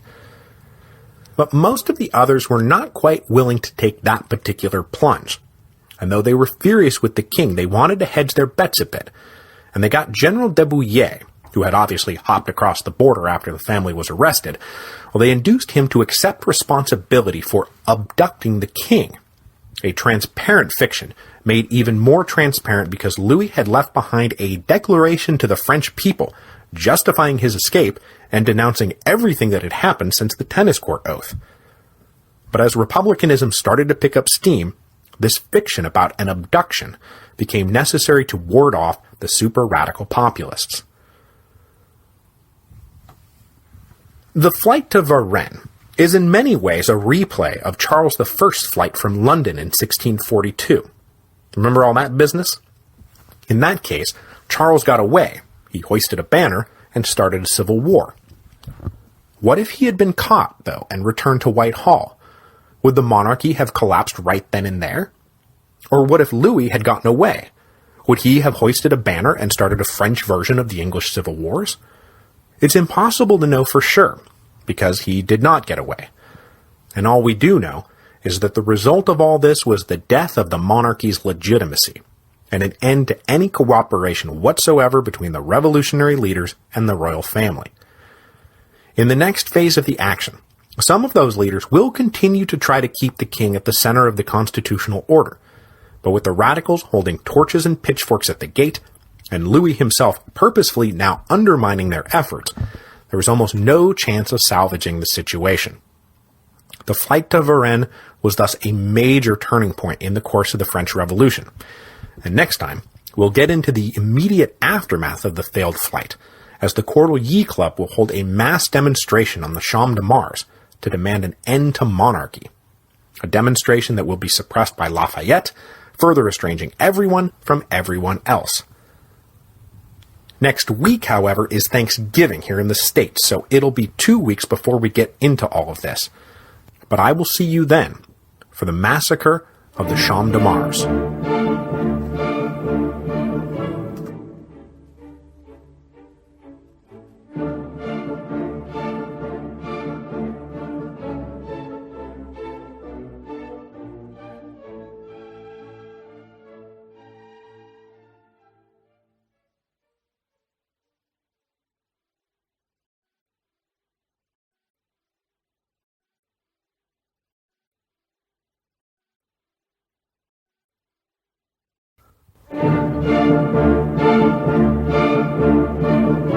Hello, and welcome to Revolutions. Episode 3.19, The Massacre of the Champ de Mars. So last time, the royal family tried to break out of their de facto jail cell in the Tuileries Palace, but were busted along the road and dragged ignobly back to Paris. The fate of the monarchy was suddenly on the tip of everyone's tongue. Could it be saved? Would it be saved? Do we even want it to be saved? Now locked up in an even tighter de facto jail cell, the king and his family could only sit and wait and wonder what the verdict would be. And in those first weeks after the flight to Varennes, it was not at all inconceivable that those same mobs that had stormed the Bastille, marched on Versailles, halted the trip to Saint-Cloud, might finally shrug off whatever restraints had bound them and come looking for blood. But this nightmarish specter did not just haunt the dreams of the royal family, if and when they managed any sleep. It also haunted the dreams of the respectable political center of the revolution, the liberal nobles, constitutional monarchists, civic-minded bourgeoisie who currently held sway in the National Assembly and in the government of the Paris Commune. For over a year now, these guys had been working to erect this enlightened constitutional monarchy, and now the king's disastrous escape attempt was threatening to tear out the rock the new order was supposed to be built on. If they were going to salvage the situation, they're going to have to scramble fast to clamp down on any angry populist uprisings.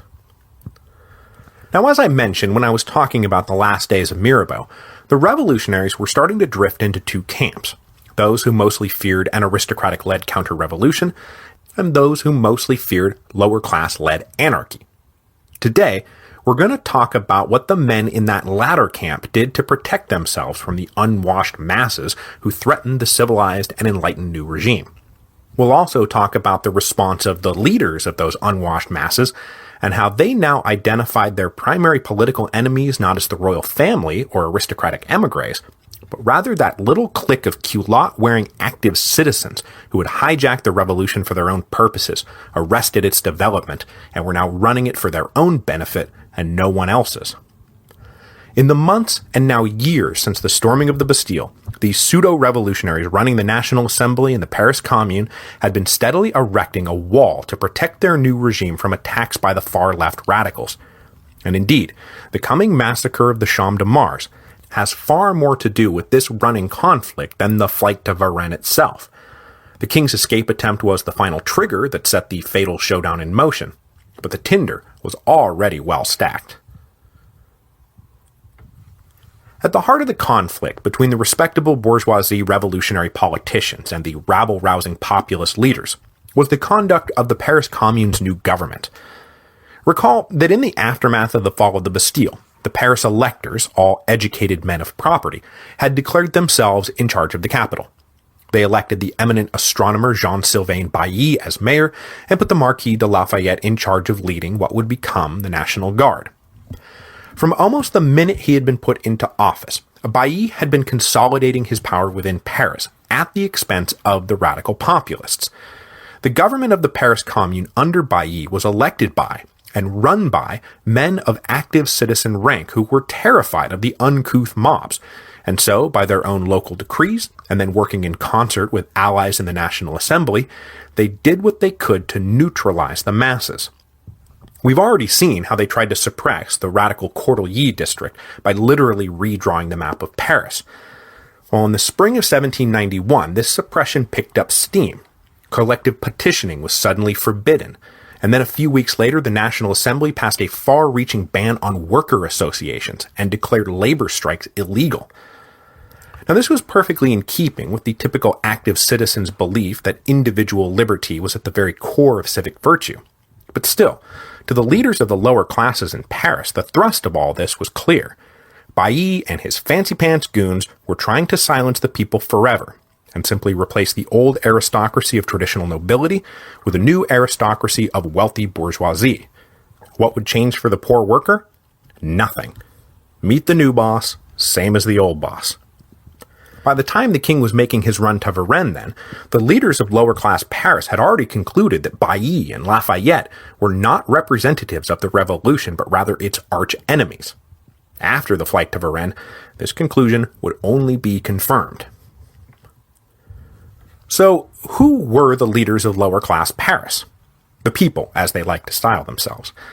The guys I'm talking about here formed the inner circle of the Cordeliers Club, which was founded in the wake of the Paris redistricting.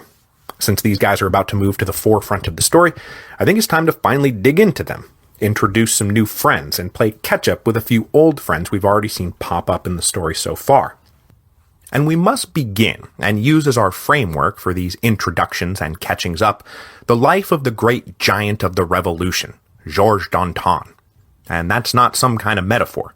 Danton was a head taller and twice as round as any other man in sight. You just couldn't miss him. Georges Danton was born in the Champagne region east of France in 1759. When he was just a little kid, he survived a bout of smallpox and left his face pockmarked, and then he suffered not one but 2 kicks to the face from a bull, so as he grew, and grew, and grew, He was, by his own admission, a fairly ugly brute. Obviously a clever young lad, though, his mother sent him off to a nearby seminary when he was 12, but after briefly enduring the tedious routine of the church, he came home from a break and more or less refused to go back. So his mother looked around and landed Danton in a school run by the Oratorians, a small little liberal Catholic order that embraced and taught most of the advanced Enlightenment thinking of the day. It was there that Danton first discovered the classical writers who would become his heroes, most especially Cicero. Now, the thing that really set Danton apart at this point was that though he excelled at public speaking and had a memory like a steel trap, he was no good at writing, and he struggled to make sense of words on a page. If he heard a passage read out loud, he could instantly recite it back verbatim. But what he read just seemed to slip away. In short, Danton was probably dyslexic. His teachers, though, just chastised him for being lazy. And though that was no doubt unfair, Danton's habit of skipping class to go swimming or play cards didn't much help his case. When he graduated, the law seemed to be the surest path to a better life for an energetic provincial with a head on his shoulders, and he managed to talk his way into a job as a clerk in a Paris law firm in 1780, despite his atrocious writing samples. This was because Danton's new boss turned out to be a pretty good judge of character. Realizing that the lad was no good for office work, he sent his new clerk down to the Palais Justice to observe court cases and report back everything he saw and heard. In this, Danton absolutely shined, and he displayed a remarkable ability to come back with a prescient and precise accounting of the day's events. And with his massive frame, 6 feet at least now, with a huge barrel chest and a face that, well, let's just say that Mrs. Revolutions hasn't been too excited about the cover of the Danton biography that's been lying around the house the last week or so. The point is, Danton was now a recognizable fixture of the Paris legal scene. After 3 years as a clerk, he went back home to pass the bar, and then returned to his firm as a junior partner. As he plied his new trade, the sociable and boisterous Danton also made the after-hours rounds in the Paris cafes and wine bars. It was in this scene that he first met Camille Desmoulins in 1787, and the two very quickly became friends, striking a somewhat ridiculous pair, Danton being this massive loudmouth, and Desmoulins being this slender, sensitive little writer. But they shared a passion for the old Greek and Roman masters, and were both positively bursting with energy to get out there and do something. Who knew what?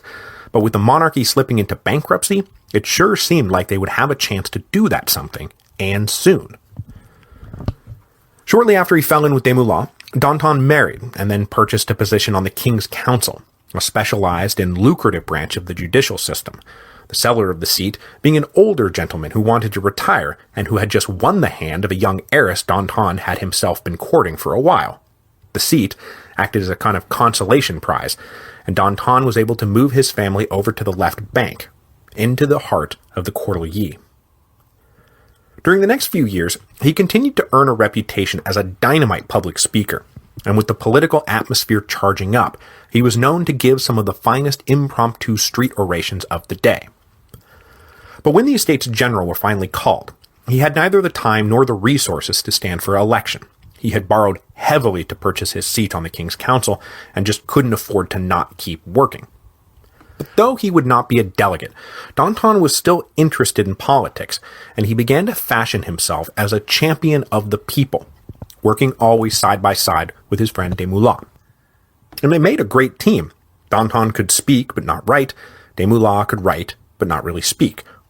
Which is, of course, why it is one of history's great ironies that when the deal went down in July 1789, it was Desmoulins, not Danton, who wound up giving the speech that riled the Parisians up into armed insurrection. With Paris up in arms, Danton appointed himself captain of a self-declared militia unit, but pointedly managed to miss the assault on the Bastille, a missed opportunity that rankled him so badly that he actually led about 20 of his guys to the already stormed Bastille on July the 15th, and demanded the new governor let him in to inspect the premises. When the new governor refused to let anyone in, as were his orders from the Provisional Paris Commune, Danton hauled the guy out at gunpoint and marched him to the Hôtel de Ville as a traitor to the people. But the guys running the Hôtel de Ville didn't have any idea what Danton thought he was doing, so they bawled him out for being a giant doofus and let the governor go with their apologies. But Danton knew exactly what he was doing.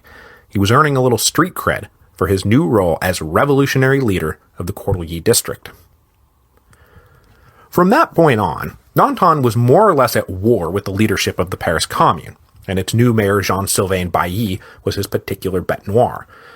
Danton was elected president of something called the Cordeliers Assembly, and they unilaterally announced that no decree of the Paris Commune would be enforceable unless the Cordeliers Assembly ratified it. With Danton doing the talking, Desmoulins started a successful weekly paper to push their shared agenda. This budding inner circle was soon joined by a long-struggling actor and dramatist named Fabre d'Églantine, who had suddenly found his calling as inventor of a whole new genre of revolutionary theater that he believed would be as important to the overturning of the Ancien regime as any direct political action. Joined by a few others I won't bore you with, the little corps that formed around Danton became the driving force of radical revolutionary politics in Paris. But for the moment, none of them were as well known publicly as the crazy little hermit in their midst, Jean-Paul Marat, who was pumping his diatribes out of a basement in the Cordeliers so fast he practically invented the daily newspaper single-handedly. Danton didn't care much for Marat, no one really did, but the force of Marat's onslaught was undeniable, and Danton was happy enough to let Marat rail against Bailly and Lafayette and every other culotte-wearing faux revolutionary who planned to crush the spirit of the people as completely as any aristocratic swine might try. When the Central Commune government had finally had enough of Marat and sent in bailiffs backed by 3,000 National Guardsmen to arrest him in January 1790, Danton was the one who openly defied them and promised that he would raise 20,000 of his closest friends immediately if the bailiffs tried to take Marat out. While the authorities fretted, Marat managed to slip away, whereupon Danton stood down and invited the bailiffs to search wherever they pleased. This, among many other affronts, is what led Bailly to initiate the Paris redistricting that led the Cordeliers district to be subsumed into a larger section, hopefully smothering the populist movement with a pillow. But of course, the vigorous Cordeliers leadership simply took over the larger section, and when the first real elections for the Paris Commune government were held in July 1790, Danton was a top vote-getter. But Bailly had apparently inserted some language into the election rules that the other sections had to confirm a delegate before they could be seated.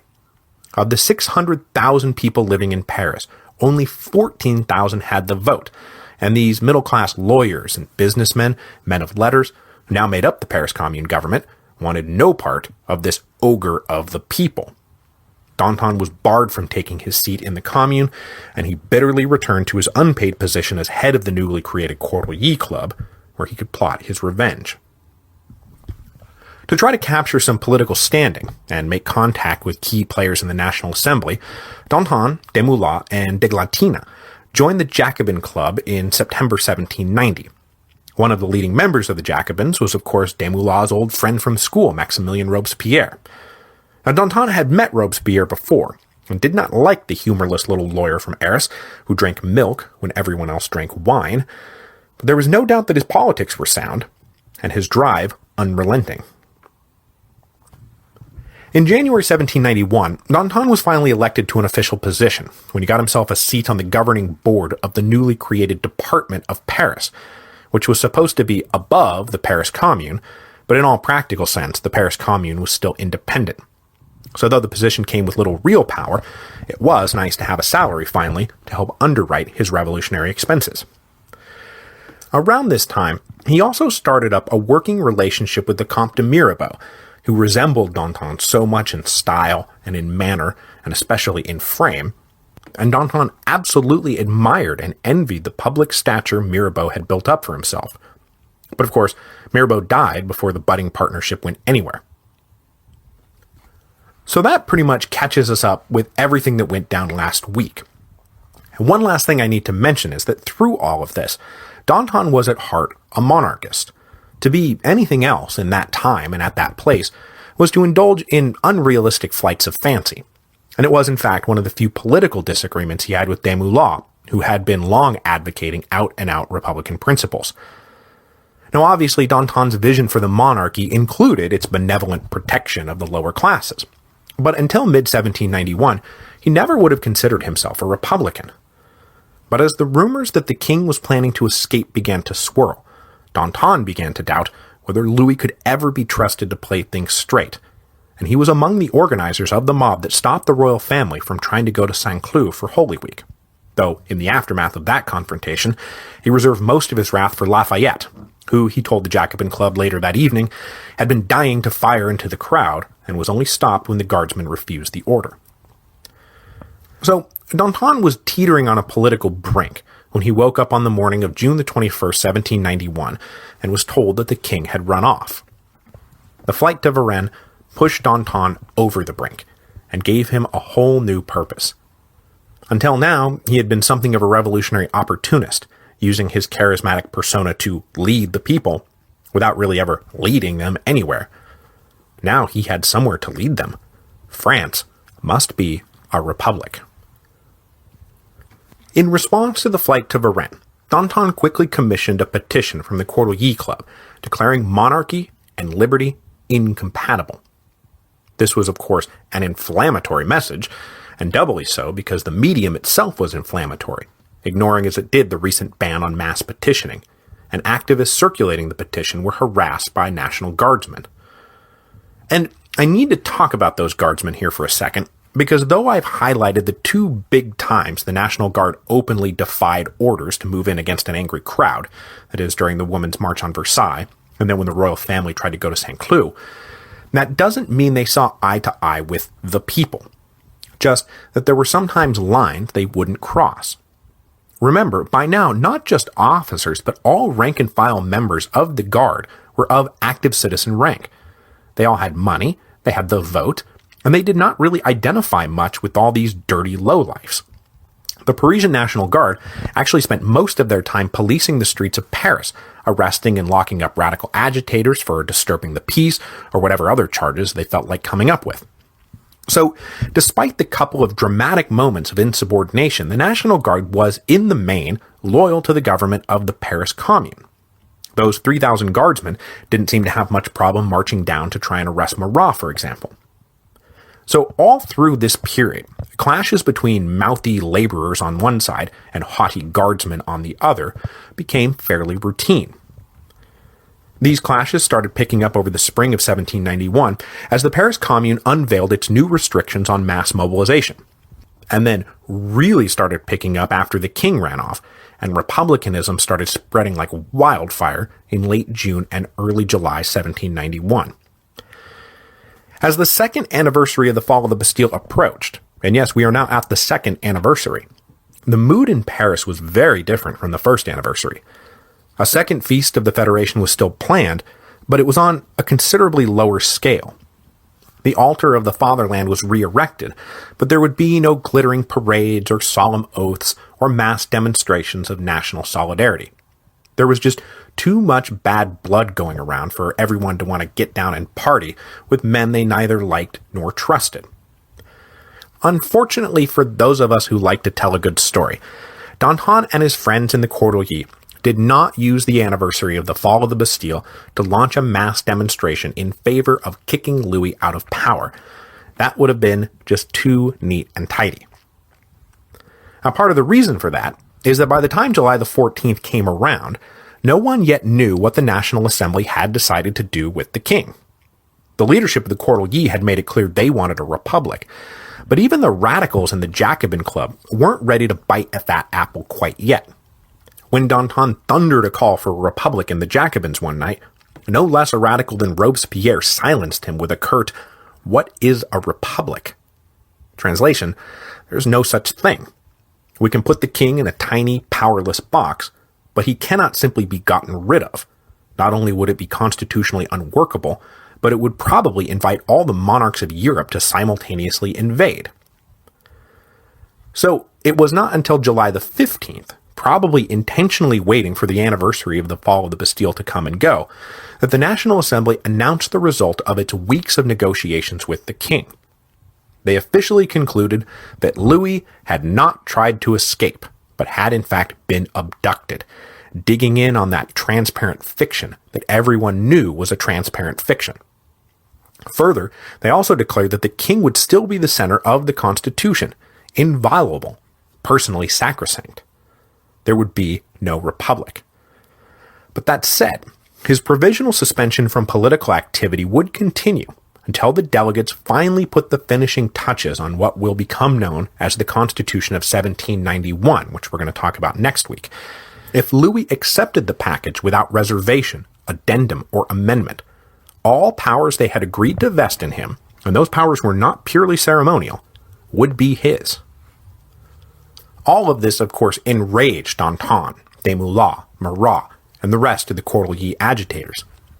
The fact that the king wouldn't have to answer for his obvious attempt to slip out of France and probably then come back at the head of a foreign army to attack his own people was an utterly contemptuous settlement, and that the Constitution was going to entrench the distinction between active and passive citizens, permanently disenfranchising the mass majority of the French people so that men like Bailly and Lafayette, who now cared only about maintaining the status quo, could rule their little bourgeois kingdom as they saw fit, arresting honest workers whose only crime was exercising their right to free speech by criticizing the Paris Commune or telling the truth like the king had not been abducted, he had run for it.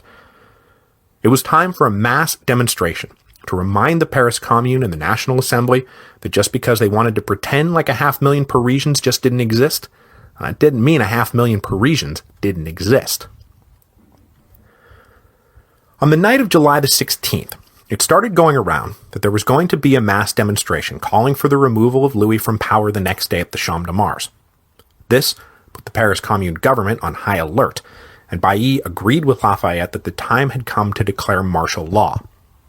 So when crowds started to gather at the Champ de Mars the late morning of July the 17th, 1791, Lafayette and his guardsmen came down in a show of force, intimidating the mob and driving them off. But that would not be the end of that. Later in the day, the leaders of the Courtelly regrouped. They managed to wrangle up a good 20,000 people. Not the 500,000 they claimed to represent, but a good showing nonetheless. And they marched back down to the Champ de Mars. This crowd was more committed and better led than the early morning arrivals, and when they got to the great field, they posted their newly written petition on the still-standing altar of the fatherland and invited everyone to come sign. The petition, written by Pierre Brousseau, I should probably note, began with a sequence of lines establishing the justice of their conclusion, which finally read, quote, that it would be as contrary to the majesty of the outraged nation as it would be contrary to its interests to confide the reins of empire to a perjurer, a traitor, and a fugitive. We formally and specifically demand that the Assembly receive the abdication made on 21 June by Louis XVI of the crown which had been delegated to him, and provide for his successor in the constitutional manner. And we declare that the undersigned will never recognize Louis XVI as their king unless the majority of the nation expresses a desire contrary to the present petition. Now, this obviously falls short of out-and-out calling for a republic, but it clearly said that Louis was done, unless a majority of the nation decides otherwise, and not some little clique of active voters, mind you, the whole nation. About 6,000 had signed the petition when Lafayette and his National Guard moved back in to halt the rally. Lafayette announced that Paris was under martial law and that everyone was to immediately disperse. This, however, was greeted by jeering insults and then by flying rocks. The guard fired off a few warning shots, but the crowd was unmoved. With the projectiles still raining in, discipline in the National Guard ranks broke, and they started firing into the crowd. Now, no order to fire was ever given, and Lafayette scrambled to restore order and stop the shooting, but the damage was already done. There are conflicting reports, but when the field finally cleared out, something like 20 to 50 Parisians lay dead. The radical press, led of course by Marat, immediately denounced the massacre at the Champ de Mars and called for Lafayette's head. And in the end, the reputation of Lafayette, already sinking fast, would never really be salvaged. And when Jean-Sylvain Bailly was hauled out of retirement and led to the guillotine in November of 1793, it would be for his role in ordering the massacre that he was convicted. They even moved the guillotine to the Champ de Mars so they could kill him on the spot where he had allegedly betrayed the revolution. For the moment, however, it was the radical leaders who had the most to fear, and the inner circle of the Courtelly Club dispersed and agreed to keep their heads down for a little bit. Danton, for example, thought this might be a fine time to go visit England for a little bit, and he managed to slip away before the authorities could catch up with him. The other immediate effect of the massacre was to tear the Jacobin Club in two, and next week, that little engine of the revolution will once again bear the brunt of a mass walkout, as those truly committed to the monarchy will decide that they had to sever all ties to their more radical colleagues, who seemed to be coming around to the idea that monarchy and liberty were in fact incompatible. And next week, these committed monarchists will desert from the Jacobins in droves, go off to found a new club led by that triumvirate of Barnave, Duport, and Lamette, and it would be left to them to defend the Constitution of 1791, a defense they would ultimately fail at, as distrust for Louis and his family only grew, and then the European powers made it all worse by making noise that maybe they were interested in armed intervention after all. I want to end this week by teasing something that I'm pretty excited about, and I hope you will be too. When I got going on the French Revolution, I mentioned that I was going to have to get a little bit more serious about the money thing. And so, next week, for the first time in the 7-odd years I've been podcasting, I'm going to launch a dedicated fundraising drive. To drive this drive, I also, for the first time in the 7-odd years I've been podcasting, finally have some merchandise to offer as a little reward for your support. That Gentleman Johnny's Party Train t-shirt? It exists, and for a limited time, you will be able to buy it. There's going to be a bunch of other cool stuff, including a Livia Did It shirt, for those of you who have been bugging me about that since the History of Rome days, and even a brand new audio book, for those of you who'd like to see what happens when I try my hand at fiction. I'll get into all the details next week, but just know that this is going to be a limited time thing. So, this is the moment when you should support the show, because you'll get to pick up some really cool stuff along the way, and then, hopefully, keep me chained to my desk for at least another year.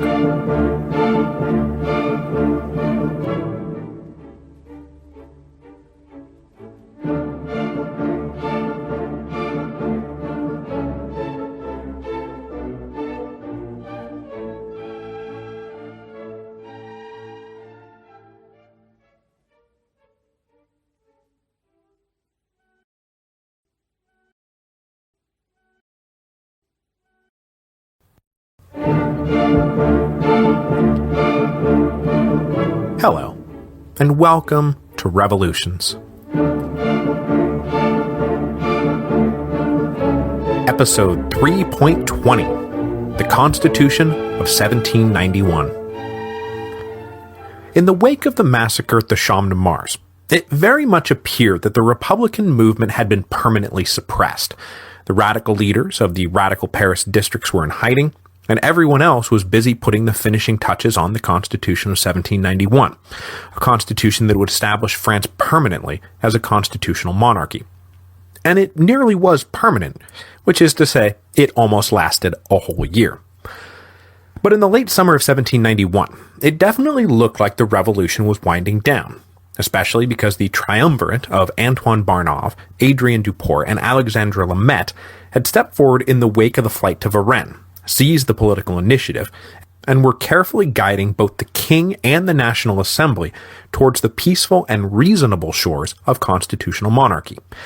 So I want to begin today by talking a little bit about the triumvirate and the new political club they founded to defend these peaceful and reasonable shores, then pull back to take in the broader international implications of the flight to Varennes, and then circle back in to inaugurate the Constitution of 1791, and finally bid a fond farewell to the National Assembly.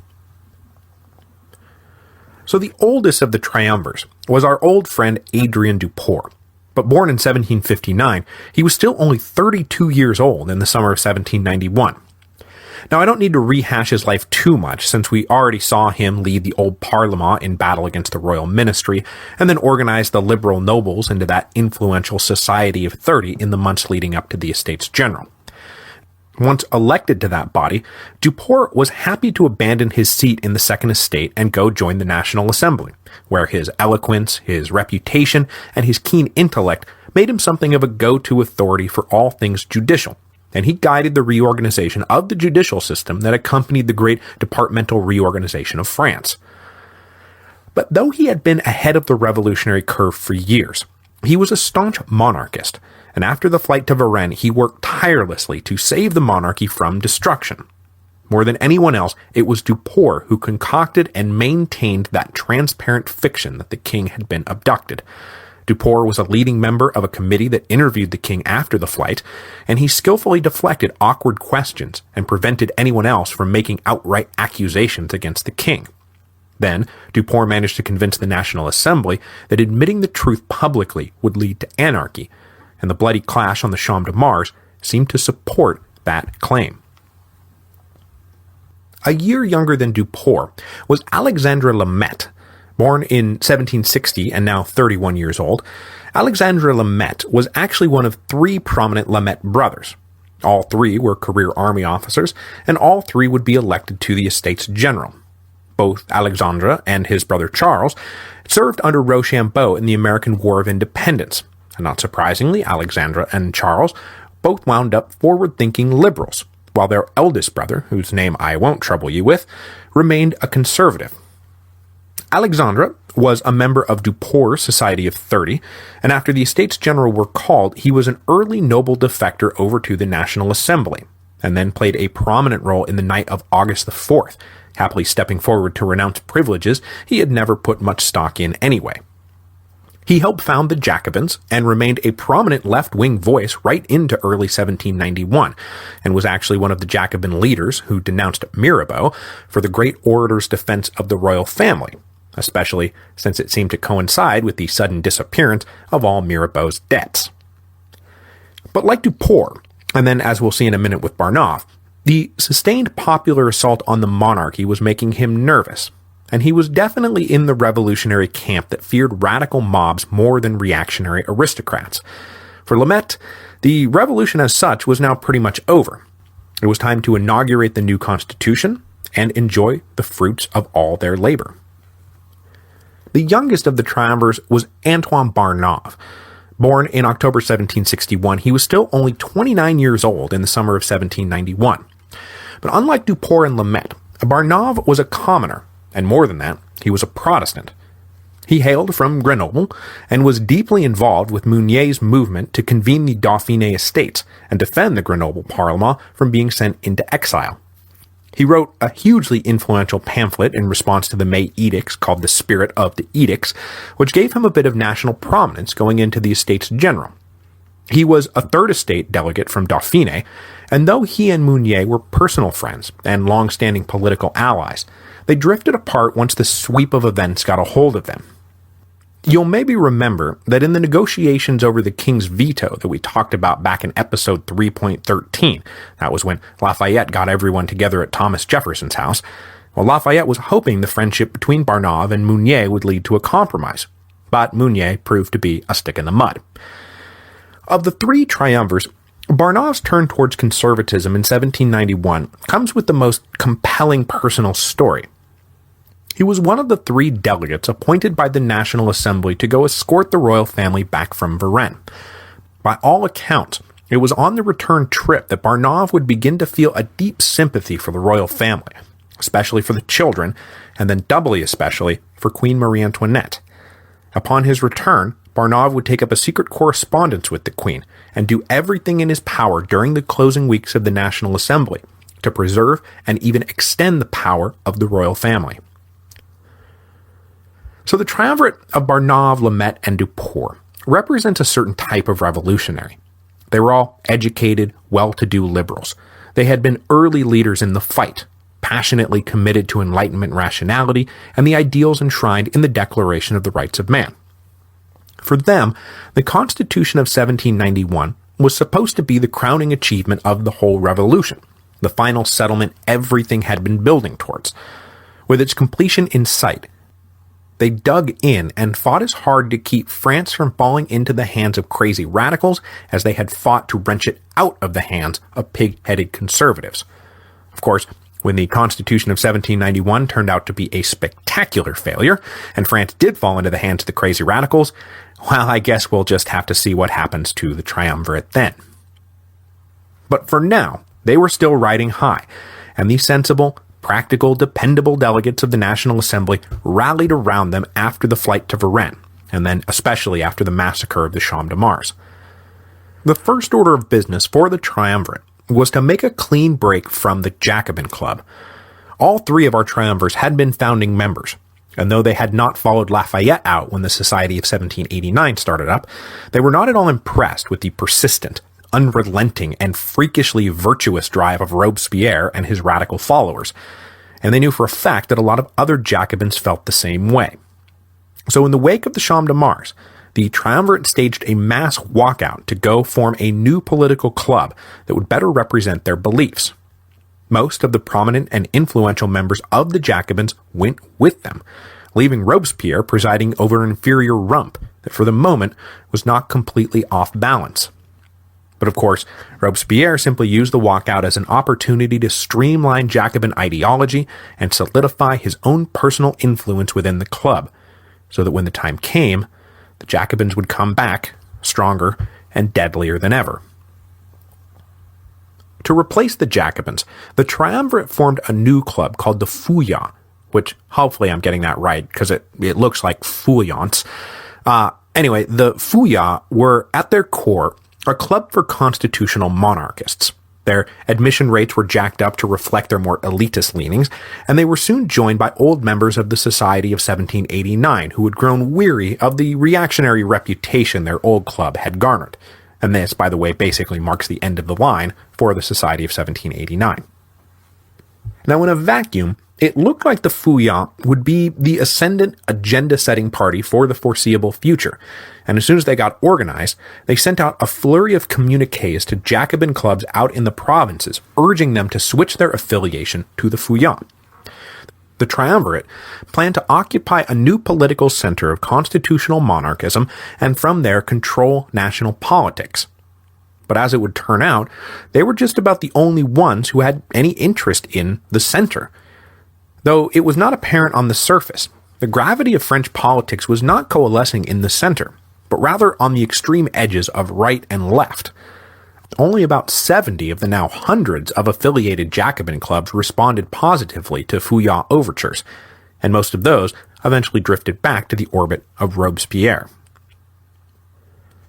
But for the moment, the triumvirate still controlled the levers of power, and they knew how to use them.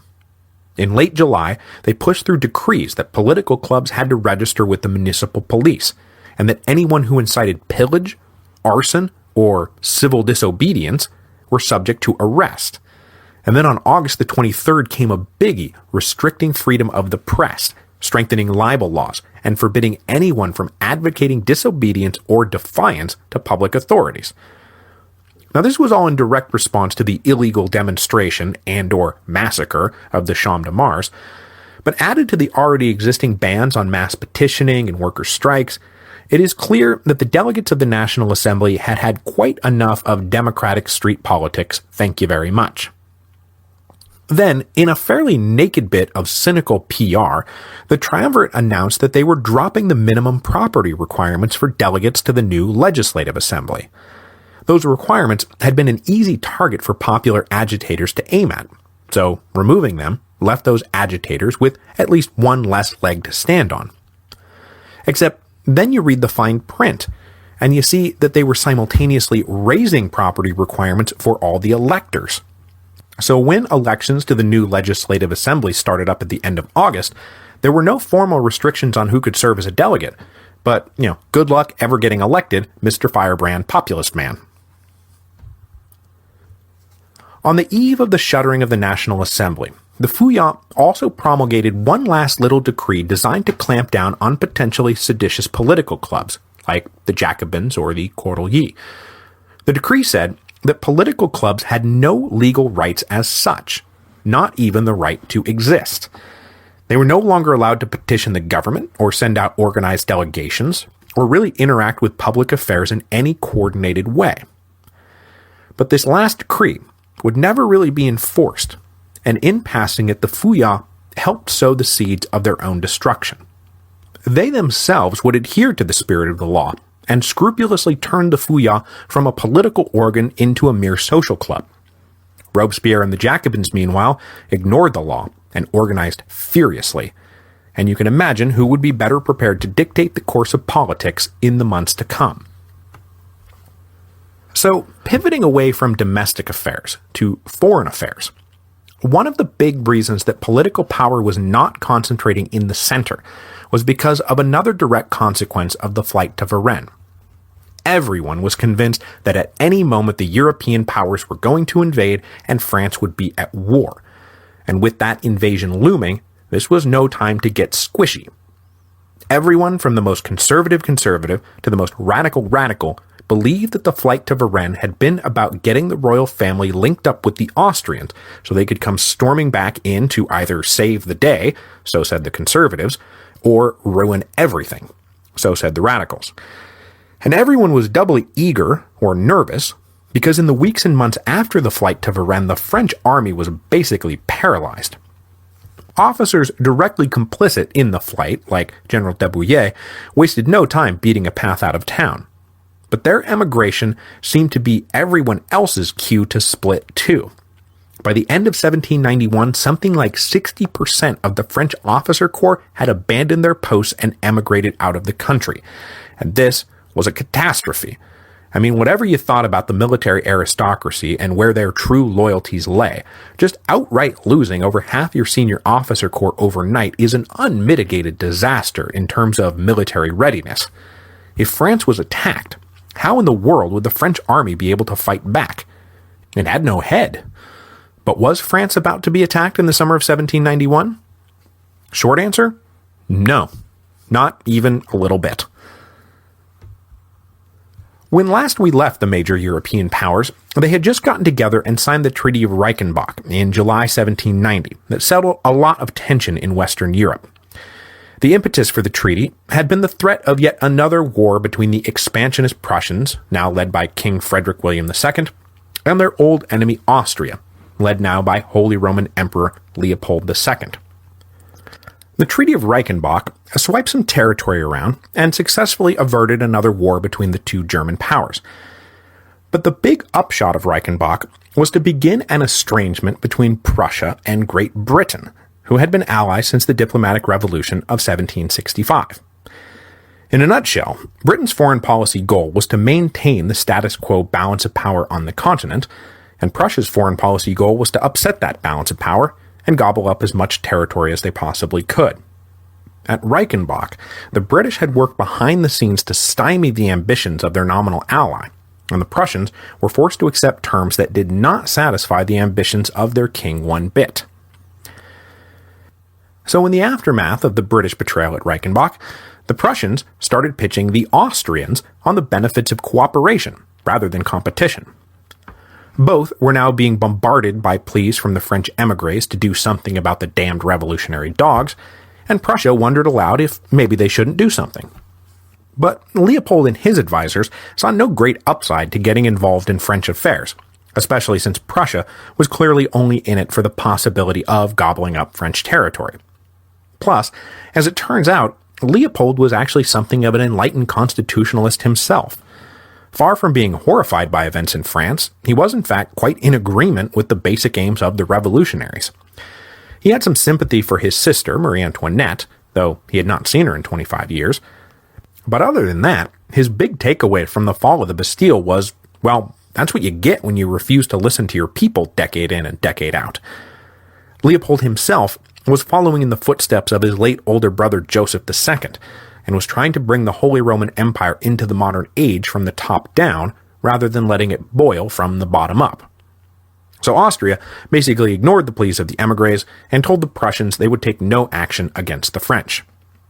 Now that's not to say there wasn't some troubling stuff coming out of France, as the case was in October 1790, when the National Assembly announced that treaties negotiated between princes did not bind nations, which was basically a unilateral repudiation of all French treaties, just that for the moment the French were in no position to enforce their universal visions.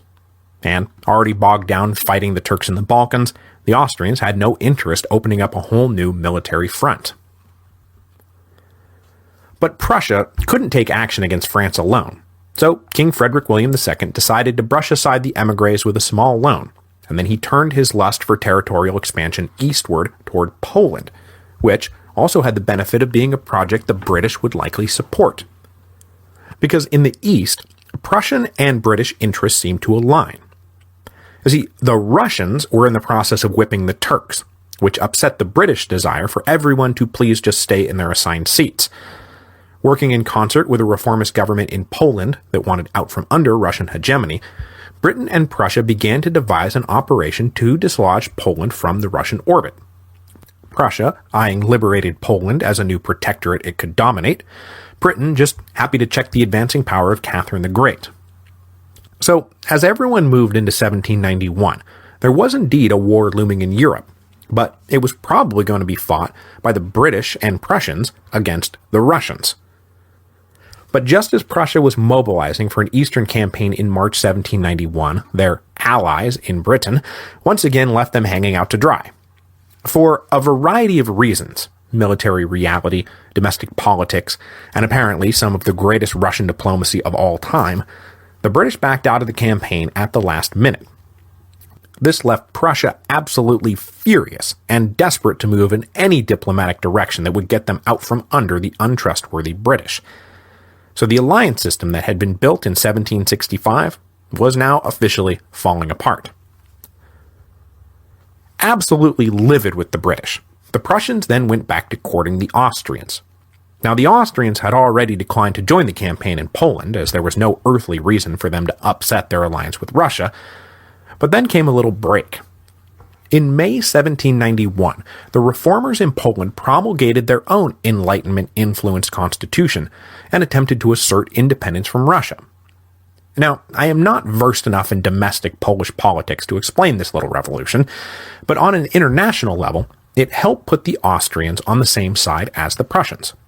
Austria liked the idea of an independent Poland serving as a buffer between them and Russia, but they didn't want to upset their alliance with the Russians, and still bogged down in the Balkans, they didn't have the resources to support the Poles militarily. But the Prussians did, and it was the question of how to handle the situation in Poland, not how to handle the situation in France, that led Frederick William and Leopold to meet in Pillnitz in August 1791. So here we are now, a good 2 years into the French Revolution, and not only is France not a central concern of any of the European powers, it's barely on anyone's radar. Aside from the irritating matter about what to do with the French émigrés, and whether or not to comment on the struggle between France and the Vatican over papal lands inside the French frontier, revolutionary France was something worth observing from afar, with a certain amount of satisfying schadenfreude, not something you actually wanted to get involved in. And that's when the flight to Varennes came along and finally put France on the radar screen of the great powers. When Leopold II briefly believed that the escape attempt had succeeded, he indicated in a letter that he was now willing to support the royal family with men, money, and guns. But then, when he learned that the escape had in fact failed, he returned to his policy of scrupulous inaction. Though he did now kind of feel like he should at least say something about the plight of the royal family, if only to satisfy his sister's honor. So he issued a document called the Padua Circular in early July 1791, which called on his fellow monarchs to work in concert to restore the liberty of the royal family. But as expected, only Prussia signaled any interest in such a project, desperate as they were to secure an alliance with Austria that would A, get them out from under the British, and B, point them in the direction of some new territory. So, in August 1791, when Frederick William and Leopold met at Pillnitz to discuss the situation in Poland, a situation that was about to get interesting as the war between Russia and Turkey was winding down and Catherine was about to turn her attention back to her rebellious satellite, the two leaders carved out some time to draft the now famous Declaration of Pillnitz. On the surface, the declaration could not have been more blunt. It said that if the revolutionaries further threatened the safety of the royal family, that Austria and Prussia would declare war and invade. I mean, what could be clearer? But Leopold inserted a really important clause that put lie to the surface meaning. That clause said only if all the other European powers cooperated in the operation would Austria and Prussia invade France.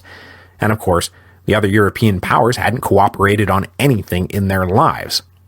The Declaration of Pillnitz was a meaningless piece of paper. I mean, at that very moment, Leopold was taking the opportunity presented by the end of the war with the Turks to demobilize something like 25,000 men. And that's just not something you do if you're serious about invading France. To put it bluntly, Austria had no intention of ever going to war with revolutionary France. But less than a year later, they were at war with revolutionary France. And we'll get into all the particulars in the episodes to come. But I want to end this survey of the international scene by pointing out one fatal misunderstanding shared by both the Prussians and the Austrians. Having issued the Padua Circular and the Declaration of Pillnitz, they turned to observe the effects these threats had on French domestic politics, and the effects, to them, couldn't be more clear. Obviously afraid of being invaded, the French political classes elevated the moderate Fouillade to power, suppressed radical Republicans, and inaugurated the Constitution of 1791, which promised to leave France stable enough to not collapse into anarchy, but not strong enough to threaten the other powers, which is exactly what the other European powers wanted. But the Austrian and Prussian threats of war had nothing whatsoever to do with the rise of the Fouillade, and in point of fact, Austrian saber-rattling would help topple the Fouillade and lead directly to the war they never wanted any part of, and a war that would then proceed to last for a generation. So I want to end today by circling back around to French domestic politics and finally close the books on the National Assembly. It had begun its life as the Estates General in May 1789 and was supposed to meet for a few months and then go home. Instead, it quickly morphed into the National Assembly and then morphed again into the National Constituent Assembly. Their objective morphed along with it, from finding a solution to the immediate financial crisis to crafting from scratch a written constitution for France. But events had forced them to become both a legislative body and a constitutional convention at the same time, and so their work was slow and the results tangled. The National Assembly had decreed all kinds of stuff, but it was hard to tell which decrees were meant to be embedded in the Constitution and which were simply run-of-the-mill laws. A committee of revisions had been set up back in September 1790 to help sift through the piles, and wouldn't you know it, Barnave, Duport, and Charles Lamette were all on it. And so, when the National Assembly started winding down a year later, the ascendant triumvirate were positioned perfectly to decide what was in and what was out of the new Constitution. So much so that the Lamettes actually tried to revive Mounier's old program with its two-chambered legislative body, an absolute veto for the king, and delegates allowed to serve as royal ministers. But the momentum of what had already been settled was too strong to overcome. Barnave, though, worked tirelessly to ensure that the king would maintain as many prerogatives as possible, that he would be able to appoint his own ministers and ambassadors and high-level army officers, and that the annual royal stipend would be enough to befit the dignity of the royal family. The constitution that emerged in September 1791, then, was mostly composed of all those little pieces we've already talked about. A legislative branch composed of a single house, to be called the Legislative Assembly. An executive branch composed of the king and his ministry, with a suspensive veto and the right to conduct day-to-day foreign policy and day-to-day military operations, but without the right to unilaterally declare war and peace. And then a streamlined and rationalized judicial branch housed within the new departmental administrative system. The Declaration of the Rights of Man served as a preamble, to be followed by 210 separate articles outlining in detail the new constitutional monarchy that would hopefully govern France in perpetuity. In a move to help bolster support for the new constitution, the triumvirate ensured that the extraordinarily controversial civil constitution of the clergy was not inserted directly into the text of the constitution. It would remain a thing apart. Mostly, this was to ensure that conservative Catholics could swear to uphold the Constitution without sacrificing their religious principles. On September 3rd, 1791, the National Assembly presented the Constitution to Louis, and 10 days later, over the vehement protests of his émigré brothers, he signaled his assent. On September the 30th, the National Assembly met for the final time. It had been in session for 30 remarkable months. In a rush of events so fast they could barely catch their breath, they had completely upended the Ancien regime. They had begun, most of them anyway, as political neophytes, and emerged seasoned, if not utterly exhausted politicians. They had unilaterally declared themselves the sovereign representative body of the nation, abolished feudalism, with a few caveats, completely reorganized the administration of the entire country, and along the way sent into the dustbin of history institutions and abuses that had plagued France for centuries. No more venal offices, no more lettres de cachet, no more hated salt tax, no more forced labor, no more feudal dues or internal customs, or 78 different special courts, none of which seemed interested in justice. And after years of work, they had finally crafted the first written constitution in the history of France. Sure, there had been an explosive crisis or two along the way, but they had weathered the storm, and France was now a better place than they had found it. And it was time for them to lay down their burden, all of them, at the same time. Which, in retrospect, was a really bad idea. What am I talking about? Well, back in May 1791, Robespierre wound up making his first really great contribution to the course of the revolution. It seemed a minor point at the time, one that would simply signal that the delegates of the National Assembly were virtuous citizens interested in the welfare of France, not the permanent acquisition of power. So the incorruptible Robespierre had gotten up and convinced his fellow delegates to sign off on a self-denying decree.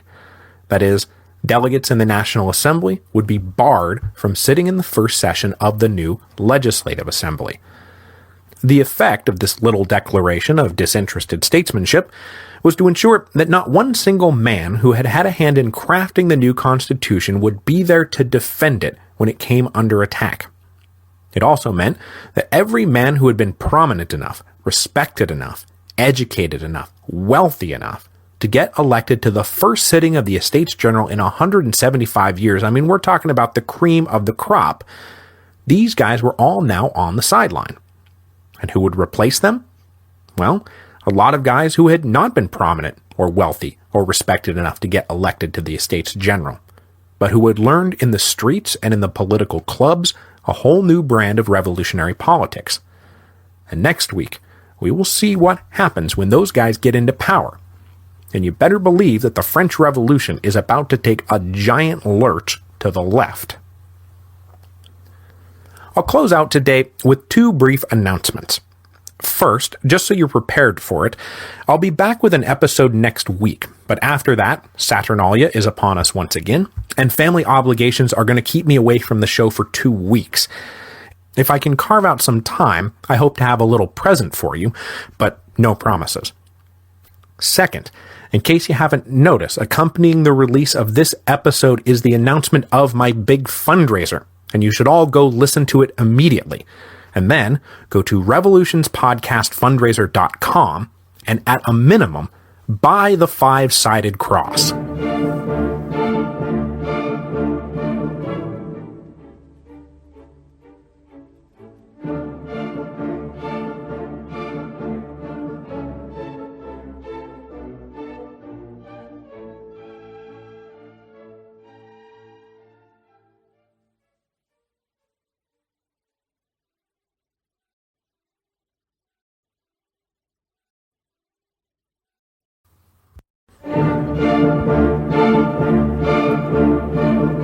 Hello, and welcome to Revolutions.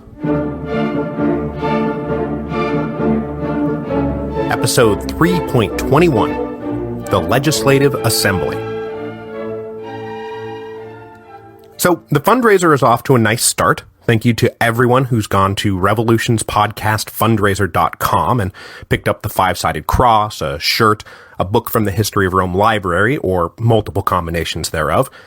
For those of you out there who haven't come by, please do. The audiobook is only $10. If everyone listening to this right now just contributed that little bit, then I would be yours for life. Plus, the shirts are totally great and only available for a limited time. But if you go to the store and you don't see anything that you like, you can always just make a straight donation to keep the show going at revolutionspodcast.com and clicking the donate button. I'd like to ask everyone out there listening to please contribute something. Help me, Revolutions Podcast listeners. You're my only hope. Okay, on with the show.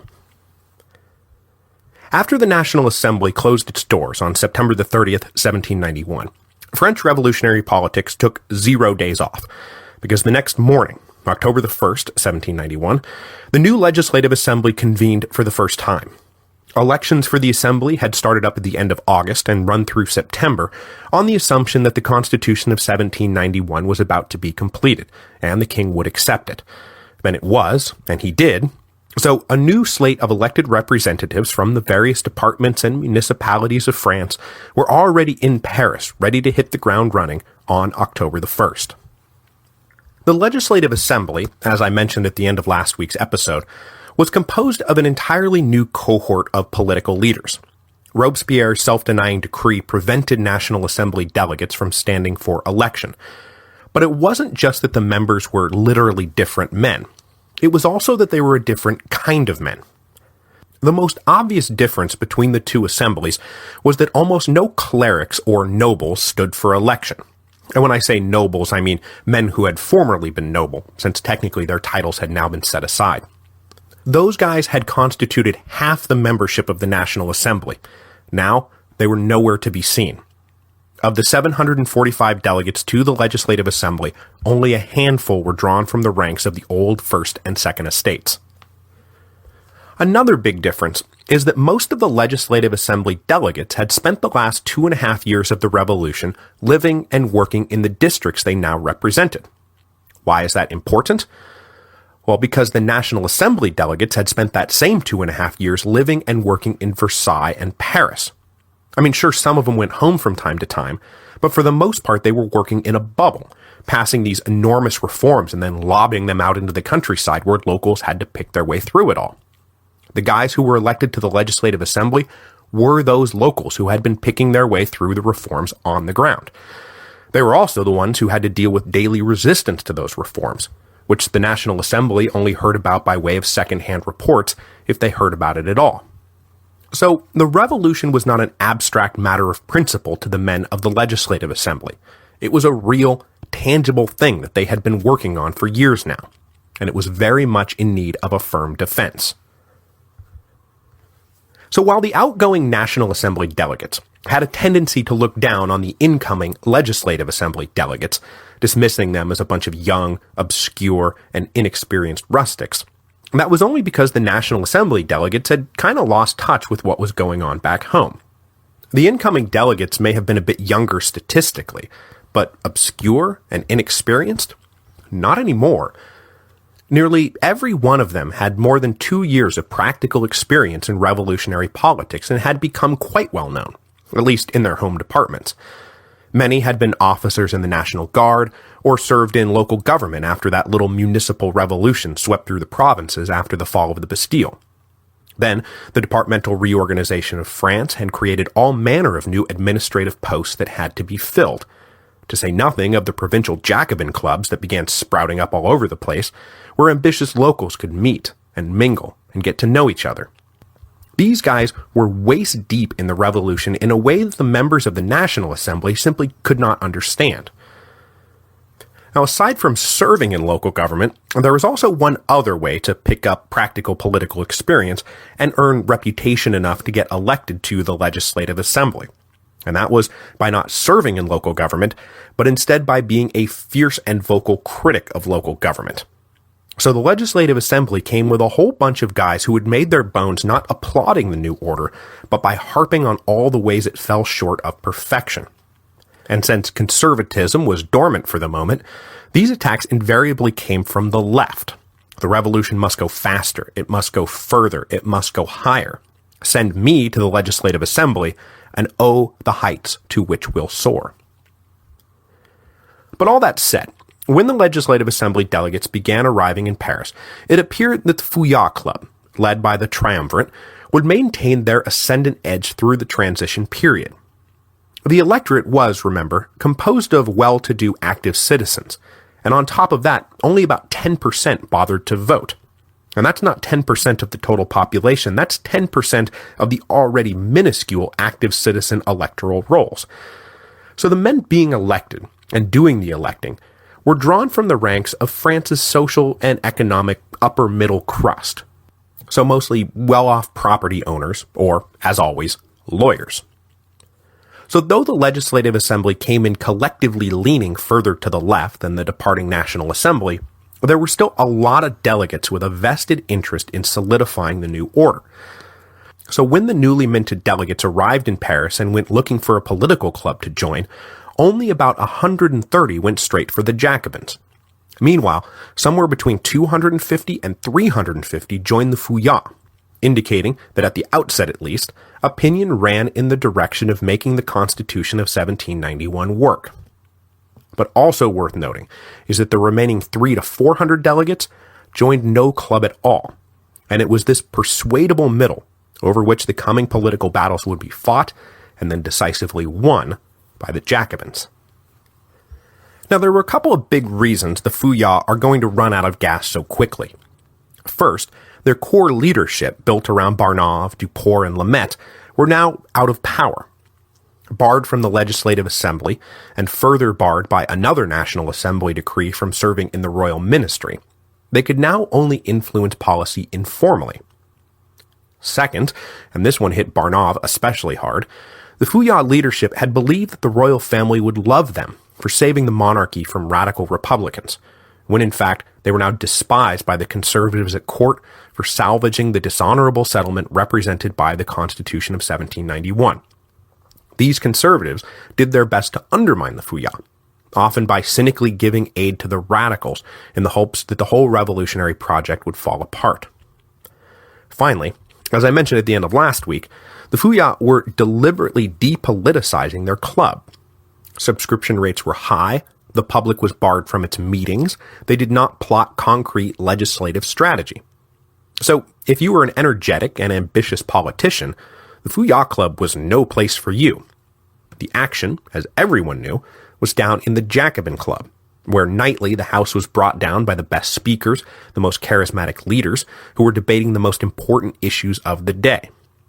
By December, the Feuillants would be in terminal decline, but they were able to score one last success during the transition period by getting a few of their allies appointed to high positions in the royal ministry, though those new ministers would not survive for long in the new political climate.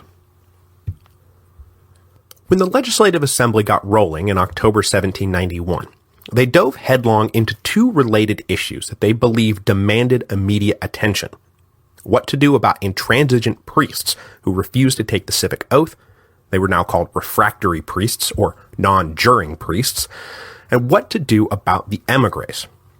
As the delegates knew from their own personal experience, those two groups posed an active threat to the revolution, and until they were dealt with, there was no real point taking up other business. The issue of the non-juring priests was opened just a week into the first session of the Legislative Assembly, when a report was introduced detailing mass Catholic resistance in the Vendée region of western France. Since the civil constitution of the clergy had been initiated, priests who refused to take the civic oath had been treated fairly leniently, especially after the Pope officially denounced the civil constitution back in March 1791. Sorry, I skipped over that part. Recognizing the difficult position this put many sincere Catholics, the National Assembly had granted refractory priests a pension and even given them permission to hold unofficial services in unused churches. Hopefully, this would help reconcile everyone to the new religious regime. Instead, it gave the refractory priests a platform from which to attack the new religious regime. But while the National Assembly was treating the French priests sympathetically, they had no such sympathy for the Pope, who was clearly trying to stir up a religious civil war. Diplomatic relations were broken off with the Vatican, and then in May 1791, French forces occupied Avignon and the Comtat Venaissin, the two main papal enclaves within the French frontier. Then, in September, just as they were packing up to leave, the National Assembly formally annexed the two enclaves.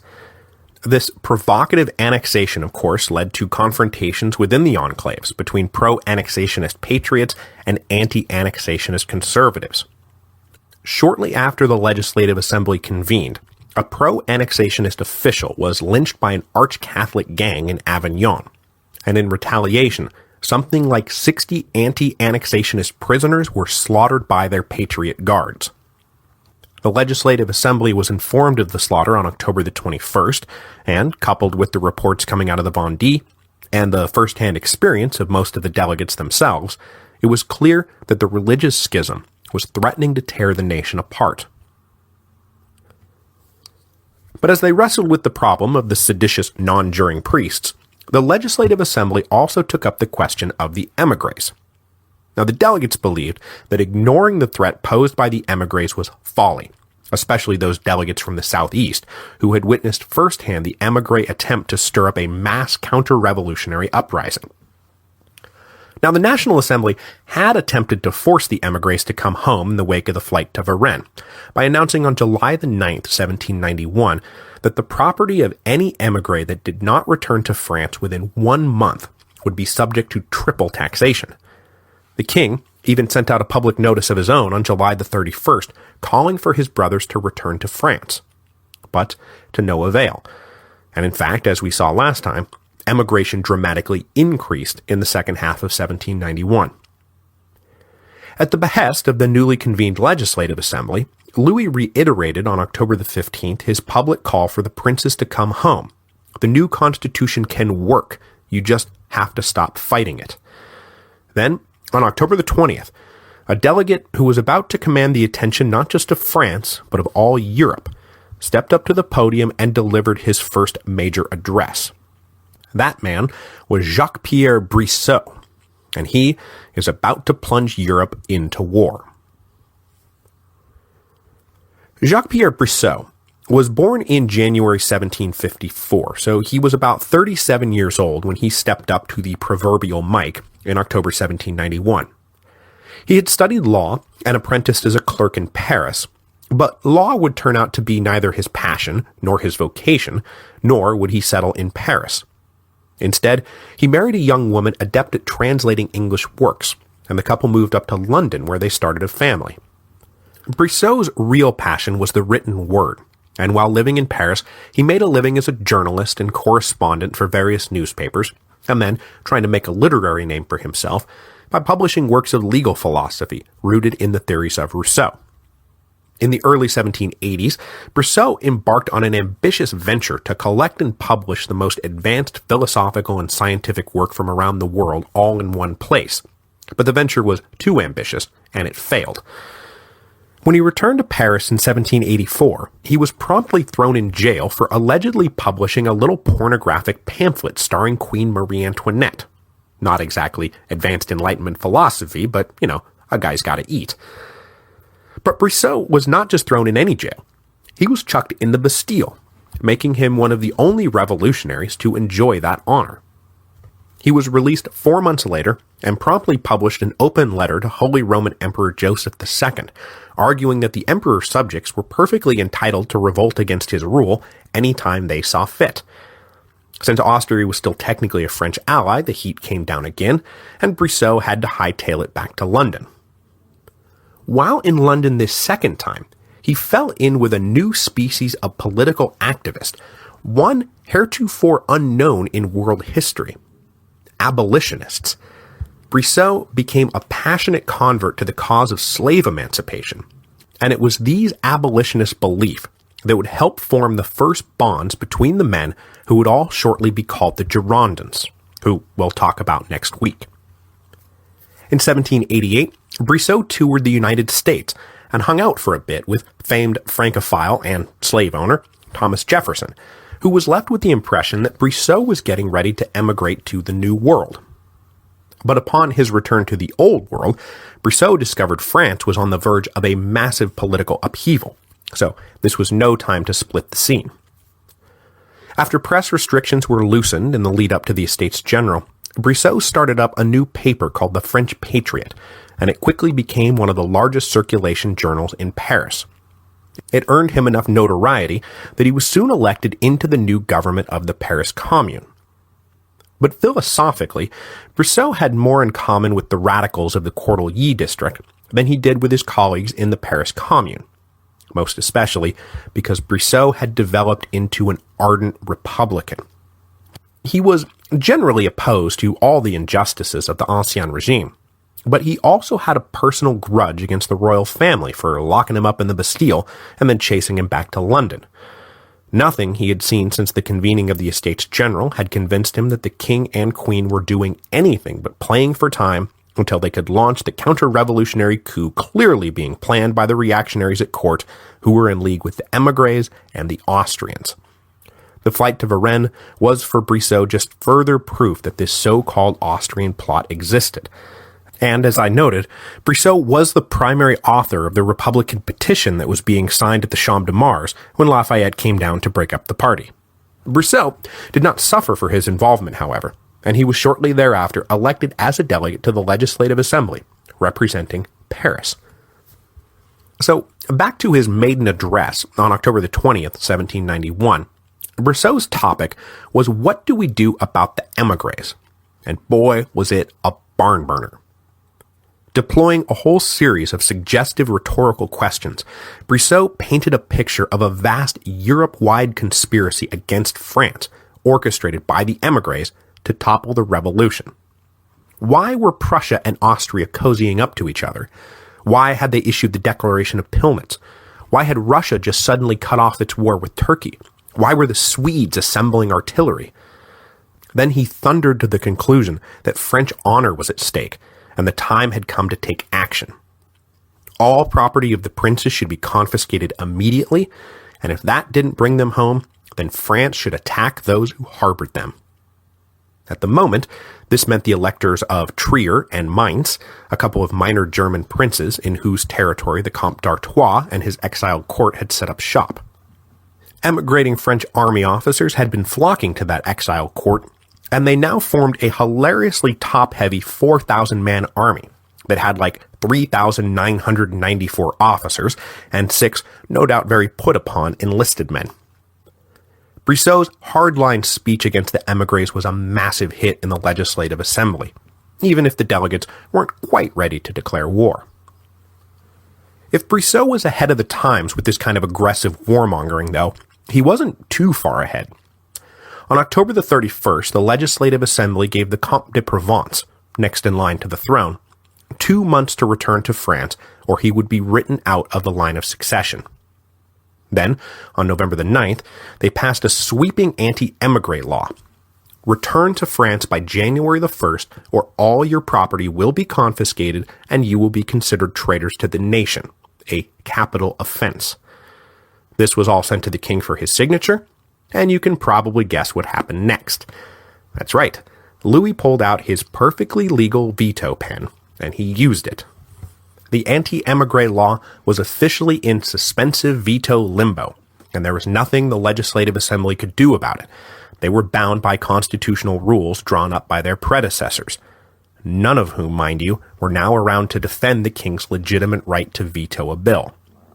The king tried to say that, look, the fact that I'm using the veto proves the system works, and that I'm not just some prisoner, that I'm an active partner in government. But the delegates of the Legislative Assembly didn't care much about that. All they saw was further evidence that Brissot was right, and that there was a vast conspiracy built around the axis of the Queen, the émigrés, and Holy Roman Emperor Leopold II. If only they knew then what we know now, things might have turned out different. Because though the Queen was begging Leopold to get into it, Leopold was perfectly happy with the situation in France in the autumn of 1791. Why wreck it with a war? And as for the king's émigré brothers, Leopold had done nothing but give them the brush off, and the Queen probably hated their guts more than anyone alive, because their preposterously inflammatory rhetoric threatened the safety of her and her children. While the delegates plotted what to do about the king's veto of the anti-émigré law, they returned to the matter of those non-juring priests who were weakening the fabric of the nation from the inside, just as the émigrés and their alleged Austrian backers threatened it from the outside. The consensus now was that the refractory priests could no longer be treated with kid gloves, and that restrictions on their freedoms, up to and including exile, were perfectly acceptable measures given the circumstances. So on November the 29th, they decreed a new civic oath that must be taken within 1 week. Same gist as the old one, loyalty to the nation above all. if anyone refused to take this second oath, they would be stripped of their pensions, and any priest who proved to be a double refractory, that is, had refused to take both oaths, well, they were officially suspect, subject to inspection by a new surveillance committee, and they could be kicked out of any region deemed to be suffering from religious disturbances. And if you think that is going to do anything but exacerbate the situation, well, then you have not been reading ahead. While all of this was debated, Brissot and his allies continued to press for military action against the German princes who harbored the émigrés, arguing now that war would solve everything. It would neutralize the émigrés. It would put Europe on notice that France would not be bullied. And most especially, it would help expose traitors at home. And for Brissot, that did not just mean secret reactionaries or non-juring priests. It meant most especially the royal family themselves. If the king and queen gave anything less than their full support to the war, it would prove that they were secretly in league with the émigrés and the Austrians. So on November the 29th, oddly enough the same day the new civic oath was passed, a delegation from the Legislative Assembly went to the king and demanded that he issue an ultimatum to the German princes: expel the émigrés or face war.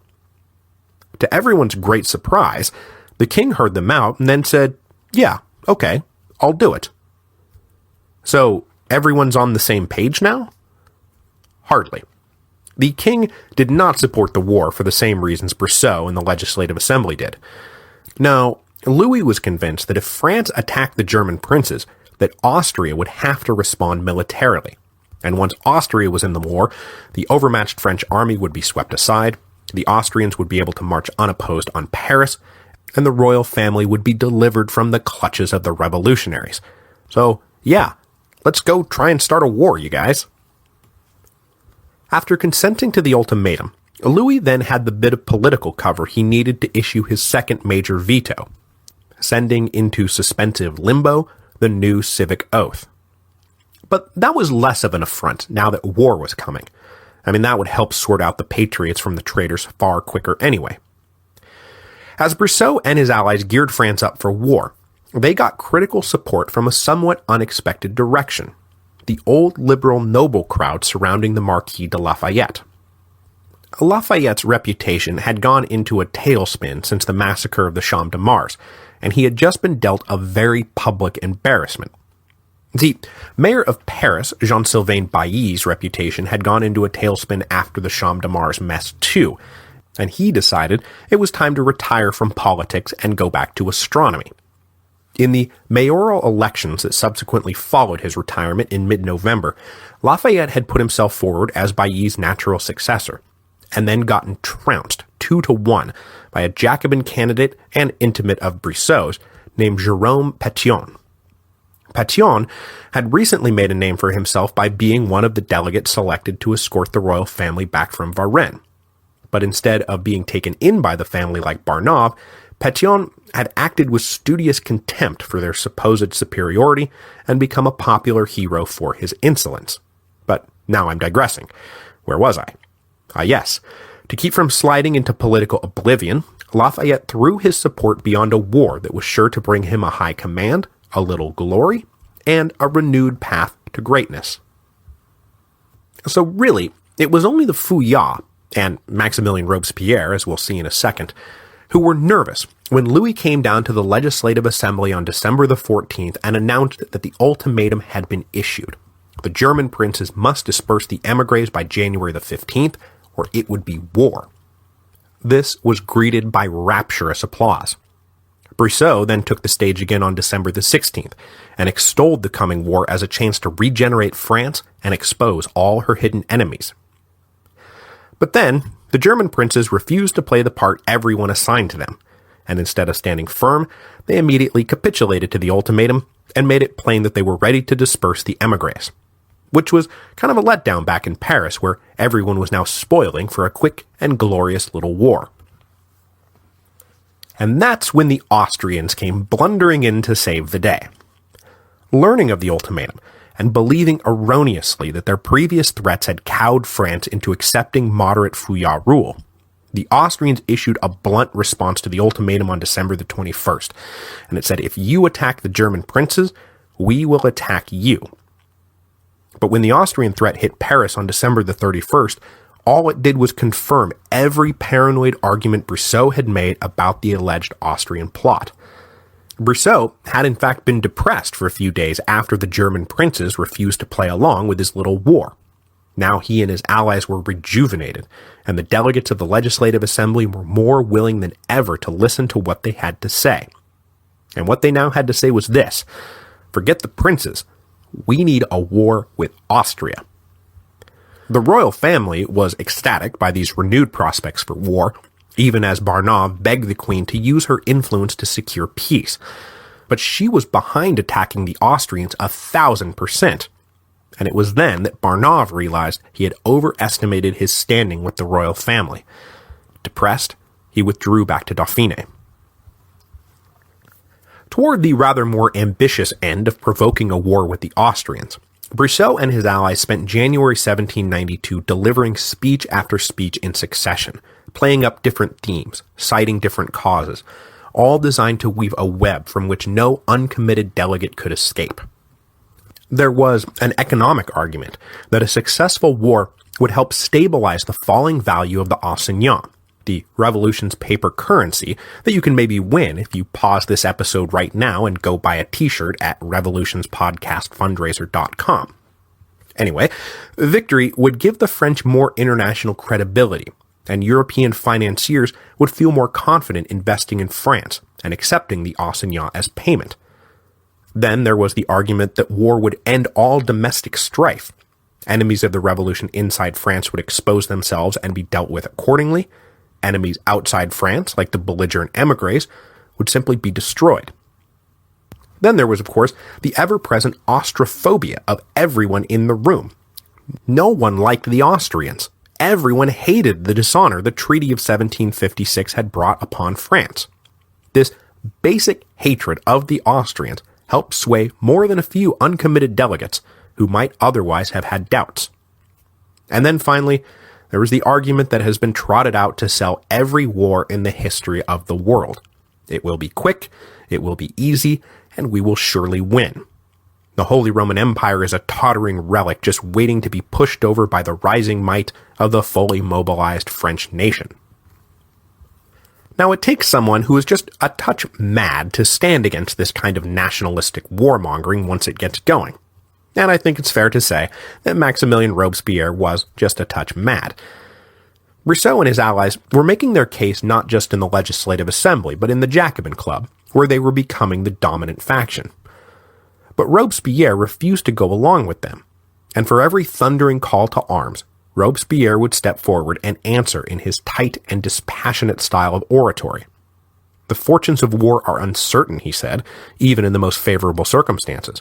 To lose such a war at this moment would be disastrous. And what makes you think we can even beat the Austrians? Have you not read the reports of our army's state of readiness? Plus, even if we are victorious, all you will have done is hand the keys over to the victorious generals who will be hailed as national heroes, and who will then turn around and establish a military dictatorship, Lafayette. But Robespierre's big point was that where Brissot saw the war as the solution to domestic strife, Robespierre believed that domestic strife had to be solved first, before going to war. We must deal with our internal enemies before we can deal with our external enemies. But of course, Robespierre could only make these arguments in the Jacobin Club. He had no voice in the Legislative Assembly, and in that body, no one stood against the march to war.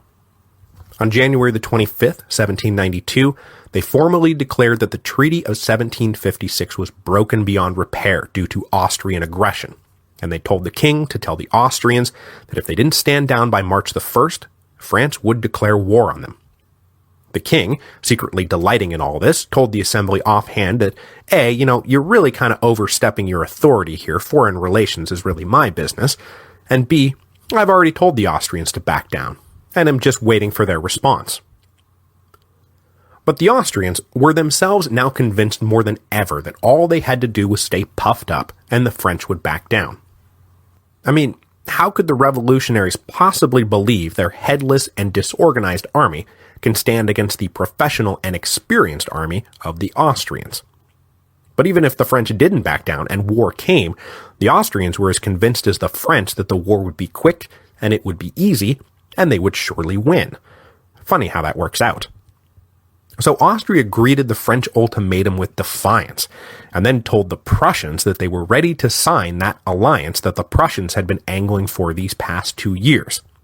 The Prussians wasted no time taking yes for an answer, and on February the 7th, the long-standing rivals were suddenly allies.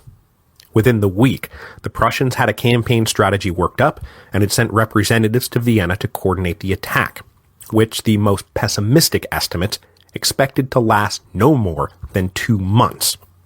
It would in fact last a generation. So that is where we will leave off. Everyone barreling towards a war that everyone believed would be over in no time.